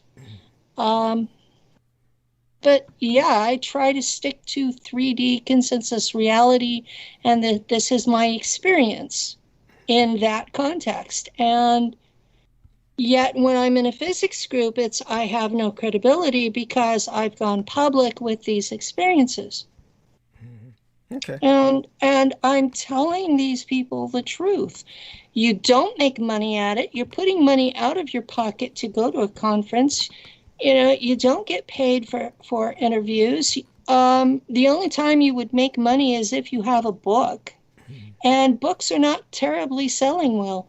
Yeah, that's right. And yeah. It is what it is. You lose whatever credibility you had the first time you talk about any experience, whether you call it black ops, space, or extraterrestrials. Any of those topics, you are immediately a nutcase, and you are forever ostracized. You cannot ever be taken seriously again. And I'm just telling them that straight up, and they tell me I'm just jealous. You know, I'm like, fine, ruin your life. And, you know, I'm trying to save you years of torment, but, you know, okay. Okay. Yeah, thank you. I appreciate that. And obviously, I'm sure most of them wish they had listened to you. This is, you know, it's probably that some of them were naive enough to believe that this would be an opening to a kind of fame, truly an ephemeral objective, if ever there was one. And it's more of an infamy, and it's an infamy that gets you nowhere. And it's never deleted from the internet. No. You know, it's forever. Yes. Yes. Oh my God. Yeah. So somewhere around the internet, there are nude photos of me. Ooh. Yeah, well, you know, it's not that everyone will necessarily find those photographs unless they're looking, and anyhow. Oh, just, I'm sure the only thing they'll find is a demonic SpongeBob. There we are. Yes.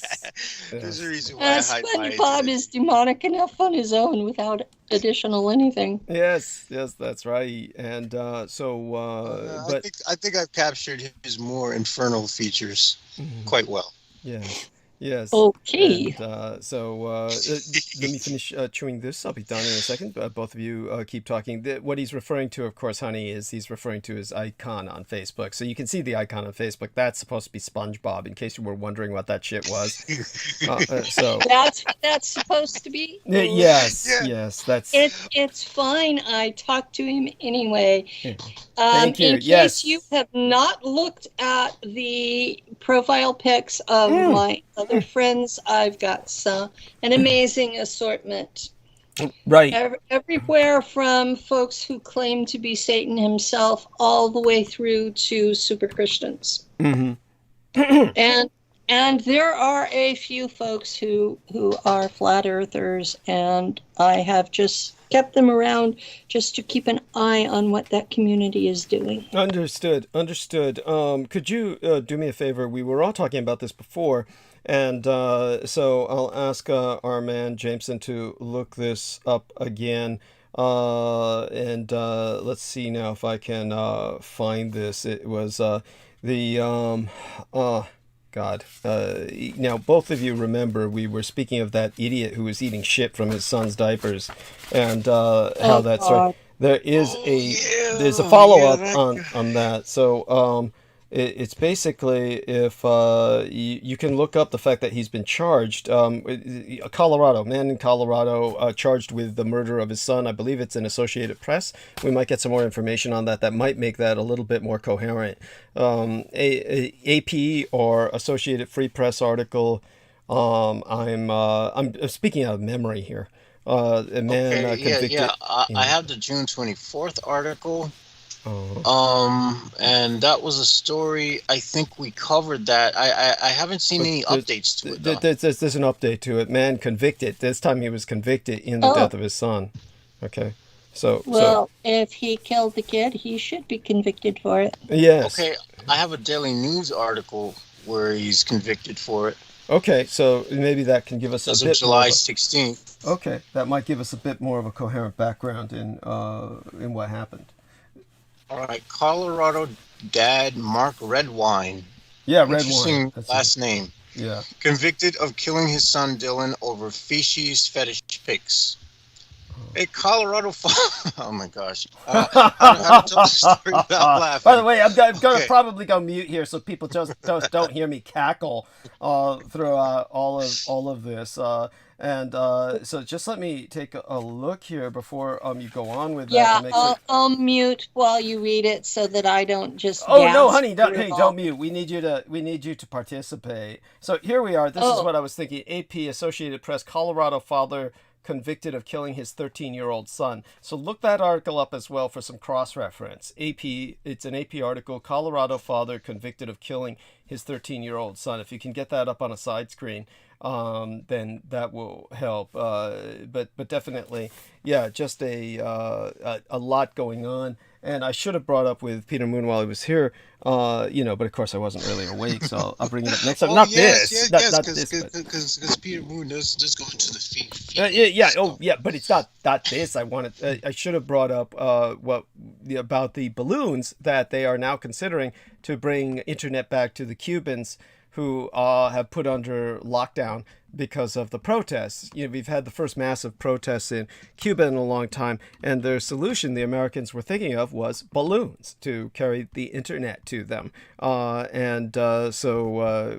definitely speak about that next time Pete's with us, and do remind me of that. And so aside from that, please go back to what you were saying. I brought it up on Okay. Uh-huh. And you want me to read this? Oh, well, you can go over it with us, please. By all means, scan it, read it aloud. Yeah. Colorado father convicted of killing his 13-year-old son. Associated Press, July 16th. So it was just a couple of days ago. A Colorado father was convicted Friday of second-degree murder and child abuse, resulting in death in the 2012 disappearance of his 13-year-old son. Mark Redwine, 59, was indicted in 2017 in connection with the disappearance of Dylan Redwine, who was reported missing on November 19th, 2012, while on a court-ordered Thanksgiving visit to his father's home outside the city of Durango. Redwine did not show any reaction when the verdicts were read as he stood with his hands clasped in front of him. The photo shows him handcuffed. Dylan Redwine's remains were found a few miles from his father's home in 2013, and hikers found his skull in 2015. Prosecutors argued that Redwine killed Dylan in a fit of rage after they argued over embarrassing photos of Redwine wearing women's lingerie and eating feces from a diaper. Dylan's older brother testified that Dylan discovered the photos before he went missing. Redwine, who didn't testify at trial, told investigators he left Dylan alone at home to run errands and returned to find him missing. Defense attorneys suggested the photos have no connection to Dylan Redwine's death and that the boy ran away and may have been killed by a wild animal. The case drew national attention when Red Wine and the boy's mother, Elaine Hall, leveled accusations at each other during appearances on the syndicated Dr. Phil television show in 2013. Oh my fucking God. And by the way, did I hear correctly? This is what I questioned last time. The boy was actually ordered by court to live with this son of a bitch. Am I wrong on that? No, visitation. Okay. Ordered by the court for visitation. But that's the same thing, right?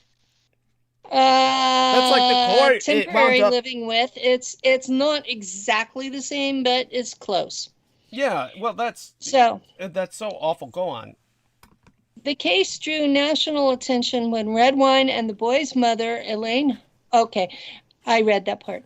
This has been an extremely difficult case for everybody involved, Judge Jeffrey Wilson said before the verdict was read. It's been difficult for the parties, for the attorneys, for their staff. It's been difficult for the families, the entire community. Juries delivered their verdict after less than a day of deliberations.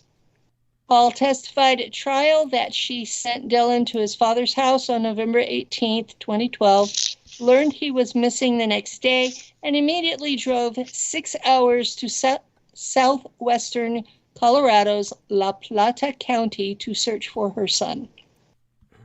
Hall said she had no knowledge of her son confronting his father about the photos. Hall almost immediately suspected her ex-husband wasn't telling the full truth about their son's disappearance. Text messages introduced as evidence suggested. 2 hours after learning Dylan disappeared, Hall texted Mark Redwine.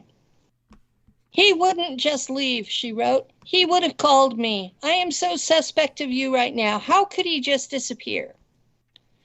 Public defender Justin Bogan. And get himself killed by wild animals, no less. And but by the way, you'll notice that this is where we got confused, because we got confused with this kid confronting him over these photographs, and it's almost like there was confusion as to whether that's the kid who got killed, because they say now that's how he got killed, was confronting him over the photographs, but then the other kid is calling him up, confronting him about the disappearance, and I believe those photographs came up as well again, and unless I'm wrong on that, but somehow they knew. I'm not seeing that part yet in this article. Yeah, so go on.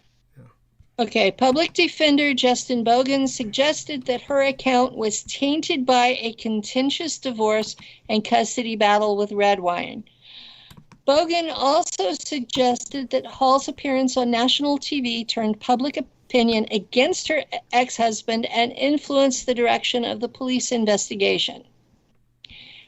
You mean she's siding with her husband? Is she trying to defend her husband, saying that the... No, his attorney is saying that she tainted the court case by being on national TV.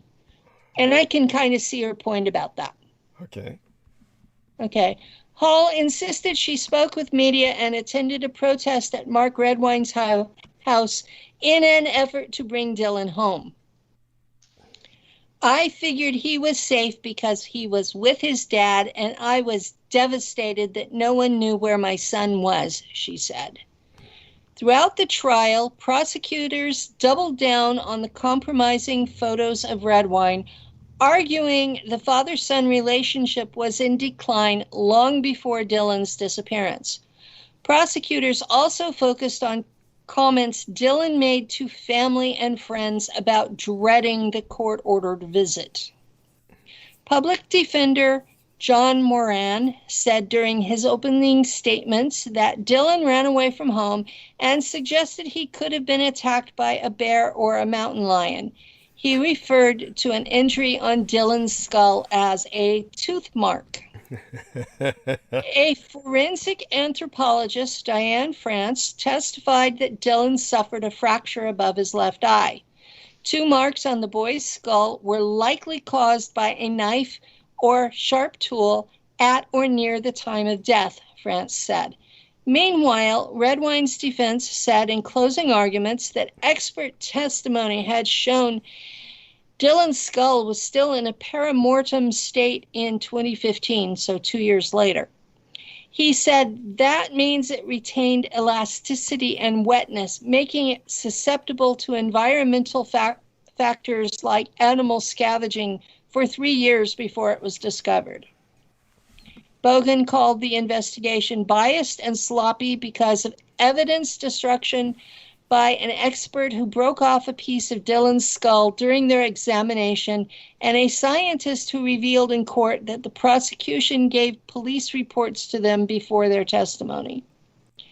Fred Johnson, Special Deputy District Attorney, told jurors that investigators found traces of Dylan's blood in Redwine's living room and that a cadaver-sniffing dog alerted them to the smell of human remains in the back of Redwine's truck and on his clothing.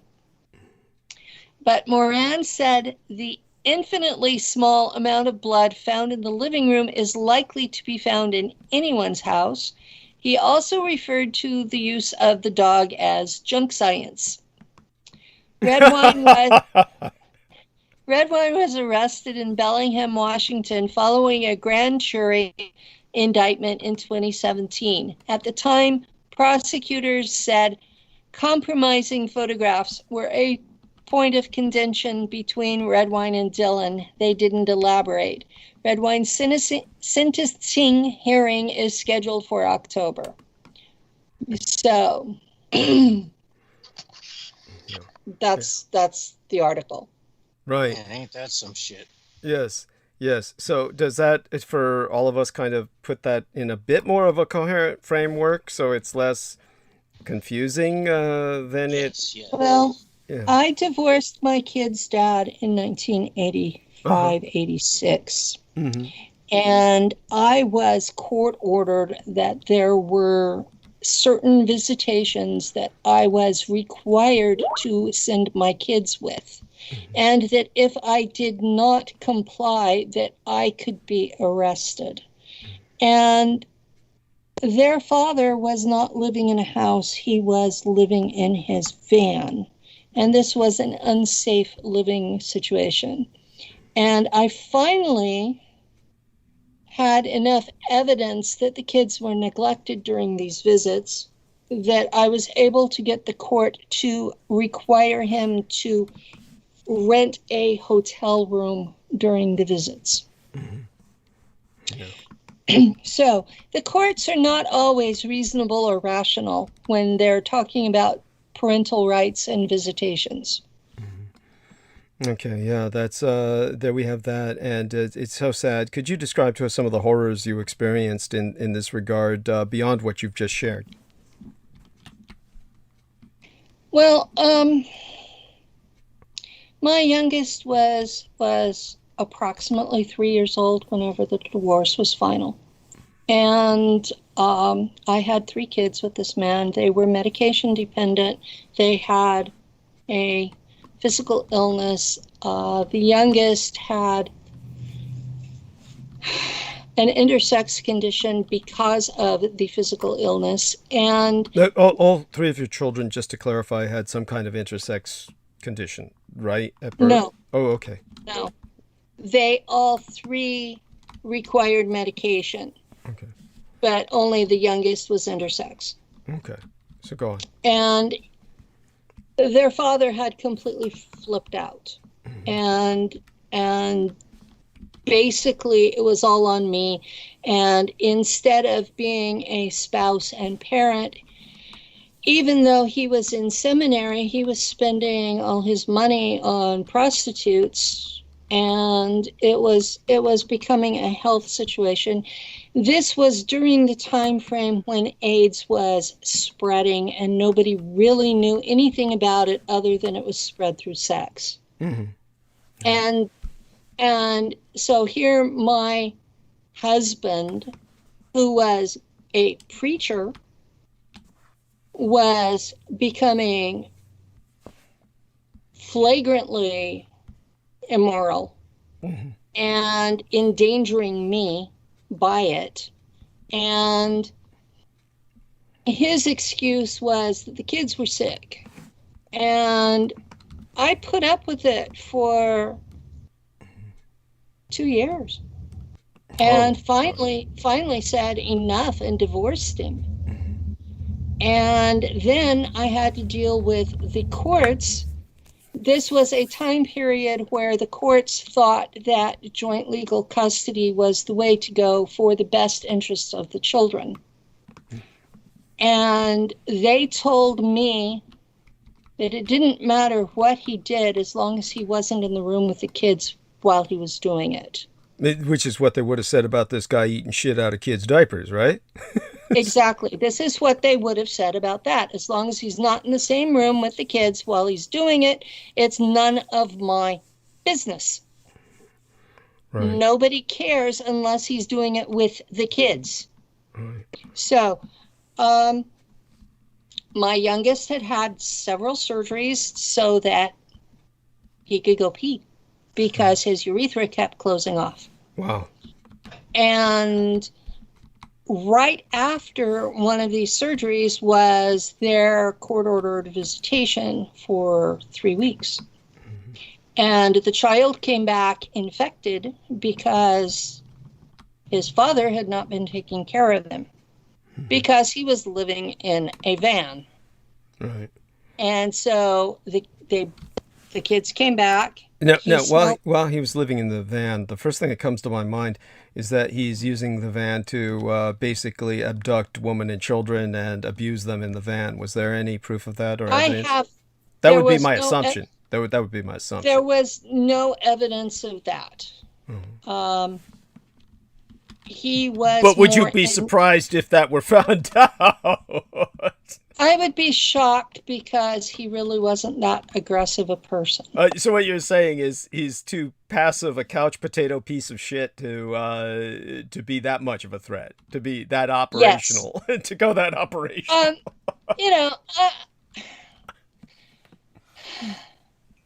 He was one of those guys that if a job was offered, he would go and he would be a great worker. But he would steal from work, and when he would inevitably get fired, he would wait until another job was offered to him. He wouldn't go find one. Of course. Yeah. By that I mean he was who my parents chose for me to marry. What? Why? Because I was raised in a Christian cult, right. And he was already a minister for that Christian cult, and that was my father's ambition for me. And this was before the Supreme Court decision in 1983. So I was my father's property, and when he married me off, I was my husband's property. So awful.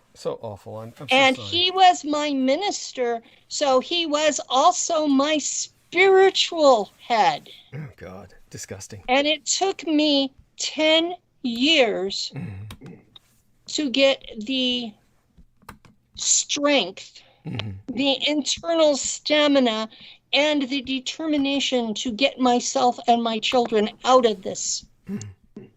I reached a point where I didn't give a shit if he killed me or not. Right. And that was when I filed for a divorce, because I figured my options were kill him or divorce him. And I didn't want to kill him. Right. Yeah. And so Jameson Reese is back with us, and definitely want to thank the lovely Penny Bradley for sharing this horror story with us of her what she's gone through.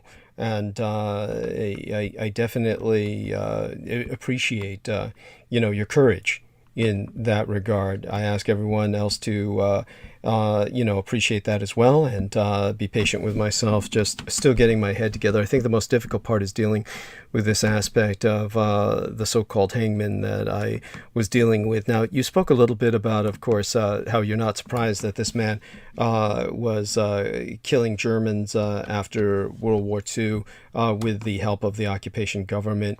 What other atrocities that were committed against the German population by the Allies can you bring to our attention that you might remember? Okay. When the German government, or at least the military in Germany, did an unconditional surrender, those German veterans who surrendered to the Russians were put into prison camps for either 10 years or 20 years, depending on what crimes they had committed while they were in the military. And then they were released, presumably sent home. Those who surrendered to the Americans, to the British, to the French, were put into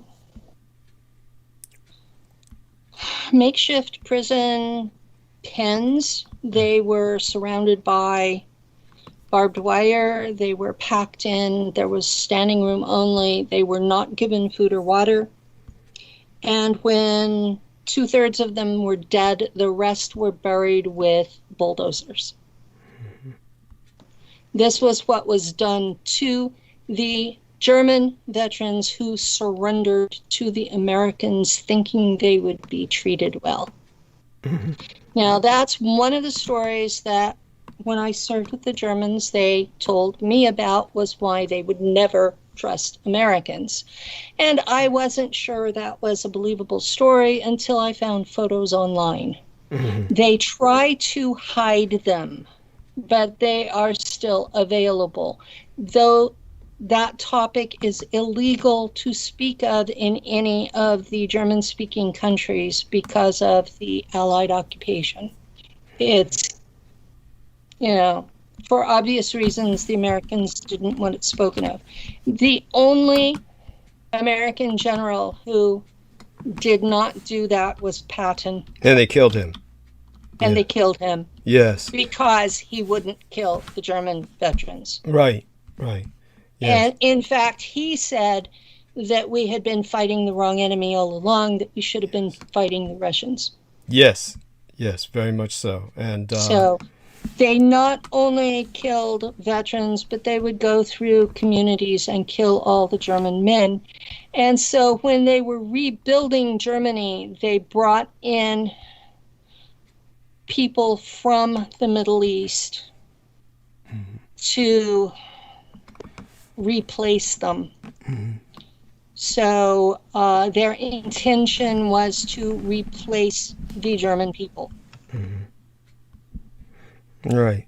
And by replace them with a population of what population would they replace them with, themselves, or as some people said, the Jews, which has led to this very statement, the Jews will not replace us, the whole replacement theory that derives from that. Most of the people that were brought in were from Turkey or Arabic countries. They were mostly Muslims. They were people from high population areas.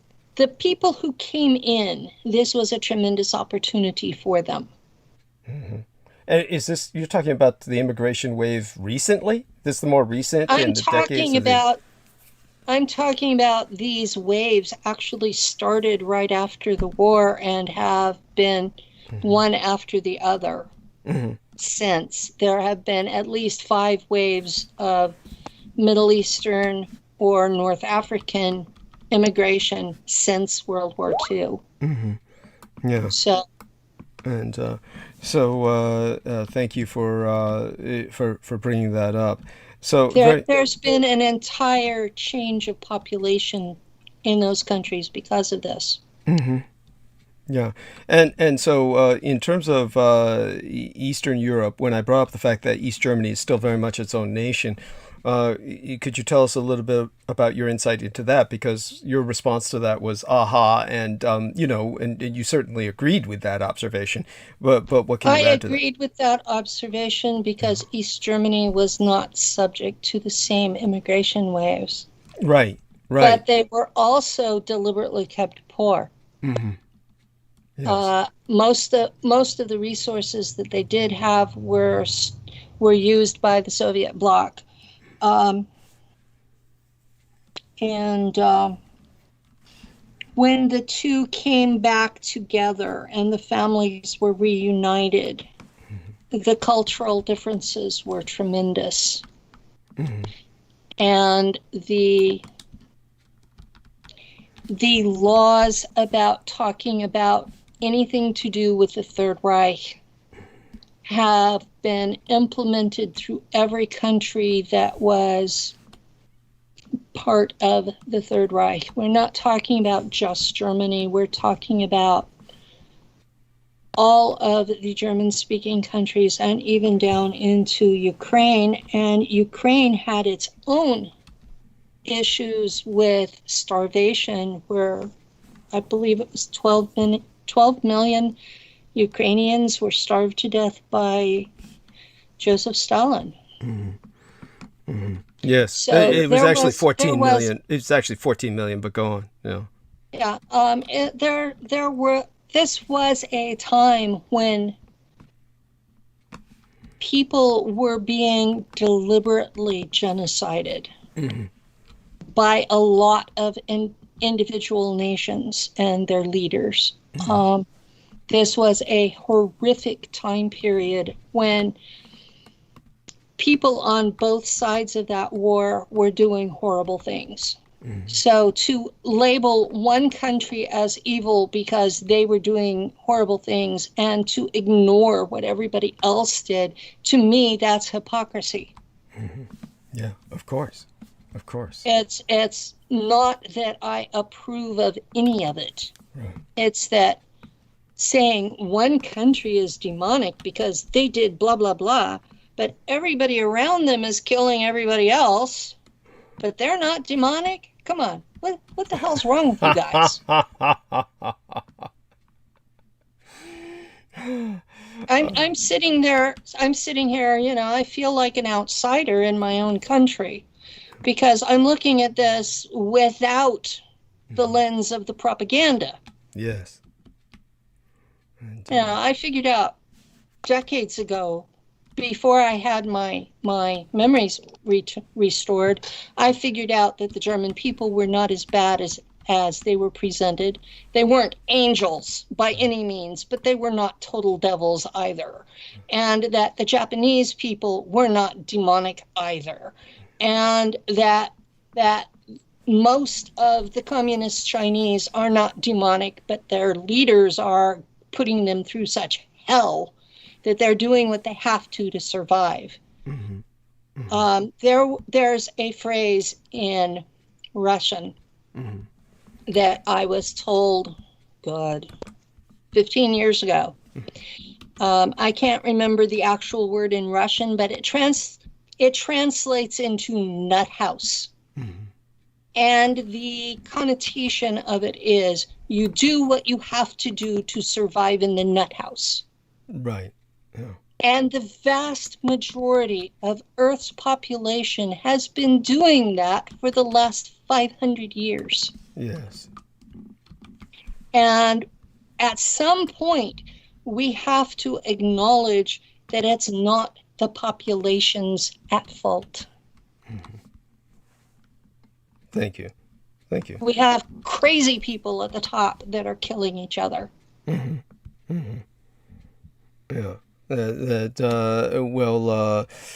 So thank you. That's very important. And in terms of what I had said before, is that the potential is there where perhaps Europe, its salvation may be Eastern Europe, because Eastern Europe is the most European part of Europe that remains.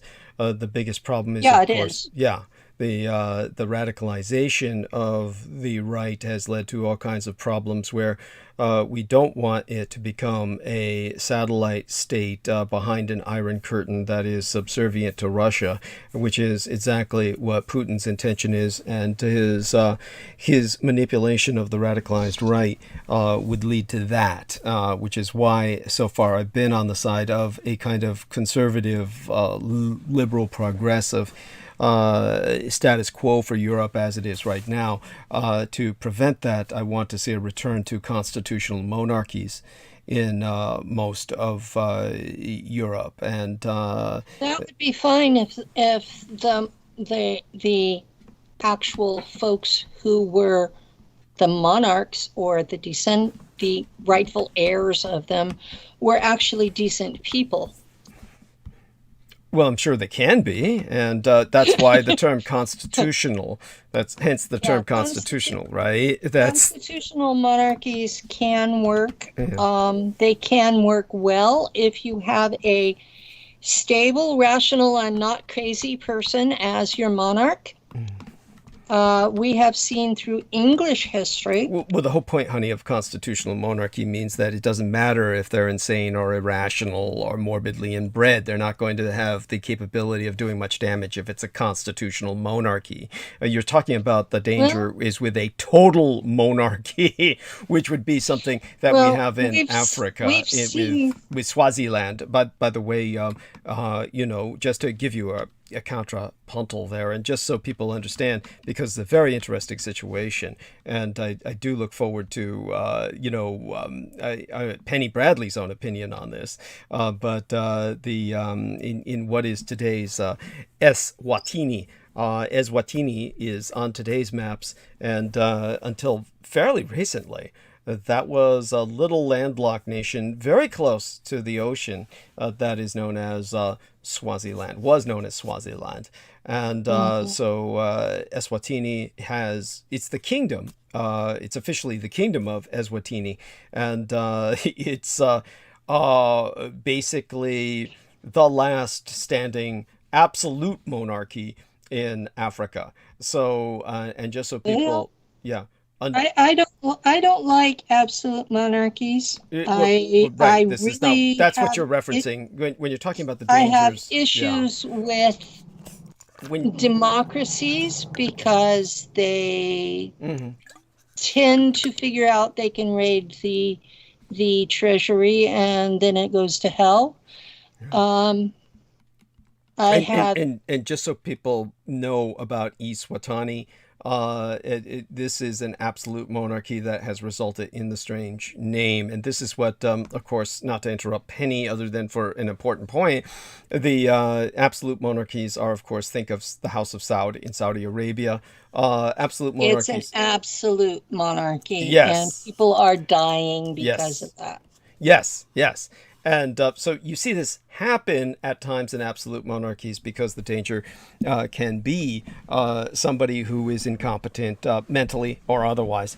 And we are very fortunate that Japan, when it produced such as Emperor Meiji, in a sense, that the son stepped in to take over. And in that case, it was Emperor Hirohito. So the results of that were extraordinarily positive for all humanity, specifically Asia, because the Asians otherwise would have been annihilated or exterminated by the Americans. So his intervention prevented that. Eswatini, which used to be Swaziland, the reason it's interesting is because if you actually look it up, you're probably going to be confused and think that's an African word. It's actually a play on African words. It's actually a neologism, which means it's a made-up word, a modern word.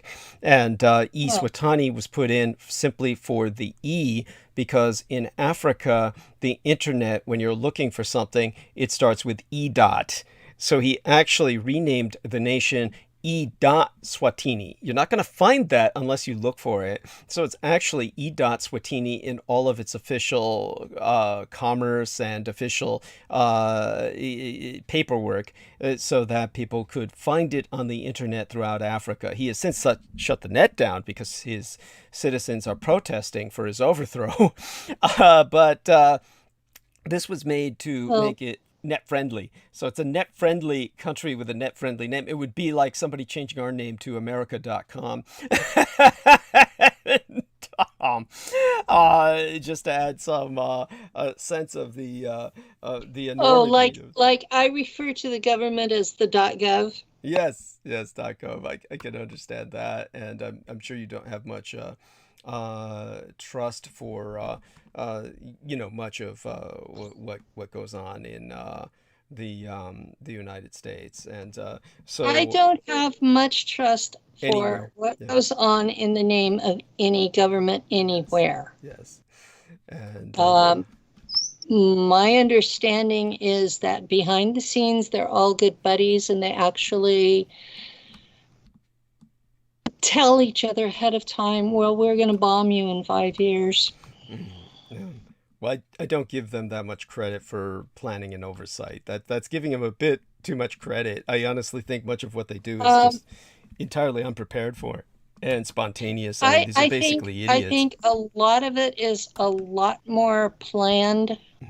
That you talked about the 5-year plans of the Soviets. I think we've got 10-year plans going, and some of the things that I've seen now, I saw them talked about in books that are 100 years old. So I think there's a lot more behind the scenes planning than people think, and that this is why it's so difficult to override the nonsense. Okay, and there comes a point where they're using egregores to keep their plans in progress. And I know most folks don't believe magic is real, but you and I have both encountered folks that make it real clear it is. Okay. Yeah, it is. I think, again, you're giving them way too much credit. These are really stupid people, and there may be 10-year plans that get put out, but they're really incapable of following them through to a coherent end. And so for that reason, then you're left with a kind of different reality. And the reality is one where the best laid plans of these idiots just don't come to fruition. They fuck up every way imaginable. So in terms of all of that, honey, again, thank you so much for joining us tonight. I love you dearly, and honestly, I wouldn't be able to make it through these nights without your help, without your participating. Thank you. Yeah, and I'm certain that Jameson Reese really appreciated the way you gave him a shout out while I was doing the interview with you. Oh, while I'm with you now, why don't we schedule the next interview? Do you have your calendar out? I can get it. Yes, take your time. And give me a second. So mine is paper and pen. Right. I don't put it on the internet. So the next time that I have available is August 14th. Would you like it? Let me take a look at my own calendar. I'm sure it's probably open for me. And give me just a second here to just take a look at some of these other things, put these away so I remember where I left off at, and let's look at that calendar. So we're looking at Sunday the 18th of July, honey. Right now, that's today, and let's take a look at August, June, July, August the 14th. Sounds good. Yeah, let me write that down then, and I'll just cut and paste what I had written before. 2 p.m. Call 10 minutes early. Penny Bradley Pacific Daylight Time, and so same time, same channel, and it will be, everybody write that down on your own calendars, Saturday the 14th of August. There we are. And if something comes up, obviously I'll tell you. And okay. Yeah. And so, aside from all of that, we're back to, my attempting to do some justice to what are some very difficult topics for me tonight.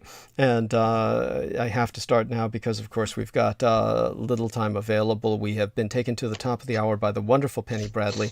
And do let people know you'll be posting your latest interview with myself on your YouTube channel. Do you know the name of your YouTube channel or the connective code for it? Your YouTube channel address? It's Penny Bradley Nachtwaffen Pilot.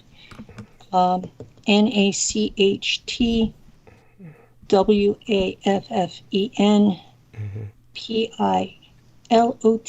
Say that very loudly. Repeat that very loudly, please. It's Penny Bradley Nachtwaffen Pilot. Right. NACHTWAFFEN PILOT.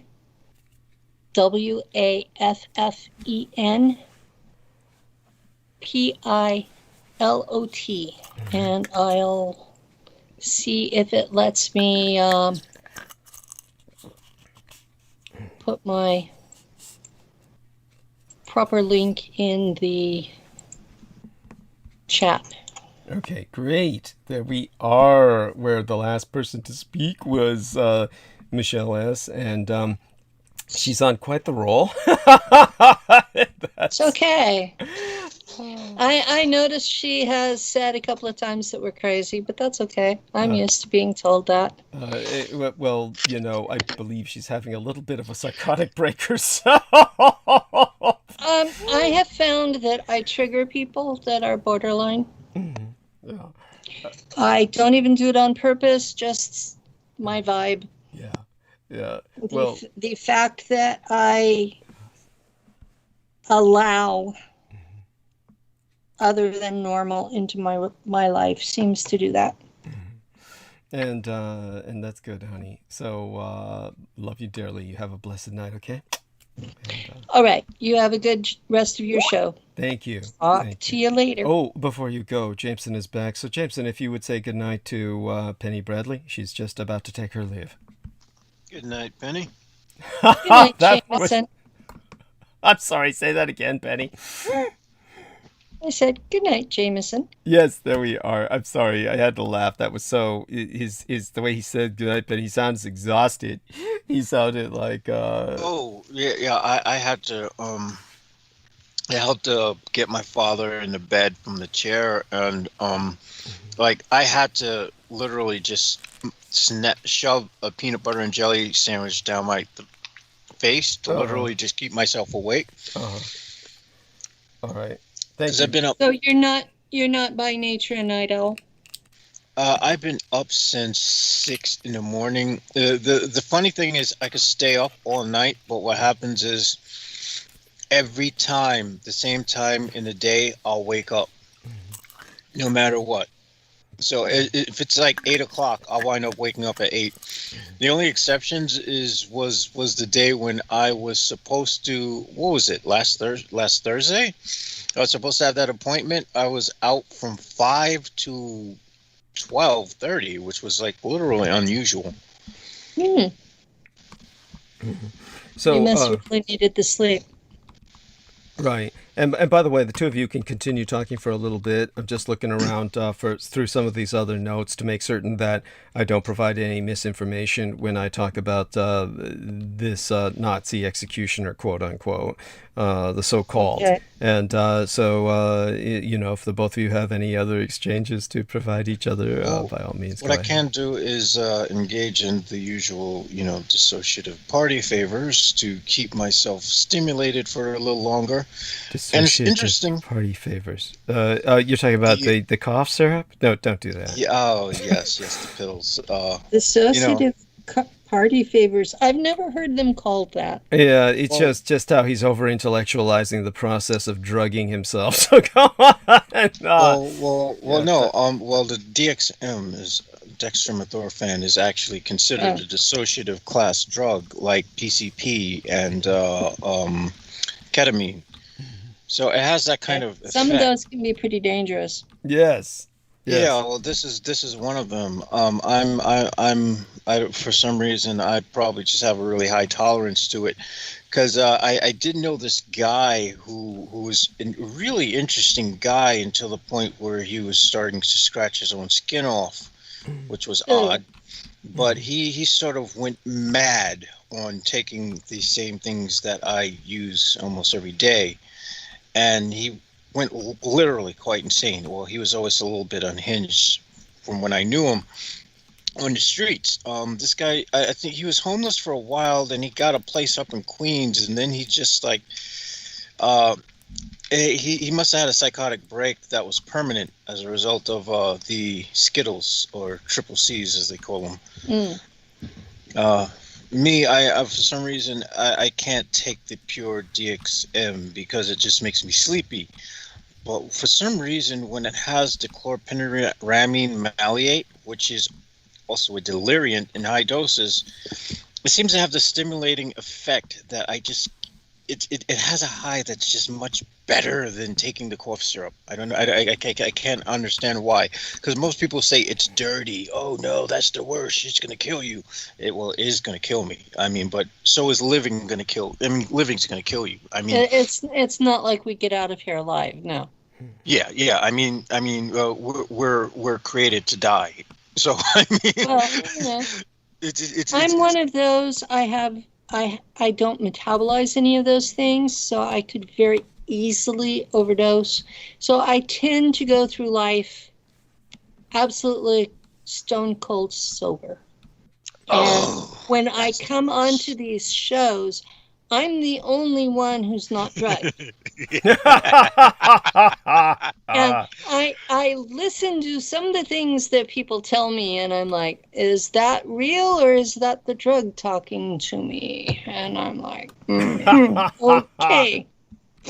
Well, so they're reaching a point where there isn't a difference. I'm absolutely stone cold sober. The only drug I use on the regular is caffeine. Oh, that's another one that I abuse. I have to add that to the list. That's a daily abuse of mine, caffeine. And then there's also oh my gosh. Well, that's the only non-prescribed medicine. And I don't do pain pills. Once every 5 months I go and get a shot in my spine so that I can walk. And that's it. Right. This shot in the spine so that you can walk. Tell us a little bit about that. My first husband, the one I divorced in 85, 86. Right. He came home in 1977 at 3 o'clock in the morning with lipstick on his neck and proceeded to hit me across the back of the neck with the broom handle, and would not take me to the doctor because he didn't want to go to prison for having committed this. And I have had problems with my neck and related nerve issues ever since. And I got to the point where that my left hand was like a lava flow, and I was unable to walk because of the injury. And they tell me it's not quite bad enough for a spinal fusion, but it's getting there. And so every time I go in, I'm checked to see if it's bad enough for the spinal fusion, and I get the MRI. I think it's every other year. And I get, they call it a cervical epidural. I get that every 5 months. So I can walk.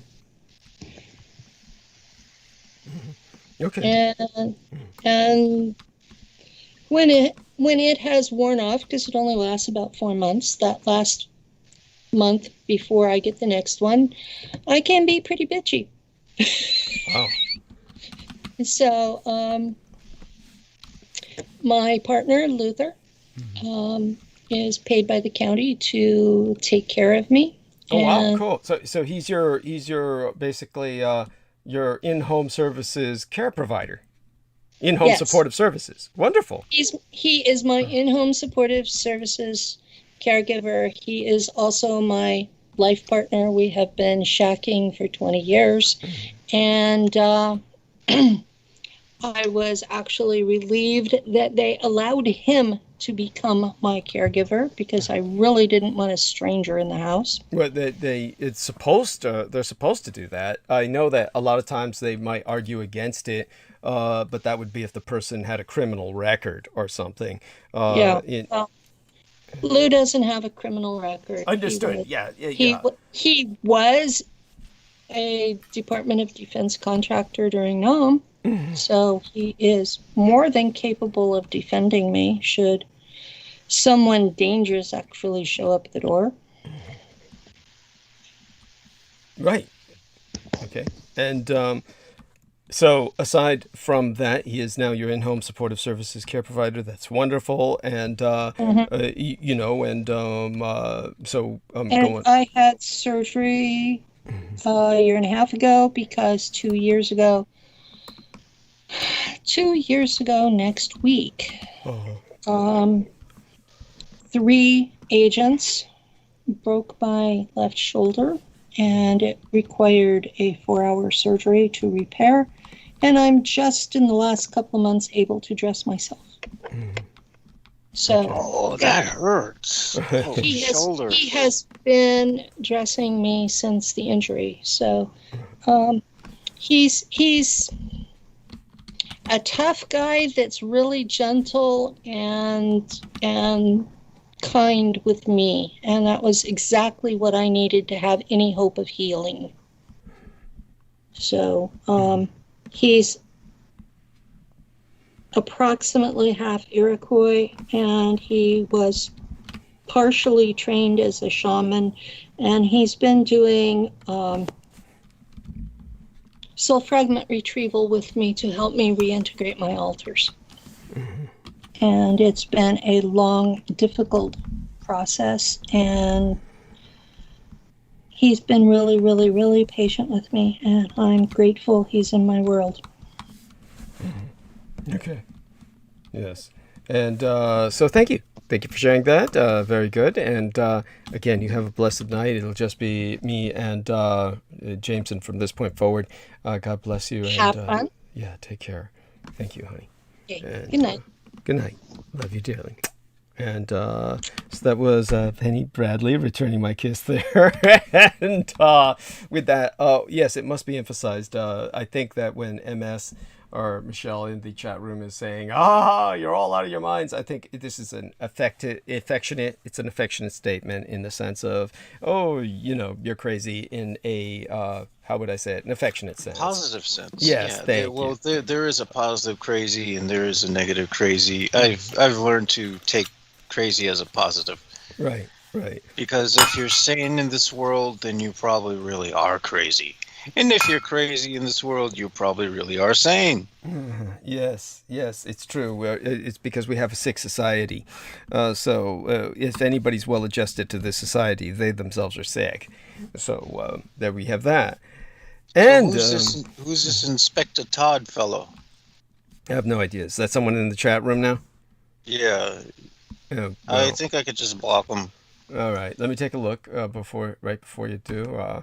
It says, "Give it a rest, Douglas." Don't tempt me. I really want to. Honestly, I just want to go to sleep rather than starting the, and of course he's got a black man's face, so it's obviously a white guy. Yeah, block him. It's just some white dude.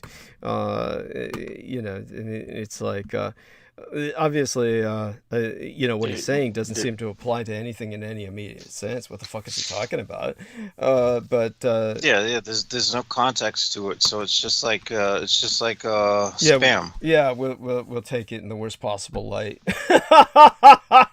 because we're just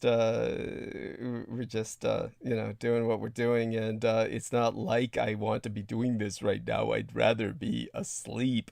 And so there we are with that. And so because I myself haven't slept in a long time with what happened with Penny the other day. I spent a long time awake. Didn't want to get to the point where we're doing what we're doing, but all right, let me just continue looking through these notes a little while longer. Have our man Mr. Jameson Reese read some stories to you, just one or two. If you can think of anything, or you can't, just bring up something. And all right. yeah. Well, I do have all right. What did I really want to get into? What I'm really concerned about really is the most concerning thing to me right now. Of course, the world's going to burn and it's going to flood because that's just what we did to ourselves. But the pandemic is really what has me scared out of my wits right now. So I'm probably just going to skim through this article real fast. With the Surgeon General, he's worried with the pandemic worsening. The Surgeon General said Sunday that he's concerned about what lies ahead with cases of COVID-19 increasing in every state. Oh, damn. That includes New York. Oh, damn, man. Nobody's masking up in Manhattan. That's not cool. Except for me. I mean, I'm like the only guy, and there's a few sensible people. And it's like everyone who's sensible, who has a mask on, we're looking at each other like, are they fucking crazy? To everyone else who doesn't have a mask. But noting now, nearly all corona deaths are among tens of millions of people who haven't received shots, despite widespread vaccine availability.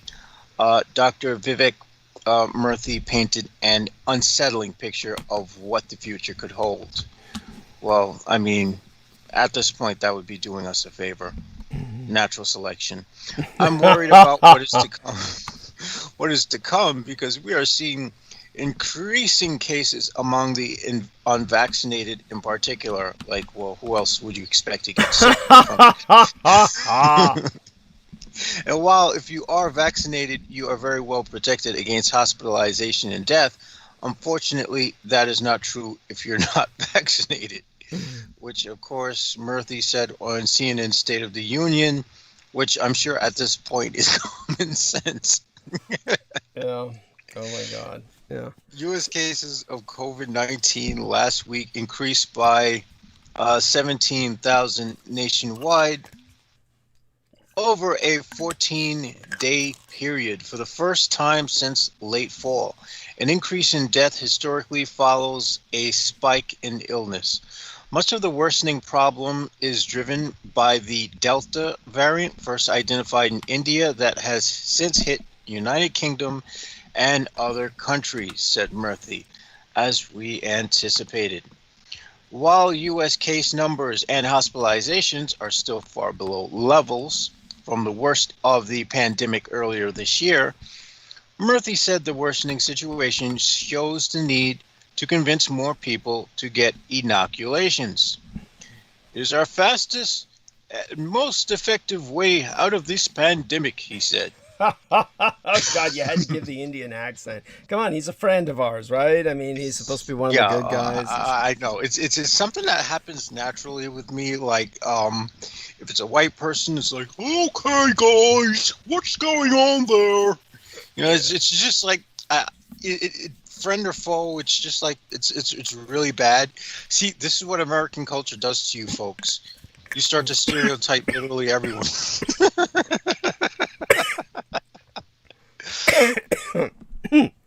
I'm sorry. Oh, man. Let me go mute while I finish coughing.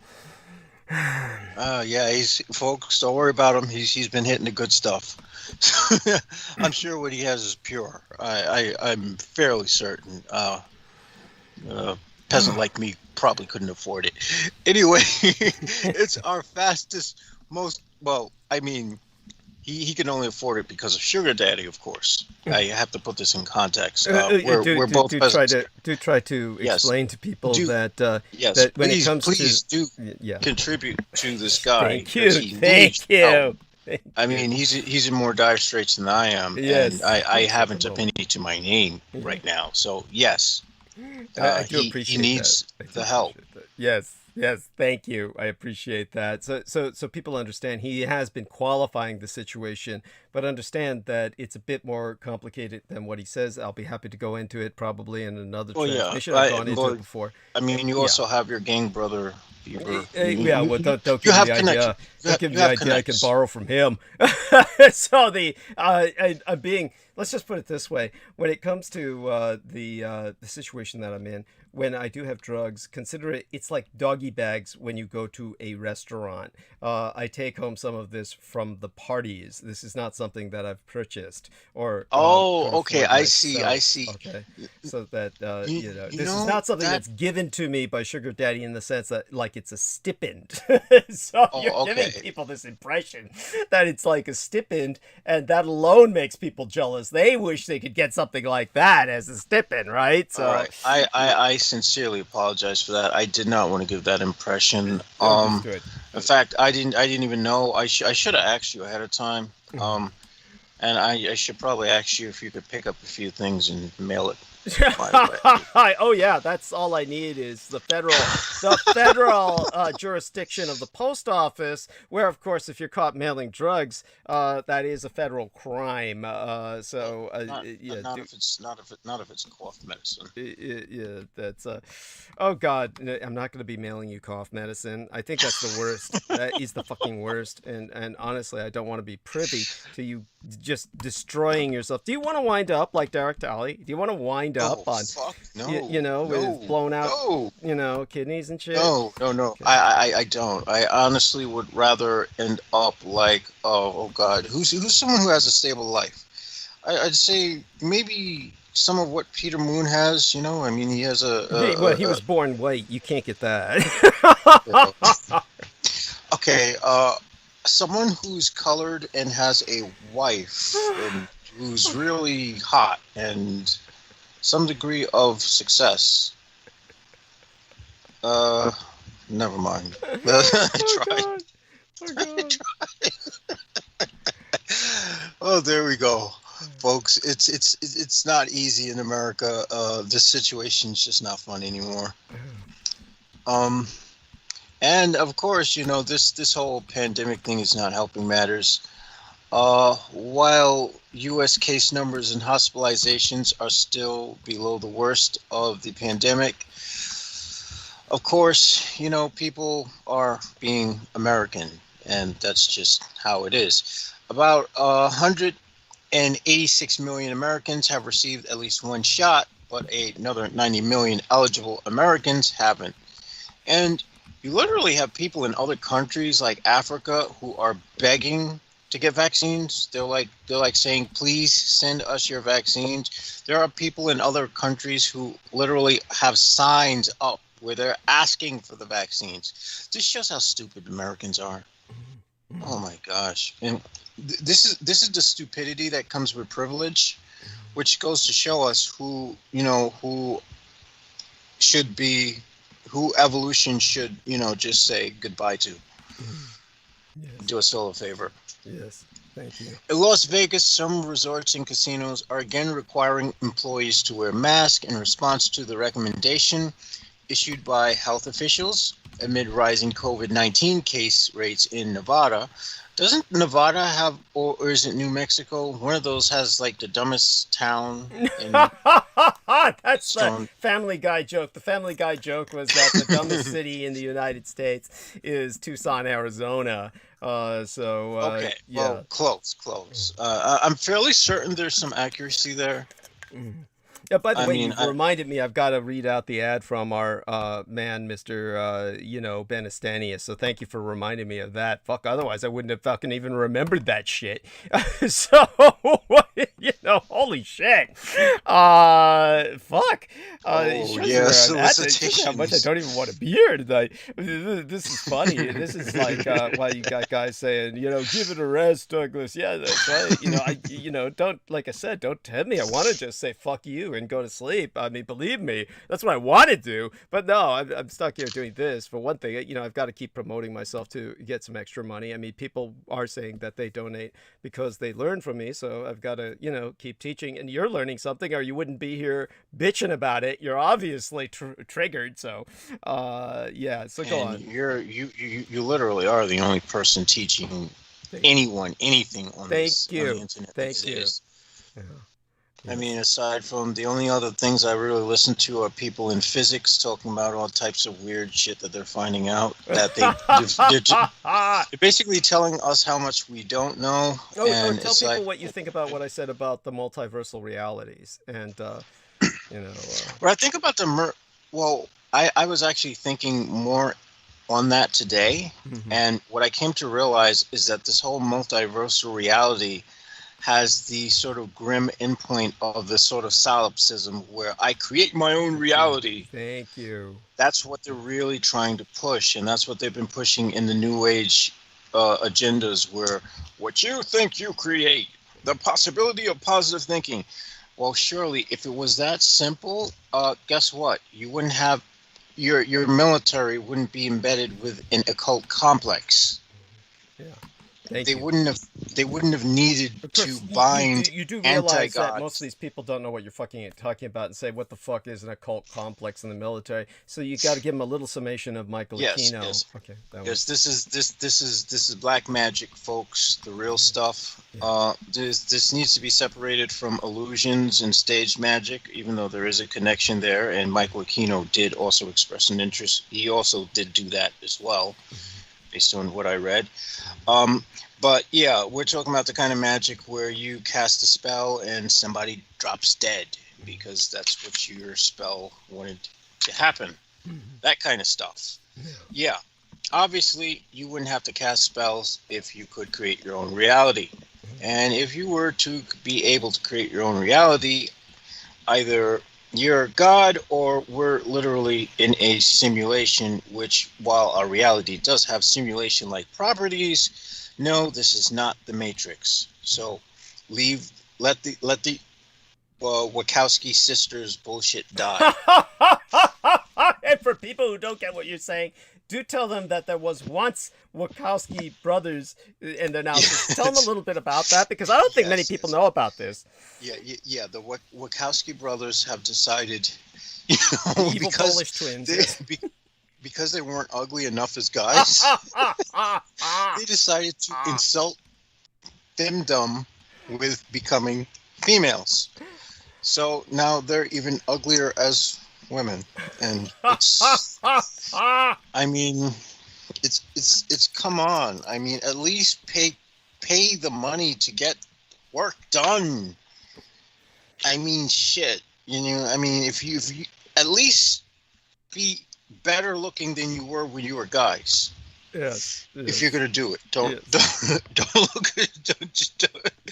look like a blatant insult. I mean, geez. And it's an insult to humanity. Well, the fact that they exist is an insult to humanity.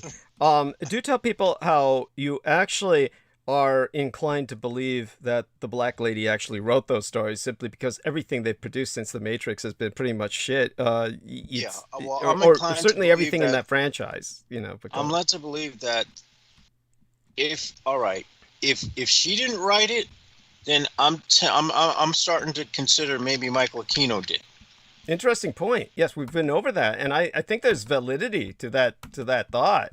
Because he's the only one brilliant enough to have written. Because I think I know for a fact that he's the only one brilliant enough to have written the first film. The other two films, they were pretty much trash bin territory. The first one, though. The first one blew my fucking mind as a teenager, and it still sort of has that impact to this day, but not in the same way that many people would think. No, I'm not like David Icke. Oh my gosh, the reptiles have a script in the computer game, and we have to wake up and get out. And the queen is a reptilian. No, I'm not bullshit. You know, which people think, oh, we're in a matrix. Well, yeah, that's what any system. That's what any system where everything is fractal. That's what the entire universe would be considered technically, a matrix. Yeah. Tell us what we already knew. I mean, seriously. Thank you. Yeah, This is no different than people like what was that other thing that we brought up earlier where people were they're Pleiadians who come to this planet. Oh shit. Well, if we're already in the star cluster of the Pleiades, if our sun, that means we're all Pleiadians. Get over it. I was a Pleiadian in my last life. Well, what the fuck are you now? I mean, are you in the galaxy of Fornax? Oh my god. But definitely, I think I'm getting almost there where I can start talking. I'll probably take one more short trip to the bathroom, but other than that, it's yeah, I'm probably getting ready to speak for the remainder of the program, and anyhow, so please, you know, go on. Let's continue with this mask thing. Los Angeles County late Saturday reinstated rules requiring everyone to wear a mask inside public buildings. Of course, there are always going to be people who are enjoying their newfound freedom way too much to the point where they're going to just go apeshit crazy. Around San Francisco's Bay Area, which has some of the highest vaccination rates in California, health officials have recommended that everyone wear a mask inside public buildings regardless of their vaccination status, which is something I would have argued from the beginning would be common sense.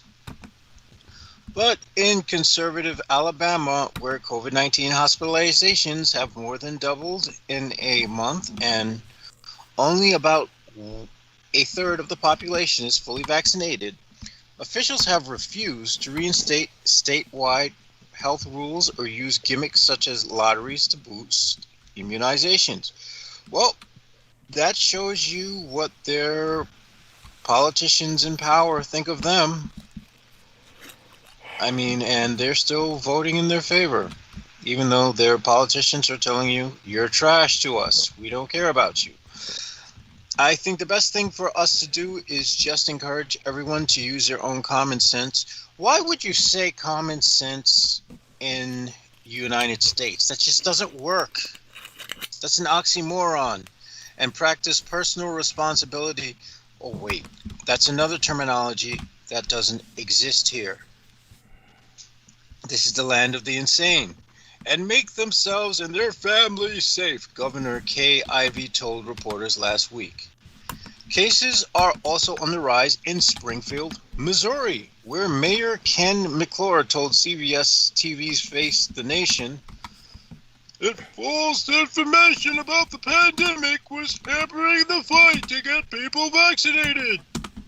I think we are seeing a lot of spread through social media as people are talking about fears which they have, health-related fears, what it might do to them later on in their lives. Well, gee, I don't know. If I had to make a choice between a vaccine damaging me later in my lives and a virus that can fucking give me pneumonia and kill me, I think I would choose the vaccine. Just saying.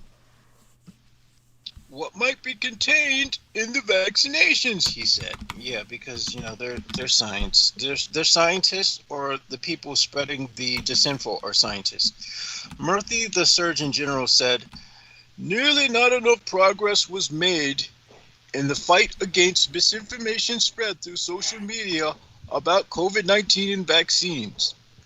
Individuals, not just platforms such as Facebook, need to combat the problem, he said. Well, I say that the world's population is quite high already, so I mean, let's let natural selection do the work. Each of us has a decision that we make every time we post something on social media, and I'm asking people to pause and see, is a source accurate? Is it coming from a scientifically credible authority? If it's not, or if you're not sure, don't share it, he said. And this pretty much I can second. Check your sources, folks. Not only check your sources, check like other articles that might be on the particular site where you're getting your information, just to be sure that you're not on a site giving you information that has an agenda. And just to make sure that agenda isn't coming from the Kremlin's fucking shithole we call the former USSR, Russia. Because, you know, they literally want you dead. And, you know, well, since Americans see them as the master race, it's just an opportunity for the Russians to say, yeah, let's watch them decimate their own population. I mean, we have, all right, vaccine inequity inside a cutthroat race to secure doses. Now, no one disputes that the world is unfair, but no one expected a vaccine gap between the global rich and poor that was this bad, this far into the pandemic. Inequity is everywhere. Inoculations go begging in the United States, while Haiti, a short plane ride away, received its first delivery July 15th, after months of promises. 500,000 doses for a population over 11 million. Canada has procured more than 10 doses for every resident. Sierra Leone's vaccination rate just cracked 1% on June 20th. So, while fools over here are like, they're gonna put the mark of the beast in the vaccine, and it's gonna cause you to be the devil's people when the second coming comes next year. You know, you have people in real places where people are, well, I would say have a lot more common sense, who realize, yes, these are life-saving vaccines. So this is just sad, but this is something that is sadly very human, because wherever humans are, there's going to be inequity. And it's one of these things where rather than trying to give a solution to a problem that's never going to go away, I'm just going to say, there's a reason why I distance myself from wanting to be a part of this species. Or there's a reason why I'd rather be an outsider looking in than an insider living outwards. Now, the race to make and secure vaccines was on in the United States and Britain were leagues in front of the rest of the world. A lead they still wouldn't lose.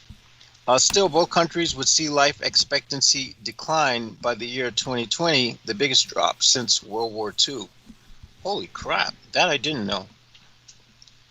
In the European Union, 22 countries saw their average lifespans cut short, with Italy leading the list. Because, you know, I suppose machismo over there trumps, you know, common sense and survival.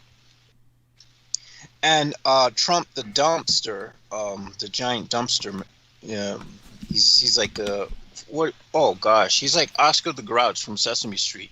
That's Donald Trump. He's Oscar the fucking Grouch. But as grim as the situation was, all those countries had a major advantage. They were home to the pharmaceutical companies with the most promising vaccine candidates, the world's largest advanced production facilities, and the money to fund both. On May 2020, President Donald Trump announced Operation Warp Speed and promised to deliver vaccines against the coronavirus by New Year's. With unparalleled money and ambition behind the project, Warp Speed head Moncef Slaoui was more confident than his counterparts in Europe that a vaccine was in the offing. He signed contracts without regard to price or conditions. We're frankly focused on getting this as fast as humanly possible. If I had to redo it, I probably would have voiced more of a global dimension, said Slaoui. No, he's only saying that to cover his ass. We know that's not the case. The operation had focused which was frankly also part of its success on staying outside of politics and making the vaccines, which is a very politicized issue, oddly enough. The idea of including clauses to ensure that vaccines would go to anyone besides Americans wasn't even considered. Honestly, that would have been a fair idea, I think, because the American population is just that deserving. At the same time, the U.S. repeatedly invoked the Defense Production Act 18 times under the Trump administration and at least once under Biden. The moves barred exports of crucial raw materials as factories were ramping up production of the as yet unapproved vaccines and eventually of the vaccines themselves. But it also meant materials would run low in much of the rest of the world. The U.S. stranglehold would lift only in spring 2021 and only partially. See, now this is a sort of national inequality where single nations in the world hoard like 90% of the world's resources, which the other places where they're getting the resources are dirt fucking poor. Colonialism at its best. Yeah, I can add this to the list of reasons why I do not favor human beings, but it is what it is.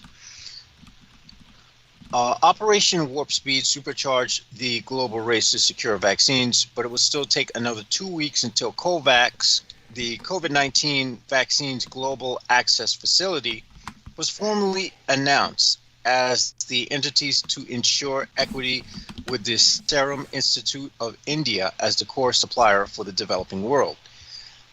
Holy shit! Of all places that was the core supplier, it was the Institute of India, the country that was ravaged the worst by the freaking Delta strain. You just can't make this shit up, folks. This is beyond ironic. COVAX had the backing of the World Health Organization, CEPI, Vaccines Alliance, Gavi, and the powerful Gates Foundation. What it did not have was cash, and without cash, it could secure no contracts. Operation Warp Speed signed the first public deals. That started a chain reaction, said Gian Gandhi, UNICEF's COVAX coordinator for supply. It was like a rush on the banks, but to buy up the expected supply.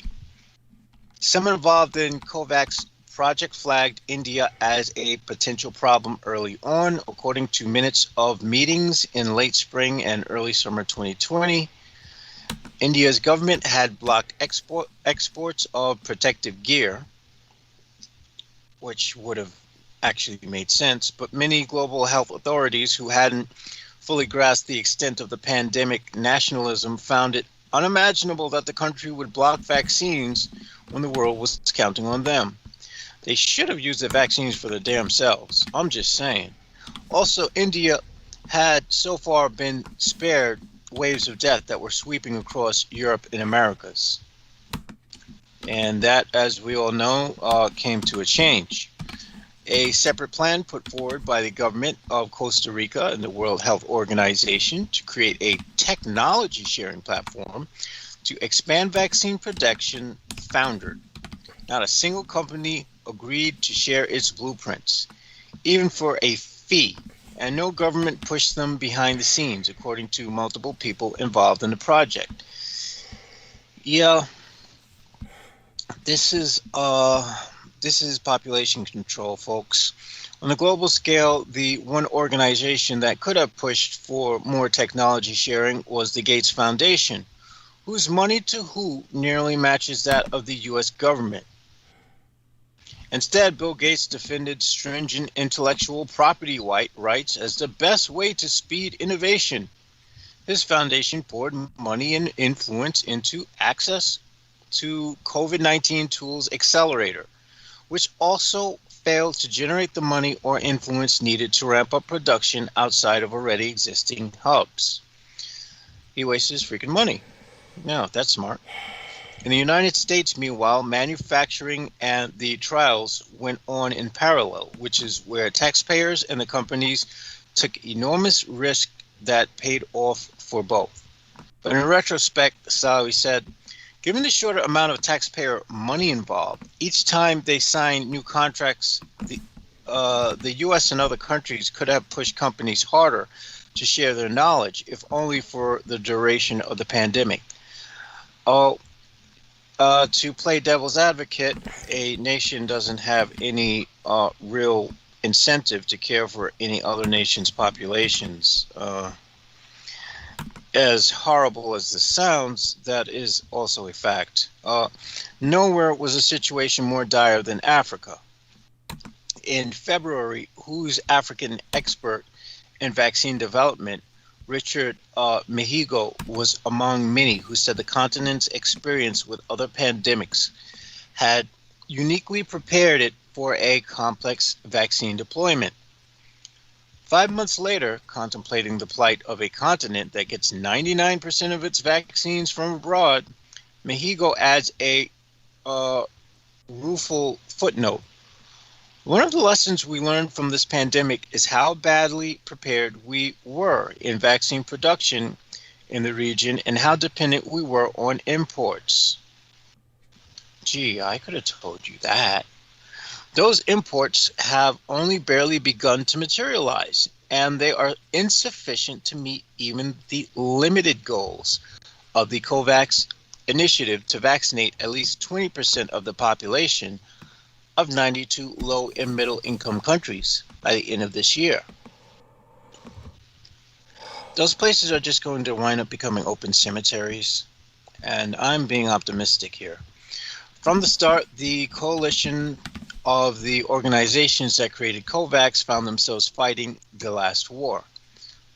The plan was designed as an international pool to spur demand for vaccines and treatment of diseases with relatively small global footprint, said Winnie Byanyima, head of UNAIDS. Something like Ebola, but the coronavirus pandemic looked nothing like an Ebola outbreak. That itself was a structural weakness, she said. And she was right. I mean, usually a lot of the diseases that they are receiving vaccines for from the outside world are diseases that are mostly localized in Africa. Although the World Bank and International Monetary Fund had between them set aside billions for vaccinating the developing world, that money was intended to go to countries and was out of bounds for global vaccine sharing plans like COVAX, said Mike Muldoon, Managing Director for Innovative Finance at the Rockefeller Foundation. Meanwhile, governments competed to secure contracts for vaccines by the hundreds of millions. On December 8th, Britain became the first country to formally authorize a start to widespread vaccinations, injecting 90-year-old Margaret Keenan with a dose of Pfizer BioNTech vaccine. 6 days later, the United States started its own vaccinations, and on December 26th, the EU followed suit. China and Russia had been vaccinating even before releasing data from their own homegrown inoculations, which, as we know, are not that effective. The Western companies with the most promising doses, including Pfizer, BioNTech, Moderna, and AstraZeneca, had by then been churning out vials for months before formal approval, based on pledges from the wealthy countries that an enormous market awaited. And who can blame them? You want to go with what you can get the most profit from. Those doses were stockpiled in Europe and North America and a small number of countries like Israel. That paid a premium. And we all know Israel has more than enough money to pay for vaccines, because most of its money comes from the United States.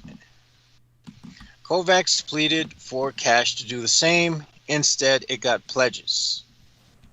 As time passed, it became clear which vaccine candidates were going to be leading contenders and which were most likely to succeed. The governments that had resources went and bought the supplies. CEPI Chief Dr. Richard Hatchett told the AP. COVAX was not in a position to do that. Months later, when COVAX finally had the money to sign deals for global supplies, Hatchett acknowledged they were at the end of the line. The lack of capital available to vaccine makers to boost their capacity outside the small number of existing manufacturing hubs was also a lost opportunity. We approached the international financing institutions, including the World Bank and the International Finance Corporation, about making those investments, and they were not willing to do that, he said. CEPI ended up investing about 1.5 billion, far less than what the major financial institution might have been able to commit. COVAX missed its goal of beginning vaccinations in poor countries at the same time as rich ones. It finally delivered vaccines on February 24th to Ghana, and a load of 600,000 AstraZeneca doses manufactured by the Serum Institute of India and transported by UNICEF planes. Now, by that date, 27% of the population in Britain had been vaccinated, 13% in the US, 5% in Europe, and 0.23% in Africa, in countries that had secured their own bilateral deals after growing impatient with COVAX delays. The rift was growing by millions of doses every day. By the way, have you checked into any of the communist Chinese vaccinations and what's going on with them? Just curious. I mean, please continue with what you're doing. You're doing well. And you're buying me what little time I need left. I have to jump into this, but I want everyone to understand how problematic this is for me. Understanding that I'm dealing with notes I haven't looked at in years with my father, and they deal with a murder that he committed. It's not something to be taken lightly. I'm trying to ascertain here what I should share and what is private that I really must maintain for the sake of the family as literally family secrets. So obviously I'm willing to share something that has its impact on history. I'm trying to divide that from that which should not be shared. I hope you all understand. In the meantime, Jameson, please go back to what you were doing. I'll be back soon. Okay. All right. Well, I decided to check out how good China's vaccine rate is in Asia. And basically, this is raising questions about whether China's vaccines can be trusted, but also about its attempts at vaccine diplomacy in Asia. What's happening in Thailand and Indonesia? Last week, Thailand announced it was changing its vaccine policy. Instead of receiving 2 Sinovac shots, residents will now get a mix of Sinovac and AstraZeneca. Interesting. Healthcare workers who are already fully vaccinated with Sinovac would also get a different jab as a booster shot. So this shows that there's less of an effectivity, there's less effectiveness of the Chinese vaccines from Sinovac. Both countries which have been have seen slow rollouts of their vaccination programs have been battling new outbreaks. Thailand is now reporting a record high number of infections and deaths, while Indonesia, the new epicenter of COVID in Asia, has seen overcrowded hospitals and oxygen shortages. Now let me just speed up to, are the Chinese vaccines effective? In clinical trials across the world, Sinovac and Sinopharm's inactivated virus vaccines have been shown to be 50% to 79% effective in preventing symptomatic COVID infection. 50% is not very good at all, even though it's better than nothing. But they are still highly effective in preventing COVID hospitalizations or deaths, studies show. Studies found Sinovac's jab was 100% effective in Brazil and 96 to 98% effective among Indonesian medical workers. What do we know about their vaccines? The fact that there are still numerous breakthrough infections in fully vaccinated people could be due to several factors, says epidemiologist Professor Benjamin Cowling of Hong Kong University. One is that the Chinese vaccines, like many other vaccines, may wane in efficacy over time. A Thai study released this week found that the antibodies in those fully vaccinated with Sinovac decline by half every 40 days. Honestly, that's something that's been coming to my mind a lot, because I've seen that they have a at the ferry terminal on weekdays, they seem to have places where they seem to be opening up vaccinations to the public. And I was honestly thinking about getting another dose of I was thinking about, probably, since I already got the 2 from Moderna, I was thinking maybe I should just add to it the what do you call it, Johnson & Johnson vaccine or something, if that can possibly be done. Because honestly, we don't really know what the we don't really know how long this is going to last, or how effective it's going to be against the Delta variant.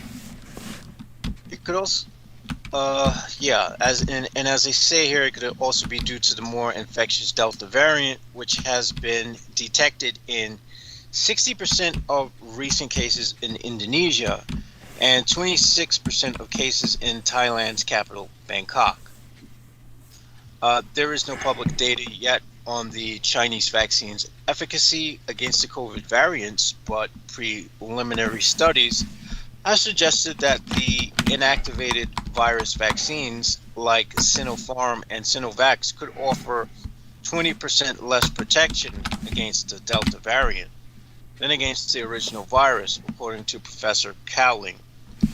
I have no doubt that this will apply to many of the other vaccines from other companies as well, since Delta seems to be a sort of monstrous mutant. No vaccine is fully effective in preventing COVID infection, he said. While the Chinese vaccines are not 100% effective, they are still saving many lives. Experts stress that breakthrough infections do not mean vaccines are pointless, as immunization helps to stop people from getting very sick with COVID-19. So a vaccine could be the difference between you getting pneumonia or you having some of the milder flu-like symptoms. There are also no reports yet on breakthrough infections in China, where more than 630 million have taken at least one shot of a Chinese vaccine. It is not known how many of them are fully vaccinated, but the virus is thought to be controlled in China, which is reporting low daily infection rates and has moved swiftly to stamp out local outbreaks. Some of this reporting doesn't necessarily mean it's accurate reporting, because we do know that they will propagandize to make themselves look good. And that needs to be emphasized. As the region that's received the most number of Chinese shots, Asia has been a key linchpin in China's vaccine diplomacy strategy. More than 30 Asian countries have bought jabs or received donated shots. Indonesia is one of the biggest buyers of Sinovac vaccines in the world, having ordered 125 million doses. And I'm also wondering how many places like Africa are relying on these other countries like China's vaccine now that, they realize America's not going to send them anything, because, when has America given a shit about a country that's full of black people? I mean, it's just common sense at this point, and it's brutally sad. The standard thinking was that some protection is better than no protection, even though the time efficacy data wasn't great, said Dr. Chung. Thailand, for instance, had initially counted on a local firm owned by the king to produce the bulk of its vaccines. But the slow delivery time frame forced the government to seek other sources after fresh COVID outbreaks this year. Basically, locally manufactured AstraZeneca vaccines, it has ended up relying mostly on Sinovac jabs for now. I mean, besides locally manufactured AstraZeneca vaccines, because the Chinese firm was one of the first to deliver.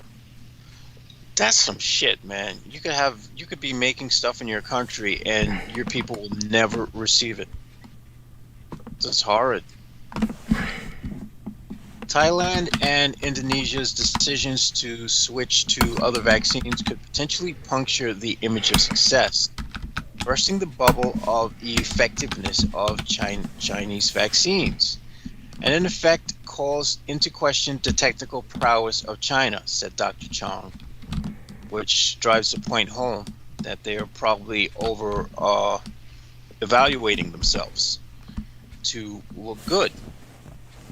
The Chinese government has yet to comment, but in the past has... Oh, I'm sorry. Go on with what you're saying. I just wanted to give people a status report. I'll be back in just a few minutes. I finished typing and entering some correspondence here to someone. Basically, I've also been in correspondence with a few journalists so that I can quote them.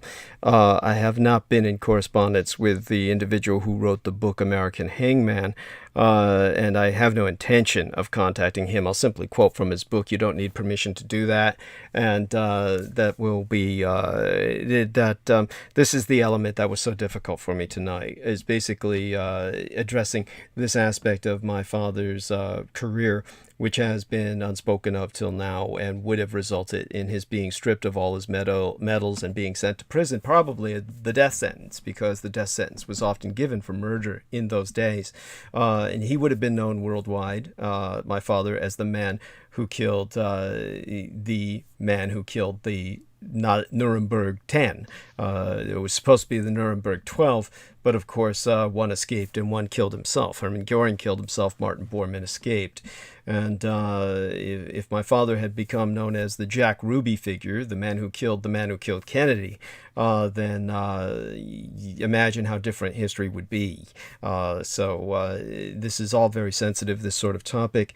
And, you know, it's one of the things that I just want to get everything straight before I commit. So, okay, I'll be back in a few minutes. I'll just do a short freshening up, make certain I have enough water to get through the night. And but by all means, please continue what you're doing. Thank you. All right. Basically, to sum everything up, it's great that we're using the Chinese vaccines, but we can't expect too much of them. This is from Professor Cowling. Well, we have to recognize that there will be breakthrough infections and be ready to deal with them, because they can damage confidence in the vaccines. And I suspect this is something we're going to have to face here in the United States, where which they are being very guarded and very slow to really say anything about the idea of adding, you know, other doses. I did hear something about them wanting to create boosters and whatnot, but that's just fairly recent. Most of the things in the news earlier were about, you know, them saying, oh, I don't think we're going to need boosters. It's safe for America to open up its cities.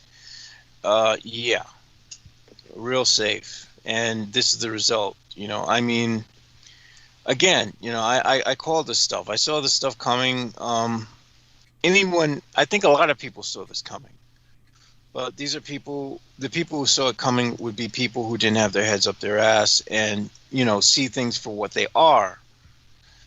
And see that there is no real reason for anyone to care as far as the government's concerned about, you know, its own people. Now, we do have this situation in Oregon with, all right, what I didn't finish, I touched on it briefly, but I didn't go too deep into it. This was the shootings in Portland, Oregon. And this is 2 people died and multiple people were injured, some critically, in 4 different early morning shootings on Saturday. They have seen an increase in gun violence and homicide rates soar in the last 6 months. Yeah, that's because that's literally a state that comes closest to being anarchic in the United States, honestly. Mayor Ted Wheeler called the rash of shootings a pandemic and said he would push hard for more officers and resources for the Portland Police Bureau, which has lost 125 sworn officers in the past year and faces new rounds of retiring officers in coming months. And no doubt this is because the city was roiled by protests against police brutality. You tell the police, I don't want to be beaten to death, and they say, okay, I quit my job and go fuck yourself. Why isn't it? This is just so predictable. Oh, that is, I'm sorry, that is pathetic, and that is... It is, and it's quite deliberate on their part. Yeah. Well, it's deliberately stupid, and also it's indicative of their inability to contend with any form of how do you say it? Any form of criticism, adaptation, change, or anything. It's just rather than change their behavior. And if they can't change their behavior, what does that tell you? It tells you that they're pathologically violent. That they literally cannot change their behavior. It's and this is one of my biggest critiques for conservatism in America, or people who are conservative. They claim to be. They're actually reactionary, but go on.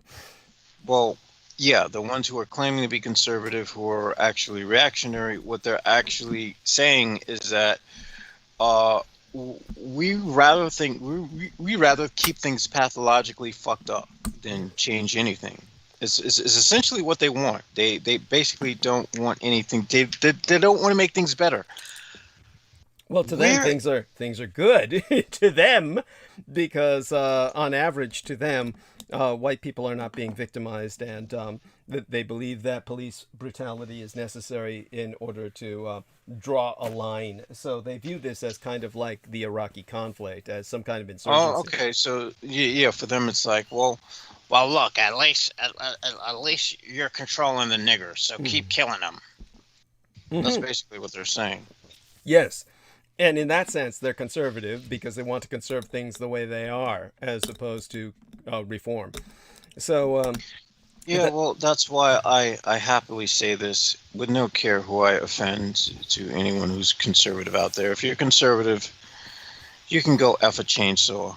Or if you claim to be conservative, that would be. Yeah. Well, yeah. If you claim to be conservative. Just for the sake of further clarity, but I understand exactly what you're saying. I mean, I say that all the time about Republicans in general because. Well, yeah. If you're a Republican, you can just take a chainsaw and shove it up your rectum, and that's it. We shouldn't have to hear from you again. Thank you. I mean, we are at that point.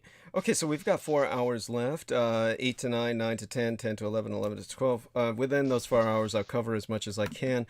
I won't get to Russia overall tonight. I'll make this as quickly as possible and speak rather quickly, but I do want Jameson to say goodnight, and he'll be with us, of course, as long as he can throughout the remaining 4 hours, I hope. And again, to everyone, I want to thank you all for your patience with myself tonight, but it's worth the wait in a sense. Obviously, I'm talking about something that's highly sensitive, and will certainly to my family, probably more so than anything I've spoken about in quite some time. And that's why Deep Space Pilot, our man, was saying somebody needs to hit their mute button when he's talking about hearing me keyboard. We are on Pacific Daylight Time. It is much earlier here than it is where most people are at, like where Jameson is at. So that's how I was able to carry out some last-minute correspondence with some of the people people I consulted with. That's not an issue for anything until I get into the subject of the murder my father committed.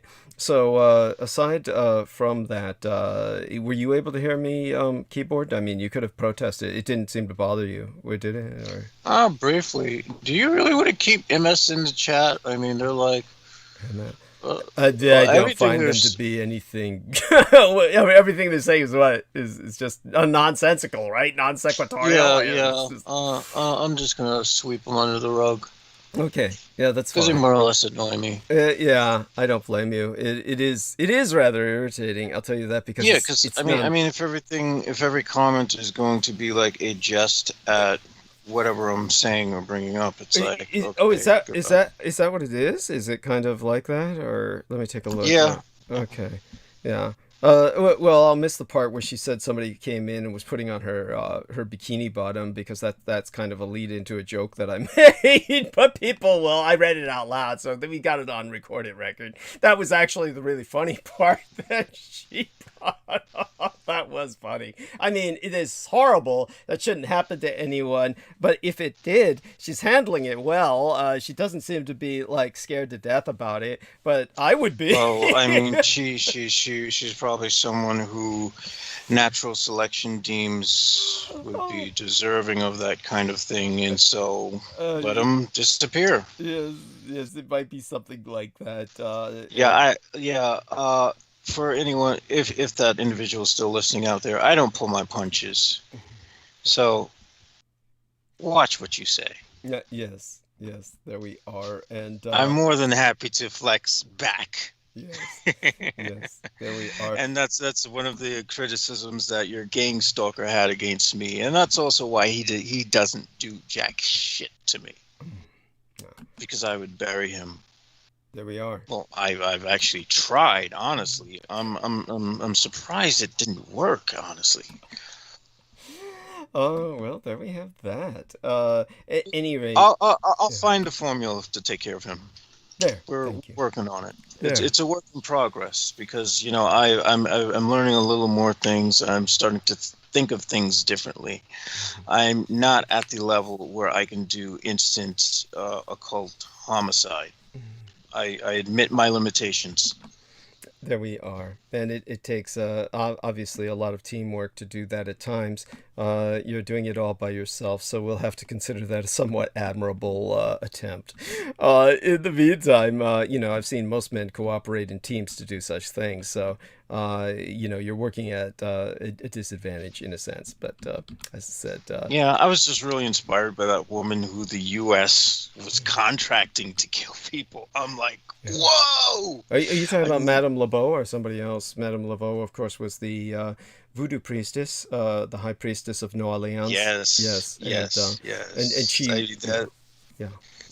I mean, when I heard that from you, I was like, I've got to figure this out.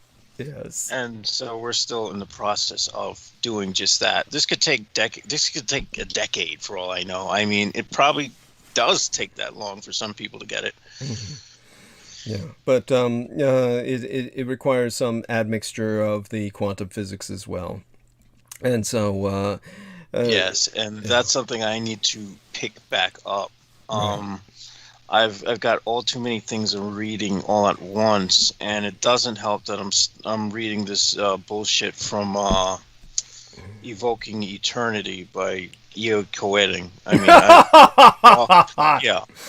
I'm looking at it just to see what the hell this motherfucker wrote, and what I'm basically seeing is a sort of admission that a lot of these thought forms that they're working with are, a lot of these entities that they claim are demons and gods are actually probably egregores that they're creating through these grimoires. Yes, thank you. And a lot of these created entities, thought forms, you're supposed to visualize as they say it, because why else would you include a description of how the entity looks? Well, that was an idea that Maria Gregorich had as a title for the book, potentially Grimoire at the Presidio, which would have been a play on grimoire. That's pretty cool. I like that. Do you really? Write that down and credit Maria Gregorich and relay that to Peter Moon for us. And that will be, there we have that. And, well, I love you dearly, like a son. Stay with us, and I will commence now and suck all the oxygen out of the room. I will conduct the, the little solicitation for the Baron Banastanius, and then I, will get into it. So, okay. Say goodnight. All right. Good night, folks. Yes. And of course, I do hope you're on hand in case I do need you, but hopefully that's not the case. All right, and that was Jameson Reese, very helpful. One of the creepiest true crime tours in America is the Tucson Murders True Crime Tours. The Tucson Murders True Crime Tours provide us historic crime investigation into forgotten lost crimes in Tucson, Arizona. These small private tours are hosted by the Mr.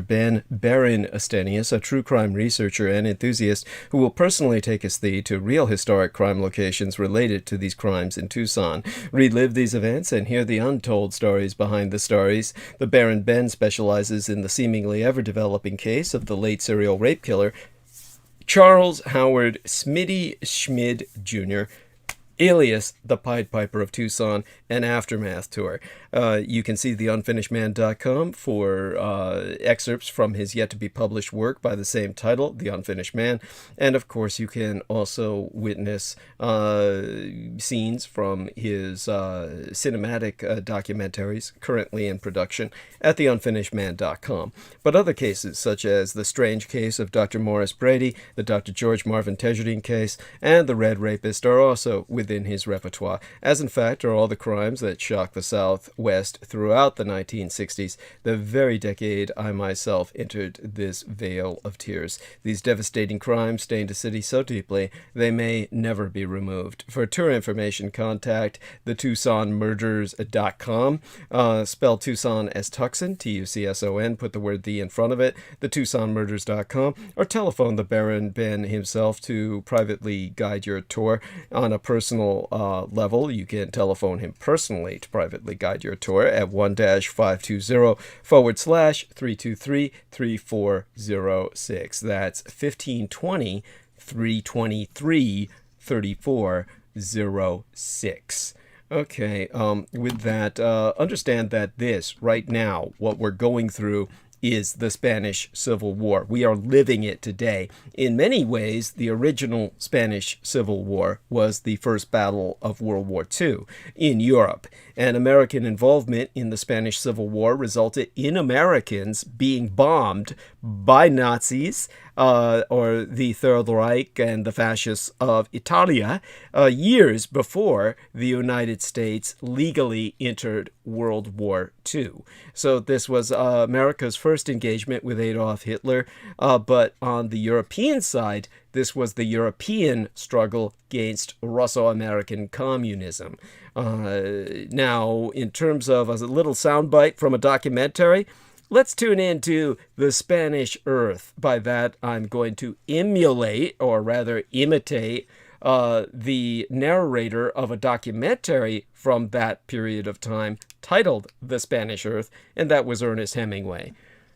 This is the true face of men going into action. It is a little different from any other face that you will ever see. Men cannot act before the camera in the presence of death. Well, that's my attempt at Ernest Hemingway narrating a 1937 documentary shot on location about the men fighting in the Spanish Civil War, when supporters of the newly elected democratic, or rather in this case demo-collectivist government, because it was so heavily leftward that it was simply a front for the communists, and they were fighting on its behalf against the fascist military coup led by General Francisco Franco. Now, the Spanish Civil War, fought between 1936 and 1939, was one of the defining conflicts of the 20th century. It pitted those loyal to democratically elected communist government that was going to collectivize the entire economy and subject people to starvation, mass starvation, that had already been witnessed in the Ukraine. And this would have been the prerogative of the Republic against the anti-democratic nationalists who were antithetical to the rule of the mob, led by Generalissimo Francisco Franco. And as an ideological dress rehearsal for the visible on the horizon Second World War, the conflict has attracted international attention. The fascists, Hitler's Germany and Italy under Mussolini, provided crucial support for the nationalists. The Western democracies, divided and queasy about the role of communists among these quote-unquote so-called loyalists, kept their distance. And this did not stop many of their citizens, who claimed to be citizens of conscience, from rallying to the loyalist cause. These were basically terrorists. These were people who claimed that they were fighting on behalf of liberty when they, of course, were members of the Communist Party, all of them. And George Orwell himself went through that as a naive, ideologically motivated individual, and he was shot through the fucking neck for his efforts. He was put down on his knees and executed from behind. And he survived. And he recounts this in Homage to Catalonia. That is his book, Homage to Catalonia.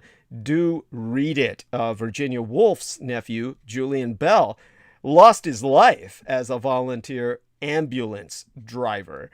85 years agone this date today, or yesterday by this time, because we are now into the 19th of July as opposed to the 18th, which was the 85th year anniversary to the date of the commencement of the Spanish Civil War. This was when the Spanish North African enclave of Melilla, and it's either pronounced Melilla or Maia. It's the most fortified area of Europe. And, honestly, I don't know if there's a way I can do justice to just how important that is on today's scene of mass migration. There are two places that Spain has in North Africa. And in Morocco, they call them Ceuta and Melilla. And the rest of the world knows them as the Spanish enclaves of Ceuta and Melilla in North Africa. And it's emerged, of course, that Moroccan guards have oftentimes turned a blind eye to the African migrants seeking a better life in Europe.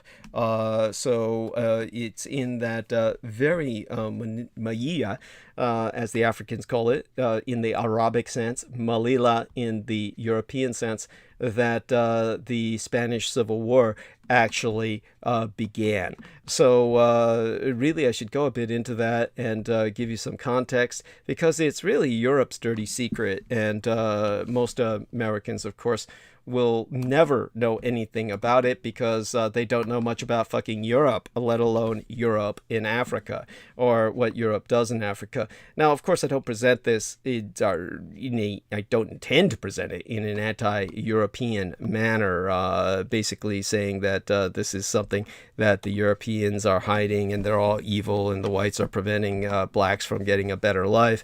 It's simply something that needs to be emphasized because of the topical nature thereof. This is where it is through this enclave that you saw that black man from Mali enter France, who you later saw climb up the side of a wall like fucking Spider-Man to rescue a child that was essentially going to fall off the side of a building, while a white man who was right next to the child considered himself so helpless that he did absolutely nothing and was just watching the child, expecting him to drop, which was profoundly upsetting and disturbing. And I do hope that he was questioned by French authorities. He apparently was involved with the child's mother and again did nothing while this child was climbing off the balcony onto a ledge, and it took a black man from Africa to climb up and rescue the boy. I do want people to understand this man was rewarded for his conscientiousness, and he was granted a personal interview with the president of France, who made certain that he was hired, made a French citizen, and given a job with the French fire department. So there couldn't have been a happier ending. This man was very lucky that he actually went out on a limb, and he, so to speak, and then he was rewarded for it. So that's important to know. Well, he got that kind of habit of climbing over the walls, climbing over the razor wire that separates Europe from Africa on the North African coast. Again, there's no way to really overemphasize the nature of Ceuta and Melilla, these two enclaves on the northern coast of Africa that have been Spanish for hundreds of years, albeit they are claimed by the Kingdom of Morocco. So that in itself requires kind of a study. Now, these fences, by the way, are no mere fences. They're fences that people die trying to overcome. And so it becomes a question of course, without going into a horror story, maybe that would take too long, of just what people are doing to get over these fences and the price they pay. Perhaps in a more immediate sense, we can ask why Spain retains those two cities, because they really hide off two cities in Africa from the rest of the continent. And these have beachfront property, of course, but they are obviously very difficult to potentially enter, but they also, you would wonder why people live there, surrounded as they are by a bunch of Arabs who are barely doing their job at keeping black Africans from coming in. And again, remember, when I talk about these fences, think of the demilitarized zone that separates North Korea from South Korea. We're talking about a series of fences that are razor wired, extraordinarily tall. You scale not one but several. You have to go through like an obstacle course of these things. So they're called anti-migrant walls. The Spanish government has talked about recently, by around this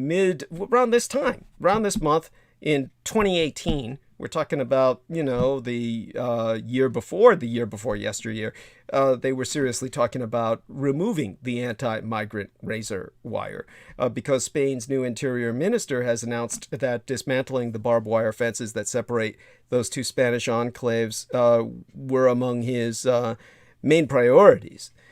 So again, these coils of razor blades that top some of these fences that surround these two autonomous cities, which are territories of Spain and form the only direct land borders between Europe and Africa.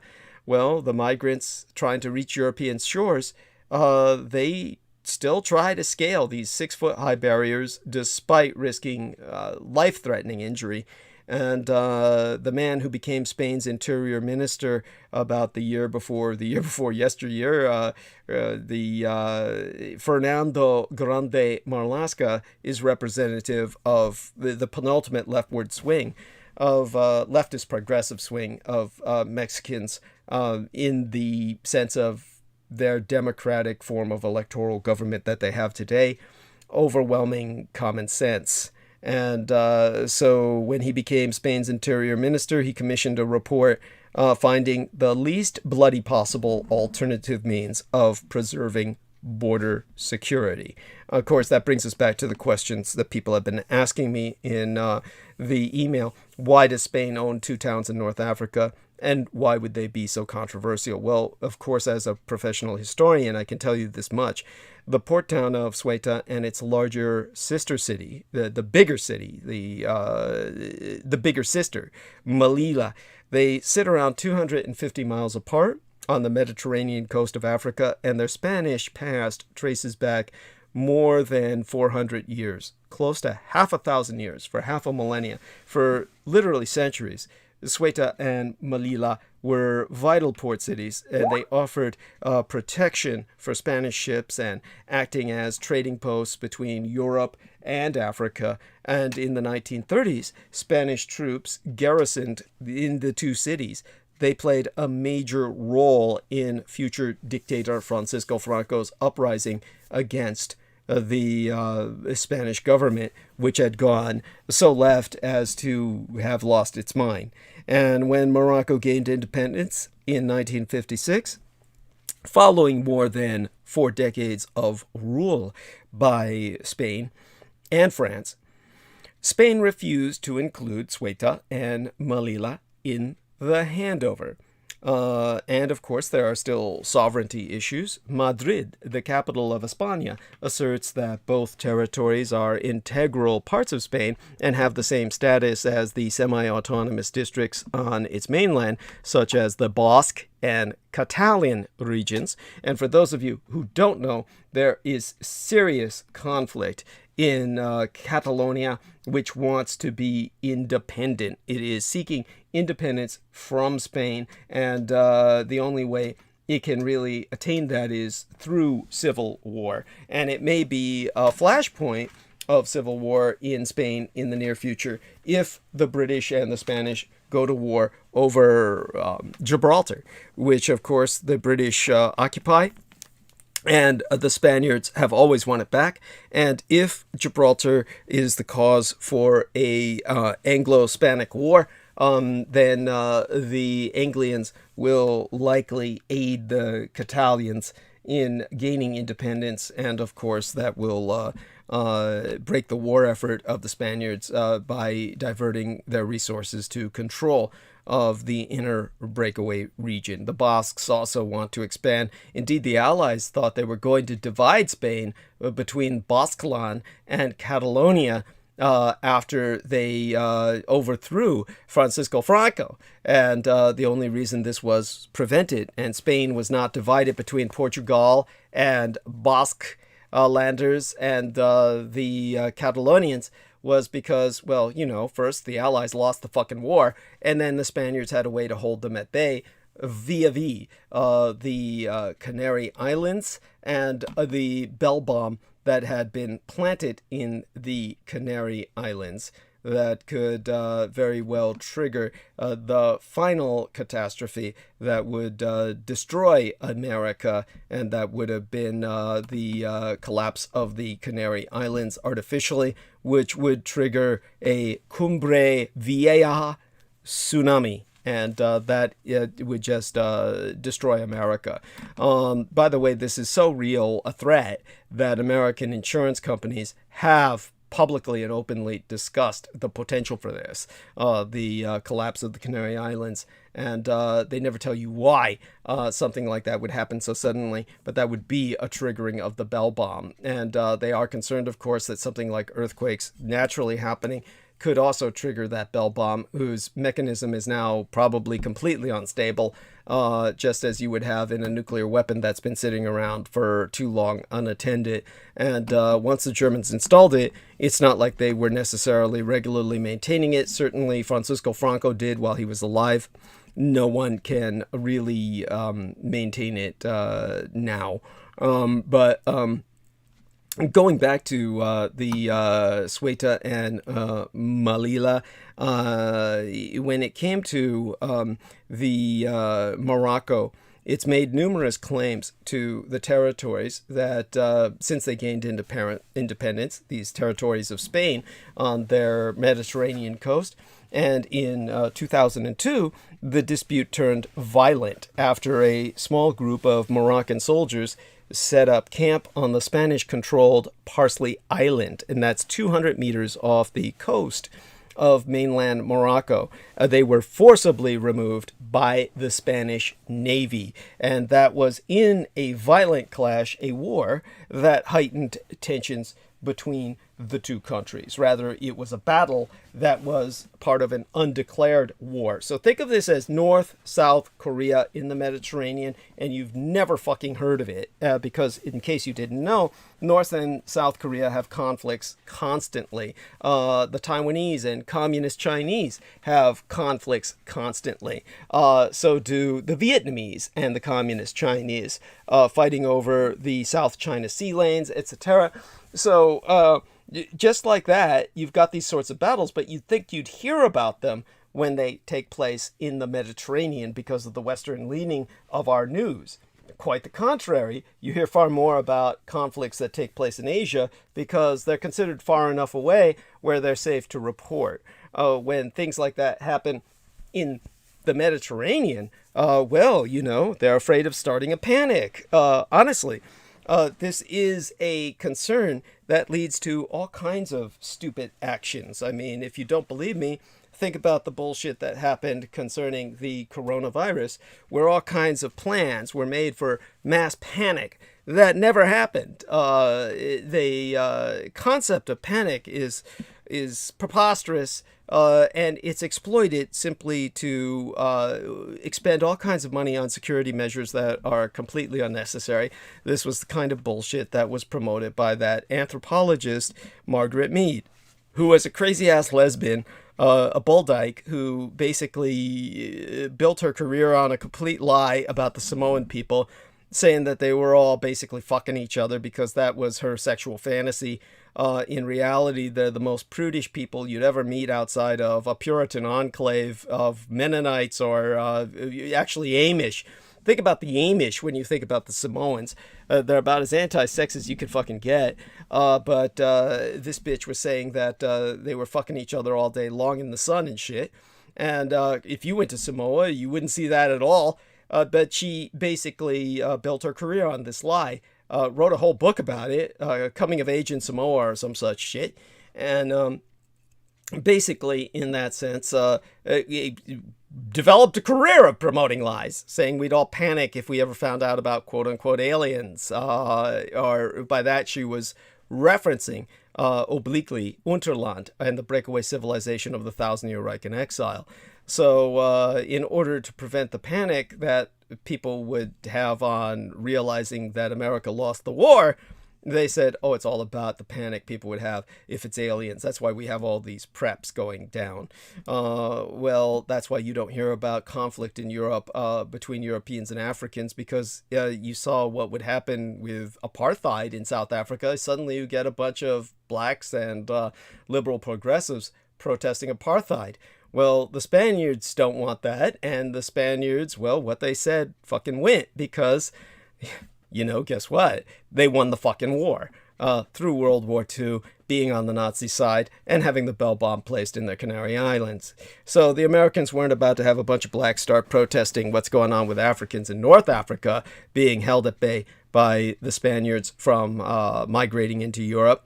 And eventually, in the year of my late and sainted sire, George Joseph Henry Dietrich's death, his murder by the UCSF and Veterans Administration systems combined, because, of course, for those of you who don't know, all VAs operate with the local doctors, the local hospitals, and therefore all of the attendees who are working as doctors in the VA, they come from your local student hospital. That's why, UCSF was involved.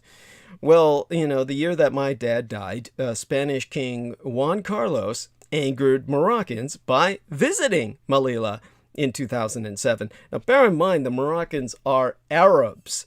It's not like the Arabs are actually swarming these walls. They're turning a black eye or shipping blacks to assail these walls from the heart of darkest Africa. This is not racism. This is what's going on. And so this is their way of trying to overwhelm these city-states so they can take them over themselves, and then they're not going to allow any black Africans anywhere near them thereafter. That's their plan. But the prime minister at the time for Morocco, Abbas El-Fazi, said, "We would like to remind everyone that the two cities form an integral part of Moroccan soil, and their return to their homeland will be sought through direct negotiations with our neighbor Spain." And Morocco's King Mohammed VI, I believe, he even briefly recalled his ambassador to Madrid in protest over the Spanish king's visit to the quote-unquote occupied territories. And that's what they consider these two enclaves to be. And so don't forget, both these nations have kings. The Spanish king, who has seriously considered abdicating in Spain, and the African kingdom, the Arab kingdom in Africa of Morocco, has a has a king, and that is something that most of you are also probably unaware of. So in terms of all these kings, they generally have a Roman numeral after their names, and the V1 are the Roman numeral after the African Morocco, actually Arabic. He's in Africa, but he's completely Arabic. Morocco's King Mohammed has the numeric 6, V1 after his name. And so King Mohammed VI, whereas the last king of Spain that I recall was King Juan Carlos. By the way, he has the greatest claim to direct descendants from the actual Roman emperors. And, by the way, recall of ambassadors means you're going to war, usually. So they came very close to a shooting war, Morocco and Spain, at the time that my father died. Before then, we had the issue of barbed wire in the first place, which in the Old West, it was called devil wire. It was the death of the free-ranging West. It was the death of the Wild West. Devil wire, or barbed wire, was what enabled people to fence in their property, and what stopped all roaming in the West of wild ranging of your cattle. And so barbed wire is the key technology here, and the controversial razor wire fences surround the entirety of both the Spanish enclaves in Africa. They were first introduced very recently, comparatively speaking, historically, in the year 2005. They were removed 2 years later after an outcry over the life-threatening injuries sustained by people trying to climb them. However, in 2013, the Spanish Prime Minister, Mariano Rajoy, who had just quit, by 2018, quit earlier that year, before mid-year of 2018, so that gave her maybe a reign of about 13, 14, 15, 16, 17, 18, 6 years, about a good 5 to 6 years, half a decade. The Prime Ministeris Mariano Rajoy basically revived in 2013 the wire, revived the razor wire after waves of migrants tried to breach the country's border, and that was a move that was branded inhumane by political opponents, by activists, and even senior Catholic bishops of the church. In Ceuta alone, 25, a quarter of 100 migrants had to be treated for cuts sustained on the barbed wire, and that's about the number, quarter of 100, that would get injured any half year. About every 6 months it would average that. Of course, 10 of those among out of 25, almost half, would require serious hospital treatment. And the people who monitor these incidents are the Spanish Red Cross. And Grande Marlaska said, we can act before, at the point of origin, but we cannot let it get to that point.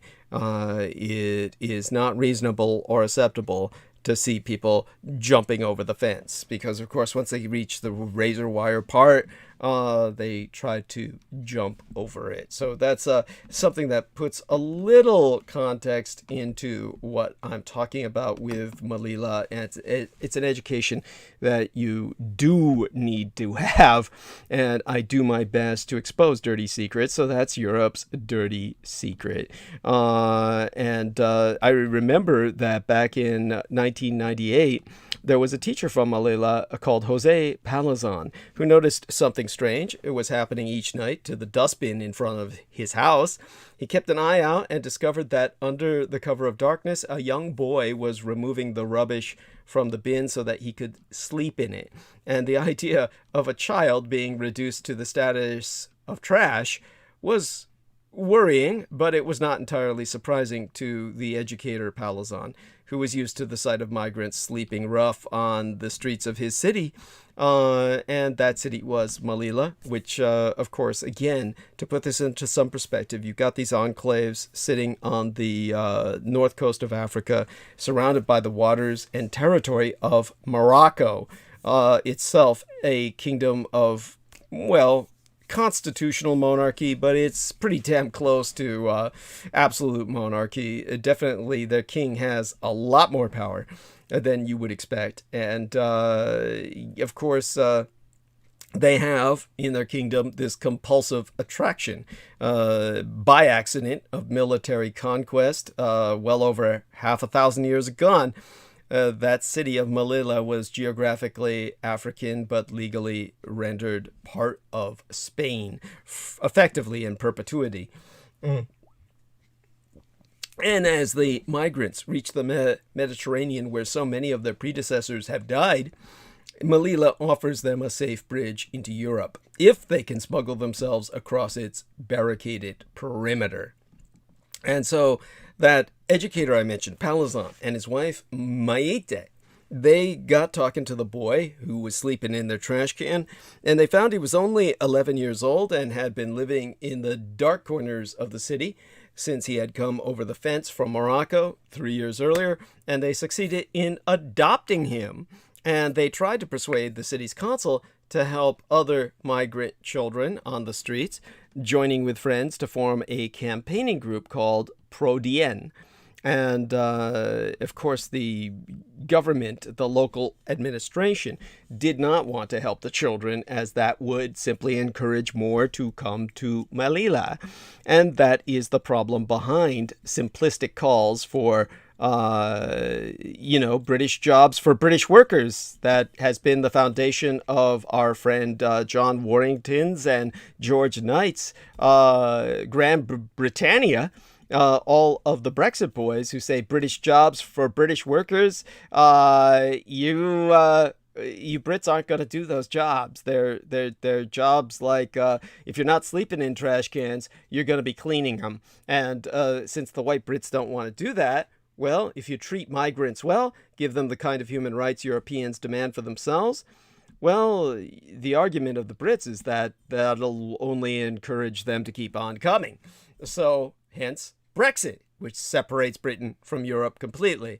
Well, probably they derive that mentality from the example of Malila, which has become a kind of theater, acting out the most intense human dramas, which are calculated to send a message of deterrence to that great global audience of the hopeful poor that you would read about in a alarmist novel entitled The Camp of Saints.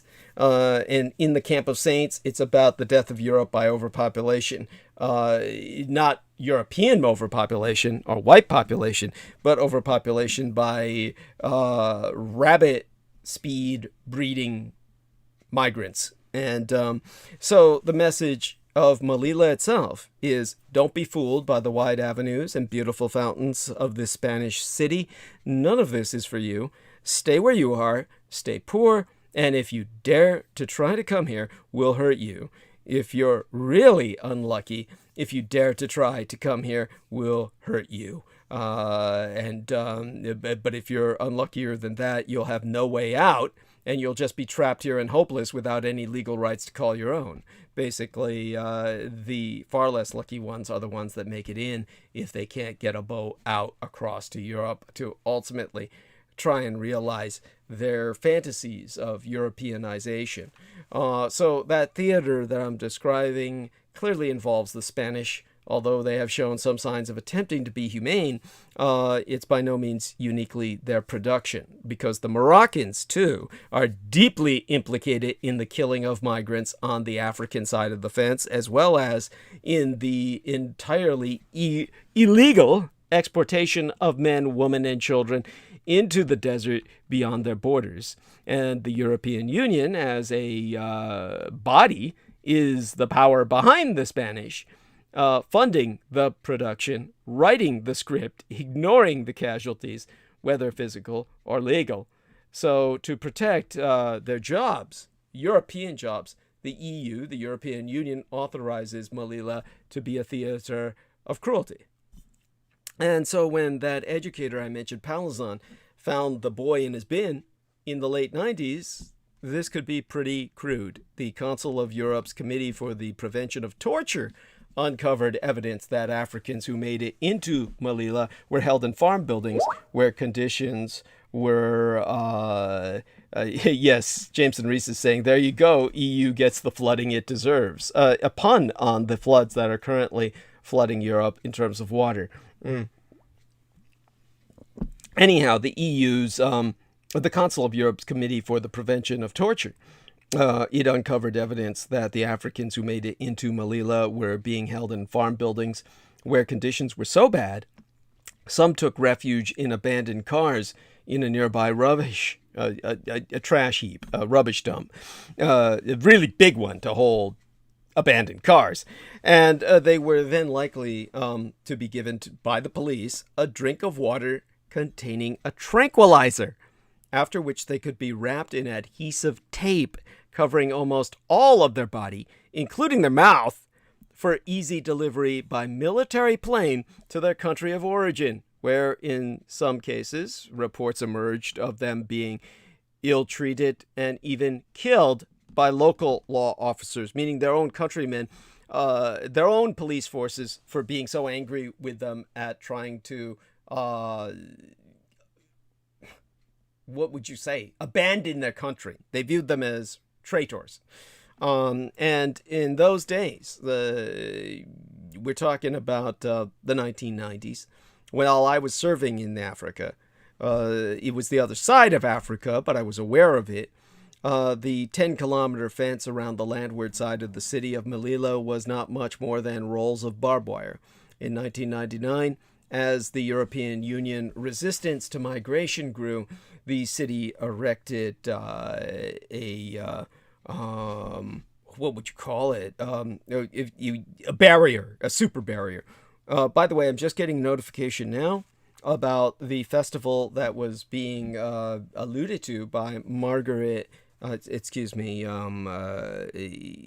Gregorich, and the festival of Bakrid, or Eid al-Adha, or Eid al-Adha, yes, if I remember correctly. That will be celebrated in India on the 21st of July, probably coincident with what the Muslims are celebrating, or what she was alluding to.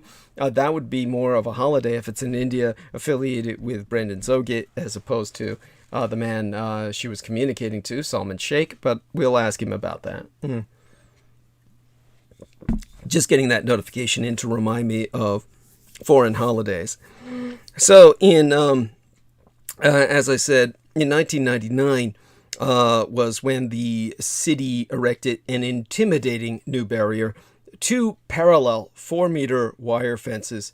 4 meters high would mean it's over 3 feet each, 3.5 feet times 4. You're talking about, well over 12 feet. You're talking about probably about 15 feet high or so, 15 to 16 feet high. And these fences were topped with razor wire, and there was a tarmac strip running between that could be patrolled by the Spanish Guardia Civil, the Civil Guard. So they could patrol between both those fences to man the demilitarized zone. All of it monitored by at least 106 video cameras in the city of Melilla alone, infrared surveillance, a microphone cable, helicopters. In Melilla, a man who had worked on the fence said that he would arrive at work in the morning to find his ladder covered in human blood, where the migrants had tried to use it to climb into the city and had become victims of the razor wire. Now, some of them who did not get sliced to ribbons and come down looking like black spaghetti made it over the fence, probably, well, looking much worse for the wear. Some managed to smuggle themselves into the city in the backs of cars instead. The Human Rights Watch found that children traveling alone were still finding their way in and were being held by the Spanish in the old fort La Purísima, where they were beaten by staff, robbed, and assaulted by older children. The police would not interfere when the older children would beat and rape them. They were, if they were in threat of losing their lives, too many people raping them to the point where, you know, it looked like they were going to die. Then they were maintained in punishment cells for up to a week without bedding or toilets before being shoved back into Morocco, where the police might give them another beating and put them out to the streets to fend for themselves. Now, the human rights concluded that the Spanish were breaking their own immigration laws and were guilty of arbitrary and discriminatory behavior.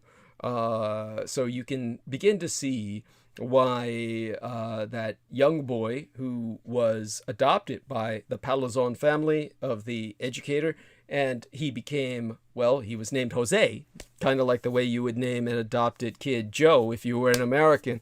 And Jose Palazon, well, to him, you could see why sleeping in the dustbin seemed attractive. Still, the new fence worked, not by stopping the migrants, but by diverting many of them out to sea, and they emerged from the Sahara and embarked for the Canary Islands, where Francisco Franco was later stationed, or southern Spain itself, in tiny rowing boats, sometimes succeeding, more often than not just drowning, until 2004, when the European Union paid for extra coastal patrols and sent them flowing back to Melilla and to a new and bloody crisis. So the migrants gathered in their hundreds in the scraps of woodland outside Melilla, and they organized mass assaults on the city's perimeter. Do you understand what I'm saying? Like, these are people, but they're acting like zombies. And by September of 2005, Amnesty International was reporting that those who were caught on the fence were being treated with excessive force by Moroccan and Spanish guards, and those caught inside the fence were being illegally expelled back into Morocco, often to be dumped in the desert. And by autumn of a few years agone, there was clear evidence of murder at Melilla and along the coast outside the similarly Spanish city of Ceuta.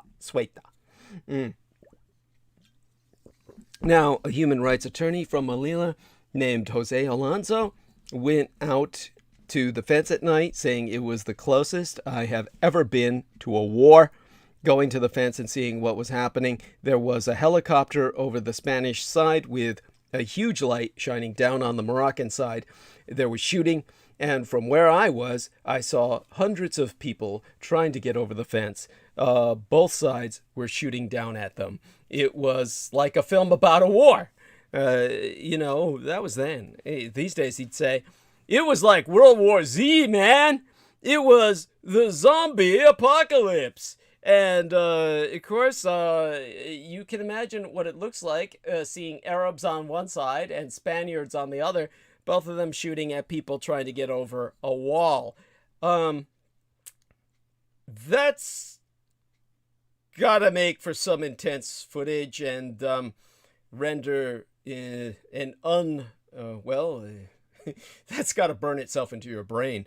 Now, between August and October of 2018, this is, by the way, Jameson Reese says that's what Trump fantasizes about. Yes, that would be a wet moment for him. That would be orgasmic. He would jack off to that. I believe that's what he masturbates over.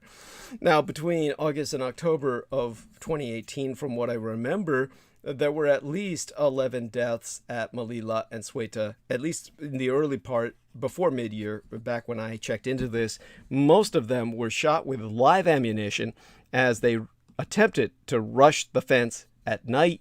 They figured that if enough of them tried to go over the fence, that there would be too many to shoot them all. And so many of them got shot.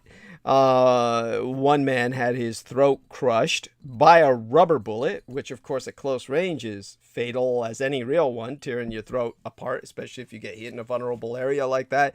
Dozens of others were injured by bullets or by falling from the fence, and many of them reported that they were assaulted and robbed by security forces of either side, no matter which side of the fence they landed on. How's that for a metaphor for you? No matter which side of the fence you land on, you're gonna be assaulted and robbed. You're fucked either way. And on one night during those months, the first 6 months of the year 2018, about half a dozen men were shot on the Moroccan side of the fence at Melilla. The Moroccan authorities said this was self-defense because the migrants were throwing rocks at them. Of course, nobody involved was charged with any of the killings, meaning none of the Moroccans who killed the black Africans, the Arabs who killed the black Africans, was ever paid the price for it. In the background, Amnesty International tracked Moroccan security forces sweeping through makeshift camps in the woodland, surrounding up immigrants, including asylum seekers, and dumping them out in the desert on the Algerian border. And that would be 30 kilometers from the nearest village, without food or water. Some tried to walk into Algeria only to be caught by Algerian forces and sent back to Morocco. So Médecins Sans Frontières are the Doctors Without Borders. They found 1,000 migrants, including pregnant women, stranded in 2 villages in that area, and reported that in the previous 2 years, they had treated nearly 10,000 migrants with illnesses, and that nearly 25% of those, a quarter of the 10,000 migrants they treated, showed clear signs of violent attack, including beatings, shootings, attacks with dogs, and sexual assaults, all of which the victims attributed to security forces of either side, but mainly the Moroccans, because, you know, they're on the fucking Moroccan side. They haven't made it over to the Spanish side. So it's mostly the Arabs who did this to them. The Moroccans blamed the Algerians. The Algerians blamed the Moroccans. It's hard to have sympathy with either side in this. Now, looking back at those few months of intense violence that should have made this a worldwide household name, Melilla, Amnesty International concluded in a special report that was issued the year before yesteryear, that in the past few weeks, remember this was 3 years ago, scores of people have been injured and at least 11 killed while trying to cross into the Spanish enclaves of Ceuta and Melilla, where they were confronted by the law enforcement officials of both countries. Hundreds more, including possible asylum seekers, have been rounded up by the Moroccan authorities and placed in detention or forcibly removed. The evidence we saw showed law enforcement officials used force, which is both unlawful and disproportionate, including lethal weapons. They injured and killed people trying to cross the fence. Many of those seriously injured inside Spanish territory were pushed back through fence doors without any legal formality or medical assistance. So the Spanish reacted to this report by building an even bigger fence that was subsidized by the European Union. And by the time they had finished, the landward side of Melilla was protected by three 6-meter parallel fences decorated with motion sensors, cameras, and watchtowers, prowled by cars and helicopters and more troops than ever before. But the migrants kept coming, and the guards kept shooting. And on one night in July of 2006, 3 African men were killed at the fence, and 12 others were injured. More started coming around the seaward side of the city, sometimes in small boats or even on jet skis, sometimes paddling in life jackets, sometimes face down and no longer breathing, which I'm sure was the easiest way to deal with them. And the Spanish and their paymasters in the European Union reacted by creating a new kind of fence, well, a bureaucratic one. And migrants began trickling into the city. See, this way you can accommodate without really serving. And some apply for asylum. Some simply ask to be allowed to reside, the right to residence. And the cases are considered and almost always rejected. But the fact that consideration exists, that's a step forward. Jameson Reese does ask a question that I have often thought of. Why not electrify it? They're killing them anyway. And, well, Jameson, because that costs money. Well, you're not fiscally responsible, are you? You're just not. Look at my bill. Look at what I got from PG&E. Pacific Gas and Electric. Now, for those of you who don't know, my crypt at home on Russian Hill is literally uninhabitable by any baseline human being. If I weren't a quarter vampire, basically what's called a dampfire, I would not be able to survive this, the living conditions here. Jameson says he's not the responsible adult in the room. Well, neither am I, truth be told. But I got this report card from PG&E. But bear in mind, there's no heat in my home. There's no gas in my home. There's no heat. There's no gas. And so, I don't use the oven. I use a little electric toaster oven to heat my Meals on Wheels, my home delivered meals. Other than that energy, I barely ever turn on the lights. The only thing that's on 24 hours a day is my refrigerator and the little thermos that heats my hot water so I can have tea anytime I want. Other than these luxuries, my electric blanket is used quite a bit because I spend a lot of time working in bed like I am now. And so I have more than one electric blanket, the electric heating pad and the blanket. 2 of these, one gifted to me by Lena Shea, another from Selena Khan, and the heating pad beneath me, gifted myself by Judith Ager. So the pad around my neck was gifted by Lena Shea. One of the electric blankets is by Laura Lee Solomon, the other by Selena Khan. There we are. So there you got it. The electric heating pad around my neck is Lena Shea. Blankets from Laura Lee Solomon and Selena Khan, and the pad beneath me from Judith Ager. Yeah, these things run quite a bit. And but other than that, and the computer, this night light here in the room next to me, there's nothing going on here. This is not a lights on kind of home. This is not a home that uses any heat. And look at this report card I got from PG&E. It's basically Jameson Reese is saying the heating is eating all my costs, which are not that much. I mean, it's withdrawn directly out of my bank account once a month. It's always less than $100 a month. And it's usually around under $30, usually around 20 something, a little under 30. Sometimes it heats up during the winter towards 40. But honest to God, I get this report card and it says, you've been selected for the Home Energy Report Program.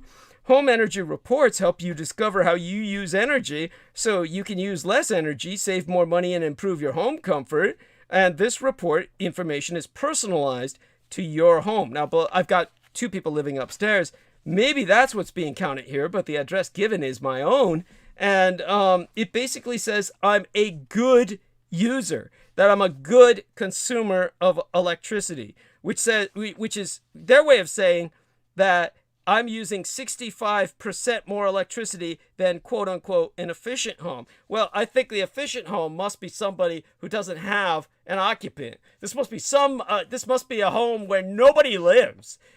Because there's no way I could be anything other than a great fucking energy consumer. And this report card's just full of shit. Efficient homes, it says, use only 96 kilowatt hours. My home uses 158 kilowatt hours. Anyhow, he says $20 to $30. You use any less, you won't be alive, technically speaking. Thank you. Anyhow, they're telling me similar homes are using 188 kilowatt hours. I mean, holy shit, that's a lot. But the fact that they're saying I use 65% more electricity than an efficient home, what the fuck? This has got to be bullshit. There's no way this could be right. Anyhow, it says in the last 6 months, you used more than efficient homes near you. What the fuck? The efficient homes near me are not populated, motherfucker. It says $37 extra cost. Fuck, you're getting paid. What the hell are you bitching about?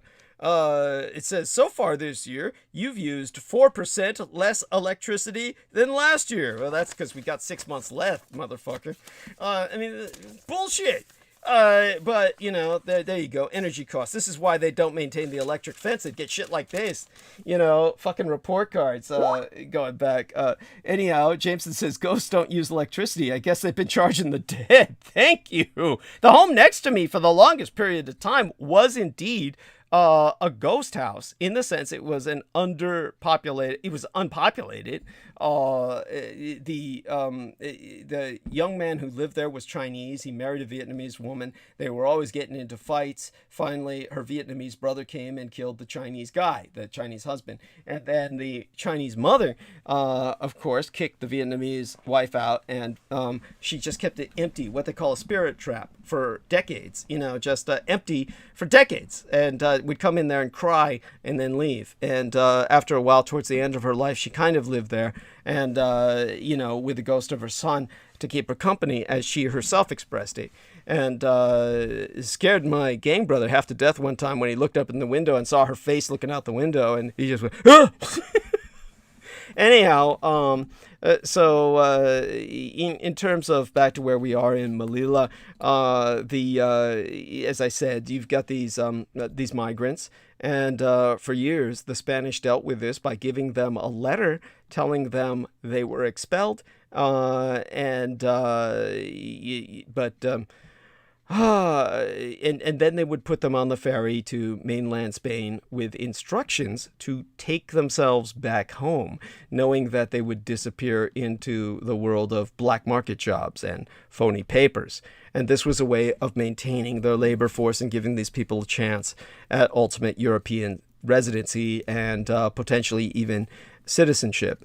And as word of their success spread homewards, more and more followed, and now they are not allowed to on the ferry at all, and they cannot be sent home because their countries have no agreement with Spain, and they cannot be shoved back into Morocco because there is no agreement with Morocco either, because it's effectively in a state of low-intensity conflict and undeclared Cold War with Spain. And this is a true European Arab conflict, and so they stay in Melilla, a living warning to those who might be tempted to follow as trapped, homeless individuals. And there's hundreds of these stranded people in Melilla. Many are Asians who have paid people smugglers, human traffickers, to get them to Europe. And of course, when my gang brother met them and heard stories of terrifying journeys, which began well enough with the smugglers flying them from the Indian subcontinent through Dubai into Central Africa, often into Mali, where the Mali man, the man who rescued that young boy by climbing up a wall in France, came from. And, of course, all of it disintegrated as the smugglers betrayed them. There was one young man that my gang brother met named Shaibul, who was 23 when he left Komia in southeast Bangladesh, where, of course, my mistress, Selina Khan, my grandmistress, my manageress, was born. And this young man left in January of 2004, clutching his degree in commerce. And he was aiming for Madrid, the capital of Spain, and a chance to earn money and that he could send back home. He was stranded in Mali, a black African country, for 6 days, alone in a house while the smugglers disappeared. He was stranded again with 17 other Asians somewhere in the Sahara when their driver vanished, and then picked up and dumped in a date field in Algeria, where a gardener betrayed them to police, who then drove them out to a scorching wasteland back on the border with Mali and abandoned them. So he told Beaver, "We found people in tents there. They were lost too, and they called this place Zero. We begged food and water. One person in our group had a mobile phone, and we spoke to our families. We were crying, very afraid. It was stone cold at night, baking in the day. There were high winds and sandstorms. Our families went to the smugglers, who said they must pay more money. My father said, I cannot lose my son, so he borrowed more from the bank and gave it to the smugglers. Other families did the same and actually moved, to tears by all this extra money.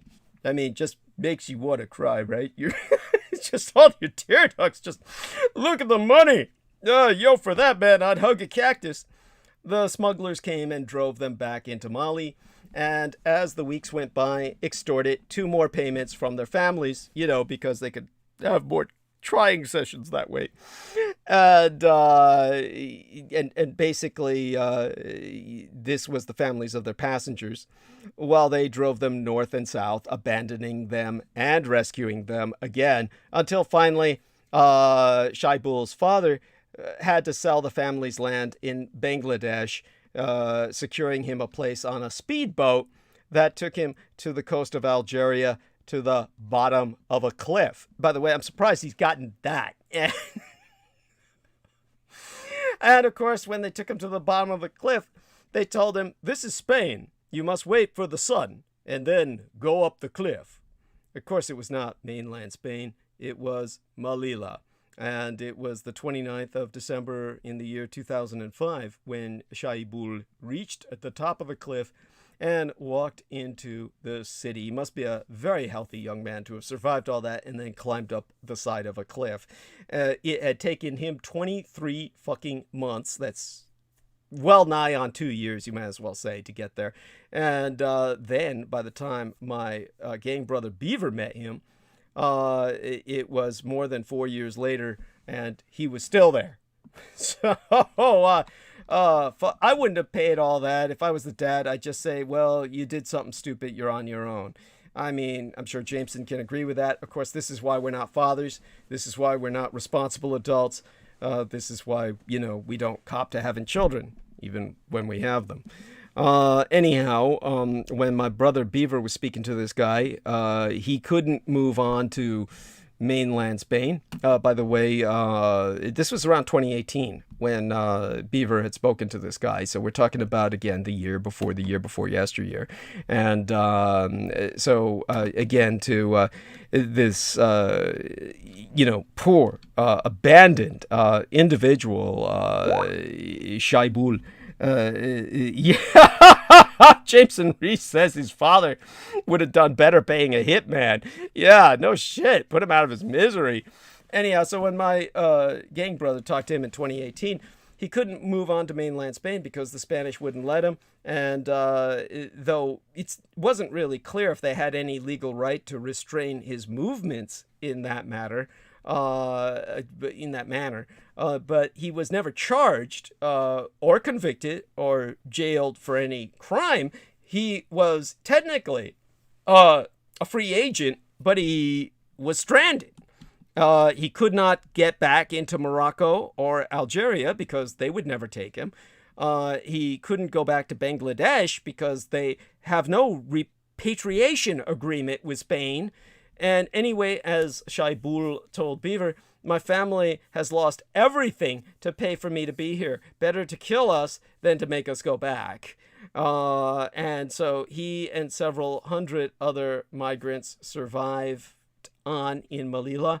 At the time my gang brother met them, I have no idea what's gone on with them since, but they were surviving then partly because the Spanish authorities had provided a new centro de estancia temporal de inmigrantes, known as the CETI. That is an acronym, CETI, Centro de Estancia Temporal de Inmigrantes, meaning like the Center for Temporary Immigrants.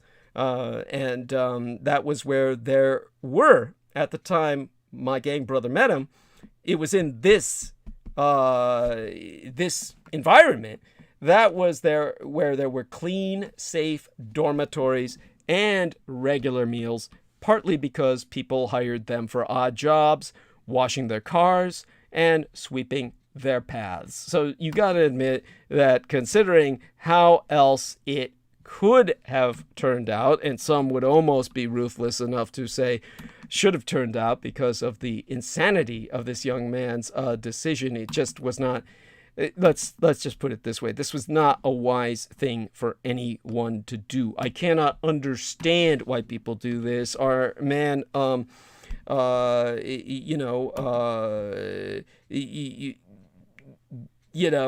Sheikh, he tells everyone, stay at home. He tells them, don't go to Britain, don't go to America. Anyhow, by the way, the correct translation from the Centro de Estancia Temporal de Inmigrantes is the Center for Temporary Stay of Immigrants. That's a better way of translating it. So, as I said, that's where Beaver met them, at CETI, C-E-T-I. And, they constantly, all of these people who were there, were asking CETI staff for news of their permission to stay, but they're always told that it is for the police or the government to decide. So if they become agitated, they're given tranquilizers. And so the only way to get a place on a ferry to the mainland is to act as a police informer. And they always refuse. And from time to time, the police make raids on the establishment, the CETI establishment, to grab migrants for expulsion. And of course, because of that, many of these migrants prefer to sleep on the streets rather than take the risk of the clean dormitories and the regular food and the constant jobs. Anyhow, at that time, there was a Moroccan soldier, and his name was Hikam Bouktai, and he applied for asylum in Spain after accusing the Moroccan authorities of running a regime of torture in their prisons. And he spent more than 4 years bouncing between borders, always coming back to rest in that nowhere land of Melilla, which, as I said, is a beautiful city. But, if you were not a Spanish citizen, you wouldn't want to live there. And the last I heard of that guy, he was deep into a hunger strike. And then there were the young parents of a baby boy. The mother was Moroccan. The father was Asian Indian. And while the mother had been ordered back home, where she feared punishment from the police and their family for having sex before marriage with a non-Muslim, they would have burned her alive after defacing her with acid. The boyfriend was told he could not go with her because the Moroccan authorities would not accept him. As an Asian, they considered him, and a non-Muslim Hindi, they considered him a piece of shit. Instead, 3 years after arriving in the city, he had to continue to wait. There were other stories I got from my time in mercenary services, hearing about the soldiers, or Beaver, the gang brother, involved with what he's involved with, and I could go on. There was a city in North Africa on the coast of the Atlantic, on the very tip of the North African coast, towards the farthest end into the Atlantic, bulging towards the west, towards the Western Hemisphere, is Dakar. And so if that's the correct city, that's outside of Morocco. But then I believe there's a city that has an almost identical name, Dakar, Dakha, which I read about in the news, which is in Morocco. And I think it was there that Ali Achet, who was working in a CD shop, was stuck in that city since 2005. And his family paid something like 3,000 euros, or about 2,626 pounds sterling. The equivalent of what's got to be like, something like 4 or 5 United States dollars. They paid that to a smuggler who agreed to fly him direct to Morocco, and instead he was sent by bus to India, and then by a plane to Ethiopia and Togo, where he lived as a beggar for a year and was reduced to a walking skeleton before finally his family helped him to bribe his way into Melilla in the back of a car. So Jameson Reese says this explains why the cops were so nice to those Moors who blocked the road. They figured they're as horrid as they, the cops, if not worse. Laugh out loud. Yeah, there we are. Yeah, it's a good way of looking at it. Anyhow, what Ali Achet made the news when he was interviewed. He made the news by saying, "We came looking for liberty, but this is a prison. What have we done? Every day we wait for a solution. We are suffering. We have nothing now. A prison sentence is definite, but this is endless."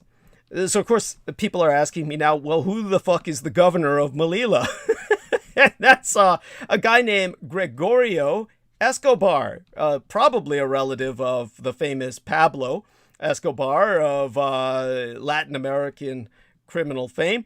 That might be unfair, but he sits in his well-appointed office in his neat gray suit and went on to make official statements like, "We have a responsibility to take care of this border, not only for our own citizens, but for all of Europe.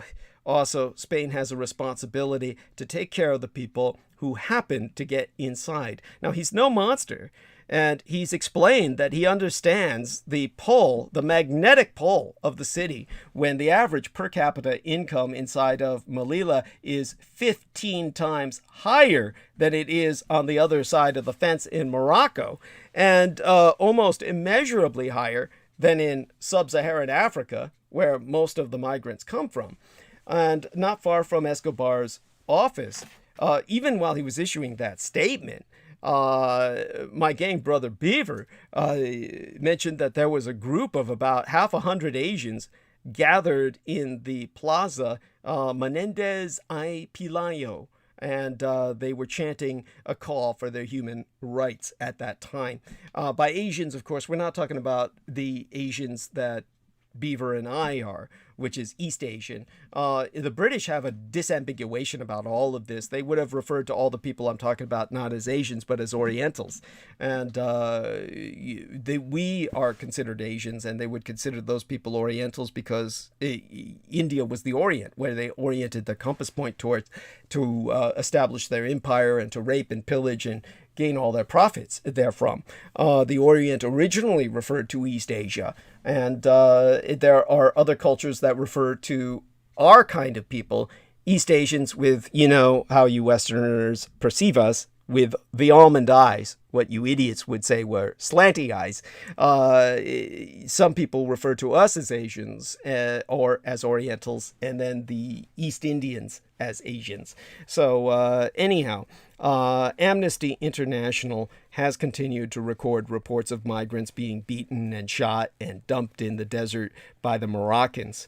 In Britain, of course, I can tell you, all of you idiots, and this does not include John Warrington and George Knight, but, the Brexit boys, and they're all boys. There are very few women who were ever part of the Brexit movement. That is their version of the Trump movement in England. Of course, they've got Bojo the Clown, Boris Johnson, who is the British Trump, and he hates the American Trump. They've parted ways because, you can't stand looking in the mirror, right?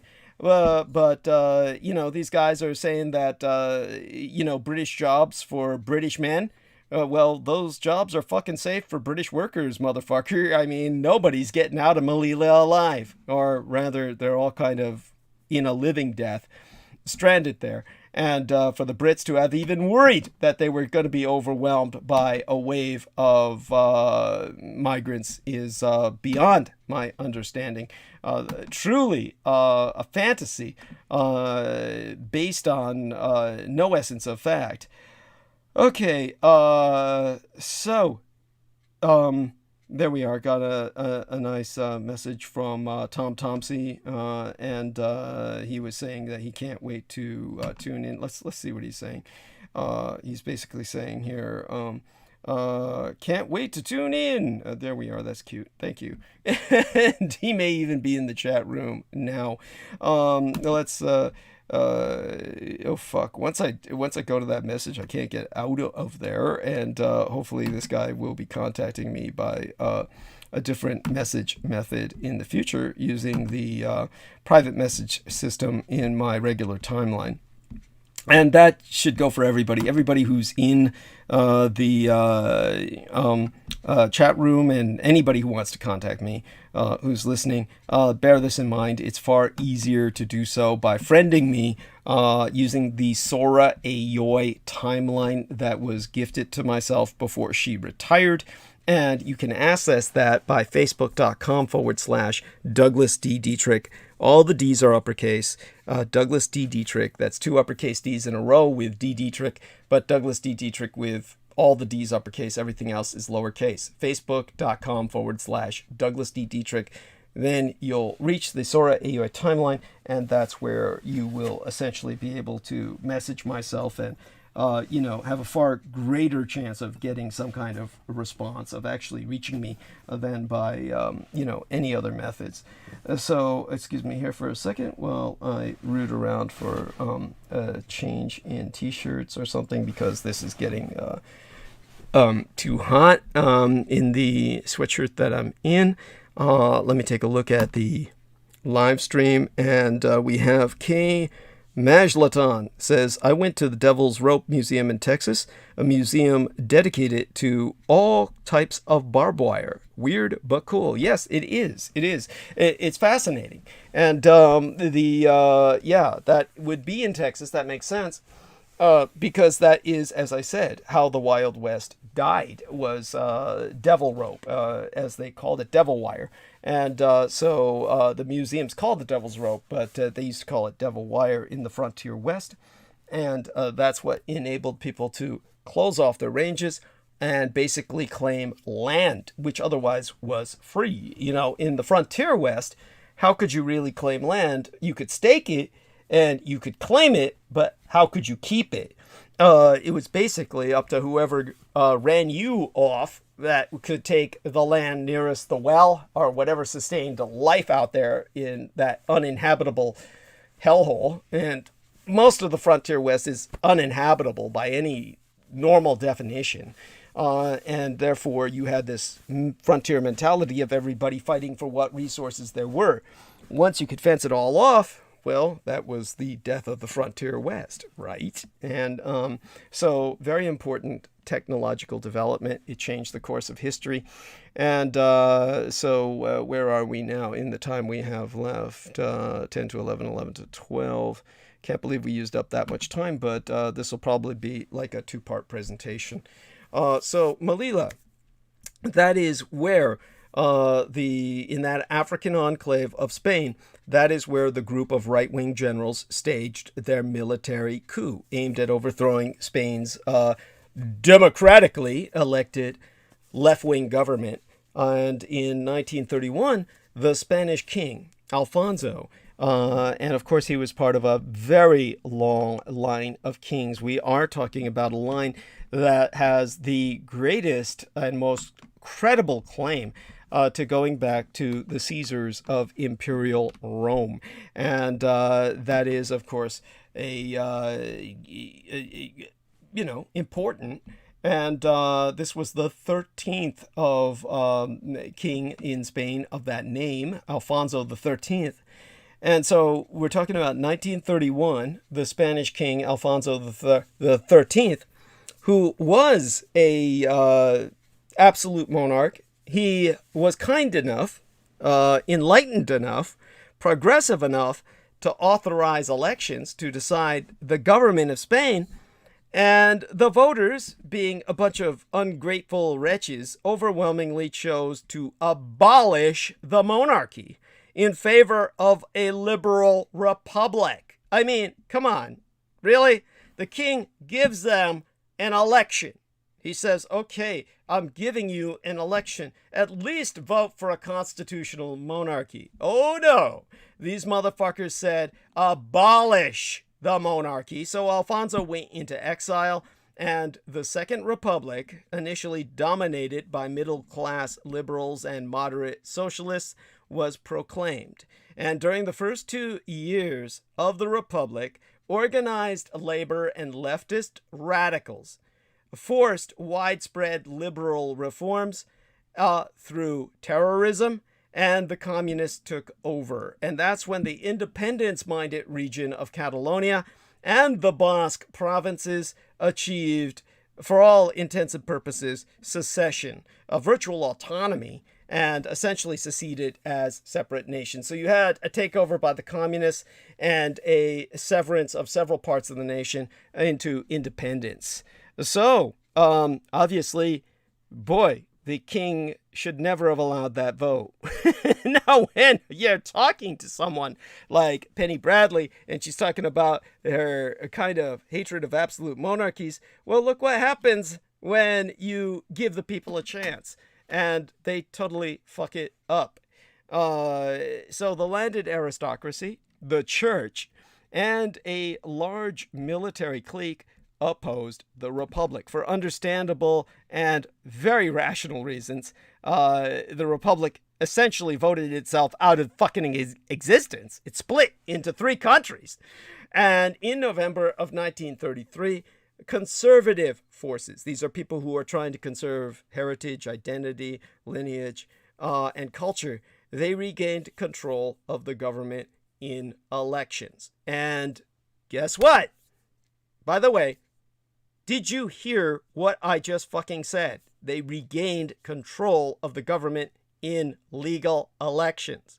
And in response, the radicalized leftist commune socialists launched a revolution in the mining districts of Asturias, and Catalan nationalists rebelled in Barcelona, where the Olympics was held years later under Franco.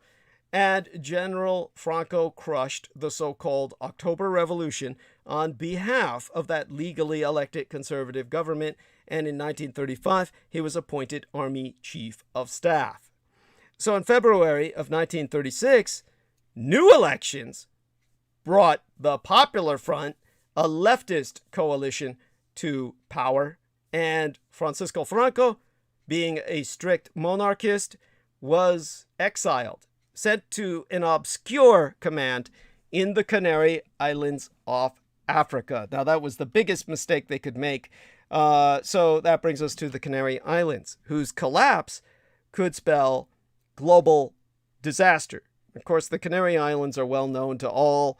Well, you might not know about them, but to anyone who does know about them, overwhelmingly, most of the people who know about the Canary Islands know them only as a popular sun holiday destination where people go to soak in the sun and catch their rays. And almost nobody knows those sunny islands may one day, perhaps soon, unleash natural forces that will wreak havoc along the eastern seaboard of North America and destroy the world as you know it. Effectively ending American civilization. And they're situated off the northwest coast of Africa. They are Spanish territory. And the chief islands in descending order of size are Tenerife, Fuerteventura, Gran Canaria, Lanzarote, La Palma, which is the one we're worried about, and Gomera and Hierro. And they're all volcanic in origin. Their highest volcanic peak is the dormant Pico de Tenerife, or Tenerife. at 3,710 meters above sea level. And volcanoes are still forming and changing these islands, just as they do in Hawaii. And eruptions were recorded on La Palma in 1949.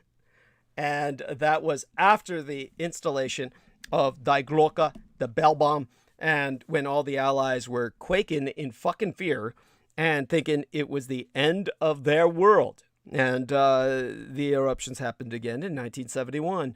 The solid outer crust of the Earth can move over the underlying layer called the asthenosphere. The asthenosphere is the layer in which the rock is so hot and under such tremendous pressure that the layer behaves as a viscous liquid.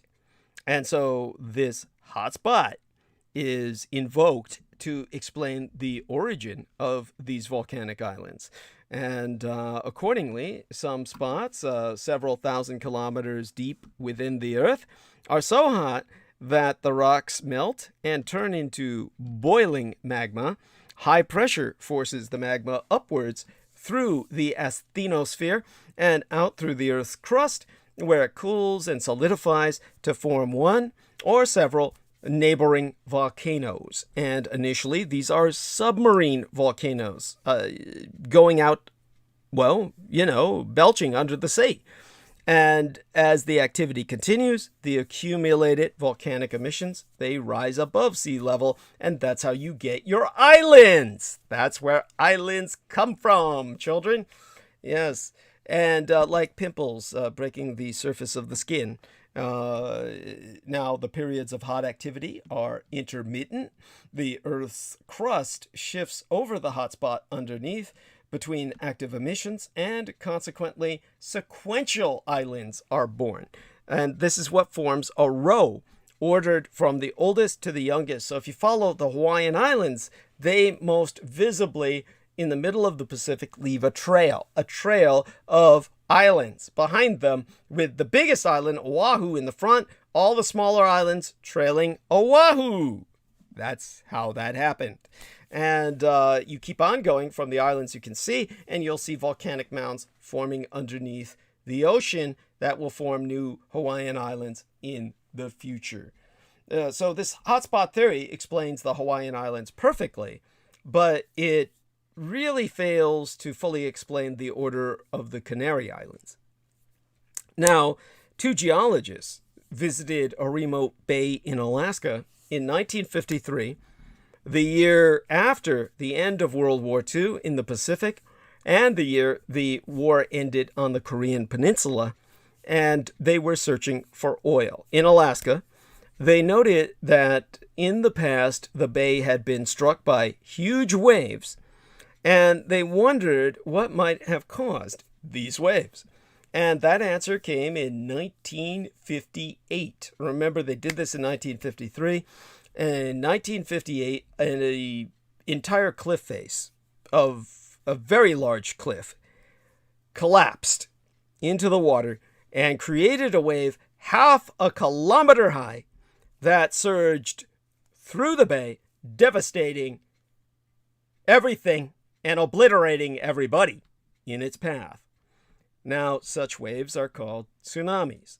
And the Alaskan example was small and still dramatically demonstrated the effect a small landslide causes. A much larger landslide would cause what's called a mega tsunami. So scientists searched the world for sites that would ultimately cause a mega tsunami. And they found evidence of at least 11 mega tsunamis over the last 200,000 years, caused by the collapse of islands in two places on Earth: the Hawaiian island chain and the Canary archipelago off Africa. The last one happened 4,000 years agone on the island of Réunion. That's a smaller scale tsunami such as that created by the explosion of the Krakatoa volcano in Indonesia in 1883 alone killed at least 37,000 people whose bodies were recovered. We don't know how many people really died because the majority of the bodies never were recovered to even be identified. That was Krakatoa. And ideal conditions for the precipitation of a mega tsunami exist on the island of La Palma. So the southern volcano on that island erupted in 1949 when a huge crack opened across one side of the volcano and the western half slipped a few meters towards the ocean. Bear in mind, this is the volcano in whose perimeter Die Glocke, the bell bomb, was planted, so that the Germans of Unterland could trigger that at any time and cause that to phase out of physical existence like they did Laganges, and fuck the collapse. The island disappearing completely would displace enough mass to wipe out the Western world. So scientists conclude that during that earthquake in 1949 was when they did all the calculations, knowing what the Germans had done. They felt that even naturally, a volcanic eruption causing the western flank of that volcano collapsing would, well, if it collapsed completely during a future eruption, you would have a huge chunk of southern La Palma weighing 500 billion tons. 500 billion tons that will collapse into the Atlantic, and thereby, by that sudden mass no longer being there, displacing enough ocean matter to generate a mega tsunami that would move rapidly westwards. So when we talk about this kind of energy, the colossal amount of energy of such a collapse that they were deathly afraid was going to happen in 1949, that would have generated, if it happened then, 5,000 trillion joules of kinetic energy. 5,000 trillion. That would be converted into a 900-meter high wave that would travel west with great speed. Now, to put this into some perspective for you, the size of a meter is almost, 3.4 feet. And if you kind of, let's do a little math here, meters to feet, basically, let's take a look at this. Meters to feet, 1 meter equals 3.28 feet. So you're talking about a little over 3 feet. And so if we do, let me take a look at 900 meters and have some fun here and convert that to 900. We're talking a 3,000 foot high wave, people. 3,000 fucking feet. And how many times can I repeat that before I even grasp it myself? You can't wrap your mind around that. It's a 3,000 foot high wave, would travel west at 250 kilometers in the first 10 minutes. That is to miles. We're talking about a 3,000 foot wave, kilometers to mile conversion. We're talking, 250 here. That's about 156 miles. So you're talking about 256 miles in 10 minutes. You got a 3,000 foot wave that's going to move 256 miles in 10 minutes. By the time it reaches the United States, the wave will be a little lower. 50 meters high and wider. This is just with conventional collapse of the volcano under a natural eruption. 50 meters high, that's still nothing to sneeze at. You wouldn't want to be in front of it because that's about 165 fucking feet. So we're talking about a 165 foot wave. High, 50 feet, 160 feet high. And it would sweep up to 20 miles inland, people. 165 foot wave going 20 miles inland all along the coast from Boston to Miami, destroying everything in its path.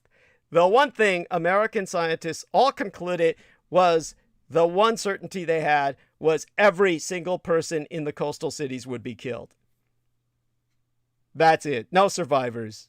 If any happened, it would be like a miraculous straw surviving hurricane type of survival. There would always be some type of survival story out of millions of people. Obviously, someone would ride the wave by accident in some structure that floated or something, but effectively, demographically, statistically, everybody in the coastal cities on the west would die. The coast would be toast. This horrendous damage would also trigger indirect economic consequences. I'm sure you've already figured that out. Well, think of the destruction of the Twin Towers in New York to contextualize that. It depressed stock markets worldwide. One can scarcely imagine the economic consequences of the destruction of the entire east coast of the United States and Canada. And Mexico's a bit more protected, but, they wouldn't get off scot-free. And although the main wave would travel west, smaller waves would also damage the North Atlantic coastlines of Ireland, Britain, France, Spain, Portugal, North Africa would be badly hit.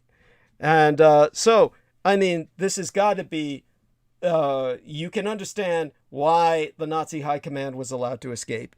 You can understand why, when they triggered the volcano in 1949 as just a small demonstration with just the bell bomb, the Glocke, is not your normal bomb. You can set it off twice. In other words, by getting it to just vibrate to a certain level, they triggered the volcano in 1949. It was triggered again in 2017 as a backup warning that it still maintained. This is why Francisco Franco was never overthrown. Are you getting the picture now?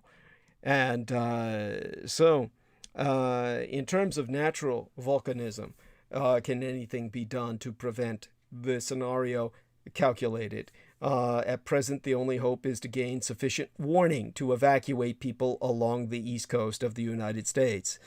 And so a team of scientists has been dispatched to monitor the volcano on La Palma.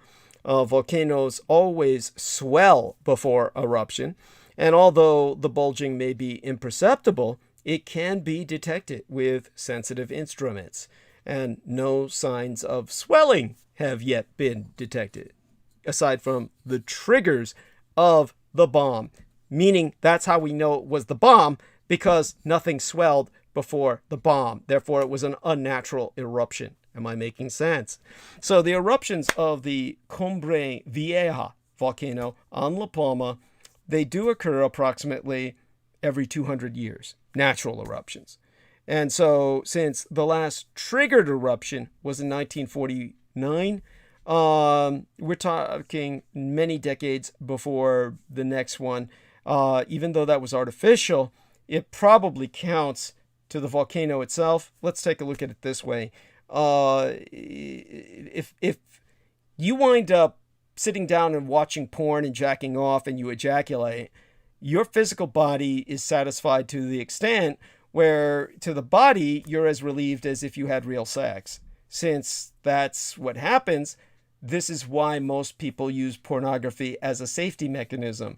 This is why pornography, to a degree, is legal, because it doesn't really promote rape or violent activity. If it did, people would be raping each other all over the place, because obviously pornography is pretty fucking ubiquitous. You give a child a cell phone, you're giving them access to instant porn. And they're going to find it. They're going to be exposed to it, whether they're looking for it or not. So the ubiquity proves that directly resultant that they don't go all around killing each other. Well, they do that anyway. But the as for the volcano and its eruption, it's kind of like a relief mechanism or a stress relief mechanism. What the Nazis did is they relieved pressure on the volcano, so we can count out natural eruptions because they relieve the pressure, kind of like small earthquakes relieve the pressure of a earthquake fault. So they really have control over this mechanism, and if that's the case, it can't really explode until they trigger it. But nevertheless, there is a chance it might, just like there's a chance that somebody watching porn might get all the relief in the world and still go out and rape somebody. So there you have that. At present, there's no particular need to worry about holidaying in the Canary Islands or on the east coast of America or in the Caribbean, but one day. So bear in mind, we had these earthquakes more recently, comparatively recently. We're talking about basically during Trump's administration, which will show you why the Nazis triggered what they did. But the earthquakes near Tenerife and the Gran Canaria, they sparked fears of volcanic eruption. And we're talking about, this is because hundreds of small earthquakes occurred at that time. So this one might have been natural. It didn't involve World War II necessarily. Either way, it was played down by scientists. I can tell you one thing. Nobody reported it in the media to any extent, to any meaningful extent. Now, in Hawaii, there was a bout of seismic activity in the year 2018. Again, we're talking about mid-2018 in both cases, and that led to an eruption from Kilauea volcano, which in turn destroyed houses, buildings, and cars, and it caused havoc throughout 2018. There were concerns that seismic activity caused by a submarine fault between the Spanish islands of Tenerife or Tenerife and the Gran Canaria off the coast of Africa could lead to a similar eruption on Mount Teide. And the country's National Geographic Institute said that over 270 quakes had struck near those islands between April 29th of 2018 to about May 8th of that same year. One reaching 3.2 on the Richter scale and about 22 miles from Puerto La Luz, the port of La Palmas de Gran Canaria.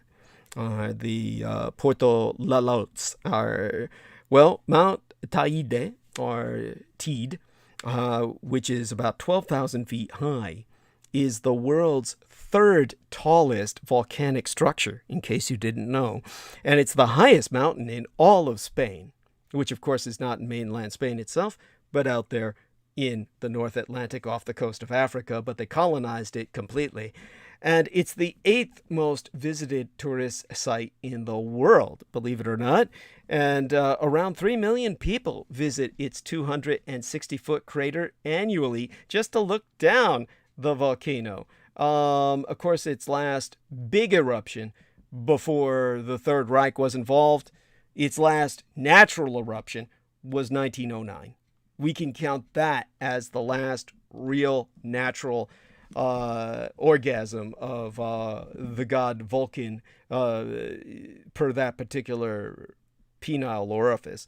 Anyhow, Emilio Carreño, the director of Spain's National Seismic Network, confirmed that most of the earthquakes of 2018, the year before yesteryear, had been of tectonic origin and were not usually associated with volcanology. In other words, these earthquakes were tectonic, more natural, nothing caused by a seismic scalar weapon, which would be different from the Bell bomb. Okay, just to give you a little education there. By the way, I read this in Euro Weekly News. And yes, it was originally published in Espanol, but, you know, I can read that just like I did the earlier words and, you know, about the Center for Immigration.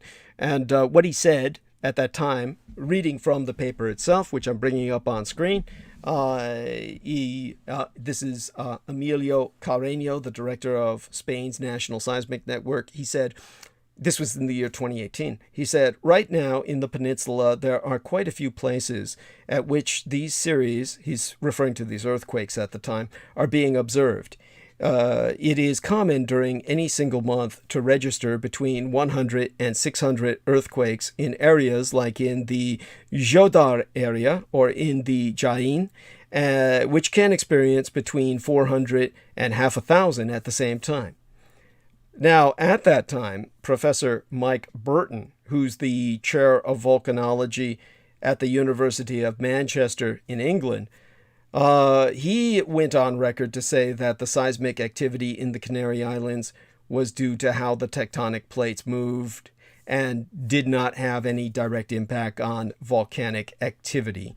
He said, his statement to the Daily Mail was, before an eruption on Tenerife or any other of the Canary Islands, there would be clear precursory signals in seismicity, gas, and ground deformation.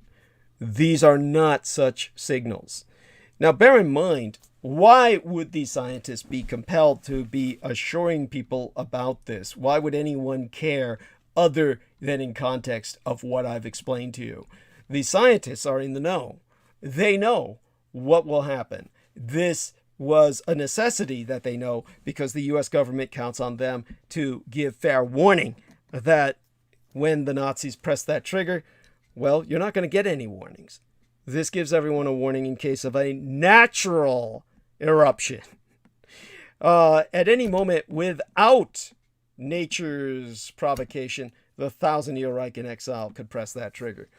I will tell you the truth. From what I understood of the situation, they've given up control of that in the sense that the bomb has probably degenerated enough to the point where they may not be able to trigger it, but it did its job. It enabled the entire government of the 1,000-year Reich in exile to relocate to Unterland. That was already accomplished. It forced the United States to deal with them for many years in terms of trade under threat of total annihilation. And at this point in history, why would they do such a thing? It really may be beyond their control because the degeneration of the bomb over time would leave it more a problem of instability. In other words, if the bomb degenerates enough, either it will decay to the point of dormancy, where just the natural elements of volcanic activity and will disintegrate it, or it could go off on its own. At which point, Unterland would simply look on and say, oh, tough shit. Sorry about that. Just sit back and watch while everybody drowns on the East Coast. I'm on the West Coast. I can look at this with a lot lighter perspective. But, you know, for those of you on the East Coast, you're shit out of luck. At any rate, so this was where Francisco Franco lived. He ultimately was the man who helped Adolf Hitler install Die Bell bomb, the Die Gluck, the Bell bomb. And with that, he maintained his power after World War II until the day he fucking died. So hopefully that puts some of this into perspective. You'll better appreciate. And with that, I can't resist taking another look into the live stream and seeing the time we have left, 10 to 11, 11 to 12. Let's keep going. All right, so you had the Franco on the Canary Islands. You had the generals in Melilla. You've got a context now for where these guys are at. And feeling that the liberal government was going to give way to Marxist revolution, where the anarcho-syndicalists were taking over the Spanish mainland, the army officers conspired to seize power. And on the afternoon of July 17th, and again, we're talking about the year 1936, it was, again, on the afternoon of July 17th in 1936, July 18th, actually. No, it was the 17th. Yeah, it was the 17th. It was actually the day before yesterday. This was before the war, civil war, legally was recognized the world over as happening. It was the plan for the next morning, the 18th. It was discovered. So these conspirators, the generals, they were exposed in the Moroccan town of Melilla, and the rebels were therefore forced into premature action. So Melilla, Ceuta, and Tetuan, the rebels being the conservative military monarchists, the nationalists, they took over Melilla and Ceuta, the two Spanish enclaves in Africa, and they took Tetuan. All of this was in the hands of the nationalists, who were aided by the conservative Moroccan troops, Moroccans, mind you, ethnic Arabs, that also opposed the communist government in Madrid because of the atheistic nature of it. They felt that that was the greatest insult to Allah. Remember that Muslims consider Christians and Jews to be fellow believers. They don't consider them to be infidels or unbelievers because they all believe in the same God. The true unbelievers are atheists, meaning communists. So the Republican government, the Commu Republican government, the republic that had been voted into power but seized by the communists, they learned of the revolt soon after it broke out, the revolt of the generals. And they took few actions to prevent its spread to the mainland because they went into voting session. And when they went into let's hold votes, well, at that point, the communists were so busy trying to sway their electoral system to maintain Republican control through electoral college, and questioned all the votes that came in from other parties as illegitimate. That sound familiar? While they were doing that, the Moroccan troops, the natives of Africa, were helping the Spanish conservatives loyal to the crown reestablish Spanish civilization. And so after a period of hesitation, because it's always been assumed or maybe even proven that Francisco Franco might have some Jewish blood in him, he still agreed to join the military conspiracy, figuring he might as well come out on top. And that was scheduled to begin in Morocco at 5 a.m. on July 18th, and then in Spain itself 24 hours later. So even though we're into the 19th of July, this 2021st year of our Lord, this is the day when the Spanish Civil War erupted on the Spanish mainland itself, the homeland, carried over from all of those places I've been discussing, the African Isles of the Canaries, from where the Canary pit bulls were bred by Christopher Columbus to eat the natives of the New World alive, that's where you get the term, the Canary breed of pit bull, Canary pits. Those were those dogs bred on those Isles of Africa by the Spaniards to give to the Jew, Columbus, to annihilate the native populations by eating them alive. And then to Melilla, where the army held sway because it was a garrison state. This is what allowed them to plot and then spread to the mainland The difference in time between the 24 hours, that full day that was allowed between the 17th, when the conspiracy was started, and the 18th, when the Civil War reached the mainland, that difference of a single day was to allow the Army of Africa time to secure Morocco before being transported to Spain's Andalusian coast by the Spanish Navy. So from the Canary Islands, General Francisco Franco broadcast a message calling for all army officers to join the uprising and overthrow Spain's communist Republican, or rather communized Republican government. And on the 18th of July, all the Spanish garrisons arose. They rose up in revolt all across Spain itself.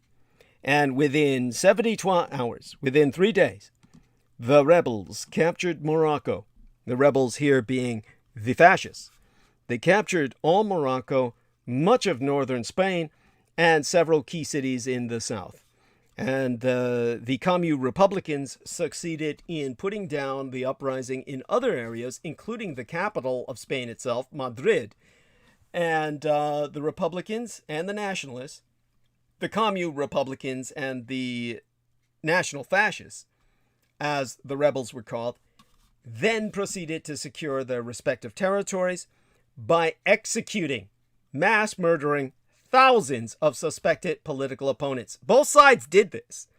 The communists mass murdered anybody they considered would be pro-fascist, which would be all the clergy. They murdered all priests and nuns. And the fascists, meanwhile, murdered all of those with communist ID cards, communist party cards. And simultaneously, while all this was going down, Franco flew to Morocco and prepared to bring the Black Arab, or the Afro-Arabian army, the Army of Africa, over to the mainland itself. So the workers and the peasants fought the uprising, but in many cities, the Commu Republican government denied them weapons because, well, here you get the repubes of America, and the libertarians will orgasm over this. The Commu Republican government denied them weapons because, you know, they were into gun control. And because of that, the National Fascists soon gained control. And in conservative regions, such as Old Castile and Navarre, the National Fascists seized control with little bloodshed because everybody was on their side. But in other regions, such as the radically collectivized city of Bilbao, they did not dare leave their garrisons. They were surrounded by armed communists because the Soviet Union began supplying the communists, whereas the government would not. You getting the picture here? This resulted in a Soviet invasion. So the nationalist revolt in Spain, well, the Spanish Navy largely failed them. And this was because of a communized class of captaincy and admiralty. The warships were run by communized committees of sailors. And these collectivist sailors, the collectivized navy, was instrumental in securing a number of coastal cities for the communized republic. Nevertheless, Francisco Franco managed to ferry his Army of Africa over from Morocco, and during the next few months, the National Fascist forces rapidly overran much of the Commu Republican-controlled areas in central and northern Spain, and the capital of Madrid itself was put under siege in November. So the July 1936 uprising, 85 years ago today, unleashed what would come to be known somewhat inaccurately as the Spanish Civil War, a horrific conflagration that lasted almost 3 years. And the reason I say somewhat inaccurately is because this was a world war. Everybody, the Russians, the Americans, were fighting the Germans and the Italians in Spain at that time. A testing ground for everybody's weapons and tactics 85 years ago today. And during 1937, Franco unified the National Fascist forces under the command of the Falange, Spain's Nazi party. And while the Republicans, the communized Republicans, fell under total sway of the Soviet Union and took their orders directly from Moscow.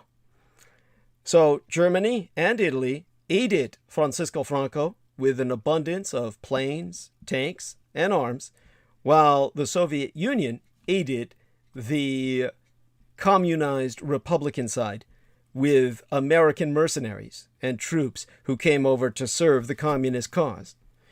In addition, thousands of communists and other radicals, terrorists from all over the world, anarcho-Bolsheviks from France, the USSR itself, and the United States of America, and everywhere else where there was a radicalized communist terrorist insurgency, formed the so-called international brigades to aid the communized Republican cause. The most significant contribution of these foreign units was the successful defense of Madrid, the capital of Spain, until the end of the war. In June of 1938, the National Fascists drove the Republicans, and that's to be taken very parallel to the Republicans in America today, who are also sponsored by Russia. The Republicans in America today are sponsored by Russia, just as the Republicans in Spain were sponsored by the Soviet Union. Both of these proxy insurgencies of Eurasia are identical. And in 1938, the National Fascists drove the Commun Republicans to the Mediterranean Sea. And they cut a Commun Republican territory in two on the Spanish Peninsula. And later in the year, Francisco Franco himself mounted personally led a major offensive against Catalonia, the successor nation, or the nation that seceded. And in January of 1939, its own capital, Barcelona, where the Olympics was later held, was captured, and soon thereafter, the rest of Catalonia fell. So it ended with the best of all possible outcomes, with the West looking the other way, the remnants of the idealistic and the ideologically communized left had little hope. And as a metaphor for the lost cause, Orson Welles met with Ernest Hemingway. Remember, both these men were fighting on the side of the communists, and they met to provide a voiceover narration for that pro-loyalist documentary that I quoted from to start off this diatribe. And both those men promptly got into a fistfight. Remember, George Orwell barely survived being executed by the communists, so he was executed after that for getting into a fight with Ernest Hemingway. Bet you didn't fucking know that. And if he survived that execution, he was declared dead on the spot. He woke up in a morgue and got medical treatment. A true miracle that he lived to write the book 1984. And that's how he regained his faith in God. There you have that. And with the Commun Republican cause all but lost, its leaders attempted to negotiate a peace, if you could fucking believe that, after all they did. And Franco, understandably, justifiably, rationally, and rightfully refused. And on the 28th of March in 1939, the communized Republicans finally surrendered Madrid, bringing the Spanish capital back into fascist fold and the Spanish Civil War to an end. Up to well over 1 million lives that we know of were lost in that conflict, the most devastating in all of Spanish history. But the National Fascists won the war, and Francisco Franco's brutal, bloody, classical fascist dictatorship gripped Spain for the following 40 years. Franco subsequently served as dictator of Spain for 4 decades until his death, circa 1975. If you want to take the measure of a mid-century man or a woman we're approaching mid-century here. We're still in the teens. Let's take it this way. Whether it was mid-century of the 20th century or the teens of this century, the 2010s that we're still in, 2020s now. Oh yeah, we're past the teens. We're heading towards the mid-century here too, in the 21st century. So if you want to take the measure of a man anytime, or a woman, and here's where I give the shout out and the toast to you, Isabel Medina Peralta, among others. Love you, honey. Just find out where they stand on the Spanish Civil War, or where they stood back then. And on February 15th of 2021, about 300 retro-Nazis, not neo-Nazis, these are retro-Nazis, these are Nazis who are of the classical heritage, marched through Madrid itself to pay tribute to the Spanish Blue Division, the Spanish volunteers who fought alongside Hitler's legions in World War II.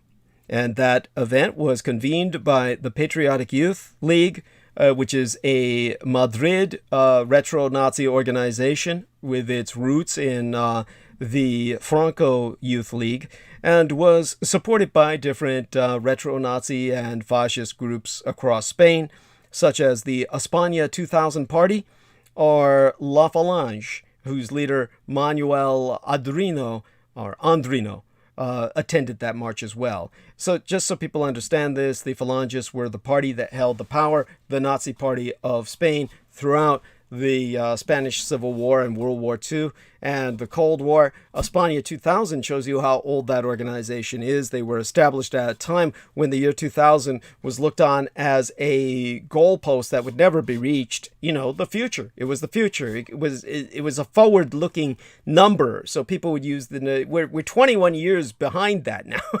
We're 21 years after the advent of the year 2000, the ushering in of the third Christian millennium. And, the fact that they retain that name is not to show that they're forward-looking, but to show that they're looking backwards in the sense of having a historical past to validate themselves. That's España 2000 Party.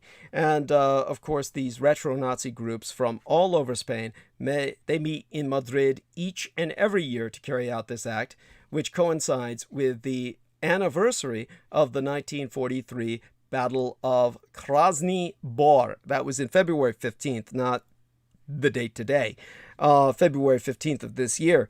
But I bring it up now in context of the Spanish Civil War, having made that possible. And in World War II, the 1943 Battle of Krasny Bor was where, in 1943, Spain's Axis volunteers stopped a Russian advance called, at horrendous cost, and it was at the cost of the death of the Spanish Blue Division itself, as a viable fighting organization, after which the survivors were doled out to other units or parceled out to other units, reassigned to other units. So basically, let me try and get my head out of my ass and put that together in the sense of being able to, relate that battle to you, what it was about. But basically, I'll do the best I can. On the frigid morning of February 10th in 1943, the 5,900 soldiers, literally 100 men short of 6,000, 5,900 troops of the 250th Blue Infantry Division, the Spanish volunteers fighting for the Axis on the Eastern Front of World War II, were sitting in their trenches and dugouts when the high explosive shells fired from hundreds of Soviet artillery pieces fell from the sky. And for these soldiers, the world turned into fire. And 2 hours later, after a 2-hour bombardment nonstop of incoming artillery rounds, 3 entire Soviet infantry divisions stormed into the Axis defensive positions, marking the beginning of the Battle of Krasny Bor, which is obscure to Western historians, but a significant battle near Leningrad, which was still under siege at this point. Leningrad was under siege throughout World War II, and this battle culminated in an Axis victory at the cost of the Blue Division, which was virtually destroyed. Now, in February of 1943, Colonel Manuel Sagrado, the commander of Regiment 262, the Spanish Blue Division, which in the proper Espanol is referenced as La División Azul, azul meaning blue in Spanish, was fighting as part of the German army on World War II's Eastern Front, where Sagrado's regiment held the most important sector of the German siege lines surrounding the Soviet city of Leningrad. And his unit's mission was to hold the defensive line at Krasny Bor and defeat an imminent attack by Red Army forces that greatly outnumbered the Spaniards in tanks, infantry, and artillery. It outnumbered them in everything. More machines, more men and machines in mechanized combination than the Spaniards could dream of. If the regiment failed to prevent the breakthrough at Krasny Bor, the German army's entire Leningrad front was at risk of catastrophic collapse. Now, bear in mind that Spain, under the leadership of Generalissimo Francisco Franco, was officially neutral in World War II. However, the wily dictator Franco, whose victory in the 1936 through 39 Spanish Civil War owed much to the military aid from the Third Reich, created the Blue Division of 18,000 volunteers, nearly 20,000 men, in 1941, and deployed it to fight against the Communist Union of Soviet Socialist Republics. Franco prohibited the unit from fighting outside of Russia against any of the Western allies, lest Spain's neutrality be endangered, but they were given free rein on the Russian front. And by February of 1943, the German siege of Leningrad that began in September of 1941 was nearly 18 months old. Although the Soviet breakthrough attempts had so far been unsuccessful, the Red Army victory at the Battle of Stalingrad, which was a battle which lasted from August 23rd of 1942 to February 2nd of 1943, gave the Stavka, the shock front of the Soviets, renewed hope. This was the high command that deployed their own army, a kind of shock force of elite troops, their version of the SS. They deployed them on the field of battle, their own kind of Marine Corps, to lead the front in terms of advances. And with the German forces on the Leningrad front substantially weakened by having to send troops south to replace the losses at Stalingrad, and with the numerous Red Army units freed up by that victory, the Soviet High Command decided to take advantage of the situation. And on February 10th of 1943, it launched Operation Polar Star, or rather in the Russian, Polyarnaya Zvezda. And this had the objective of striking the German forces besieging Leningrad and those farther south at Demyansk. And one key objective of the Soviet operation was to open the main Leningrad to Moscow highway running through Krasny Bor, held by the Spaniards. In terms of the historical outcome, Colonel Salgado, who had been warned by intelligence reports and Red Army deserters, because there were plenty of communists who said, fuck this shit, and deserted to the Nazis of the Third Reich because, of course, the Soviet Union sucked and the Third Reich rocked. These traitors to communism, which makes them heroes of freedom if ever there were any, warned the Germans and the Spaniards about the imminent Soviet attack, and therefore Colonel Salgado established his regiment's main line of defense, consisting of all 3 infantry battalions under his command, in a trench line, the trench line extending across his sector's front, and he placed his reserves and anti-tank guns in supporting positions. This was, of course, the full front defensive option that was the first course of action anyone would think of. And at 6:45 a.m. on the 10th of February, a massive 2-hour Soviet artillery barrage blasted the Spanish defenses nonstop, destroying many of the trenches and bunkers and paving the way for Red Army tanks and infantrymen in swarms that swept forward at 8:45 a.m., a mechanized horde backed by infantry, waves of infantry. And although the barrage fragmented Regiment 262's main defensive line and the enemy tank infantry attack, a combined arms assault pierced the line at multiple locations, isolated pockets of Spanish soldiers stubbornly held out in what were called hedgehog, or all-around defensive positions, fire bases, including a major one in the center called the Bastion, and another one blocking the railroad embankment, which was the major avenue of approach. Despite being slowed by the Spaniards' stubborn resistance, the Soviet spearheads pushed into Krasny Bor by midday, engaging Spanish support troops, fighting a last-ditch holding action to prevent the Soviets from overrunning the town.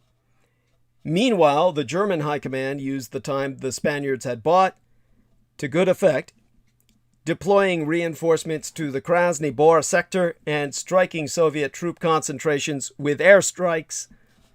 And aside from aerial strikes to obliterate them, where they followed up or even paved the way with artillery attacks of their own.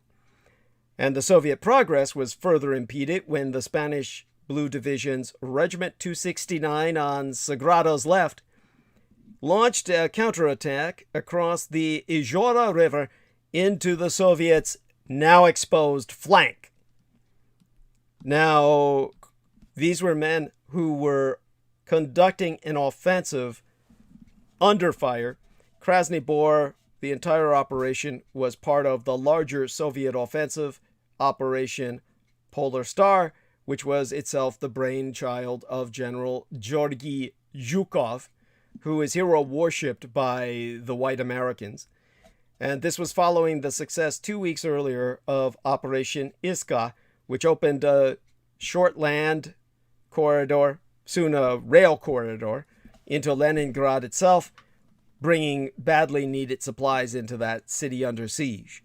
Polar Star was far more ambitious, however. And General Zhukov tasked 3 entire Soviet shock fronts with doing no less than punching through to the Baltic states of Latvia, Lithuania, and Estonia in another example of Soviet deep operations, trapping and annihilating Germany's army group north in the forests south of Leningrad. A second objective was to cut off the nearby Demyansk salient, a thumb-shaped protrusion deep inside Soviet lines. Now, Krasny Bor, situated 20 miles southeast of Leningrad's city center, was a strategic point near the highway connecting besieged Leningrad to Moscow, And it was here that the Spanish Blue Division sat when the artillery of General Vladimir Zviridov's 55th Army, some 38,000 soldiers combined, rained down. And by the way, Leningrad was essentially to be the Nazi capital of administration of all the Russias. Now, the descriptions of the battle, sourced to the American historian of the Soviet military, because the fucking Americans assigned their own historians to propagandize for the Soviet Union. His name was David M. Glantz.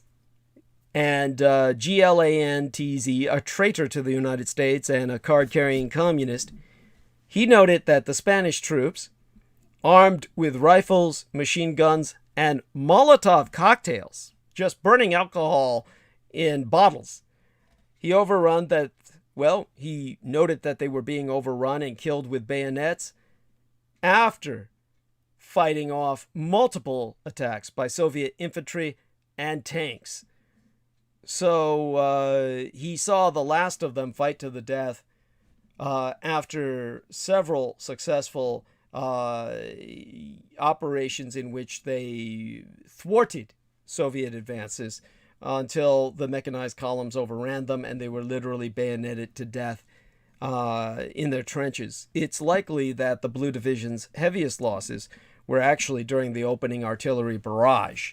The Red Army troops executed all of the wounded. The Spanish troops on skis racing to the front line were hit with Soviet airstrikes. And so the first day of that battle became known as Black Wednesday for the Spanish.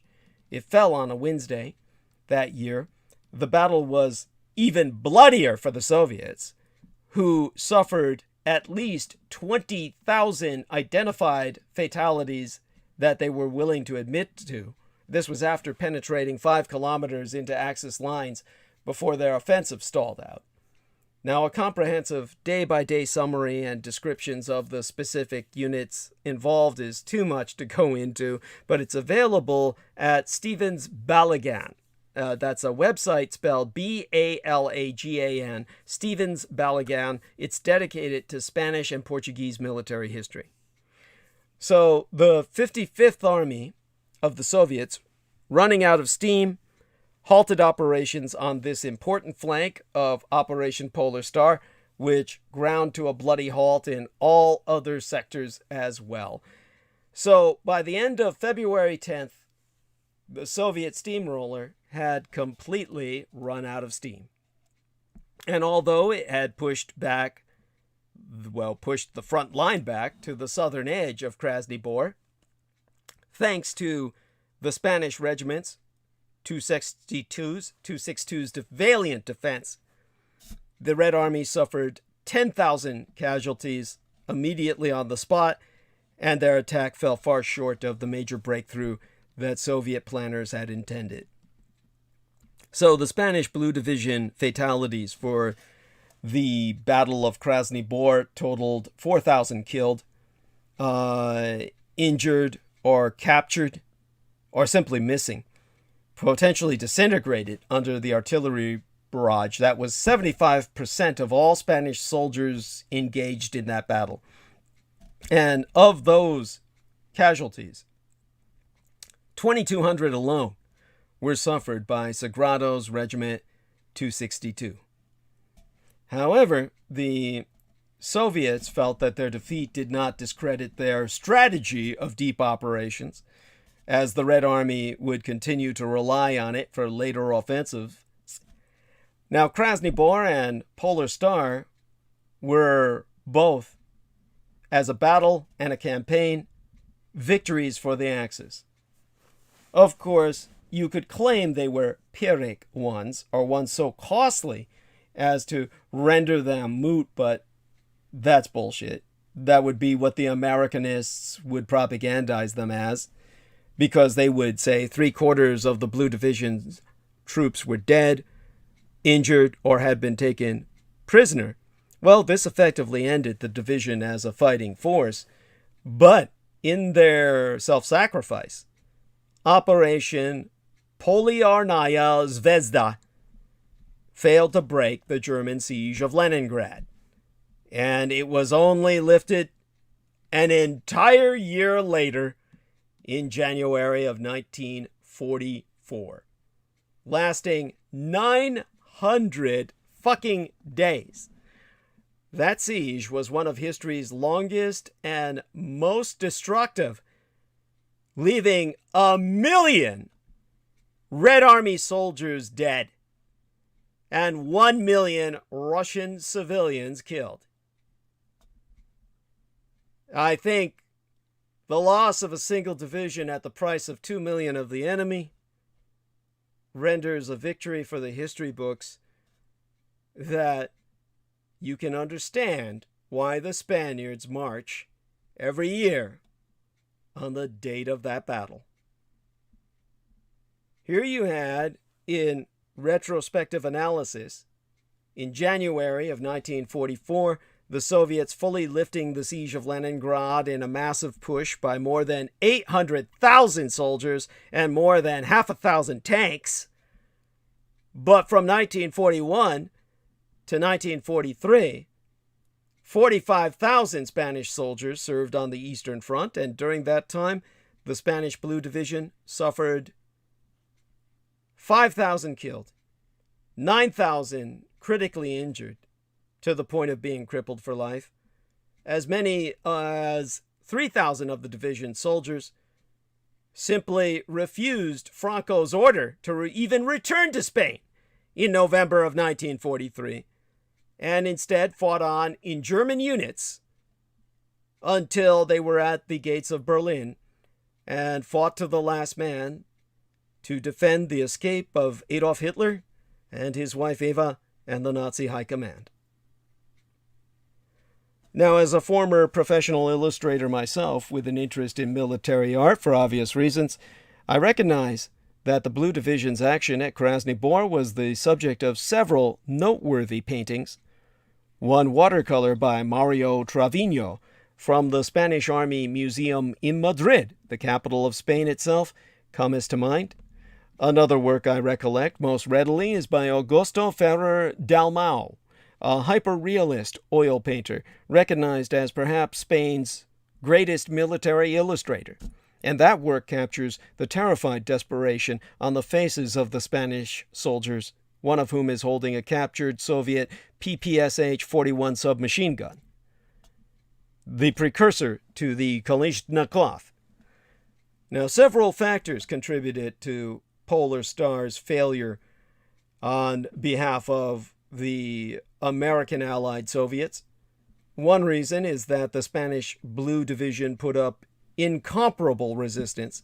However, several Soviet Unions comprised crack troops, the best of their best, including the 45th Rifle Division of Snipers, which had previously mauled the 3rd SS Panzer Division, Totenkopfverband, which was comprised completely, recruited only from death camp guards, or the guards of the Konzenslager, or the Third Reich's concentration camps in 1941, even though that unit recovered and was able to reman up with more concentration camp guards shipped to the front. Even in fighting, managing to fight the Totenkopfverband, they fought their way out of a complete encirclement during those harrowing early months of the German invasion, just as the Soviet Union had done when the Germans surrounded them. These were the crack troops who comprised the 45th Rifle Division for the Soviet side that attacked the Spaniards. But they were not helped by the fact that they had so many Russian defectors going over to the side of the Nazis. And that's how Zviridov, the commander of the Soviets, was fucked over, because the Axis was able to detect the Soviet buildup and anticipated an offensive. So the Axis troops strengthened their fortifications. Also significant was poor weather and intermittent supplies to the Russians from the Americans, which delayed the offensive and allowed the Axis forces enough time to pull out of the Demyansk salient. And that snap decision traded territory to reinforce the main Axis defensive lines, which then provoked Zhukov, the so-called genius, to rush the operation. contributed to its completely disjointed character. And that analysis is best provided by the historian. If you want popularly accessible analysis as opposed to secret documents burned by myself, then access the historian Robert Forczyk. His surname spelled Forczyk. I believe he's Czech or Slovak. And he wrote a biography of Zhukov. And he analyzed Zhukov's failings in this particular operation in depth. Now, disorganization was, of course, the doom of many Soviet deep operations, based as they were on annihilating the enemy through a series of mutually supporting or successive attacks, what the Soviets call multi-echelon frontal assaults, all connected to each the other, and each with limited aims but directed toward a larger goal in disambiguation from a single decisive battle. Now, in many cases, confusion at the command level and shortages of supply from the Americans often rested at the core of the Soviet Union's offensive failures. And when the strategy worked, when the Americans gave them endless supplies, or rather the supplies were able to be shipped through on American trucks, it could destroy German armies. And eventually, in combination with American logistics, it is propagandized to have won the war. Now, the March of the People honoring the death of the Spanish Blue Division as a coherent unit, the retro-Nazi or fascist march through the capital of Spain went through several streets of Madrid to the city's Almudena cemetery, where many of these heroes are buried, and it proceeded behind a banner of the Spanish Blue Division itself, bearing the Spanish Blue Division shield with the legend, "Honor and glory to the fallen," writ upon it. And the participants made the adlocutio, what you ignoramuses out there think of as the Heil Hitler, it as the Nazi salute, and they sang fascist songs. And a single woman, who I am peripherally acquainted with, identified as the so-called neo-Nazi, what is in reality a retro-Nazi, Isabel Medina Peralta, addressed the event, dressed in her blue shirt, and was recorded saying, "It is our supreme obligation to fight for Spain, to fight for Europe, now weak and liquidated by the enemy. The enemy will always be the same, although with different masks. The Jew. The Jew is the culprit, and the Blue Division fought it." Now, that event also featured a religious service in front of a monument to the Blue Division itself, on which a wreath of flowers with a Hakenkreuz, the hooked cross, the swastika, was placed. And a priest addressed the audience, saying, "Marxism, just like yesterday, continues trying to disturb the peace of our society, disturb the peace of the spirits, and, above all, remove the Prince of Peace, our Lord Jesus Christ."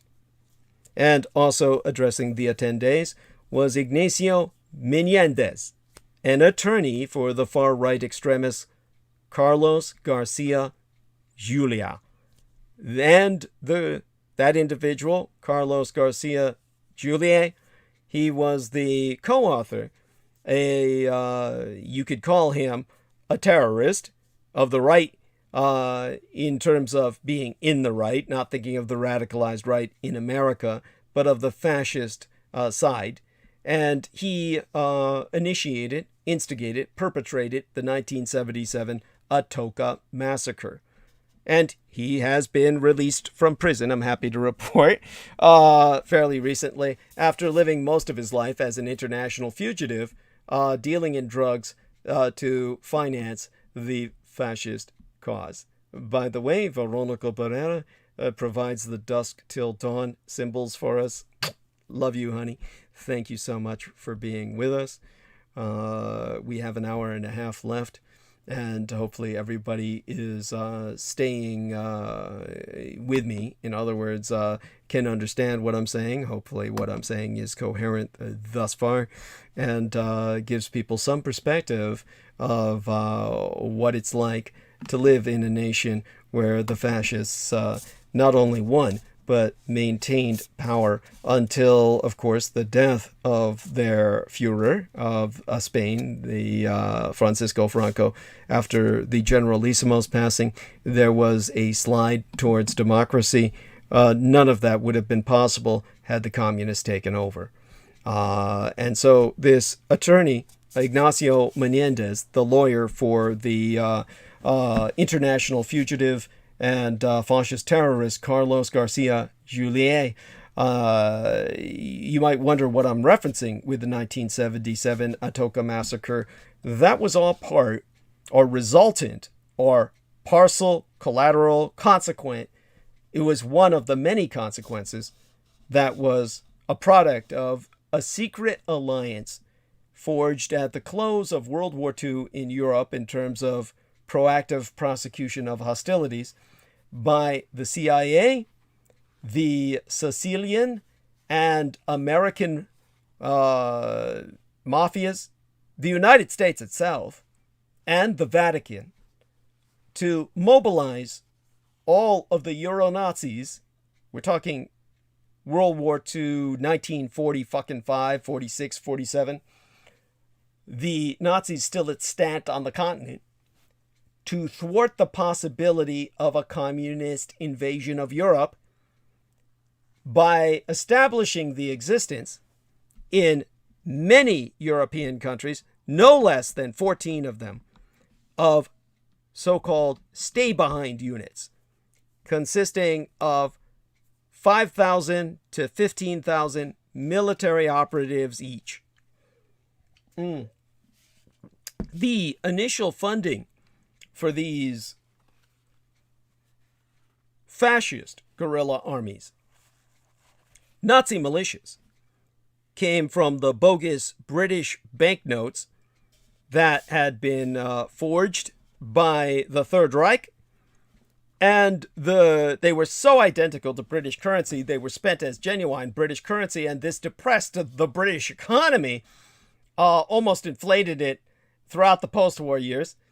And funding also came through the sale of large stocks of SS morphine, a painkiller that had been smuggled out of Germany and Italy. And as the Cold War intensified, these units were used not only to ward off Soviet insurgents, but also to thwart the rise of left-wing movements in South America and NATO-based countries throughout the North Atlantic Treaty Organization via terrorist operations. In other words, terror attacks. This became known as Operation Gladio. Now, Operation Gladio soon gave rise to the toppling of governments, wholesale genocide, the formation of death squads, financial scandals on a grand scale, the creation of the Mujahideen, the freedom fighters against the Soviets in Afghanistan, and an international narcotics network, which, of course, this man that I've just mentioned, who conducted one of these terror operations, Carlos Garcia Juliet, was a part of, in which narcotics were smuggled out of Brazil to finance the Euro-Nazis that were marching in Spain, their capital, in February of this year. And, of course, Operation Gladio, it also was most recently responsible for the ascendancy of Jorge Mario Bergoglio and Bergoglio, or Bergoglio, depending on which dialect you're speaking with. For those of you who don't know about Jorge Mario Bergoglio, he was a Jesuit cleric, a Jesuit priest, with strong ties to Operation Condor, which was an overseas transatlantic outgrowth of European Operation Gladio in Argentina. And of course, this man who conducted these terror operations became known to you as Pope Francis I. So he was Argentina's version of the Red Skull, and now he is the Pope of the Roman Catholic world. This is a good thing. This is the man who fought communists from taking over Argentina, which they essentially were voted into power after the collapse of the military junta way back in the Falklands campaign, when the British were backed by the Americans and the Argentinians couldn't help but lose at that time.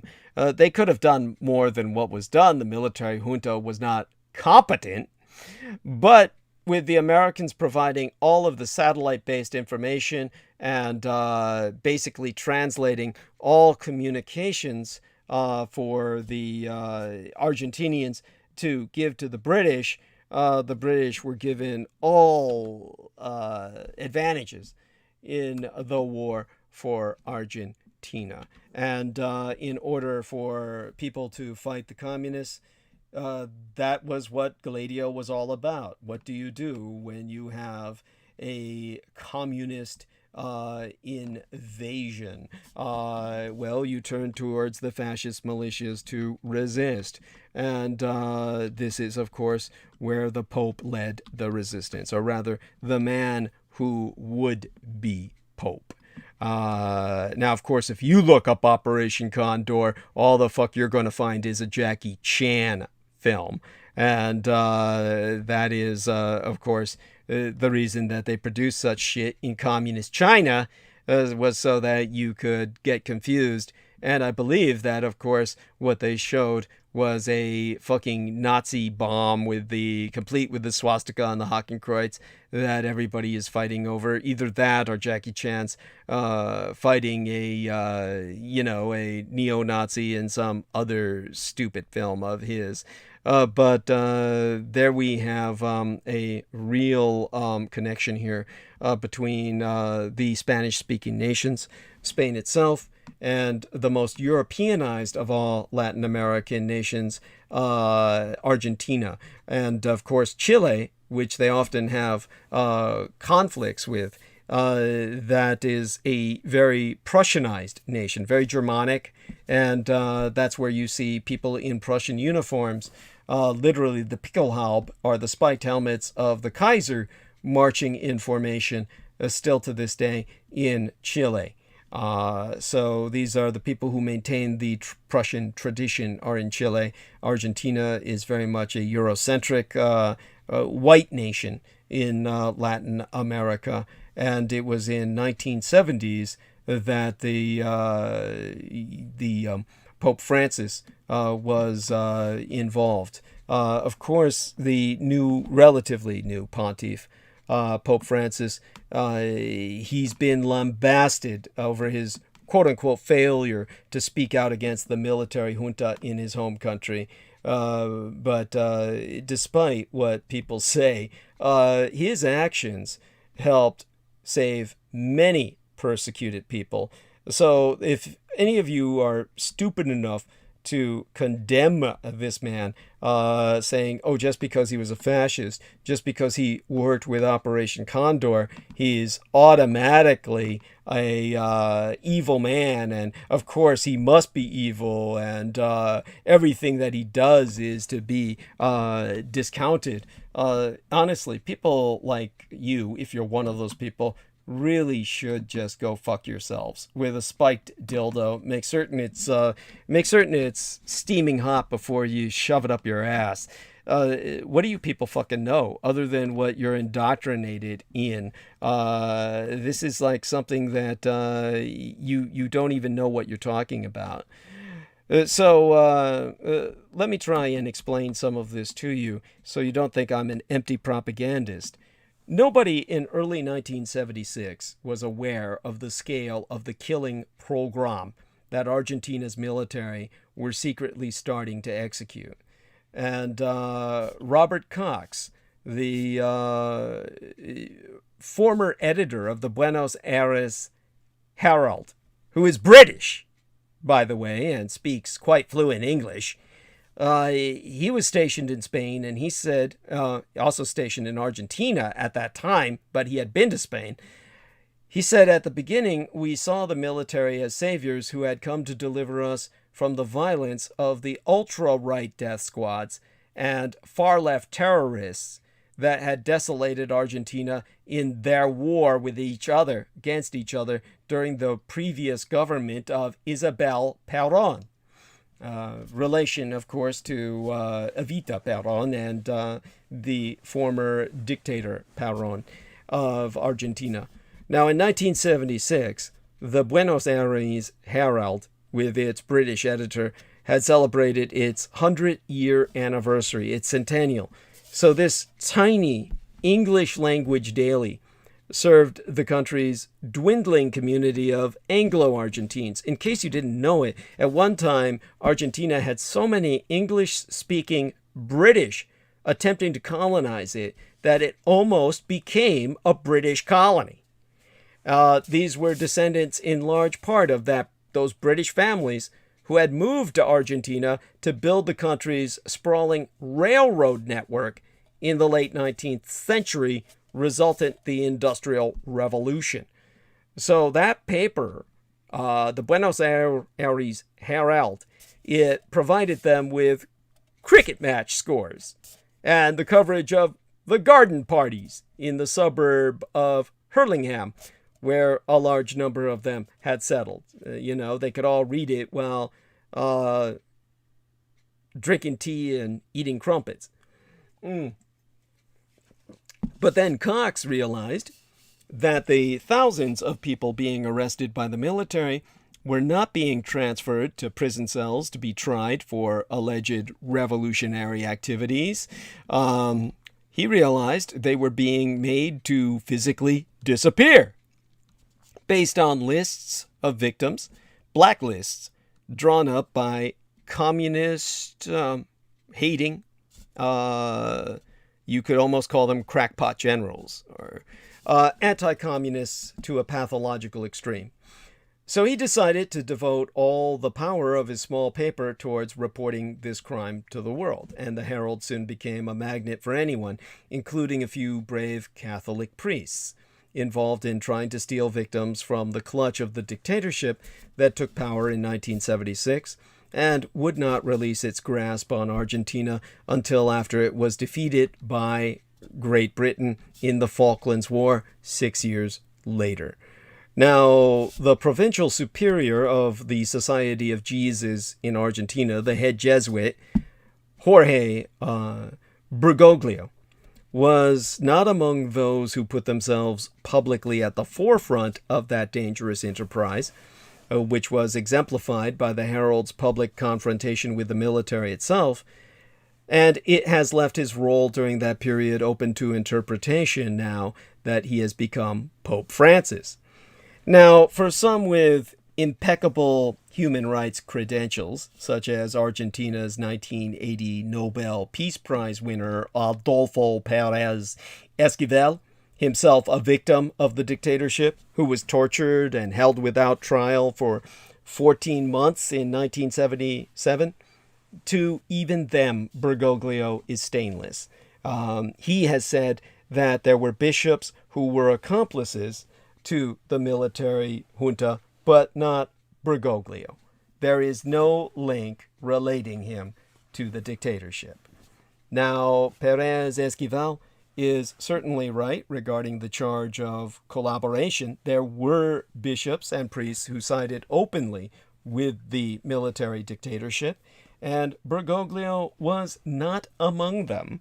As a matter of fact, with his ascension to the throne of Rome, various witnesses have started coming forward to paint a formerly unseen picture of Bergoglio moving secretly behind the scenes to actually use his fascist network to rescue a number of priests whose lives were in danger from the military death squads that began roaming Argentina. And Miguel La Civita, who in 1976 was a close collaborator of Bishop Enrique Angelelli, who was murdered by the dictatorship for his work organizing the poor into labor unions and manufacturing cooperatives in the northern province of La Rioja, or La Rioja, or Rioja, Rioja, I think, La Rioja. And La Civita, Miguel La Civita, as I said, who was the aide to the bishop, Enrique Angelelli, who was murdered, he said, "I was the exact prototype of what used to be called third world priests. After Angelelli's murder, Bergoglio put us under his fascist militia protection." And so he has testified that Bergoglio was secretly active with his fascist militia, helping people who were persecuted by the military, hiding them at the school he headed in Buenos Aires. Now, today, Argentina is a far cry from the tortured nation that emerged when the military returned to their barracks in December of 1983 after their disgrace in losing the Falklands War. Of course, no real disgrace of theirs. They actually performed credibly and quite well against the American-sponsored British. But since their fall as the ruling faction, 3 decades of democratic rule have seen, well, tremendous gains in individual freedoms, if not any advance in the depressed economy. These freedoms exemplified such as when Argentina became the first country in all of Latin America to legalize gay marriage 3 years ago. Or was it, how long ago was it now? Let me try and think about that because, of course, my son would get on my ass otherwise. So it was in 2010, so we're talking about 11 years ago. God, my sense of time is just... this is what happens. It's so fuck. Feels to me like it was fucking yesterday. So there you have that. Bear that in mind, kids. So it was around, like I said, they legalized gay marriage 11 fucking years ago. And you got to admit, the first in Latin America to do that, Argentina is way ahead of the curve. Of course, that was a law, the same-sex marriage law, that was staunchly opposed by Bergoglio because he's a Roman Catholic fucking priest, right? But there you have that. For a long time after their departure from the Casa Rosada, the Argentine White House, the military still found outspoken supporters who were willing to praise them for their bloody defeat of left-wing terrorism. Now, such praise, except maybe from the radicalized right-wing fringe, is today unthinkable. And in the trials against the military junta that were held in 1986, it was proven that the terrorist threat had been deliberately overmagnified by the generals to justify their killing instinct. So Giulio Strazzera, the prosecutor who sent those generals to jail, actually repeated the words he had spoken at the trial. Well, he would repeat them to any reporter who would listen. He said there was no civil war, as the military wanted us to believe. That was a rabbit hunt. That's an Argentine saying. A rabbit hunt meaning like a ghost chase.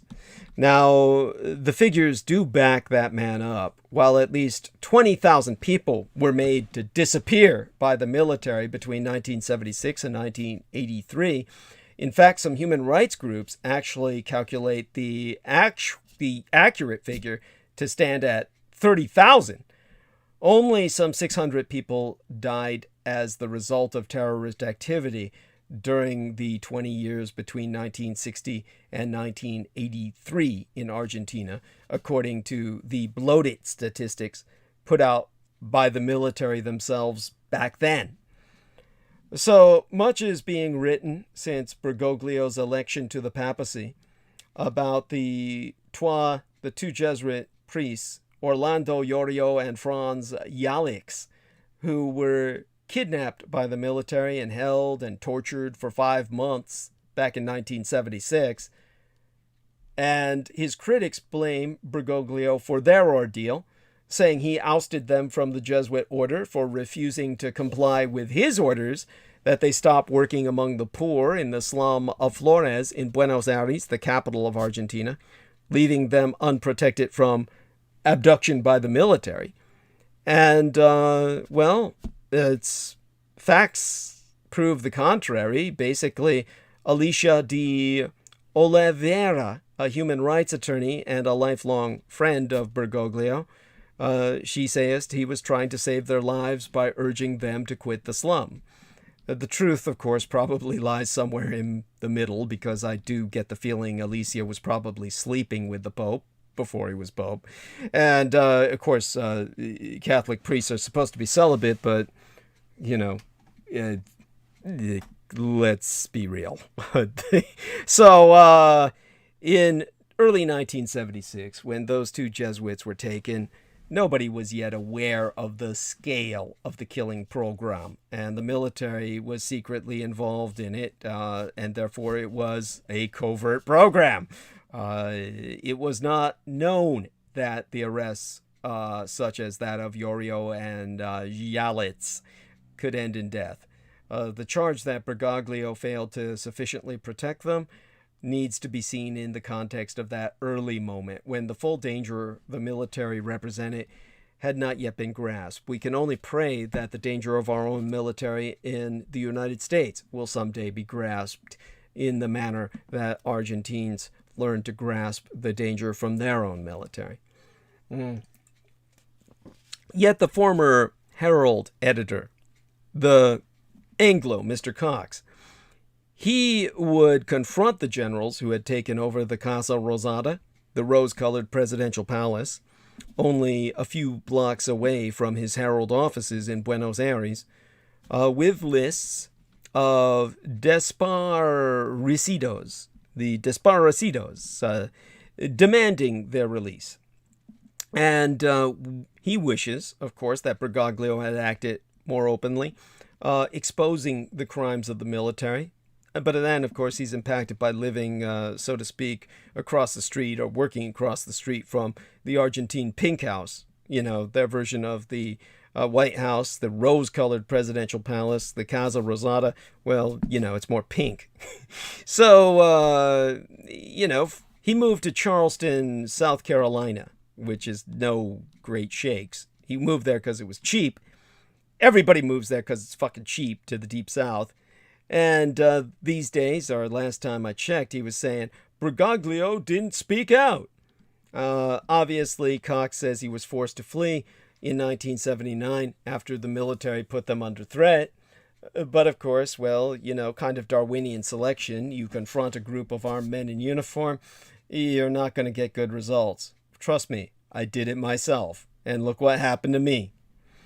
Of course, at the same time, that same Brit, the Cox man, he disputes the critics who say that his public silence, Bergoglio's public silence, renders him morally unfit for the papacy. And he's the first man to articulate that they don't understand the complexity of Bergoglio's position back then when things were so dangerous. They can't see how difficult it was to operate under those circumstances. So, all that being said, this is important to remember that Bergoglio has a dirty past.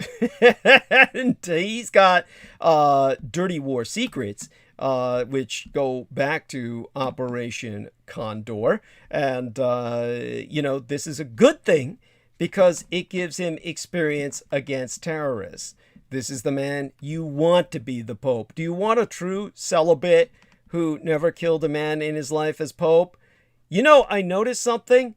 None of these motherfuckers complained when you had Pope John Paul, who was a Polish Pope, who fought with the Polish resistance against the Third Reich and killed Germans. And nobody ever said, gee, that Pope Paul, was this evil guy who was a terrorist, which is exactly what the fuck he was.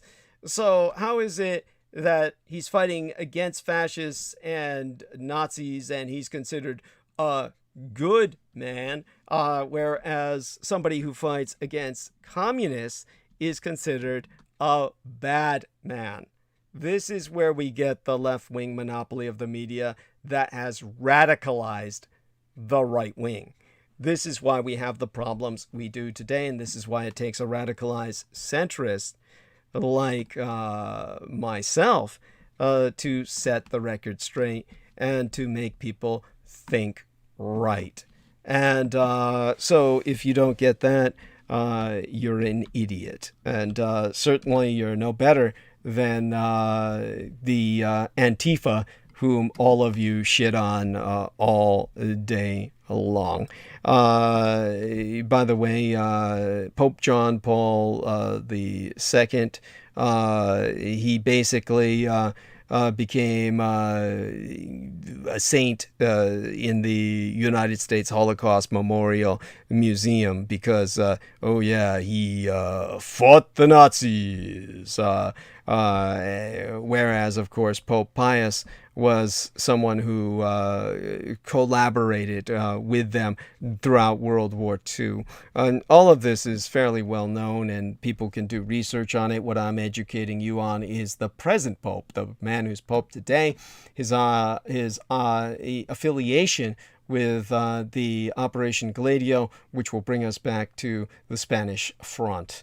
And again, this is important stuff that people know nothing of and need to be educated in. Without this education, none of you will be able to make any decisions that even make any sense. So, obviously, I'll do my best to try and put some of this into perspective. By the way, the term dirty war, guerra sucia, that is the name used by the military junta for the war against communist terrorists. And of course, one needs to look at what went on between the selection of the new pope and other historical factors. You might remember the WikiLeaks underneath that idiot Julian Assange.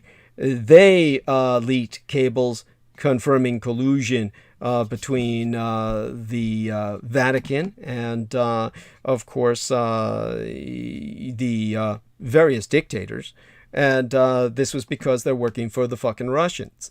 And so Julian Assange's WikiLeaks back in 2013, we're talking about, like I said, 2010, Argentina had legalized gay marriage way ahead of the curve of the rest of South America. In fact, probably all Latin America, which would take us right up to the borders of Mexico in the north.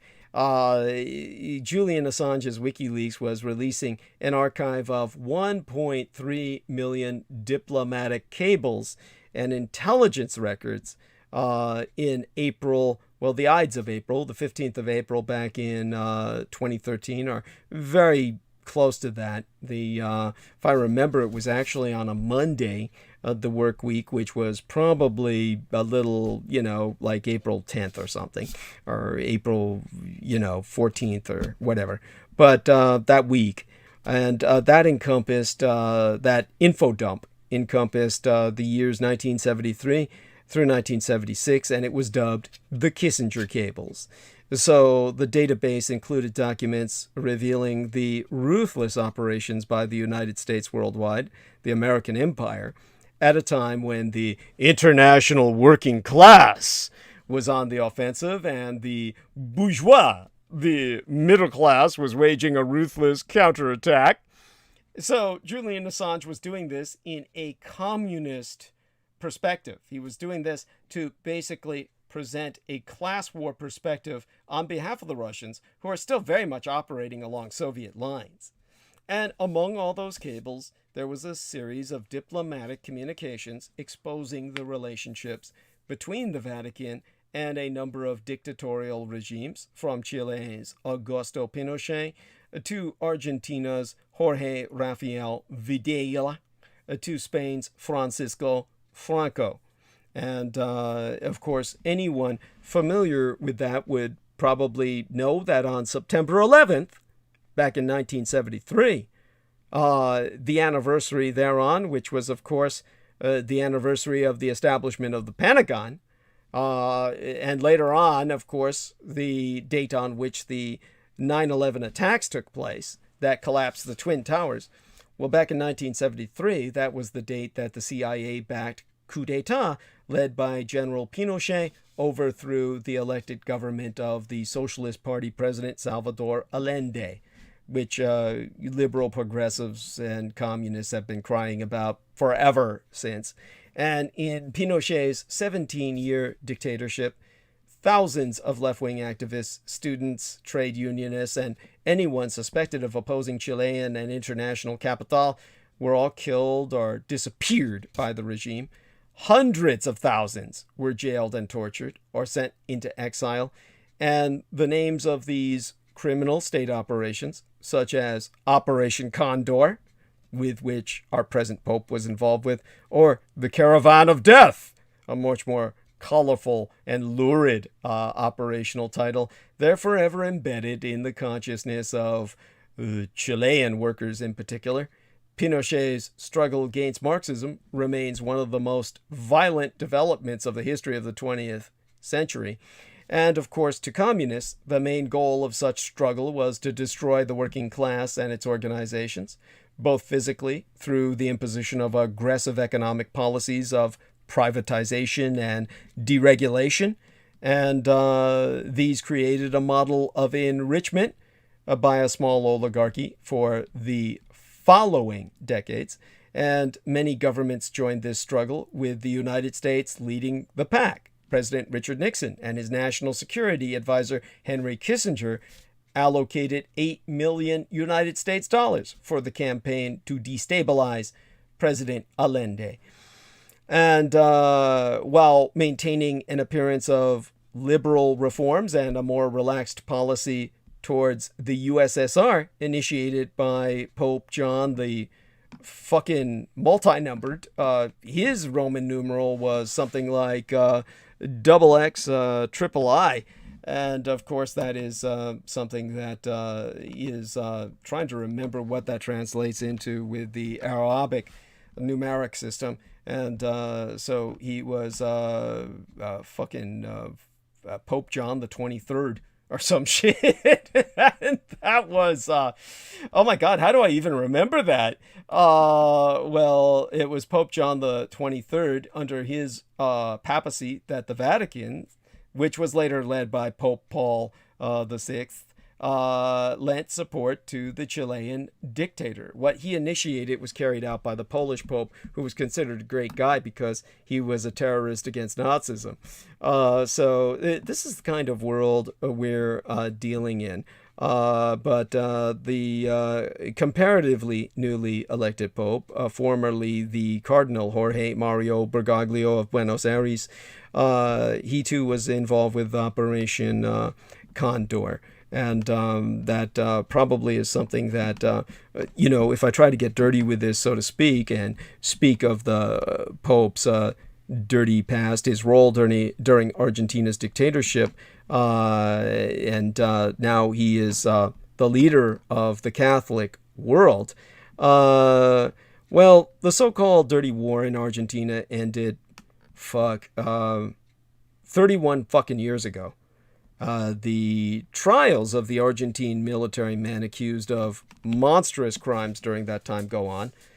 Hell, it was barely yesteryear, a woman who had been tortured and raped in one of their concentration camps looked at the 44 men in the dock, and she named the sadists she remembered, the ones who liked to burn nipples off breasts with cigarettes. the one that tied her to a cot, pointing her finger at them as she spoke. And as the spectators in the court looked at the accused, and this was in the month of February in 2020, a year before that fascist march took place in Madrid. While that was going on in Argentina, the spectators in the court saw every one of the 44 former generals wearing a curious badge. Well, the white and yellow ribbons, the colors of the Vatican, to honor the Argentine Cardinal Jorge Mario Bergoglio, who had been named Pope Francis I the night before. So we are, of course, in the presence of a pope who has just been with us little over a year, and they weren't doing the new pontiff any favors, because Bergoglio was at that time the young head of the Jesuit order in Argentina. And again, with everyone saying he took no effective stand against the systemic terror waged by the military, and that he may have indeed been complicit. Of course, these dirty war stories are entirely at odds with the image of the humble, kindly old man who appears on the balcony of St. Peter's as a man of the people, a man who cares deeply about the poor. And of course, what the communists will claim is that's the Vatican spin machine going into high gear. Well, let's take a look at this realistically and just get to the point. The story about his involvement is real to a degree, and it is for the best. Because if that man did not have that combat experience behind that very dirty war, you would have a very different world today. The whole concept of eradicating South American communism at any cost in the name of the struggle against terrorism, the fact that he was able to participate in that makes him, in a very real sense, a combat veteran. So Operation Condor is now on trial in Argentina.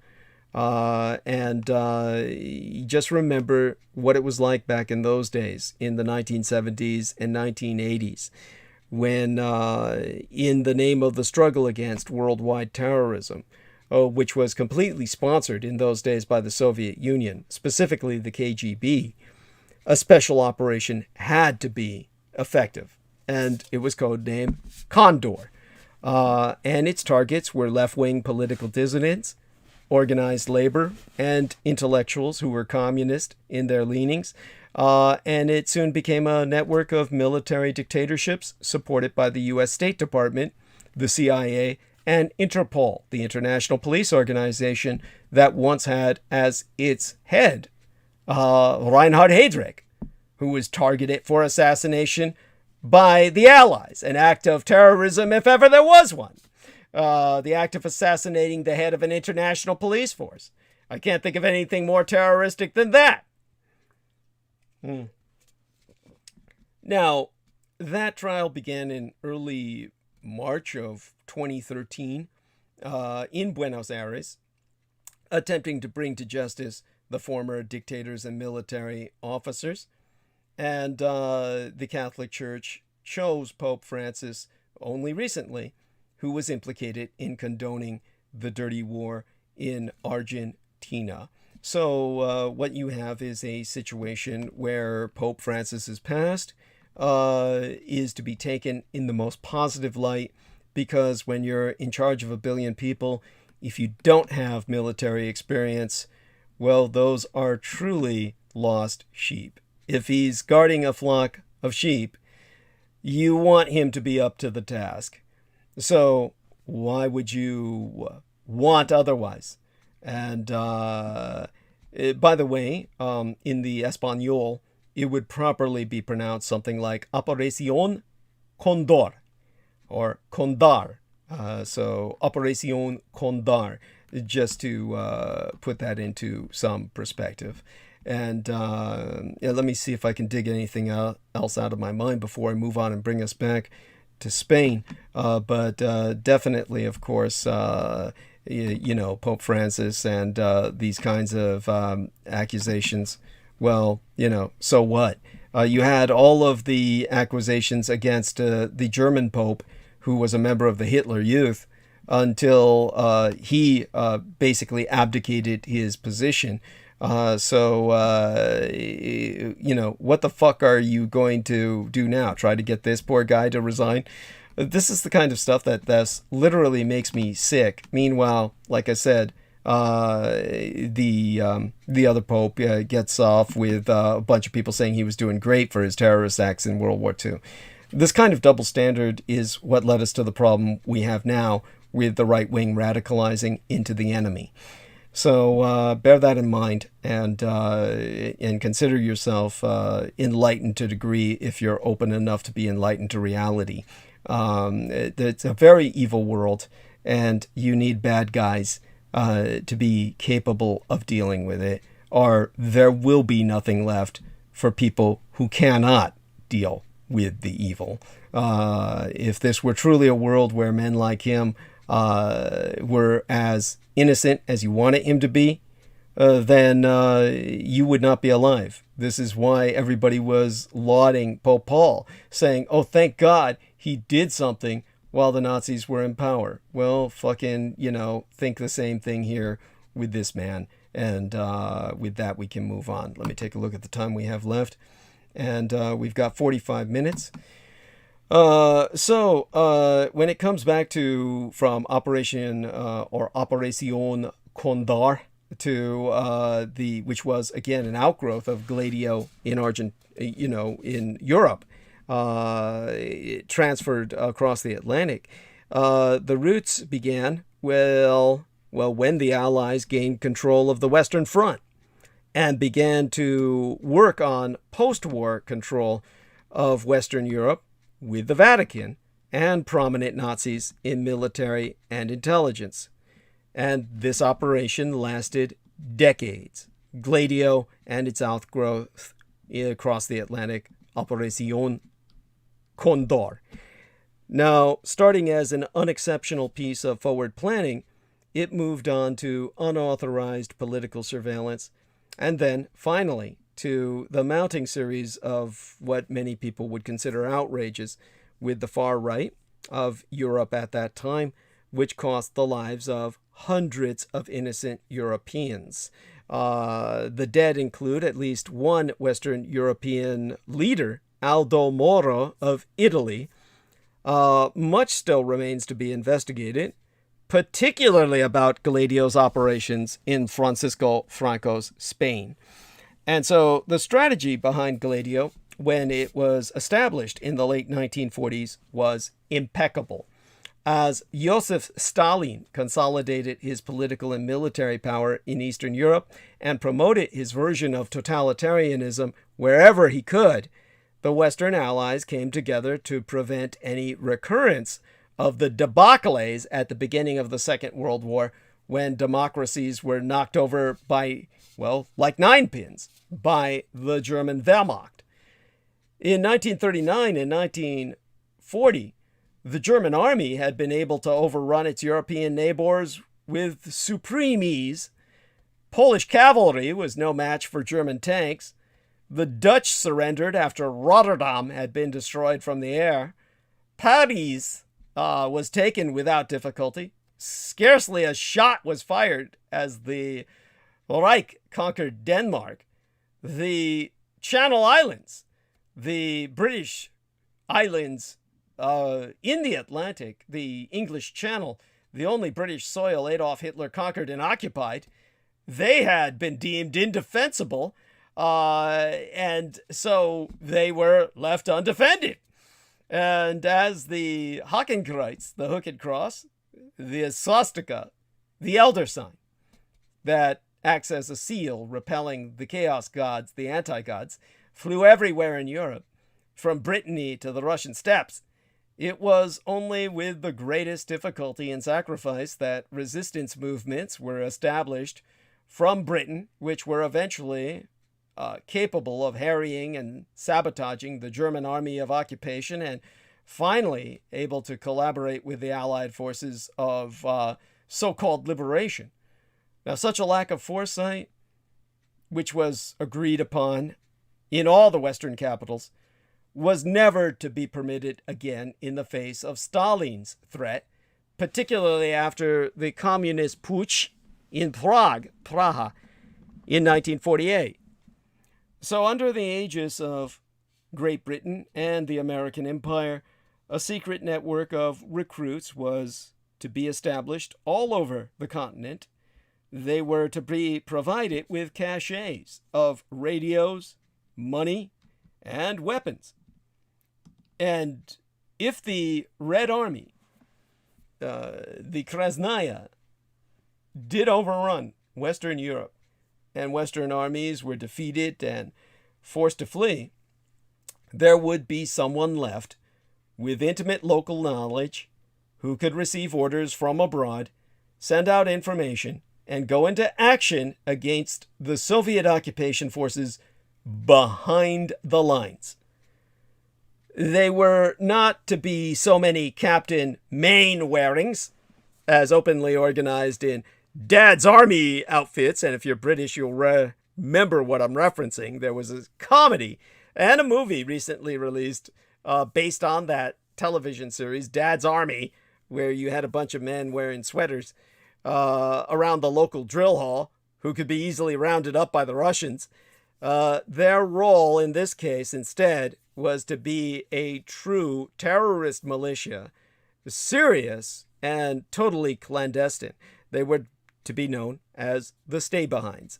And this continent-wide operation, which became as known as Gladio, also had the task of keeping an eye on what were considered domestic threats to Western democracies by agents of the Soviet Union. And in the post-war years, when Moscow-aligned communist parties were strong, particularly in France and Italy, where they almost took over, to the point where it was a common saying, your face is turning as red as an Italian's politics. That task was mission impossible. And it would, in order to succeed as it did, lead to particular abuses. By the way, Italy was so close to falling to the communists that the popes were very seriously considering something that still has never happened in all world history. They were considering electing an American pope. Now, in terms of, although these networks were initially set up at the initiative of democratically elected national leaders, they soon took on an independent life of their own, so that even commanders-in-chief, defense ministers, prime ministers, and presidents were completely unaware of what they were doing. And the 1977 Atoka massacre that I referenced earlier, which that international terrorist had been a part of, who recently was let out of jail in time for this march, that was an attack by right-wing extremists in the center of Madrid, the capital of Spain, on January 24th of that 1977th year in our Lord, which saw the assassination of 5 labor activists from the Communist Party of Spain, the PCE, and the Workers' Federation, Comisiones Obreras, or the CCOO. And the act occurred within the wider context of far-right reaction to Spain's transition to constitutional democracy following the death of the dictator Francisco Franco. And Carlos Garcia Julia was that architect of what would become one of Spain's most high-profile political killings that was known as the 1977 Atoka massacre. So that attack, carried out in the Madrid offices of a law firm working for a labor union linked to the Communist Party, killed 5 people. And at the time, just over a year after the death of the dictator Francisco Franco, Spain was navigating uncharted political territory as it struggled to confirm its return to democracy. And the Communist Party, which had been declared illegal during the lengthy Franco dictatorship, was at the time negotiating whether to end decades of clandestine opposition and return to mainstream politics. So Mr. Garcia Julián, who was 24 years old at the time of the attack, was a fascist militant affiliated with the newly founded party called Fuerza Nueva, or New Force, determined to keep Spain under a Catholicist regime despite the death of the dictator, and intended to provoke a violent left-wing response that would provide legitimacy for a subsequent right-wing coup d'etat or a counter-coup. The massacre had an immediate opposite effect, the generating of mass popular revulsion of the far right and the acceleration of the legalization of the long-banned Communist Party. So on the evening of January 24th, 3 men entered a legal support office for workers run by the PCE on Atocha Street in central Madrid and opened fire on all present. And those killed were the labor lawyers Enrique Valdevalera Ibanez, Luis Javier Benavides Orgaz, and Francisco Javier Soquilo. The law student, Serafín Hogado de Antonia, and the administrative assistant, Ángel Rodríguez Leal. And severely or critically injured in the attack were Miguel Sarabayagil, Alejandro Ruiz Huerta, Carbonell, and Luis Ramos Pardo, and Dolores González Ruiz. The perpetrators all had links to neo-fascist organizations in Spain opposed to democracy, and those involved in the massacre and their accomplices were sentenced to a total of 464 years in prison, although these terms were later significantly reduced and a number of the perpetrators escaped custody completely. The doubts remain as to whether all culpable persons were ever brought to justice. As a matter of fact, the events surrounding that massacre are generally considered a crucial turning point in the consolidation of Spain's return to democracy in the late 1970s, whereas the Gladio network and their caches were to remain ultra-secret until 1990. General Bernard Rogers, the former U.S. commander of the North Atlantic Treaty Organization, NATO itself, for instance, says he was completely unaware of the details, so stating, the organization of any stay-behinds must have been at the national level and not at the NATO level. In other words, it was like the states were given total power of their militias, kind of like a National Guard affair. Well, the OSS turned CIA itself turned its attention to stopping the spread of communism and found partners in what many laymen would consider an unholy alliance with the Vatican and organized crime. And they provided funding of covert anti-communist troops and media across Europe to prop up pro-democratic governments. You see, otherwise democracy would have fallen in Europe because the communists were not playing games. And to the communists, this was the Third World War. I've explained that many a time, but unless you get it, well, you won't get it. Now, we may not get to my dad tonight, but we'll promise I'll get to him in the next transmission. But you have no idea how important it is that I educate you in this regard, because this has to do with the commencement of the Spanish Civil War, which brought me to reflect upon my dad's life and what he had committed himself to in defense of your world. And when it comes to so much that I've dealt with in the past, again, unless you learn how to understand any of this, you aren't going to understand anything I talk about. Let me see if I can, bring myself into the memory of some of what I want to explain to you. What exactly it is that I'm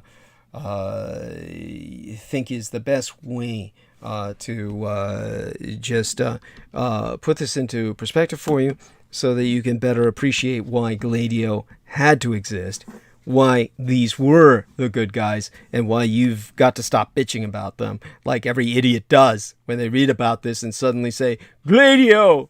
Gladio! And honest to God, you know, it is just impossible for myself to even, you know, understand the stupidity behind this. This is not something that is even sensible. It is simply the incredibly stupid kind of mentation process that you are indoctrinated in. This is what you need to know in order to comprehend why Gladio had to exist and why there are the good guys. They are the good guys in this war that they were fighting.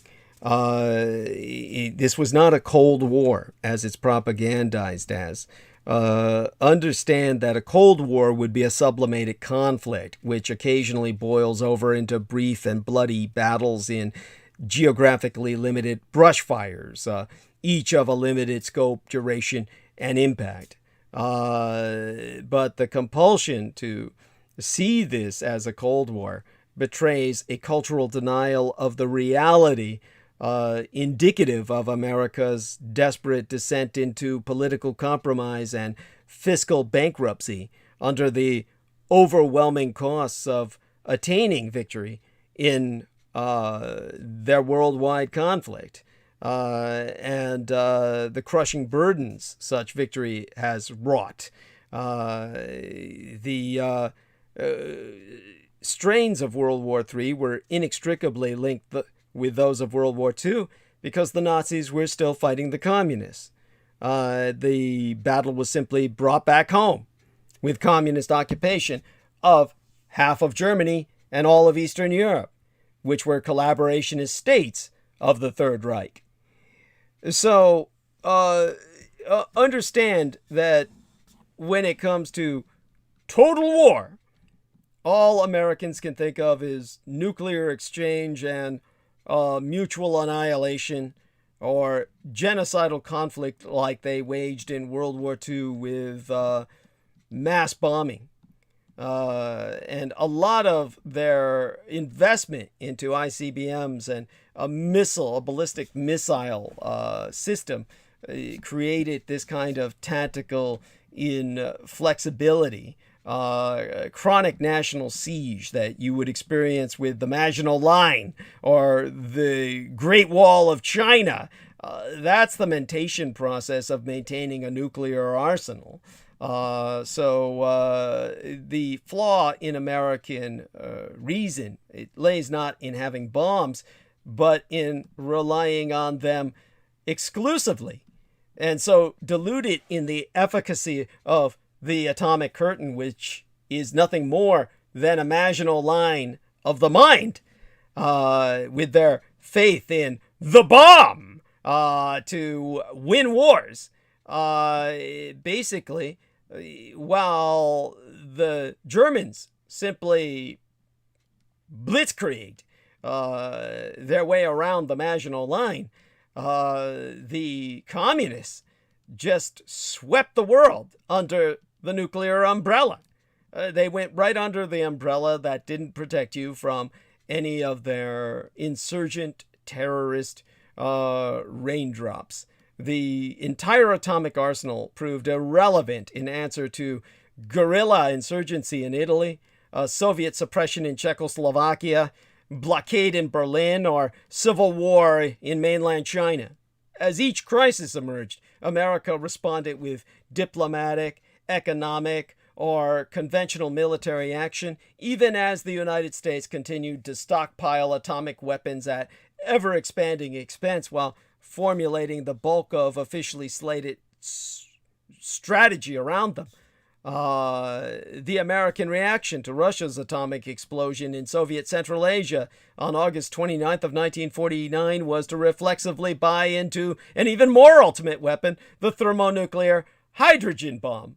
But it was too ultimate for any situations, suitable to only the most ultimate situations.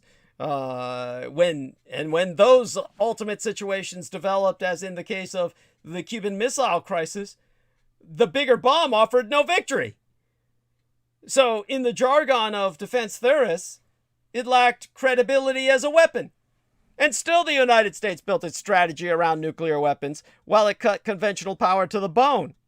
And as with the Maginot Line, America's deployment of nuclear weapons as a deterrent produced absolute tactical rigidity.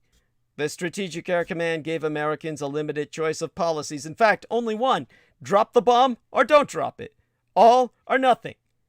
That weapon permitted no middle ground response to middle ground threats. The natural result was that the Americans would and will choose never to drop it because there's no threat that would or ever will seem commensurate. The 9/11 attack on the civilian population of America and the world's financial capital serves us irrefutable evidence of this inescapable logic circle. Were this not the case, then both Al-Makkah and Al-Madinah would be radioactive lakes of glass. This is something that did not happen because no one dares to use these weapons. From cessation of proactive World War II hostilities throughout the Third World War, which you call the Cold War, in which the Third World itself all too ironically served as the primary cockpit of conflict, every single crisis, each and every coup d'etat, every revolt was seen as a possible scheme to divert American attention from inevitable nuclearization of this Third World War, the pre-programmed Big Bang that American masses were indoctrinated into believing with the certitude of religious dogma was the way real wars were supposed to climax. I mean, the bomb might be unsuitable for such local troubles, but the American empire was going to win World War III with it. And like the Renaissance prince burdened with an expensive collection of cannon, Americans have to define their wars in terms of the arsenals they have ready to wage them with. And hidden away from the taxpayers who financed its progress was the fact that World War III was already in progress. All the revolts, all the riots, all the political assassinations, and all the bandit terrorism that Americans were told were minor diversions were really the battles and campaigns of World War III itself. It was never declared to the citizenry of these United States by their compromised government.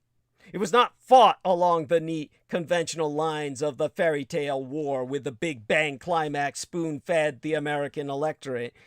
But American lives were expended in numbers that eventually rivaled World War II fatality rates. At the height of the Battle of Hue, the Republic of South Vietnam in 1968, the United States Marine Corps was losing at least the numeric equivalent of a fire team of 5 Marines every single minute. With each of these engagements, the American public was remonstrated that it had allowed its government to be tricked into a wasteful side issue. And all of this was the Third World War, which against all odds, America won, despite the fact that the communists won every battle. They lost the war by expending themselves into bankruptcy. And that's what saved your fucking ass. But there was another decisive factor, another decisive force that won your goddamn war. The Nazi militias of Europe, participating in Operation Gladio. They are what won your goddamn Third World War. The OSS, cum CIA, turned its attention to the stopping of the spread of communism and found their partners in, as I said, an alliance between the Vatican and organized crime to fund these retro-Nazi classical fascist militias, and of course provided the funding of covert anti-communist troops and media across Europe to prop up pro-democratic governments that would not be here today had they not killed and terrorized on their behalf. The CIA needed a steady influx of covert funding despite an initial $400 million United States dollars sourcing from the Rockefeller and Mellon foundations. So they turned to a narcotics trade plan created by Colonel Paul Halliwell from his time in mainland China. And the Vatican helped launder drug money for these activities, while the American, Sicilian, and Corsican mafias produced and trafficked heroin into these United States with high-level governmental cover. The Vatican, which in the 40s, throughout the 50s, was staunchly anti-communist, laundered the Vatican Bank, which, of course, was the gift of Benito Mussolini's empowerment of the Vatican as a recognized nation-state under the United Nations. And that bank of theirs, the Vatican Bank, was untouchable by the Italians and lacked any ability for international authorities to intervene. It was literally above all national norms, being the bank of a worldwide church.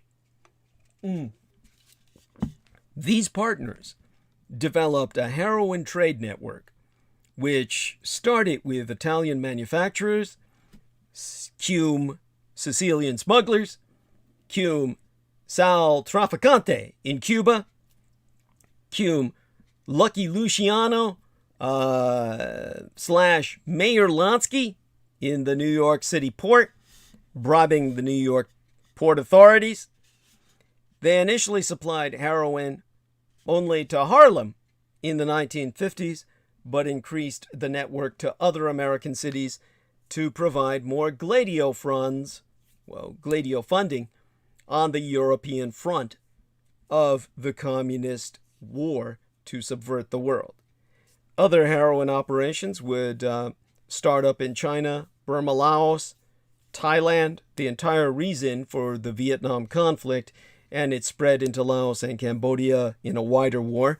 The European heroin capital would move from Sicily to Marseille in what became known as the French Connection. That happened in the 50s because of French technological innovations that made it practical. Operation Gladio would eventually spread to Latin America as Operación Condor, suppressing populist leftist movements while giving rise to the cocaine trade in the 1970s through the 1980s.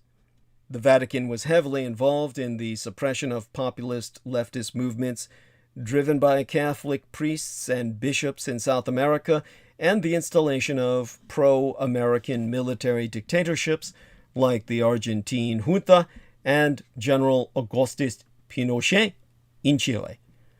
The lid was lifted a little in November 1990 by the Italian Prime Minister, Giulio Andreotti, who had strongly denied the existence of Gladio for well over a decade.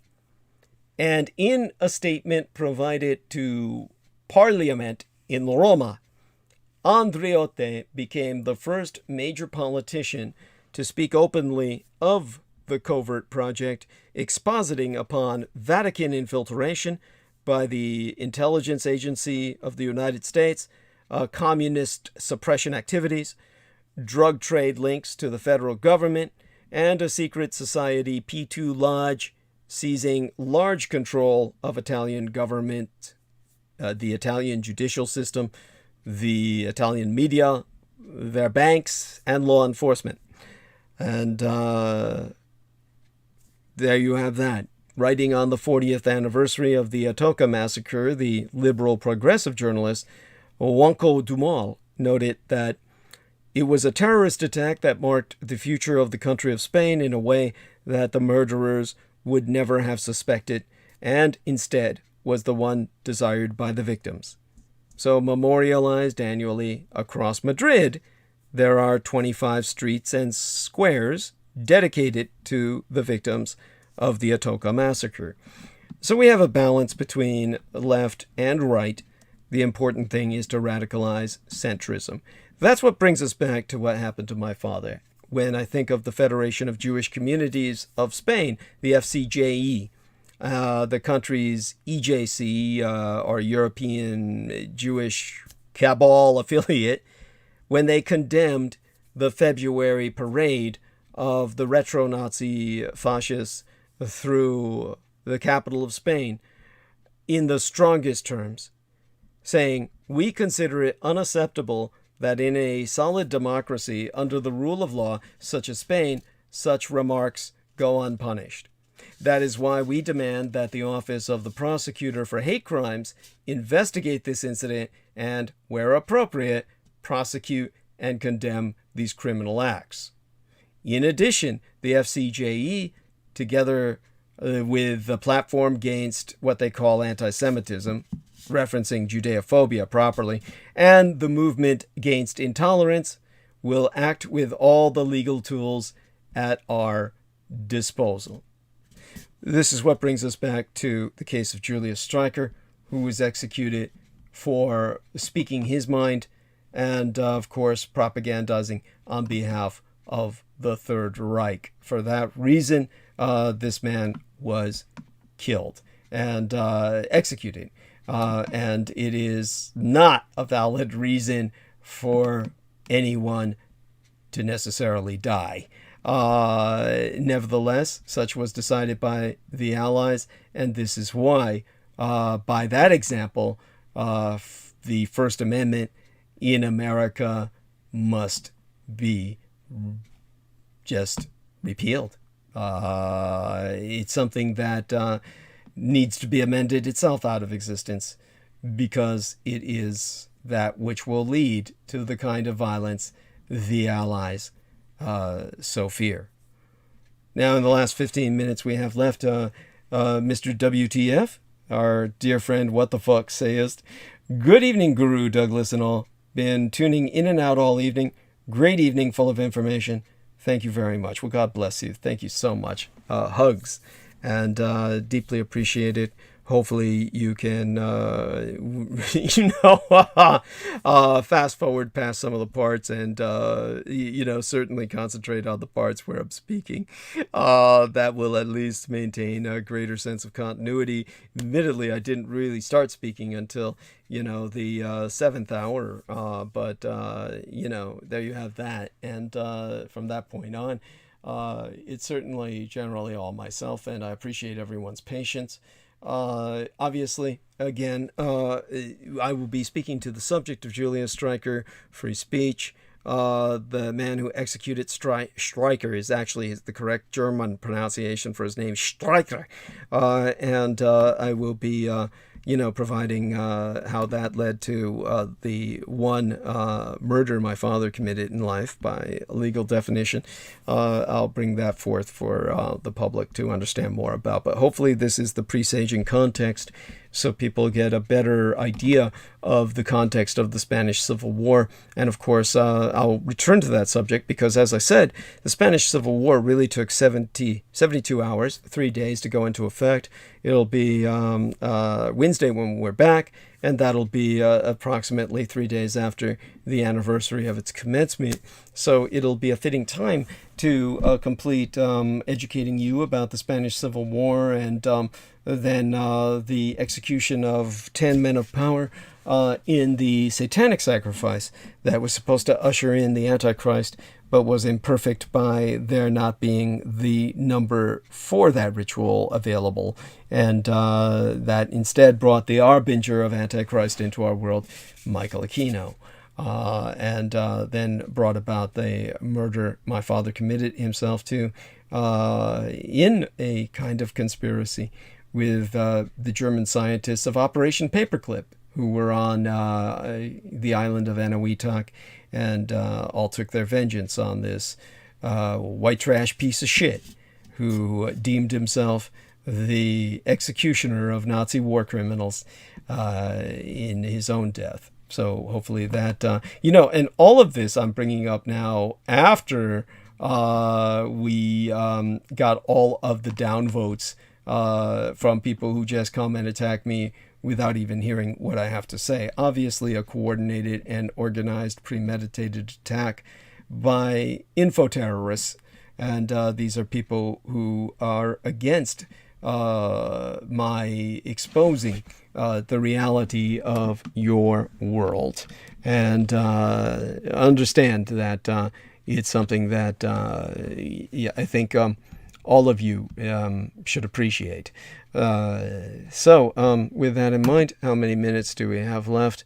I do want to remind everyone in the last 10 minutes we have remaining that, I do need your help. And I do want to answer this last question. I don't know if I should do that tonight or on Wednesday.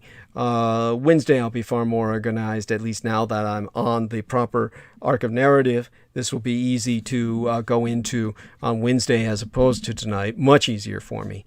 And I would like to emphasize that then I might answer the question somebody asked me about these ancient biblical martial arts. I'll talk a little bit about that. I think I heard someone maybe coming online.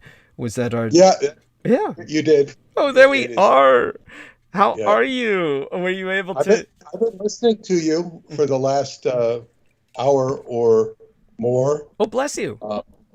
Yeah, I didn't want to interrupt your narrative. Oh, well, as you probably heard, I didn't get a chance to go into the murder my father committed tonight, but I'll go into that Wednesday. I did want to contextualize it, and hopefully you heard enough where what I said was, I hope, was coherent and added context. It's fascinating because you learn so much about history you didn't even know you should be interested in or possibly interested in. It's very comprehensive.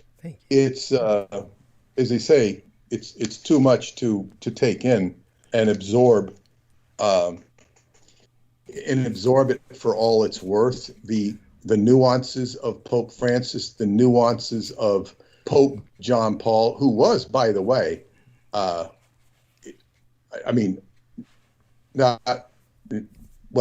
he was targeted for his association with I.G. Farben by conspiracy theorists, including the Church of Scientology, for his involvement with I.G. Farben and the production of the poison gas BZ. Incredible. What kind of... could you explain a little bit of what connection that was? Well, he was a salesman for I.G. Farben. Yeah. Wow. And of course, it's explained a way that, he's there, you're going to work for, if you're working around General Motors, you're going to work around General Motors. It's just, it's kind of, and it's kind of true too. In other words, he's in that environment, he does this and he does that. And it's like, and this was the Polish Pope? Was this the Polish Pope or the Polish Pope? The Polish Pope. Holy shit. Holy shit. I had no idea. I didn't even know that. Yeah. Well, see, he's, what's interesting about all of this, and sure, he was fighting communism. It's like everything is so nuanced. It's like you can't paint, you can't paint Douglas Dietrich one way because he's multifaceted, It's like, and you want to, and everybody has something to contribute, and all people have things that need to be purified, popes included. So yeah, I mean, nobody's all bad. Nobody's all good either. So it's like, life is so nuanced, and all of these political things from Franco. I mean, I never quite understood what Franco was all about, other than he was a dictator, that was powerful as hell. I never really understood it, never really looked into it. Spain is not a country with a pleasant history. Right. I did have occasion to be there. Scientology had its Mediterranean headquarters, which was really a small office in Madrid. Wow. That was the first place I went to in Europe. They must have been at some times threatened. I mean, I'm sure that there were many Spanish who were reactionary to it. Was that ever the case? Well, it was kind of hidden. It wasn't. Scientology was hidden in Madrid. I mean, it was called the Mid-European agency, mid-European agency, Okay. or sometimes Madrid European agency. But you would, if you were going to the Apollo in the 60s and early 70s, you would fly into Madrid, and then they would put you, there were two guys in the office, David Rapp and Carl Witcher when I was there, and they had a nice flat, and you know, they would take me to a hotel where I would stay for the night, and then put me on a plane to Morocco, where I would be greeted, you know, by other people. But that was so they were undercover. They weren't Scientology per se. Now they eventually had to ditch that office because they got into problems. The cover might have been blown. They were just, the two guys there were misbehaving and stuff and whatnot. So they moved it to that's a whole nother story. I don't even remember all the details of. But I remember when they returned the ship. But they moved the agency to Lisbon because Lisbon was where we were spending a lot of time in Portugal. Well, that makes sense because it was a port city. So yes, of course. Go on. Well, yeah, but they moved the office there. So Lisbon, the Portugal agency, and people would basically, I don't know how people would, I guess they probably come through Lisbon then. I don't know how that, you know, it wasn't any of my business. So and then you just get them down to the next port, whatever it was. And then